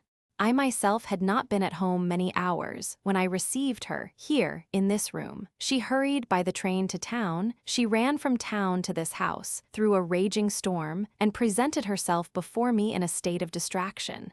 Of course, she has remained here ever since. Let me entreat you, for your own sake and for hers, to be more quiet. Mr. Bounderby silently gazed about him for some moments, in every direction except Mrs. Sparsit's direction, and then, abruptly turning upon the niece of Lady Scadgers, said to that wretched woman, Now, ma'am, we shall be happy to hear any little apology you may think proper to offer for going about the country at express pace, with no other luggage than a cock-and-a-bull, ma'am. Well, ma'am, said Bounderby, without making any observation to you that may not be made with propriety to a woman of good family, what I have got to add to that is that there is something else in which it appears to me you may take refuge, namely, a coach. With these words, Mr. Bounderby extended his right hand to the weeping lady and escorted her to the conveyance in question, shedding many plaintive sneezes by the way. He soon returned alone. Now, as you showed me in your face, Tom Gradgrind, that you wanted to speak to me, he resumed, here I am, but I am not in a very agreeable state, I tell you plainly, not relishing this business, even as it is, and not considering that I am at any time as dutifully and submissively treated by your daughter, as Josiah Bounderby of Coketown ought to be treated by his wife.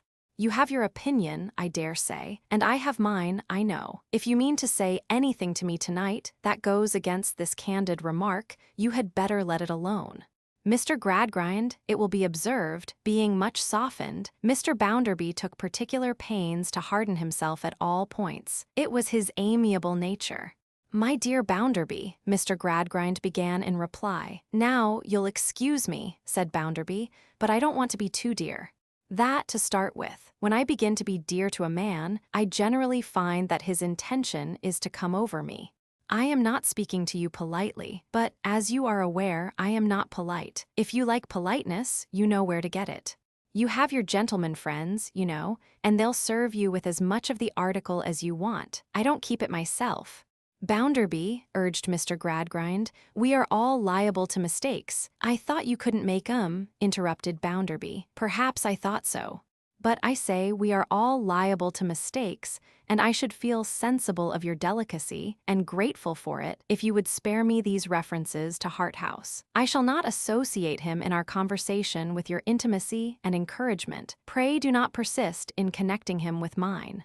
I never mentioned his name, said Bounderby. Well, well, returned Mr. Gradgrind with a patient, even a submissive air. And he sat for a little while pondering. Bounderby, I see reason to doubt whether we have ever quite understood Louisa. Who do you mean by we? Let me say I then, he returned, in answer to the coarsely blurted question. I doubt whether I have understood Louisa. I doubt whether I have been quite right in the manner of her education. There you hit it, returned Bounderby. There I agree with you. You have found it out at last, have you? Education. I'll tell you what education is, to be tumbled out of doors, neck and crop, and put upon the shortest allowance of everything except blows. That's what I call education. I think your good sense will perceive, Mr. Gradgrind remonstrated in all humility, that whatever the merits of such a system may be, it would be difficult of general application to girls. I don't see it at all, sir, returned the obstinate Bounderby. Well, sighed Mr. Gradgrind, we will not enter into the question. I assure you I have no desire to be controversial. I seek to repair what is amiss, if I possibly can, and I hope you will assist me in a good spirit, Bounderby, for I have been very much distressed. I don't understand you yet, said Bounderby, with determined obstinacy, and therefore I won't make any promises. In the course of a few hours, my dear Bounderby, Mr. Gradgrind proceeded, in the same depressed and propitiatory manner, I appear to myself to have become better informed as to Louisa's character than in previous years. The enlightenment has been painfully forced upon me, and the discovery is not mine. I think there are, Bounderby, you will be surprised to hear me say this. I think there are qualities in Louisa which have been harshly neglected and a little perverted. And I would suggest to you that if you would kindly meet me in a timely endeavor to leave her to her better nature for a while, and to encourage it to develop itself by tenderness and consideration, it would be the better for the happiness of all of us. Louisa, said Mr. Gradgrind, shading his face with his hand, has always been my favorite child. The blusterous Bounderby crimsoned and swelled to such an extent on hearing these words, that he seemed to be, and probably was, on the brink of a fit. With his very ears a bright purple shot with crimson, he pent up his indignation, however, and said, You'd like to keep her here for a time. I had intended to recommend, my dear Bounderby, that you should allow Louisa to remain here on a visit, and be attended by Sissy, I mean of course Cecilia Jupe, who understands her, and in whom she trusts. I gather from all this, Tom Gradgrind, said Bounderby, standing up with his hands in his pockets, that you are of opinion that there's what people call some incompatibility between Lou Bounderby and myself. I fear there is at present a general incompatibility between Louisa and almost all the relations in which I have placed her, was her father's sorrowful reply. Now, look you here, Tom Gradgrind, said Bounderby the flushed, confronting him with his legs wide apart, his hands deeper in his pockets, and his hair like a hayfield wherein his windy anger was boisterous. You have said your say, I am going to say mine. I am a Coketown man. I am Josiah Bounderby of Coketown. I know the bricks of this town, and I know the works of this town, and I know the chimneys of this town, and I know the smoke of this town, and I know the hands of this town. I know 'em all pretty well, they're real.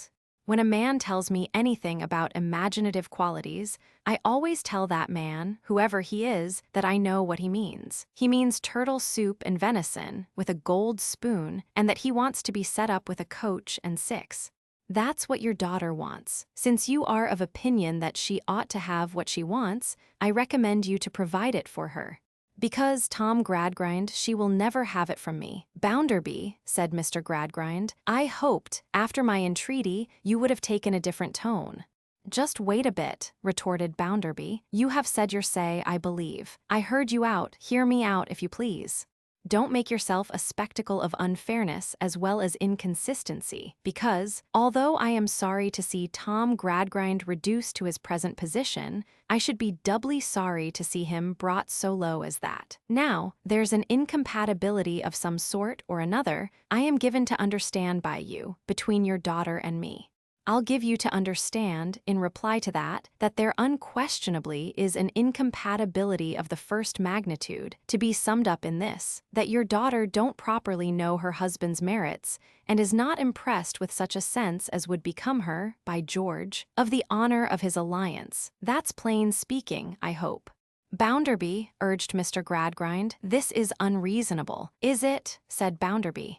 I am glad to hear you say so, because when Tom Gradgrind, with his new lights, tells me that what I say is unreasonable, I am convinced at once it must be devilish sensible. With your permission, I am going on. You know my origin, and you know that for a good many years of my life I didn't want a shoeing horn, in consequence of not having a shoe. Yet you may believe or not, as you think proper, that there are ladies, born ladies belonging to families, who next to worship the ground I walk on. He discharged this like a rocket at his father-in-law's head. Whereas your daughter, proceeded Bounderby, is far from being a born lady, that you know yourself. Not that I care a pinch of candle snuff about such things, for you are very well aware I don't, but that such is the fact, and you, Tom Gradgrind, can't change it. Why do I say this? Not, I fear, observed Mr. Gradgrind in a low voice, to spare me. Hear me out, said Bounderby, and refrain from cutting in till your turn comes round. I say this because highly connected females have been astonished to see the way in which your daughter has conducted herself and to witness her insensibility. They have wondered how I have suffered it. And I wonder myself now, and I won't suffer it. Bounderby, returned Mr. Gradgrind, rising, the less we say tonight the better, I think. On the contrary, Tom Gradgrind, the more we say tonight the better, I think. That is, the consideration checked him, till I have said all I mean to say, and then I don't care how soon we stop. I come to a question that may shorten the business. What do you mean by the proposal you made just now? What do I mean, Bounderby? By your visiting proposition, said Bounderby, with an inflexible jerk of the hayfield. I mean that I hope you may be induced to arrange, in a friendly manner, for allowing Louisa a period of repose and reflection here, which may tend to a gradual alteration for the better in many respects, to a softening down of your ideas of the incompatibility, said Bounderby. If you put it in those terms, what made you think of this, said Bounderby. I have already said, I fear Louisa has not been understood. Is it asking too much, Bounderby, that you, so far her elder, should aid in trying to set her right? You have accepted a great charge of her, for better for worse, for Mr. Bounderby may have been annoyed by the repetition of his own words to Stephen Blackpool, but he cut the quotation short with an angry start. Come, said he, I don't want to be told about that. I know what I took her for, as well as you do. Never you mind what I took her for, that's my lookout. I was merely going on to remark, Bounderby, that we may all be more or less in the wrong, not even accepting you, and that some yielding on your part, remembering the trust you have accepted, may not only be an act of true kindness, but perhaps a debt incurred towards Louisa. I think differently, blustered Bounderby. I am going to finish this business according to my own opinions. Now, I don't want to make a quarrel of it with you, Tom Gradgrind. To tell you the truth, I don't think it would be worthy of my reputation to quarrel on such a subject. As to your gentleman friend, he may take himself off, wherever he likes best. If he falls in my way, I shall tell him my mind. If he don't fall in my way, I shan't, for it won't be worth my while to do it. As to your daughter, whom I made Lou Bounderby, and might have done better by leaving Lou Gradgrind, if she don't come home tomorrow, by 12 o'clock at noon, I shall understand that she prefers to stay away, and I shall send her wearing apparel and so forth over here, and you'll take charge of her for the future. What I shall say to people in general, of the incompatibility that led to my so laying down the law, will be this. I am Josiah Bounderby, and I had my bringing up. She's the daughter of Tom Gradgrind, and she had her bringing up, and the two horses wouldn't pull together. I am pretty well known to be rather an uncommon man, I believe, and most people will understand fast enough that it must be a woman rather out of the common, also, who, in the long run, would come up to my mark. Let me seriously entreat you to reconsider this, Bounderby, urged Mr. Gradgrind, before you commit yourself to such a decision. I always come to a decision, said Bounderby, tossing his hat on, and whatever I do at once. I should be surprised at Tom Gradgrind's addressing such a remark to Josiah Bounderby of Coketown, knowing what he knows of him, if I could be surprised by anything Tom Gradgrind did after his making himself a party to sentimental humbug. I have given you my decision, and I have got no more to say. Good night. So Mr. Bounderby went home to his town house to bed. At 5 minutes past 12 o'clock next day, he directed Mrs. Bounderby's property to be carefully packed up and sent to Tom Gradgrind, advertised his country retreat for sale by private contract, and resumed a bachelor life. Chapter 32. Lost. The robbery at the bank had not languished before, and did not cease to occupy a front place in the attention of the principal of that establishment now. In boastful proof of his promptitude and activity as a remarkable man, and a self-made man, and a commercial wonder more admirable than Venus, who had risen out of the mud instead of the sea, he liked to show how little his domestic affairs abated his business ardor. Consequently, in the first few weeks of his resumed bachelorhood, he even advanced upon his usual display of bustle, and every day made such a rout in renewing his investigations into the robbery that the officers who had it in hand almost wished it had never been committed. They were at fault too, and off the scent.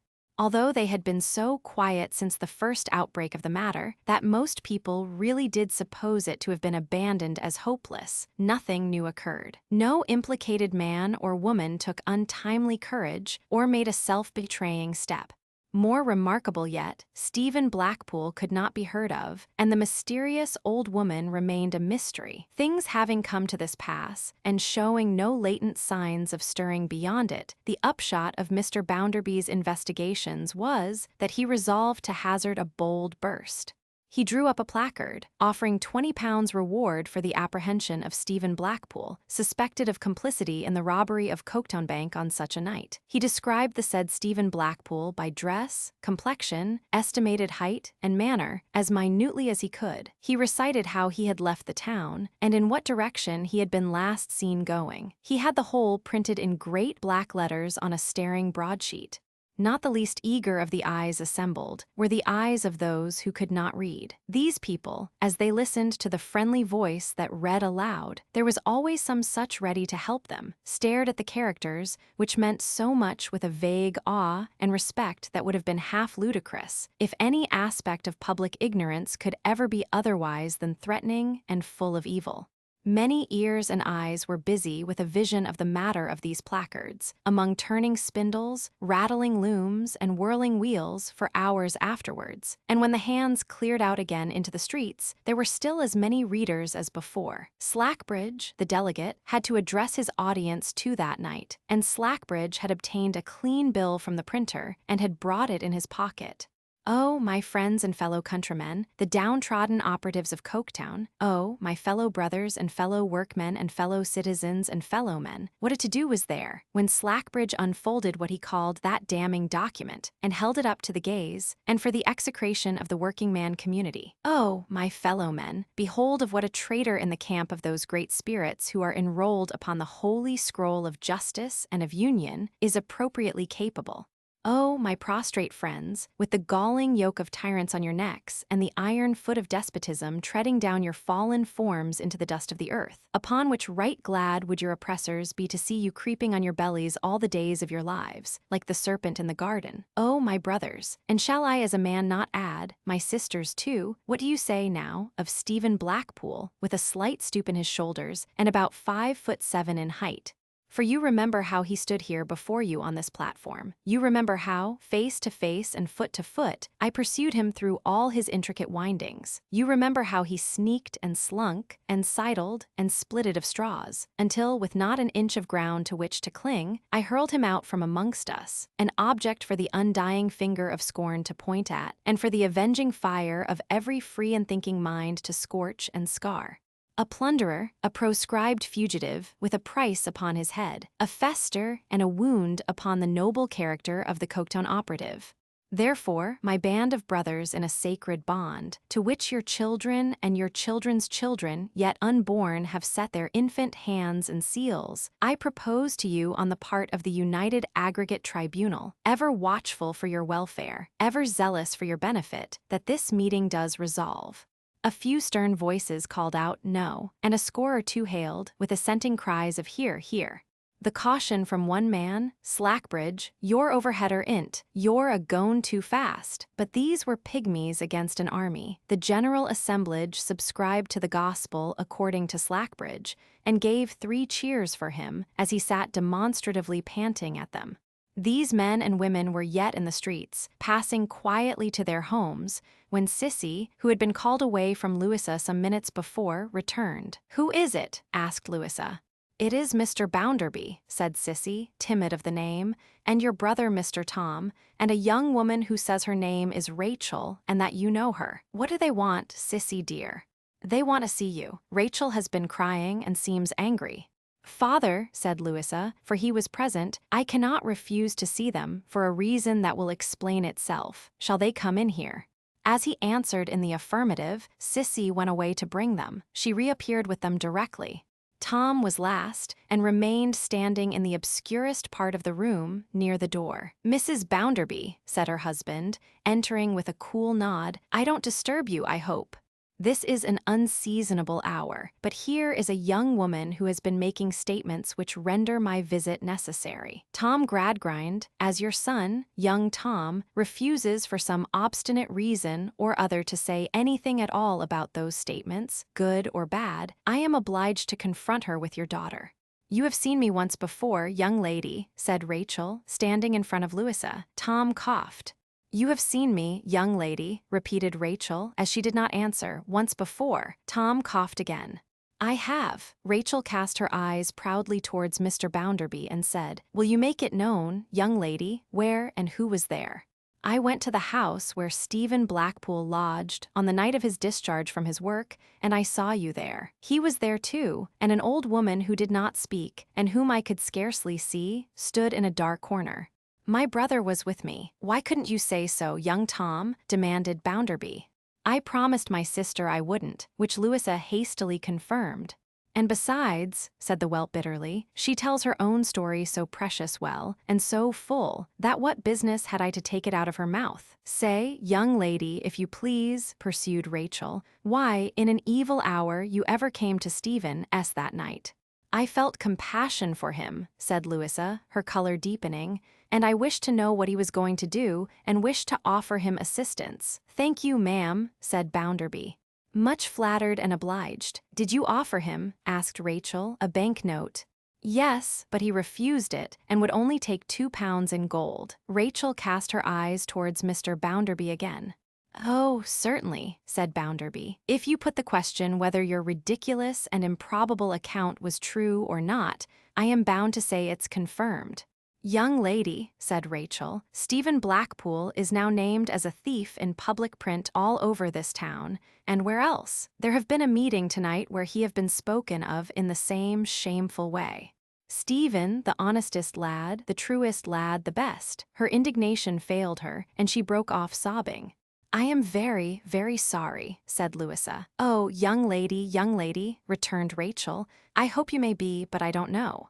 I can't say what you may ha done. The like of you don't know us, don't care for us, don't belong to us. I am not sure why you may ha come that night. I can't tell but what you may ha come why, some aim of your own, not mindin' to what trouble you brought such as the poor lad. I said then, bless you for coming, and I said it of my heart, you seemed to take so pitifully to him, but I don't know now, I don't know." Louisa could not reproach her for her unjust suspicions. She was so faithful to her idea of the man, and so afflicted. "And when I think," said Rachel through her sobs, "that the poor lad was so grateful, thinkin' you so good to him, when I mind that he put his hand over his hard-workin' face to hide the tears that you brought up there. Oh, I hope you may be sorry, and ha no bad cause to be it. But I don't know, I don't know." "You're a pretty article," growled the whelp, moving uneasily in his dark corner, "to come here with these precious imputations. You ought to be bundled out for not knowing how to behave yourself, and you would be by rights." She said nothing in reply, and her low weeping was the only sound that was heard until Mr. Bounderby spoke. "Come," said he, "you know what you have engaged to do. You had better give your mind to that, not this." "'Deed, I am loath," returned Rachel, drying her eyes, "that any here should see me like this, but I won't be seen so again. Young lady, when I had read what's put in print of Stephen, and what has just as much truth in it as if it had been put in print of you, I went straight to the bank to say I knew where Stephen was, and to give a sure and certain promise that he should be here in 2 days. I couldn't meet why, Mr. Bounderby then, and your brother sent me away, and I tried to find you, but you was not to be found, and I went back to work. Soon as I come out of the mill tonight, I hasten to hear what was said of Stephen, for I know why pride he will come back to shame it. And then I went again to seek Mr. Bounderby, and I found him, and I told him every word I knew, and he believed no word I said, and brought me here. So far, that's true enough, assented Mr. Bounderby, with his hands in his pockets and his hat on. But I have known you people before today, you'll observe, and I know you never die for want of talking. Now, I recommend you not so much to mind talking just now as doing. You have undertaken to do something. All I remark upon that at present is, do it. I have written to Stephen by the post that went out this afternoon, as I have written to him once before he went away, said Rachel, and he will be here at furthest in 2 days. Then, I'll tell you something. You are not aware perhaps, retorted Mr. Bounderby, that you yourself have been looked after now and then, not being considered quite free from suspicion in this business, on account of most people being judged according to the company they keep. The post office hasn't been forgotten either. What I'll tell you is that no letter to Stephen Blackpool has ever got into it. Therefore, what has become of yours, I leave you to guess. Perhaps you're mistaken and never wrote any. He hadn't been gone from here, young lady, said Rachel, turning appealingly to Louisa, as much as a week when he sent me the only letter I have had from him, saying that he was forced to seek work in another name. Oh, by George, cried Bounderby, shaking his head with a whistle. He changes his name, does he? That's rather unlucky, too, for such an immaculate chap. It's considered a little suspicious in courts of justice, I believe, when an innocent happens to have many names. What, said Rachel, with the tears in her eyes again, what, young lady, in the name of mercy, was left the poor lad to do? The masters against him on one hand, the men against him on the other, he only wanted to work hard in peace and do what he felt right. Can a man have no soul of his own, no mind of his own? Must he go wrong all through why this side, or must he go wrong all through why that, or else be hunted like a hare? Indeed, I pity him from my heart, returned Louisa, and I hope that he will clear himself. You need have no fear of that, young lady. He is sure, all the surer, I suppose, said Mr. Bounderby, for your refusing to tell where he is, eh? He shall not, through any act of mine, come back why, the unmerited reproach of being brought back. He shall come back of his own accord to clear himself, and put all those that have injured his good character, and he not here for its defense, to shame. I have told him what has been done against him, said Rachel, throwing off all distrust as a rock throws off the sea, and he will be here, at furthest, in 2 days. Notwithstanding which, added Mr. Bounderby, if he can be laid hold of any sooner, he shall have an earlier opportunity of clearing himself. As to you, I have nothing against you. What you came and told me turns out to be true, and I have given you the means of proving it to be true, and there's an end of it. I wish you good night all. I must be off to look a little further into this. Tom came out of his corner when Mr. Bounderby moved with him, kept close to him, and went away with him. The only parting salutation of which he delivered himself was a sulky, "Good night, father." With a brief speech and a scowl at his sister, he left the house. Since his she-tanker had come home, Mr. Gradgrind had been sparing of speech. He still sat silent when Louisa mildly said, "Rachel, you will not distrust me one day when you know me better." "It goes against me," Rachel answered in a gentler manner, "to mistrust anyone, but when I am so mistrusted, when we all are, I cannot keep such things quite out of my mind. I ask your pardon for having done you an injury. I don't think what I said now. Yet I might come to think it again. Why, the poor lad so wronged." "Did you tell him in your letter?" inquired Sissy. That suspicion seemed to have fallen upon him, because he had been seen about the bank at night. He would then know what he would have to explain on coming back, and would be ready. "Yes, dear," she returned, "but I can't guess what can have ever taken him there. He never used to go there. It was never in his way. His way was the same as mine, and not near it." Sissy had already been at her side asking her where she lived, and whether she might come tomorrow night to inquire if there were news of him. "I doubt," said Rachel, "if he can be here till next day." "Then I will come next night too," said Sissy. When Rachel, assenting to this, was gone, Mr. Gradgrind lifted up his head and said to his daughter, "Louisa, my dear, I have never, that I know of, seen this man. Do you believe him to be implicated?" I think I have believed it, father, though with great difficulty. I do not believe it now. That is to say, you once persuaded yourself to believe it, from knowing him to be suspected. His appearance and manner, are they so honest? Very honest, and her confidence not to be shaken. I ask myself, said Mr. Gradgrind, musing, does the real culprit know of these accusations? Where is he? Who is he? His hair had latterly began to change its color. As he leaned upon his hand again, looking gray and old, Louisa, with a face of fear and pity, hurriedly went over to him and sat close at his side. Her eyes by accident met Sissy's at the moment. Sissy flushed and started, and Louisa put her finger on her lip. Next night, when Sissy returned home and told Louisa that Stephen was not come, she told it in a whisper.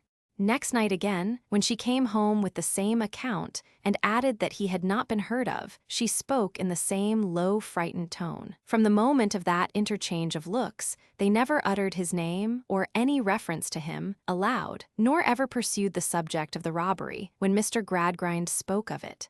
The 2 appointed days ran out, 3 days and nights ran out, and Stephen Blackpool was not come and remained unheard of. On the 4th day, Rachel, with unabated confidence, but considering her dispatch to have miscarried, went up to the bank and showed her letter from him with his address at a working colony, one of many, not upon the main road, 60 miles away. Messengers were sent to that place, and the whole town looked for Stephen to be brought in next day. During this whole time, the whelp moved about with Mr. Bounderby like his shadow, assisting in all the proceedings. He was greatly excited, horribly fevered, bit his nails down to the quick, spoke in a hard, rattling voice, and with lips that were black and burnt up. At the hour when the suspected man was looked for, the whelp was at the station, offering to wager that he had made off before the arrival of those who were sent in quest of him, and that he would not appear. The whelp was right. The messengers returned alone. Rachel's letter had gone, Rachel's letter had been delivered. Stephen Blackpool had decamped in that same hour, and no soul knew more of him. The only doubt in Coketown was whether Rachel had written in good faith, believing that he really would come back, or warning him to fly. On this point opinion was divided. 6 days, 7 days, far on into another week, the wretched whelp plucked up a ghastly courage and began to grow defiant. Was the suspected fellow the thief? A pretty question. If not, where was the man, and why did he not come back? Where was the man, and why did he not come back?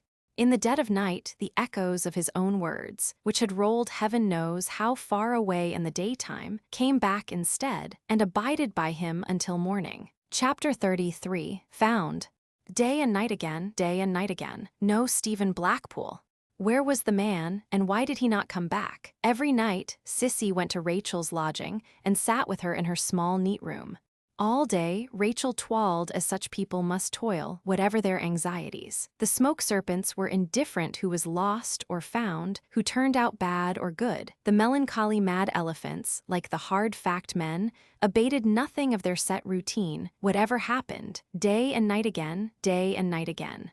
The monotony was unbroken. Even Stephen Blackpool's disappearance was falling into the general way, and becoming as monotonous a wonder as any piece of machinery in Coketown. I misdoubt, said Rachel, if there is as many as 20 left in all this place, who have any trust in the poor dear lad now. She said it to Sissy, as they sat in her lodging, lighted only by the lamp at the street corner. Sissy had come there when it was already dark, to await her return from work, and they had since sat at the window where Rachel had found her, wanting no brighter light to shine on their sorrowful talk. If it hadn't been mercifully brought about that I was to have you to speak to, pursued Rachel, times are when I think my mind would not have kept right. But I get hope and strength through you, and you believe that though appearances may rise against him, he will be proved clear. I do believe so, returned Sissy, with my whole heart. I feel so certain, Rachel, that the confidence you hold in yours against all discouragement is not like to be wrong, that I have no more doubt of him than if I had known him through as many years of trial as you have. I have never once left trusting Stephen Blackpool. We all believe, up at the lodge, Rachel, that he will be freed from suspicion sooner or later. "The better I know it to be so believed there, my dear," said Rachel, "and the kinder I feel it that you come away from there, purposely to comfort me, and keep me company, and be seen why me when I am not yet free from all suspicion myself, the more grieved I am that I should ever have spoken those mistrusting words to the young lady. And yet you don't mistrust her now, Rachel. Now that you have brought us more together, no. But I can't at all times keep out of my mind." Her voice so sunk into a low and slow communing with herself that Sissy, sitting by her side, was obliged to listen with attention. "I can't at all times keep out of my mind mistrustings of someone. I can't think who tease, I can't think how or why it may be done, but I mistrust that someone has put Stephen out of the way. I mistrust that by his coming back of his own accord, and showing himself innocent before them all, someone would be confounded, who, to prevent that, has stopped him and put him out of the way." "That is a dreadful thought," said Sissy, turning pale. "It is a dreadful thought to think he may be murdered." Sissy shuddered and turned paler yet. "When it makes its way into my mind, dear," said Rachel, "and it will come sometimes, though I do all I can to keep it out, why, counting on to high numbers as I work, and saying over and over again pieces that I knew when I were a child, I fall into such a wild, hot hurry that, however tired I am, I want to walk fast, miles and miles. I must get the better of this before bedtime. I'll walk home. Why you? He might fall ill upon the journey back," said Sissy, faintly offering a worn-out scrap of hope. "And in such a case, there are many places on the road where he might stop. But he is in none of them. He has been sought for in all, and he's not there." "True," was Sissy's reluctant admission. "He'd walk the journey in 2 days. If he was footsore and couldn't walk, I sent him, in the letter he got, the money to ride, lest he should have none of his own to spare. Let us hope that tomorrow will bring something better, Rachel, come into the air." Her gentle hand adjusted Rachel's shawl upon her shining black hair in the usual manner of her wearing it, and they went out. The night being fine, little knots of hands were here and there lingering at street corners, but it was supper time with the greater part of them, and there were but few people in the streets. "You're not so hurried now, Rachel, and your hand is cooler. I get better, dear, if I can only walk and breathe a little fresh. Times when I can't, I turn weak and confused. But you must not begin to fail, Rachel, for you may be wanted at any time to stand by Stephen.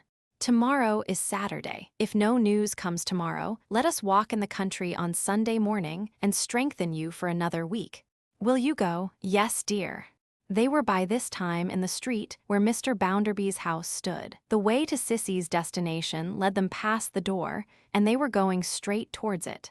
Some train had newly arrived in Coketown, which had put a number of vehicles in motion and scattered a considerable bustle about the town. Several coaches were rattling before them and behind them as they approached Mr. Bounderby's, and one of the latter drew up with such briskness, as they were in the act of passing the house, that they looked round involuntarily.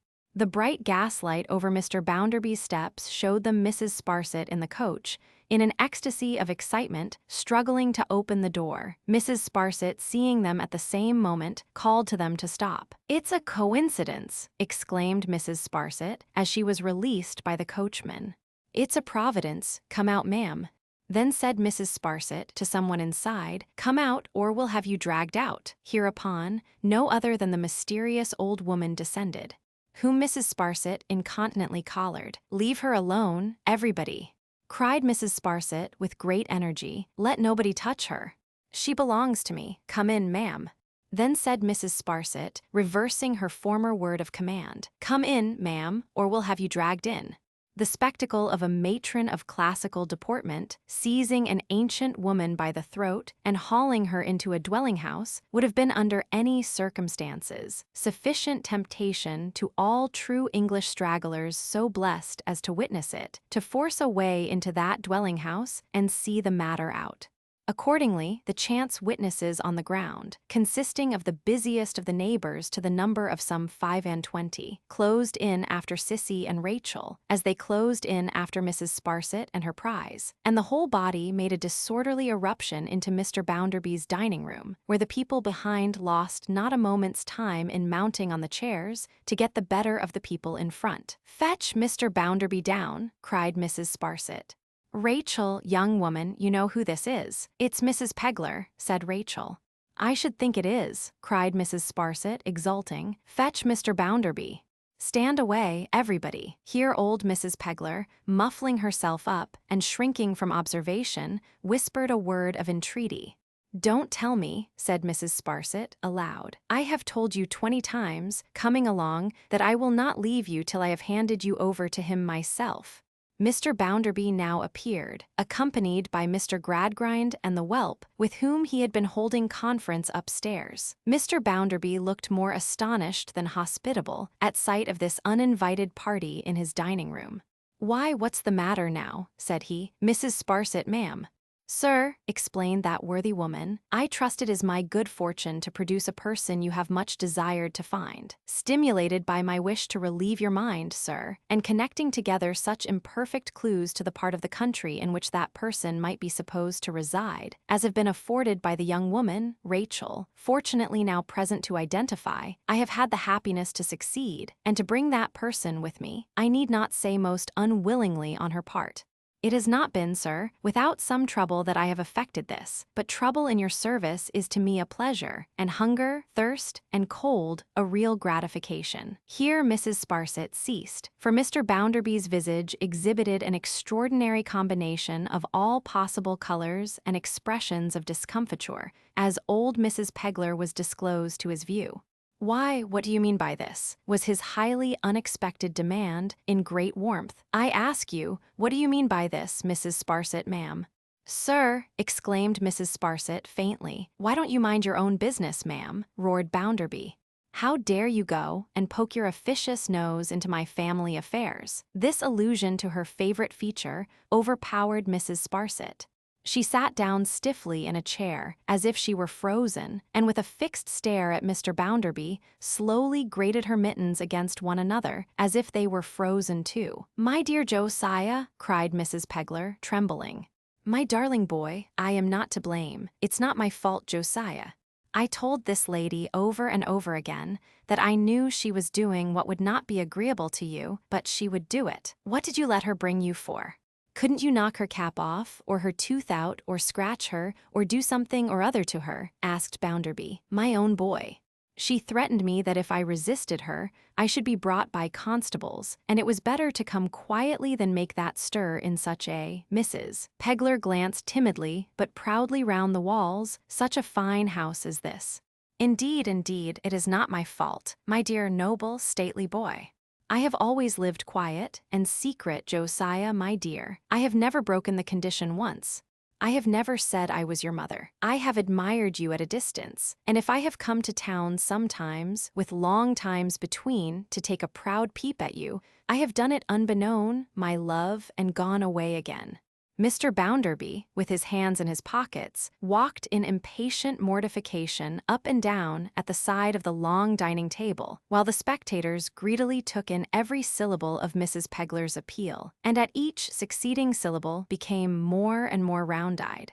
Me unnatural, cried poor old Mrs. Pegler, me inhuman. To my dear boy, dear, repeated Mr. Gradgrind. Yes, dear in his self-made prosperity, madam, I dare say.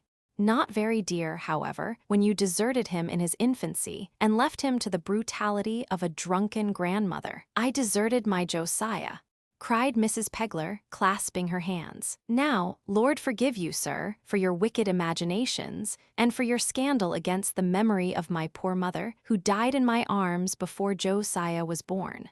May you repent of it, sir, and live to know better. She was so very earnest and injured that Mr. Gradgrind, shocked by the possibility which dawned upon him, said in a gentler tone, Do you deny, then, madam, that you left your son to be brought up in the gutter? Josiah in the gutter, exclaimed Mrs. Pegler. No such a thing, sir. Never, for shame on you. My dear boy knows, and will give you to know, that though he come of humble parents, he come of parents that loved him as dear as the best could, and never thought it hardship on themselves to pinch a bit that he might write and cipher beautiful, and I've his books at home to show it. Have I, said Mrs. Pegler, with indignant pride.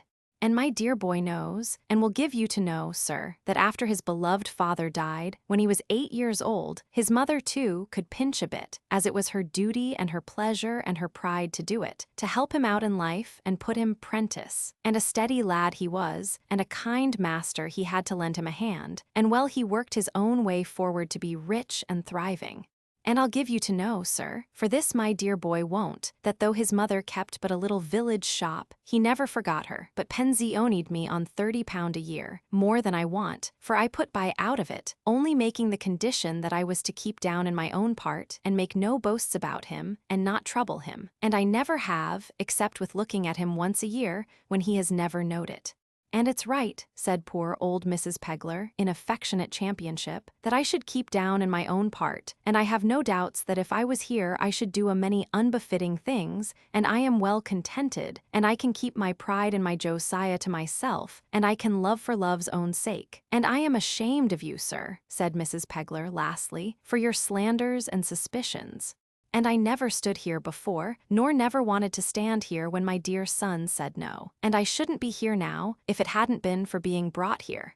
And for shame upon you, oh, for shame, to accuse me of being a bad mother to my son, with my son standing here to tell you so different. The bystanders, on and off the dining-room chairs, raised a murmur of sympathy with Mrs. Pegler, and Mr. Gradgrind felt himself innocently placed in a very distressing predicament, when Mr. Bounderby, who had never ceased walking up and down, and had every moment swelled larger and larger, and grown redder and redder, stopped short.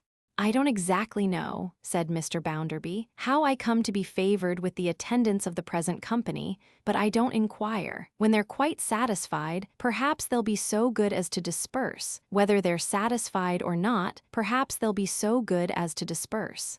I'm not bound to deliver a lecture on my family affairs. I have not undertaken to do it, and I'm not a-going to do it. Therefore those who expect any explanation whatever upon that branch of the subject will be disappointed, particularly Tom Gradgrind, and he can't know it too soon. In reference to the bank robbery, there has been a mistake made concerning my mother. If there hadn't been over-officiousness, it wouldn't have been made, and I hate over-officiousness at all times, whether or no. Good evening. Although Mr. Bounderby carried it off in these terms, holding the door open for the company to depart, there was a blustering sheepishness upon him, at once extremely crestfallen and superlatively absurd.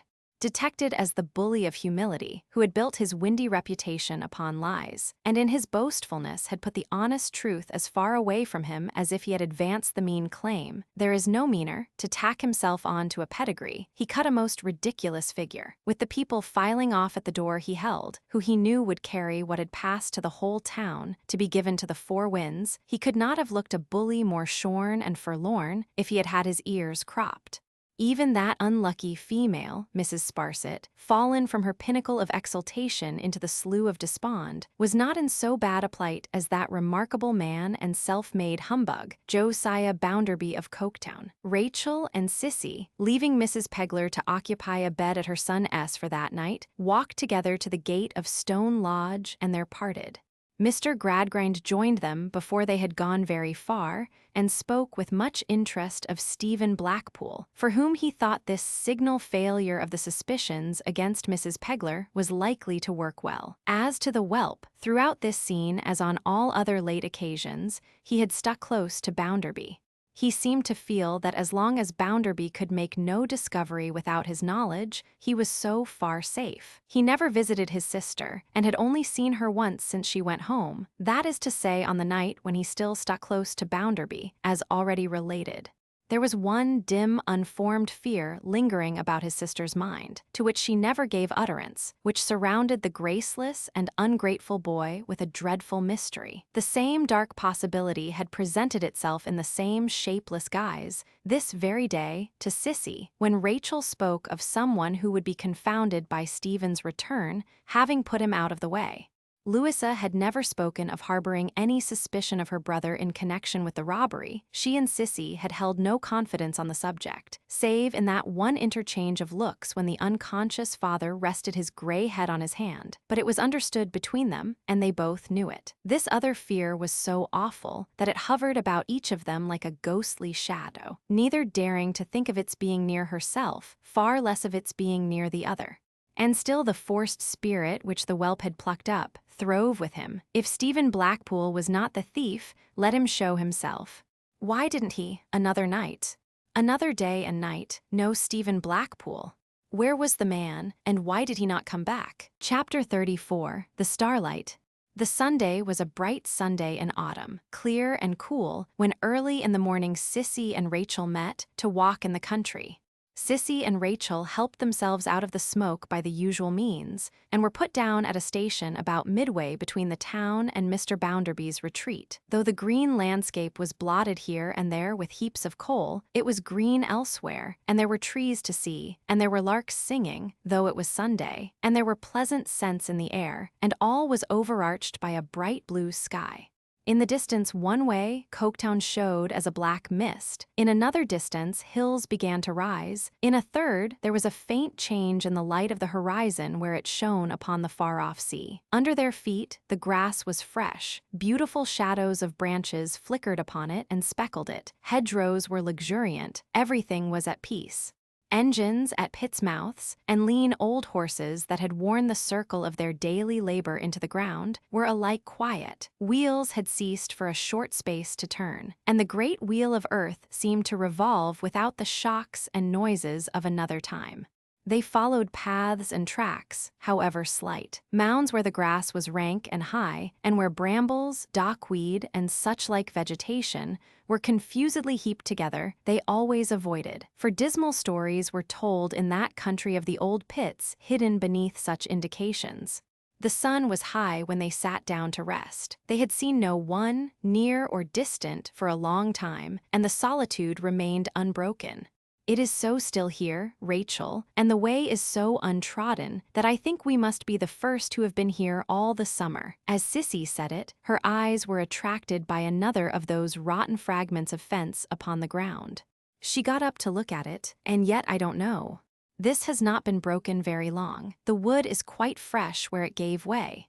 Here are footsteps too. Oh, Rachel! She ran back and caught her round the neck. Rachel had already started up. What is the matter? I don't know, there is a hat lying in the grass. They went forward together. Rachel took it up, shaking from head to foot. She broke into a passion of tears and lamentations. Stephen Blackpool was written in his own hand on the inside. Oh, the poor lad, he has been made away with. He is lying murdered here. Is there, has the hat any blood upon it? Sissy faltered. They were afraid to look, but they did examine it and found no mark of violence, inside or out. It had been lying there some days, for rain and dew had stained it, and the mark of its shape was on the grass where it had fallen. They looked fearfully about them, without moving, but could see nothing more. Rachel, Sissy whispered, I will go on a little by myself. She had unclasped her hand, and was in the act of stepping forward, when Rachel caught her in both arms with a scream that resounded over the wide landscape. Before them, at their very feet, was the brink of a black, ragged chasm hidden by the thick grass. They sprang back and fell upon their knees, each hiding her face upon the other's neck. Oh, my good Lord, he's down there. Down there, at first this, and her terrific screams, were all that could be got from Rachel, by any tears, by any prayers, by any representations, by any means. It was impossible to hush her, and it was deadly necessary to hold her, or she would have flung herself down the shaft. Rachel, dear Rachel, good Rachel, for the love of heaven, not these dreadful cries. Think of Stephen, think of Stephen, think of Stephen. By an earnest repetition of this entreaty, poured out in all the agony of such a moment, Sissy at last brought her to be silent, and to look at her with a tearless face of stone. Rachel, Stephen may be living. You wouldn't leave him lying maimed at the bottom of this dreadful place. A moment, if you could bring help to him. No, no, no, don't stir from here for his sake. Let me go and listen. She shuddered to approach the pit, but she crept towards it on her hands and knees, and called to him as loud as she could call.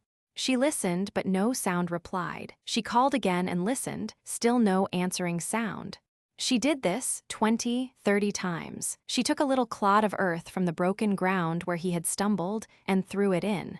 She could not hear it fall. The wide prospect, so beautiful in its stillness but a few minutes ago, almost carried despair to her brave heart as she rose and looked all round her, seeing no help. "Rachel, we must lose not a moment. We must go in different directions, seeking aid. You shall go by the way we have come, and I will go forward by the path. Tell anyone you see, and everyone what has happened. Think of Stephen, think of Stephen." She knew by Rachel's face that she might trust her now. And after standing for a moment to see her running, wringing her hands as she ran, she turned and went upon her own search. She stopped at the hedge to tie her shawl there as a guide to the place, then threw her bonnet aside and ran as she had never run before. "Run, Sissy, run, in heaven's name. Don't stop for breath, run, run." Quickening herself by carrying such entreaties in her thoughts, she ran from field to field and lane to lane and place to place, as she had never run before, until she came to a shed by an engine house, where 2 men lay in the shade, asleep on straw. First to wake them, and next to tell them, all so wild and breathless as she was, what had brought her there, were difficulties. But they no sooner understood her than their spirits were on fire like hers.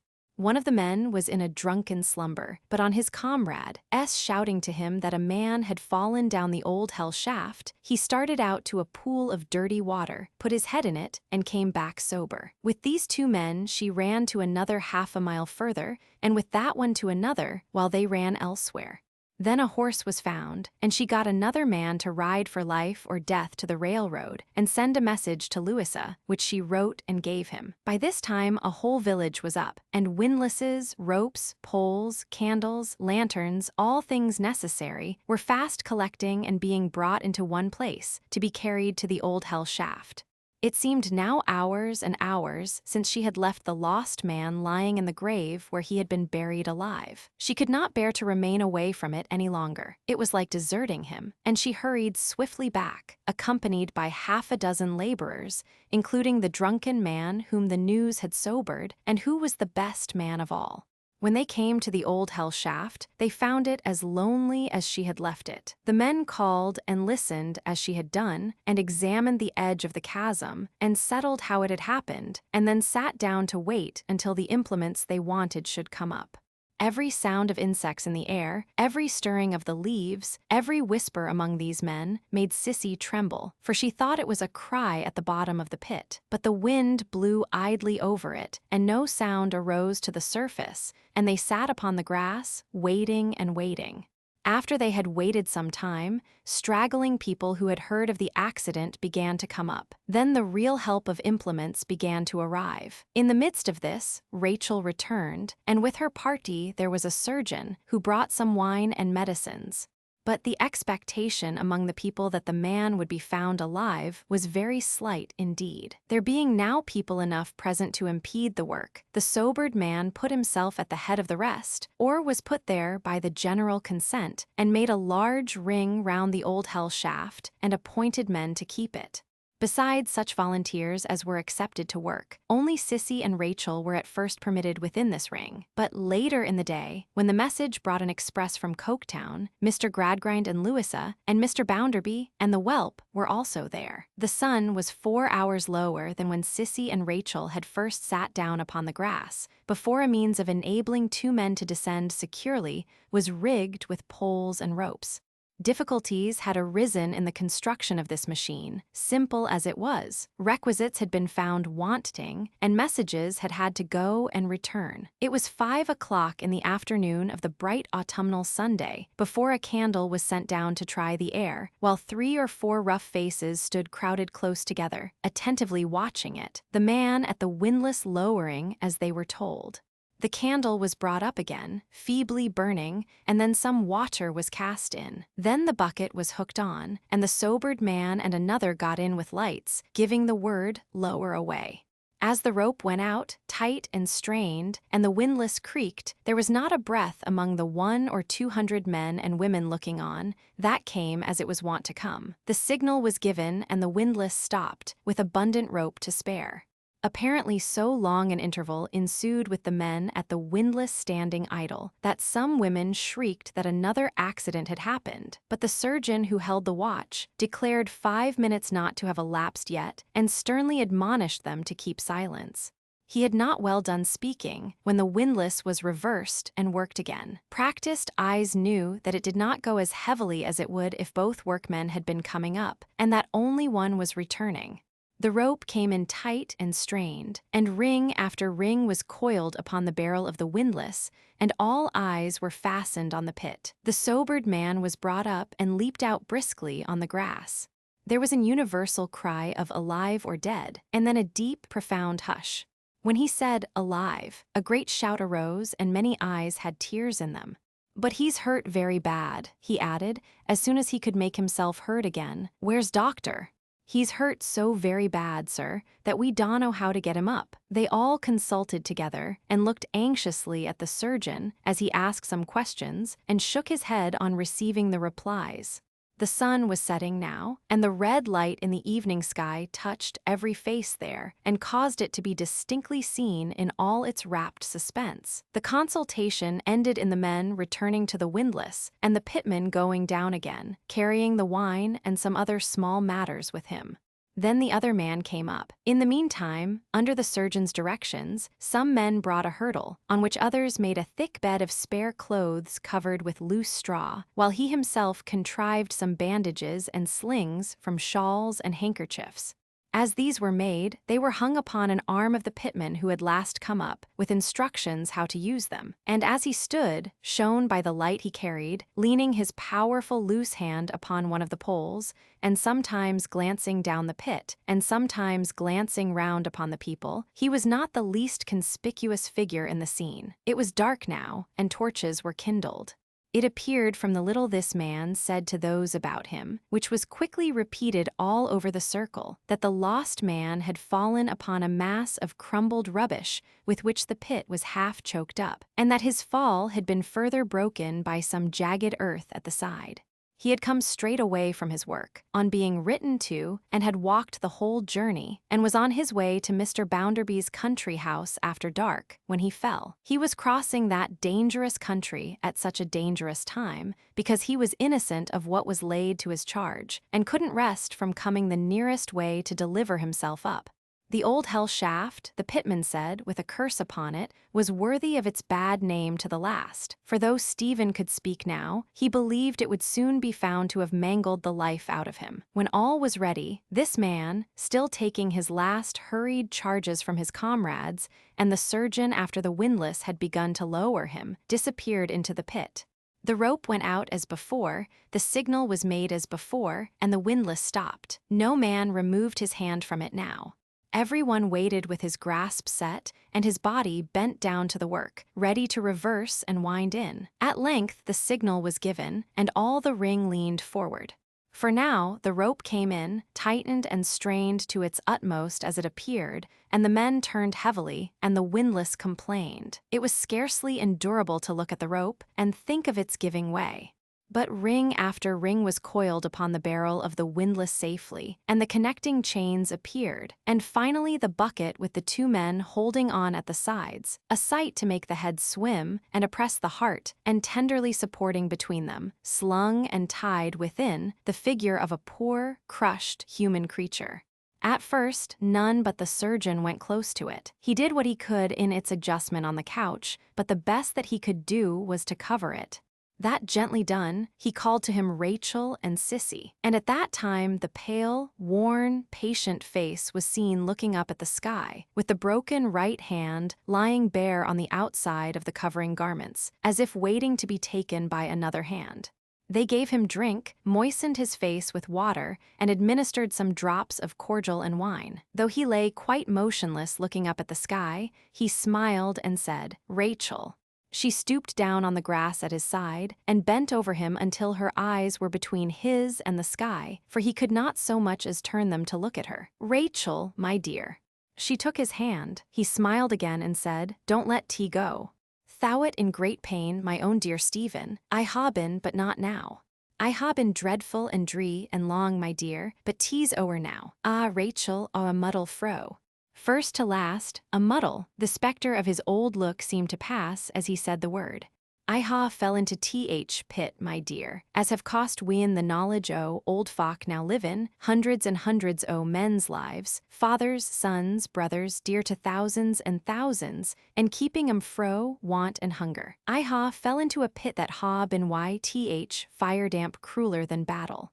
I ha read on tea in the public petition, as ony one may read, fro, the men that works in pits, in which they ha prain and prain the lawmakers for Christ's sake not to let their work be murder to 'em, but to spare 'em for wives and children that they loves as well as gentle folk loves theirs. When it were in work, it killed without need. When tea's let alone, it kills without need.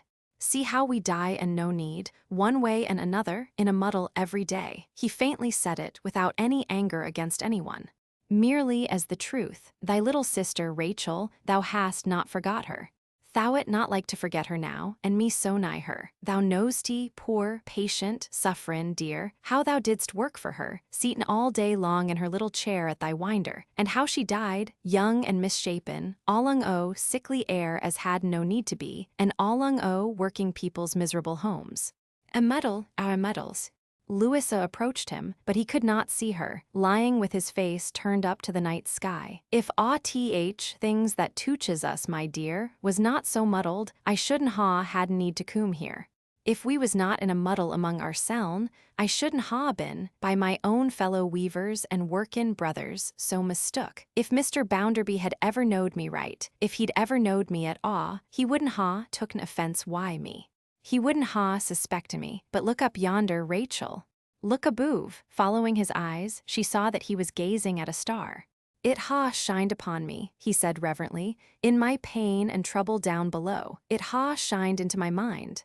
I ha looked at tea and thought o' thee, Rachel, till the muddle in my mind have cleared awa, above a bit, I hope. If soom ha been wanton in unnursten in me better, I too ha been wanton in unnursten in them better. When I got thy letter, I easily believen that what the young leddy sen and done to me, and what her brother sen and done to me, was one, and that there were a wicked plot betwixt 'em. When I fell, I were in anger why her, and hurryin' on tea be as unjust tea her as others was tea me. But in our judgments, like as in our doin's, we mun bear and forbear. In my pain and trouble, lookin' up yonder, why it shinin' on me, I ha seen more clear, and ha made it my dyin' prayer that world may ony coom together more, and get a better unnursten in o' one another, than when I were in tea my own weak selves. Louisa, hearing what he said, bent over him on the opposite side to Rachel, so that he could see her. You ha heard. He said, after a few moments' silence, I ha not forgot you, Letty. Yes, Stephen, I have heard you, and your prayer is mine. You ha a father, will yo tack a message to him? He is here, said Louisa with dread. Shall I bring him to you? If yo please, Louisa returned with her father. Standing hand in hand, they both looked down upon the solemn countenance. Sir, yo will clear me and mak my name good why. Amen, this I leave to yo. Mr. Gradgrind was troubled and asked how. Sir, was the reply, your son will tell yo how. Ask him, I mak no charges, I leave none ahint me, not a single word. I ha seen and spoken why your son one night. I ask no more o' yo than that yo clear me, and I trust to yo to do tea. The bearers being now ready to carry him away, and the surgeon being anxious for his removal, those who had torches or lanterns prepared to go in front of the litter, before it was raised, and while they were arranging how to go, he said to Rachel, looking upward at the star, often as I coom to my seln, and found it shinin' on me down there in my trouble, I thought it were the star as guided to our Saviour's home. I almost think it be the very star. They lifted him up, and he was overjoyed to find that they were about to take him in the direction whither the star seemed to him to lead. Rachel, beloved lass, don't let go my hand. We may walk together tea-night, my dear. I will hold thy hand, and keep beside thee, Stephen, all the way. Bless thee, will somebody be pleased to cover my face. They carried him very gently along the fields and down the lanes and over the wide landscape, Rachel always holding the hand in hers. Very few whispers broke the mournful silence. It was soon a funeral procession. The star had shown him where to find the God of the poor, and through humility and sorrow and forgiveness, he had gone to his Redeemer's rest. Chapter 35, Well Punting. Before the ring formed round the old hell shaft was broken, one figure had disappeared from within it. Mr. Bounderby and his shadow had not stood near Louisa, who held her father's arm, but in a retired place by themselves. When Mr. Gradgrind was summoned to the couch, Sissy, attentive to all that happened, slipped behind that wicked shadow, a sight in the horror of his face, if there had been eyes there for any sight but one, and whispered in his ear. Without turning his head, he conferred with her a few moments and vanished. Thus the whelp had gone out of the circle before the people moved. When the father reached home, he sent a message to Mr. Bounderby's, desiring his son to come to him directly. The reply was that Mr. Bounderby, having missed him in the crowd and seeing nothing of him since, had supposed him to be at Stone Lodge. "I believe, father," said Louisa, "he will not come back to town tonight." Mr. Gradgrind turned away and said no more. In the morning, he went down to the bank himself as soon as it was opened, and seeing his son's place empty, he had not the courage to look in at first, went back along the street to meet Mr. Bounderby on his way there, to whom he said that, for reasons he would soon explain, but entreated not then to be asked for, he had found it necessary to employ his son at a distance for a little while. Also, that he was charged with the duty of vindicating Stephen Blackpool's memory and declaring the thief. Mr. Bounderby, quite confounded, stood stock still in the street after his father-in-law had left him, swelling like an immense soap bubble, without its beauty. Mr. Gradgrind went home, locked himself in his room, and kept it all that day. When Sissy and Louisa tapped at his door, he said, without opening it, "Not now, my dears, in the evening." On their return in the evening, he said, "I am not able yet tomorrow." He ate nothing all day, and had no candle after dark, and they heard him walking to and fro late at night. But in the morning he appeared at breakfast at the usual hour, and took his usual place at the table. Aged and bent he looked, and quite bowed down, and yet he looked a wiser man and a better man than in the days when in this life he wanted nothing but facts. Before he left the room, he appointed a time for them to come to him, and so, with his grey head drooping, went away. "Dear father," said Louisa, when they kept their appointment, "you have 3 young children left. They will be different, I will be different yet, with heaven's help." She gave her hand to Sissy, as if she meant with her help too. "Your wretched brother," said Mr. Gradgrind. "Do you think he had planned this robbery when he went with you to the lodging?" "I fear so, father. I know he had wanted money very much, and had spent a great deal. The poor man being about to leave the town, it came into his evil brain to cast suspicion on him. I think it must have flashed upon him while he sat there, father, for I asked him to go there with me. The visit did not originate with him. He had some conversation with the poor man.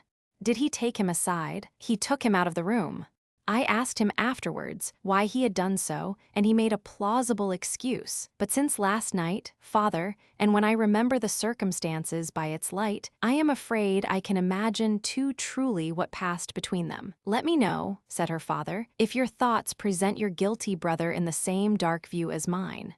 "I fear, father," hesitated Louisa, "that he must have made some representation to Stephen Blackpool, perhaps in my name, perhaps in his own, which induced him to do in good faith and honesty what he had never done before, and to wait about the bank those 2 or 3 nights before he left the town. Too plain," returned the father, "too plain." He shaded his face and remained silent for some moments. Recovering himself, he said, "And now, how is he to be found? How is he to be saved from justice? In the few hours that I can possibly allow to elapse before I publish the truth, how is he to be found by us, and only by us? £10,000 could not effect it. Sissy has effected it, father."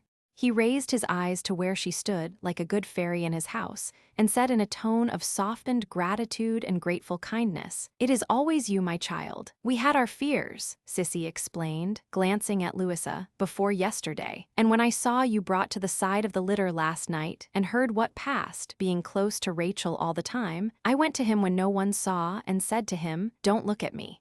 See where your father is. Escape at once for his sake and your own.' He was in a tremble before I whispered to him, and he started and trembled more then, and said, 'Where can I go? I have very little money, and I don't know who will hide me.' I thought of Father's old circus. I have not forgotten where Mr. Sleary goes at this time of year, and I read of him in a paper only the other day. I told him to hurry there and tell his name and ask Mr. Sleary to hide him till I came. I'll get to him before the morning, he said. And I saw him shrink away among the people. Thank heaven! Exclaimed his father, he may be got abroad yet. It was the more hopeful as the town to which Sissy had directed him was within 3 hours' journey of Liverpool, whence he could be swiftly dispatched to any part of the world. It was further agreed that he should not present himself to Mr. Sleary, lest his intentions should be mistrusted, or the intelligence of his arrival should cause his son to take flight anew, but that the communication should be left to Sissy and Louisa to open, and that they should inform the cause of so much misery and disgrace, of his father's being at hand, and of the purpose for which they had come.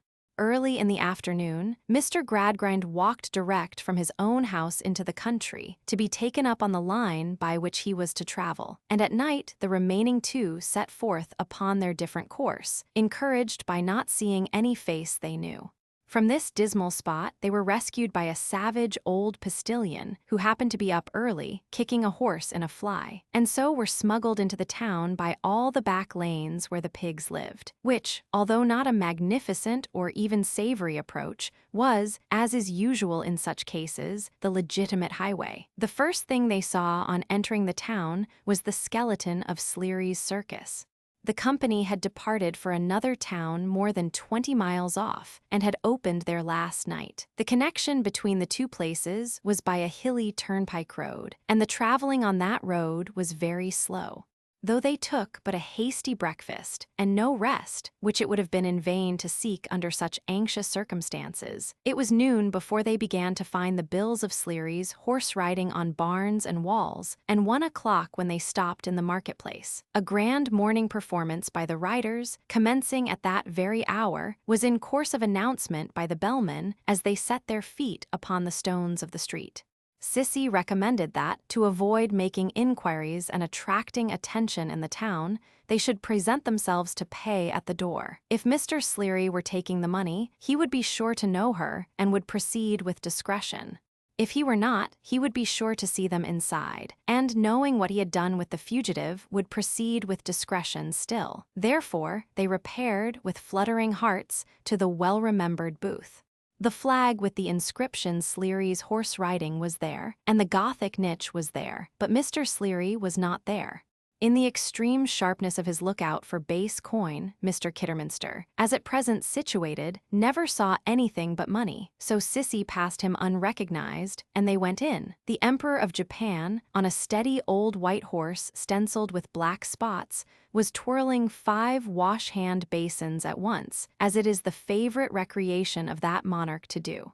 Sissy, though well acquainted with his royal line, had no personal knowledge of the present emperor, and his reign was peaceful. Miss Josephine Sleary, in her celebrated graceful equestrian Tyrolean flower act, was then announced by a new clown, who humorously said cauliflower act, and Mr. Sleary appeared, leading her in.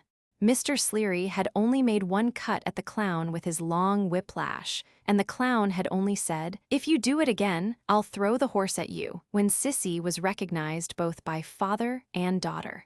But they got through the act with great self-possession, and Mr. Sleary, saving for the first instant, conveyed no more expression into his locomotive eye than into his fixed one. The performance seemed a little long to Sissy and Louisa, particularly when it stopped to afford the clown an opportunity of telling Mr. Sleary, who said, "Indeed, sir," to all his observations in the calmest way, and with his eye on the house, about 2 legs sitting on 3 legs looking at 1 leg, when in came 4 legs and laid hold of 1 leg, and up got 2 legs, caught hold of 3 legs and threw him at 4 legs, who ran away with 1 leg. For, although an ingenious allegory relating to a butcher, a 3-legged stool, a dog, and a leg of mutton, this narrative consumed time, and they were in great suspense. At last, however, little fair-haired Josephine made her curtsy amid great applause, and the clown, left alone in the ring, had just warmed himself and said, "Now I'll have a turn," when Sissy was touched on the shoulder and beckoned out. She took Louisa with her, and they were received by Mr. Sleary in a very little private apartment, with canvas sides, a grass floor, and a wooden ceiling all aslant, on which the box company stamped their approbation, as if they were coming through. "Thethilia," said Mr. Sleary, who had brandy and water at hand, "it doth me good to thee you. You wot always a favourite with us, and you've done us credit thinth the old timeth, I'm sure. You must the our people, my dear, afore we peak of bithneth, or they'll break their hearth, especially the women. Here'th Jothphine hath been and got married to E.W.B. Childerth, and they hath got a boy, and though he'th only 3 years old, he tickth on to any pony you can bring against him. He's named the little wonder of scholastic equitation, and if you don't hear of that boy at Aslyth, you'll hear of him at Perith. And you recollect Kidderminster, that wat thought to be rather thweet upon yourself. Well, he'th married too. Married a widder, old enough to be hith mother. The wat tightrope, the wat, and now thieth nothing on account of fat. They've got 2 children, though we're strong in the fairy bithneth and the nursery dodge. If you wot to the our children in the wood, with their father and mother both a dyin on a horse, their uncle a receiving of 'em hith wards upon a horse, themselves both a goin a blackberryin on a horse, and the robinth a coming in to cover 'em with leaves upon a horse, you'd say it wat the completest thing ever you set your eyeth on. And you remember Emma Gordon, my dear, wat a most a mother to you. Of course you do, I needn't ask. Well, Emma, thee lost her husband. He wat throwed a heavy backfall off a elephant in a thort of a pagoda thing the Sultan of the Indiath, and he never got the better of it, and thee married a second time, married a cheesymonger fell in love with her from the front, and he'th a overthere and Mackin a fortun. These various changes, Mr. Sleary, very short of breath now, related with great heartiness, and with a wonderful kind of innocence, considering what a bleary and brandy-and-watery old veteran he was. Afterwards he brought in Josephine, and E.W.B. Childers, rather deeply lined in the jaws by daylight, and the little wonder of scholastic equitation, and, in a word, all the company. Amazing creatures they were in Louisa's eyes, so white and pink of complexion, so scant of dress, and so demonstrative of leg, but it was very agreeable to see them crowding about Sissy, and very natural in Sissy to be unable to refrain from tears. There. Now Thethilia hath kissed all the children, and hugged all the women, and thaken hands all round with all the men, clear, every one of you, and ring in the band for the second part. As soon as they were gone, he continued in a low tone. Now, Thethilia, I don't ask to know any Theckreth, but I thupoth I may consider this to be Myth Choir. This is his sister. Yes, and t'other aunt-daughter. 'S that what I mean? Hope I thee you well, miss. And I hope the choirth well. My father will be here soon, said Louisa, anxious to bring him to the point. Is my brother safe and sound? He replied, I want you just to take a peep at the ring, myth, through here. Thethilia, you know the dodget, find a THPY hole for yourself. They each looked through a chink in the boards. That Jack the Giant Killer, pyeth of comic infant bithneth, said Sleary. There'th a property house you thee for Jack to hide in, there'th my clown with a thothapan lid and a pit for Jack's thervant, there'th little Jack himself in a splendid suit of armor, there'th 2 comic black thervanth twith big the house, to tan by it and to bring it in and clear it, and the giant a very expensive basket one, he ant on yet. Now do you thee 'em all? Yes, they both said. Look at him again, said Sleary. Look at him well. You the all very good. Now, miss, he put a form for them to sit on. I have my opinionth, and the choir your father hath hith. I don't want to know what your brother'th been up to. Ith better for me not to know. All I say ith, the choir hath tu'd by the Thethilia, and I'll tanned by the choir. Your brother ith won them black thervanth. Louisa uttered an exclamation, partly of distress, partly of satisfaction. Ith a fact, said Sleary, and even knowin' it, you couldn't put your finger on him. Let the choir come. I thou'll keep your brother here after the performance. I than't undreth him, nor yet wot hith paint off. Let the choir come here after the performance, or come here yourself after the performance, and you thall find your brother, and have the whole plays to talk to him in. Never mind the look of him, ath long ath heath well hid. Louisa, with many thanks and with a lightened load, detained Mr. Sleary no longer then. She left her love for her brother, with her eyes full of tears, and she and Sissy went away until later in the afternoon. Mr. Gradgrind arrived within an hour afterwards. He too had encountered no one whom he knew, and was now sanguine with Sleary's assistance of getting his disgraced son to Liverpool in the night. As neither of the three could be his companion without almost identifying him under any disguise, he prepared a letter to a correspondent whom he could trust, beseeching him to ship the bearer off at any cost, to North or South America, or any distant part of the world to which he could be the most speedily and privately dispatched. This done, they walked about, waiting for the circus to be quite vacated, not only by the audience, but by the company and by the horses. After watching it a long time, they saw Mr. Sleary bring out a chair and sit down by the side door, smoking, as if that were his signal that they might approach.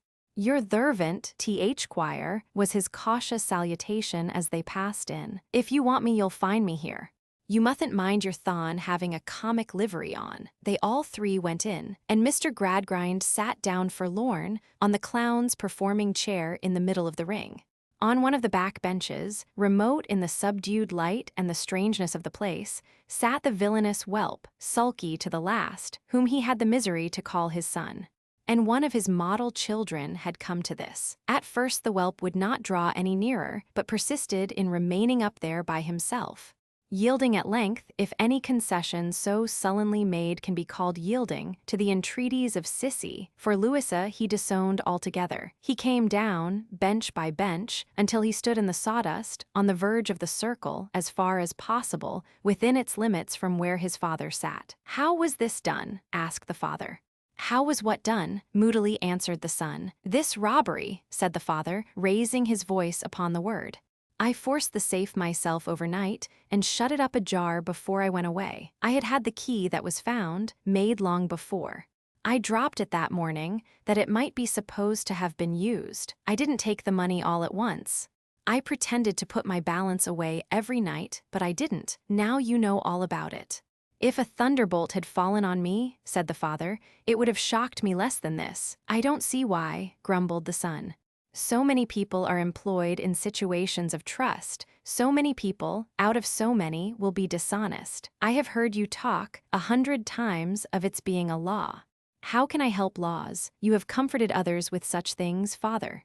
"Comfort yourself." The father buried his face in his hands, and the son stood in his disgraceful grotesqueness, biting straw, his hands, with the black partly worn away inside, looking like the hands of a monkey. The evening was fast closing in, and from time to time he turned the whites of his eyes restlessly and impatiently towards his father. They were the only parts of his face that showed any life or expression, the pigment upon it was so thick. "You must be got to Liverpool and sent abroad." "I suppose I must." "I can't be more miserable anywhere," whimpered the whelp, "than I have been here ever since I can remember. That's one thing." Mr. Gradgrind went to the door and returned with Sleary, to whom he submitted the question, how to get this deplorable object away. "Why, I've been thinking of it, Th. Quire. There's not much time to laws, though you must say yeth or no. Ith over 20 mileth to the rail. There'th a coath in half an hour, that goeth to the rail, purpose to cast the mail train. That train will take him right to Liverpool." "But look at him," groaned Mr. Gradgrind. "Will any coach—" "I don't mean that he thould go in the comic livery," said Sleary. "Thay the word, and I'll make a Jothkin of him out of the wardrobe in 5 minutes." "I don't understand," said Mr. Gradgrind. "A Jothkin, a carter. Make up your mind quick, Th. Quire. There'll be beer to feth. I've never met with nothing but beer ath'll ever clean a comic blackamoor." Mr. Gradgrind rapidly assented. Mr. Sleary rapidly turned out from a box a smock frock, a felt hat, and other essentials. The whelp rapidly changed clothes behind a screen of baize. Mr. Sleary rapidly brought beer and washed him white again. "Now," said Sleary, "come along to the coath and jump up behind. I'll go with you there, and they'll thuppath you one of my people. Thay farewell to your family, and tharpth the word."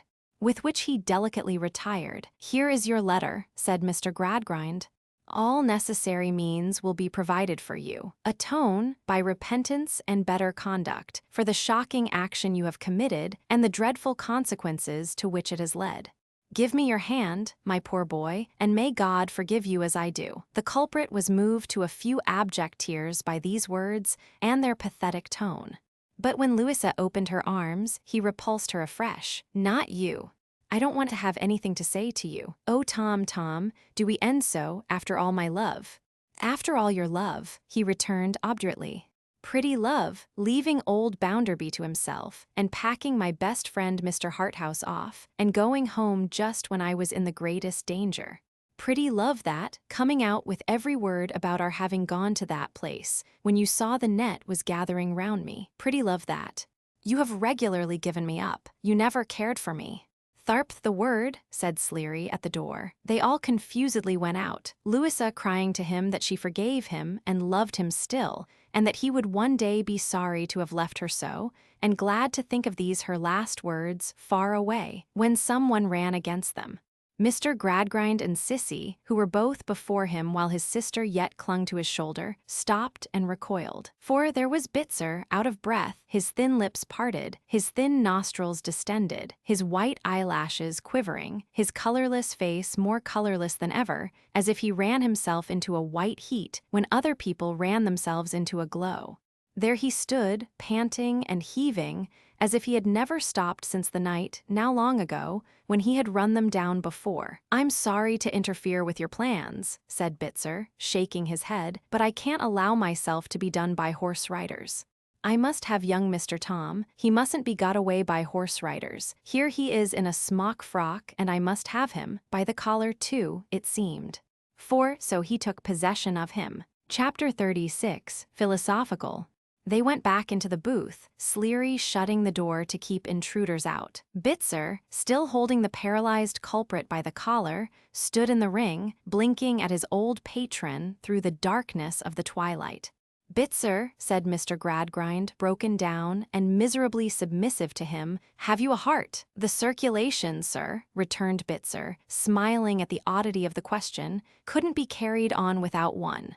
"No man, sir, acquainted with the facts established by Harvey relating to the circulation of the blood, can doubt that I have a heart." "Is it accessible," cried Mr. Gradgrind, "to any compassionate influence?"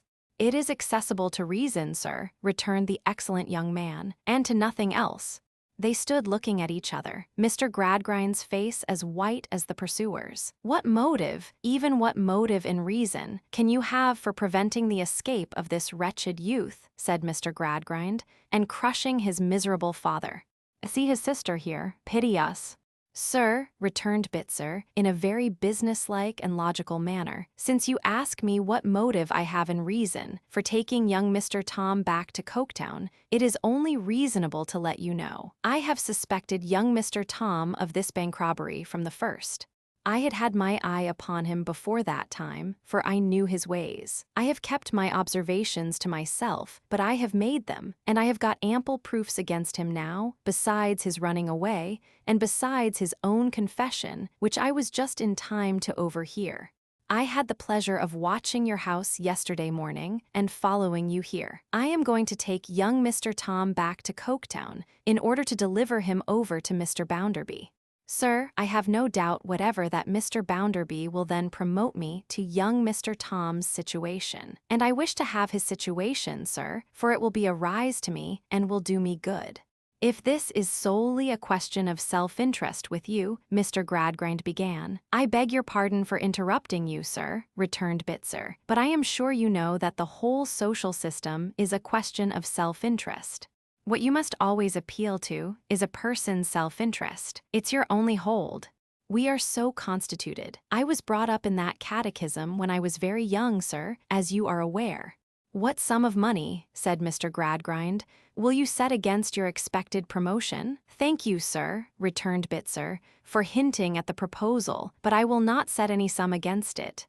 Knowing that your clear head would propose that alternative, I have gone over the calculations in my mind, and I find that to compound a felony, even on very high terms indeed, would not be as safe and good for me as my improved prospects in the bank. Bitzer, said Mr. Gradgrind, stretching out his hands as though he would have said, see how miserable I am. Bitzer, I have but one chance left to soften you. You were many years at my school. If, in remembrance of the pains bestowed upon you there, you can persuade yourself in any degree to disregard your present interest and release my son, I entreat and pray you to give him the benefit of that remembrance. I really wonder, sir, rejoined the old pupil in an argumentative manner, to find you taking a position so untenable. My schooling was paid for, it was a bargain, and when I came away, the bargain ended. It was a fundamental principle of the Gradgrind philosophy that everything was to be paid for. Nobody was ever on any account to give anybody anything, or render anybody help without purchase. Gratitude was to be abolished, and the virtues springing from it were not to be. Every inch of the existence of mankind, from birth to death, was to be a bargain across a counter. And if we didn't get to heaven that way, it was not a politico-economical place, and we had no business there. I don't deny, added Bitzer, that my schooling was cheap, but that comes right, sir. I was made in the cheapest market, and have to dispose of myself in the dearest. He was a little troubled here, by Louisa and Sissy crying. Pray don't do that, said he. It's of no use doing that. It only worries. You seem to think that I have some animosity against young Mr. Tom, whereas I have none at all. I am only going, on the reasonable grounds I have mentioned, to take him back to Coketown. If he was to resist, I should set up the cry of stop thief. But he won't resist, you may depend upon it. Mr. Sleary, who with his mouth open and his rolling eye as immovably jammed in his head as his fixed one, had listened to these doctrines with profound attention, here stepped forward.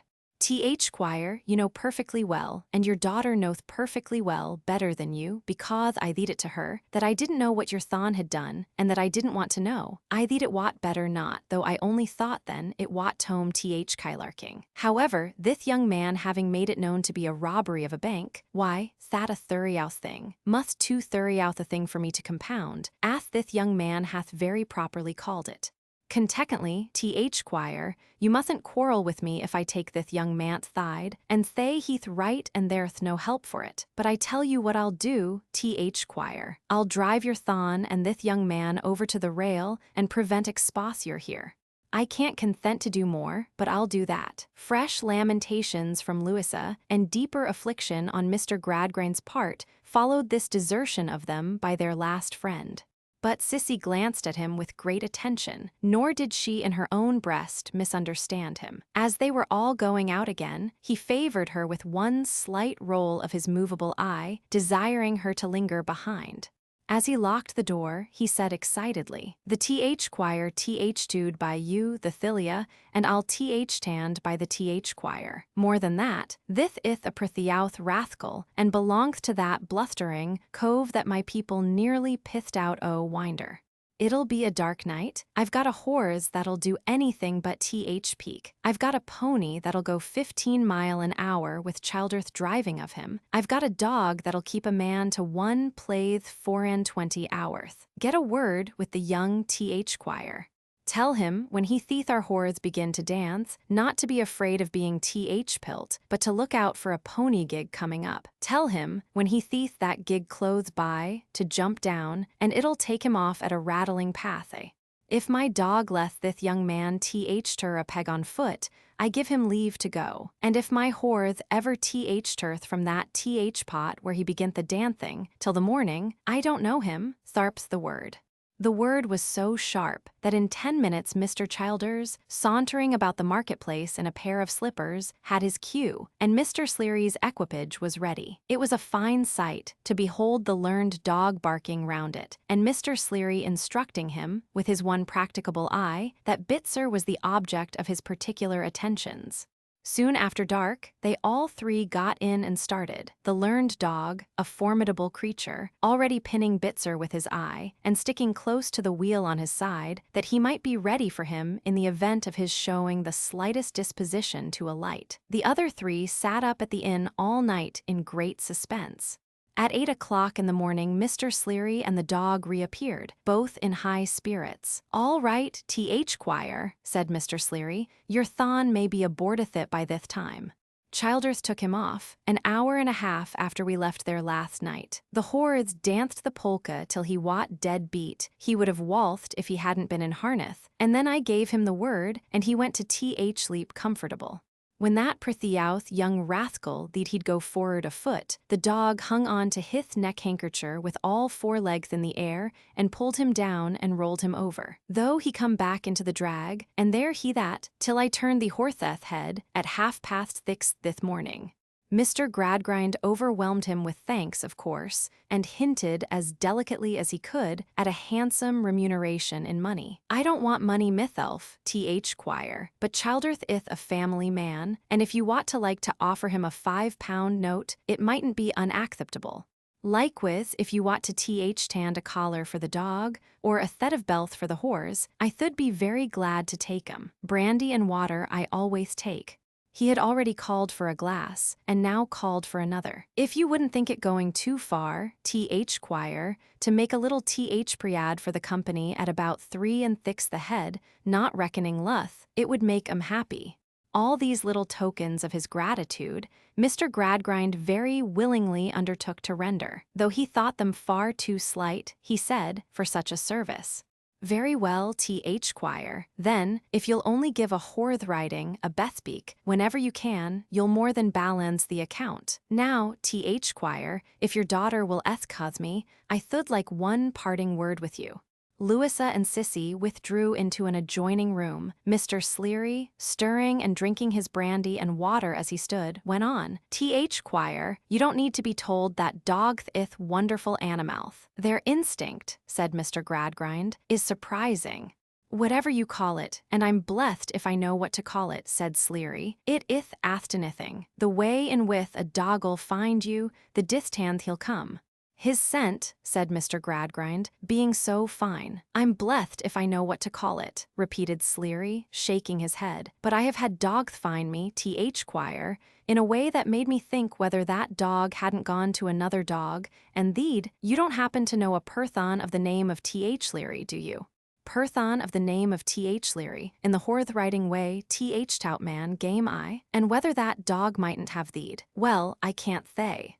I know him myself, but I know a dog that I think would be likely to be acquainted with him, and whether that dog mightn't have thought it over, and thede, Sleary. Oh yes, to be sure, a friend of mine mentioned him to me at one time. I can get you hith address directly. In conteketh of my being afore the public, and going about though must, you thee, there must be a number of dogs acquainted with me, Squire, that I don't know." Mr. Gradgrind seemed to be quite confounded by this speculation. "Anyway," said Sleary, after putting his lips to his brandy and water, "ith 14 month ago, Squire, thinth we wot at Chester. We wot getting up our children in the wood one morning, when there cometh into our ring, by the stage door, a dog. He had travelled a long way, he wot in a very bad condition, he wot lame, and pretty well blind. He went round to our children, one after another, as if he wot a theeking for a child he knowed. And then he come to me and throwed hisself up behind, and tood on hith 2 forelegs, weak ath he wot, and then he wagged hith tail and died. Squire, that dog wot merry legs. Sissy's father's dog, the Thiliath father's old dog. Now, Squire, I can take my oath from my knowledge of that dog, that man wot dead and buried, afore that dog come back to me. Jothphine and Childerth and me talked it over a long time, whether I thould write or not. But we agreed, no, there'th nothing comfortable to tell, why unsettle her mind and make her unhappy? Though, whether her father bathely deserted her, or whether he broke hith own heart alone, rather than pull her down along with him, never will be known, now, Quire, till no, not till we know how the dog findeth us out. She keeps the bottle that he sent her for to this hour, and she will believe in his affection to the last moment of her life, said Mr. Gradgrind.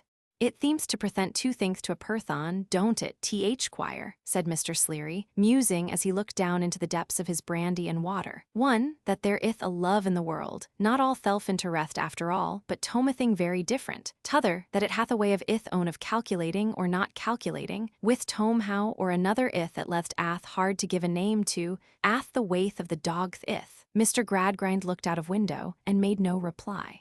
Mr. Sleary emptied his glass and recalled the ladies. "The Thylia, my dear, kith me and goodbye. Miss Quire, to thee you treating of her like a thithter, and a thithter that you truthed and honor with all your heart and more, ith a very pretty thight to me. I hope your brother may live to be better deserving of you, and a greater comfort to you. Quire, they can't, first and last, don't be cross with us poor vagabonds. People must be amust. They can't be always a-learning, nor yet they can't be always a-working, they ain't made for it. You must have us, Quire, do the with thing and the kind thing too, and make the best of us, not the worst." "And I never thought before," said Mr. Sleary, putting his head in at the door again to say it, "that I wot though muth of a cackler." Chapter 37, Final. It is a dangerous thing to see anything in the sphere of a vain blusterer, before the vain blusterer sees it himself. Mr. Bounderby felt that Mrs. Sparsit had audaciously anticipated him, and presumed to be wiser than he.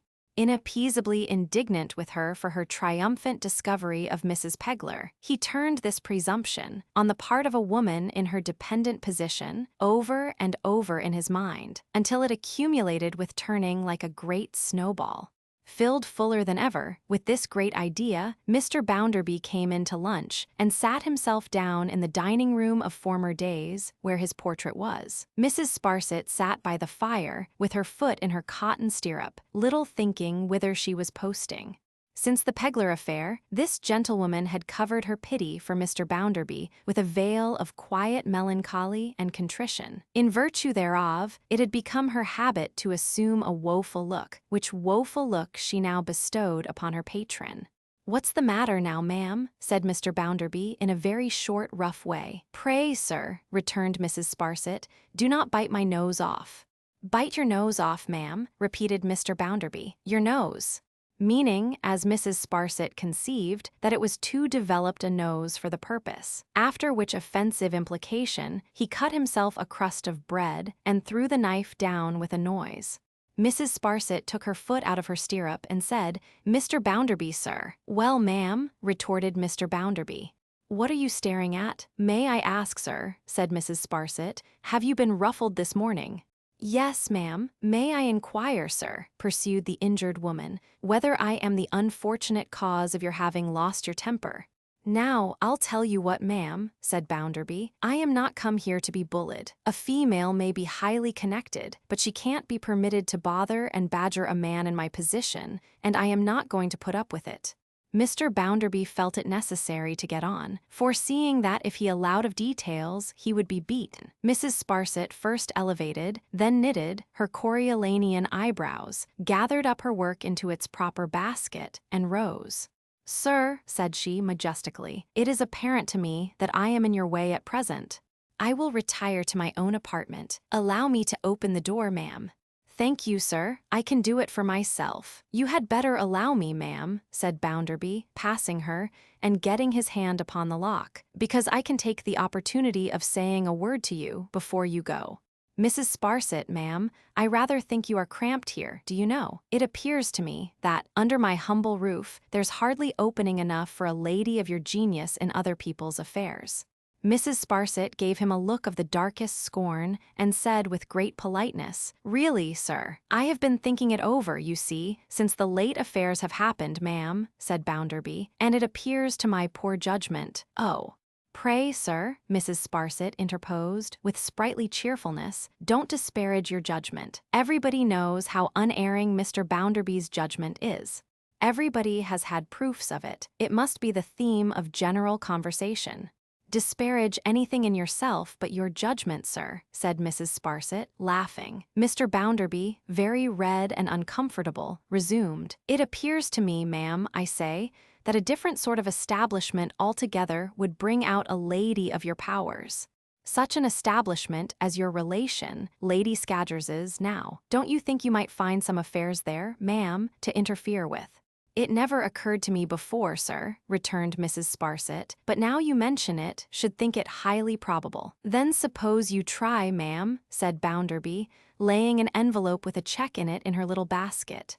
You can take your own time for going, ma'am, but perhaps in the meanwhile it will be more agreeable to a lady of your powers of mind to eat her meals by herself and not to be intruded upon. I really ought to apologize to you, being only Josiah Bounderby of Coketown, for having stood in your light so long. Pray don't name it, sir, returned Mrs. Sparsit. If that portrait could speak, sir, but it has the advantage over the original of not possessing the power of committing itself and disgusting others. It would testify that a long period has elapsed since I first habitually addressed it as the picture of a noodle. Nothing that a noodle does can awaken surprise or indignation. The proceedings of a noodle can only inspire contempt. Thus saying, Mrs. Sparsit, with her Roman features like a medal struck to commemorate her scorn of Mr. Bounderby, surveyed him fixedly from head to foot, swept disdainfully past him, and ascended the staircase. Mr. Bounderby closed the door and stood before the fire, projecting himself after his old explosive manner into his portrait and into futurity. Into how much of futurity? He saw Mrs. Sparsit fighting out a daily fight at the points of all the weapons in the female armory, with the grudging, smarting, peevish, tormenting Lady Scadgers, still laid up in bed with her mysterious leg, and gobbling her insufficient income down by about the middle of every quarter, in a mean little airless lodging, a mere closet for one, a mere crib for two. But did he see more? Probably not, yet the portrait was to see it all out. Here was Mr. Gradgrind on the same day, and in the same hour, sitting thoughtful in his own room. How much of futurity did he see? Did he see himself, a white-haired decrepit man, bending his hitherto inflexible theories to appointed circumstances, making his facts and figures subservient to faith, hope, and charity, and no longer trying to grind that heavenly trio in his dusty little mills? Did he catch sight of himself, therefore much despised by his late political associates? Did he see them, in the era of its being quite settled that the national dustmen have only to do with one another, and owe no duty to an abstraction called a people, taunting the honorable gentleman with this, and with that, and with what not, 5 nights a week, until the small hours of the morning? Probably he had that much foreknowledge, knowing his men. Here was Louisa on the night of the same day, watching the fire as in days of yore, though with a gentler and a humbler face. How much of the future might arise before her vision? Broadsides in the streets, signed with her father's name, exonerating the late Stephen Blackpool, weaver, from misplaced suspicion, and publishing the guilt of his own son, with such extenuation as his years and temptation, he could not bring himself to add, his education might beseech, were of the present. So, Stephen Blackpool's tombstone, with her father's record of his death, was almost of the present, for she knew it was to be. These things she could plainly see. But how much of the future? Did Louisa see this? Such a thing was to be. A lonely brother, many thousands of miles away, writing, on paper blotted with tears, that her words had too soon come true, and that all the treasures in the world would be cheaply bartered for a sight of her dear face. At length this brother coming nearer home with hope of seeing her, and being delayed by illness, and then a letter in a strange hand, saying he died in hospital of fever such a day, and died in penitence and love of you, his last word being your name. Did Louisa see these things? Such things were to be. Herself again a wife, a mother, lovingly watchful of her children, ever careful that they should have a childhood of the mind no less than a childhood of the body, as knowing it to be even a more beautiful thing, and a possession, any hoarded scrap of which, is a blessing and happiness to the wisest. Did Louisa see this? Such a thing was never to be. holding this course as part of no fantastic vow, or bond, or brotherhood, or sisterhood, or pledge, or covenant, or fancy dress, or fancy fair, but simply as a duty to be done, did Louisa see these things of herself. These things were to be. Dear reader, it rests with you and me, whether, in our two fields of action, similar things shall be or not.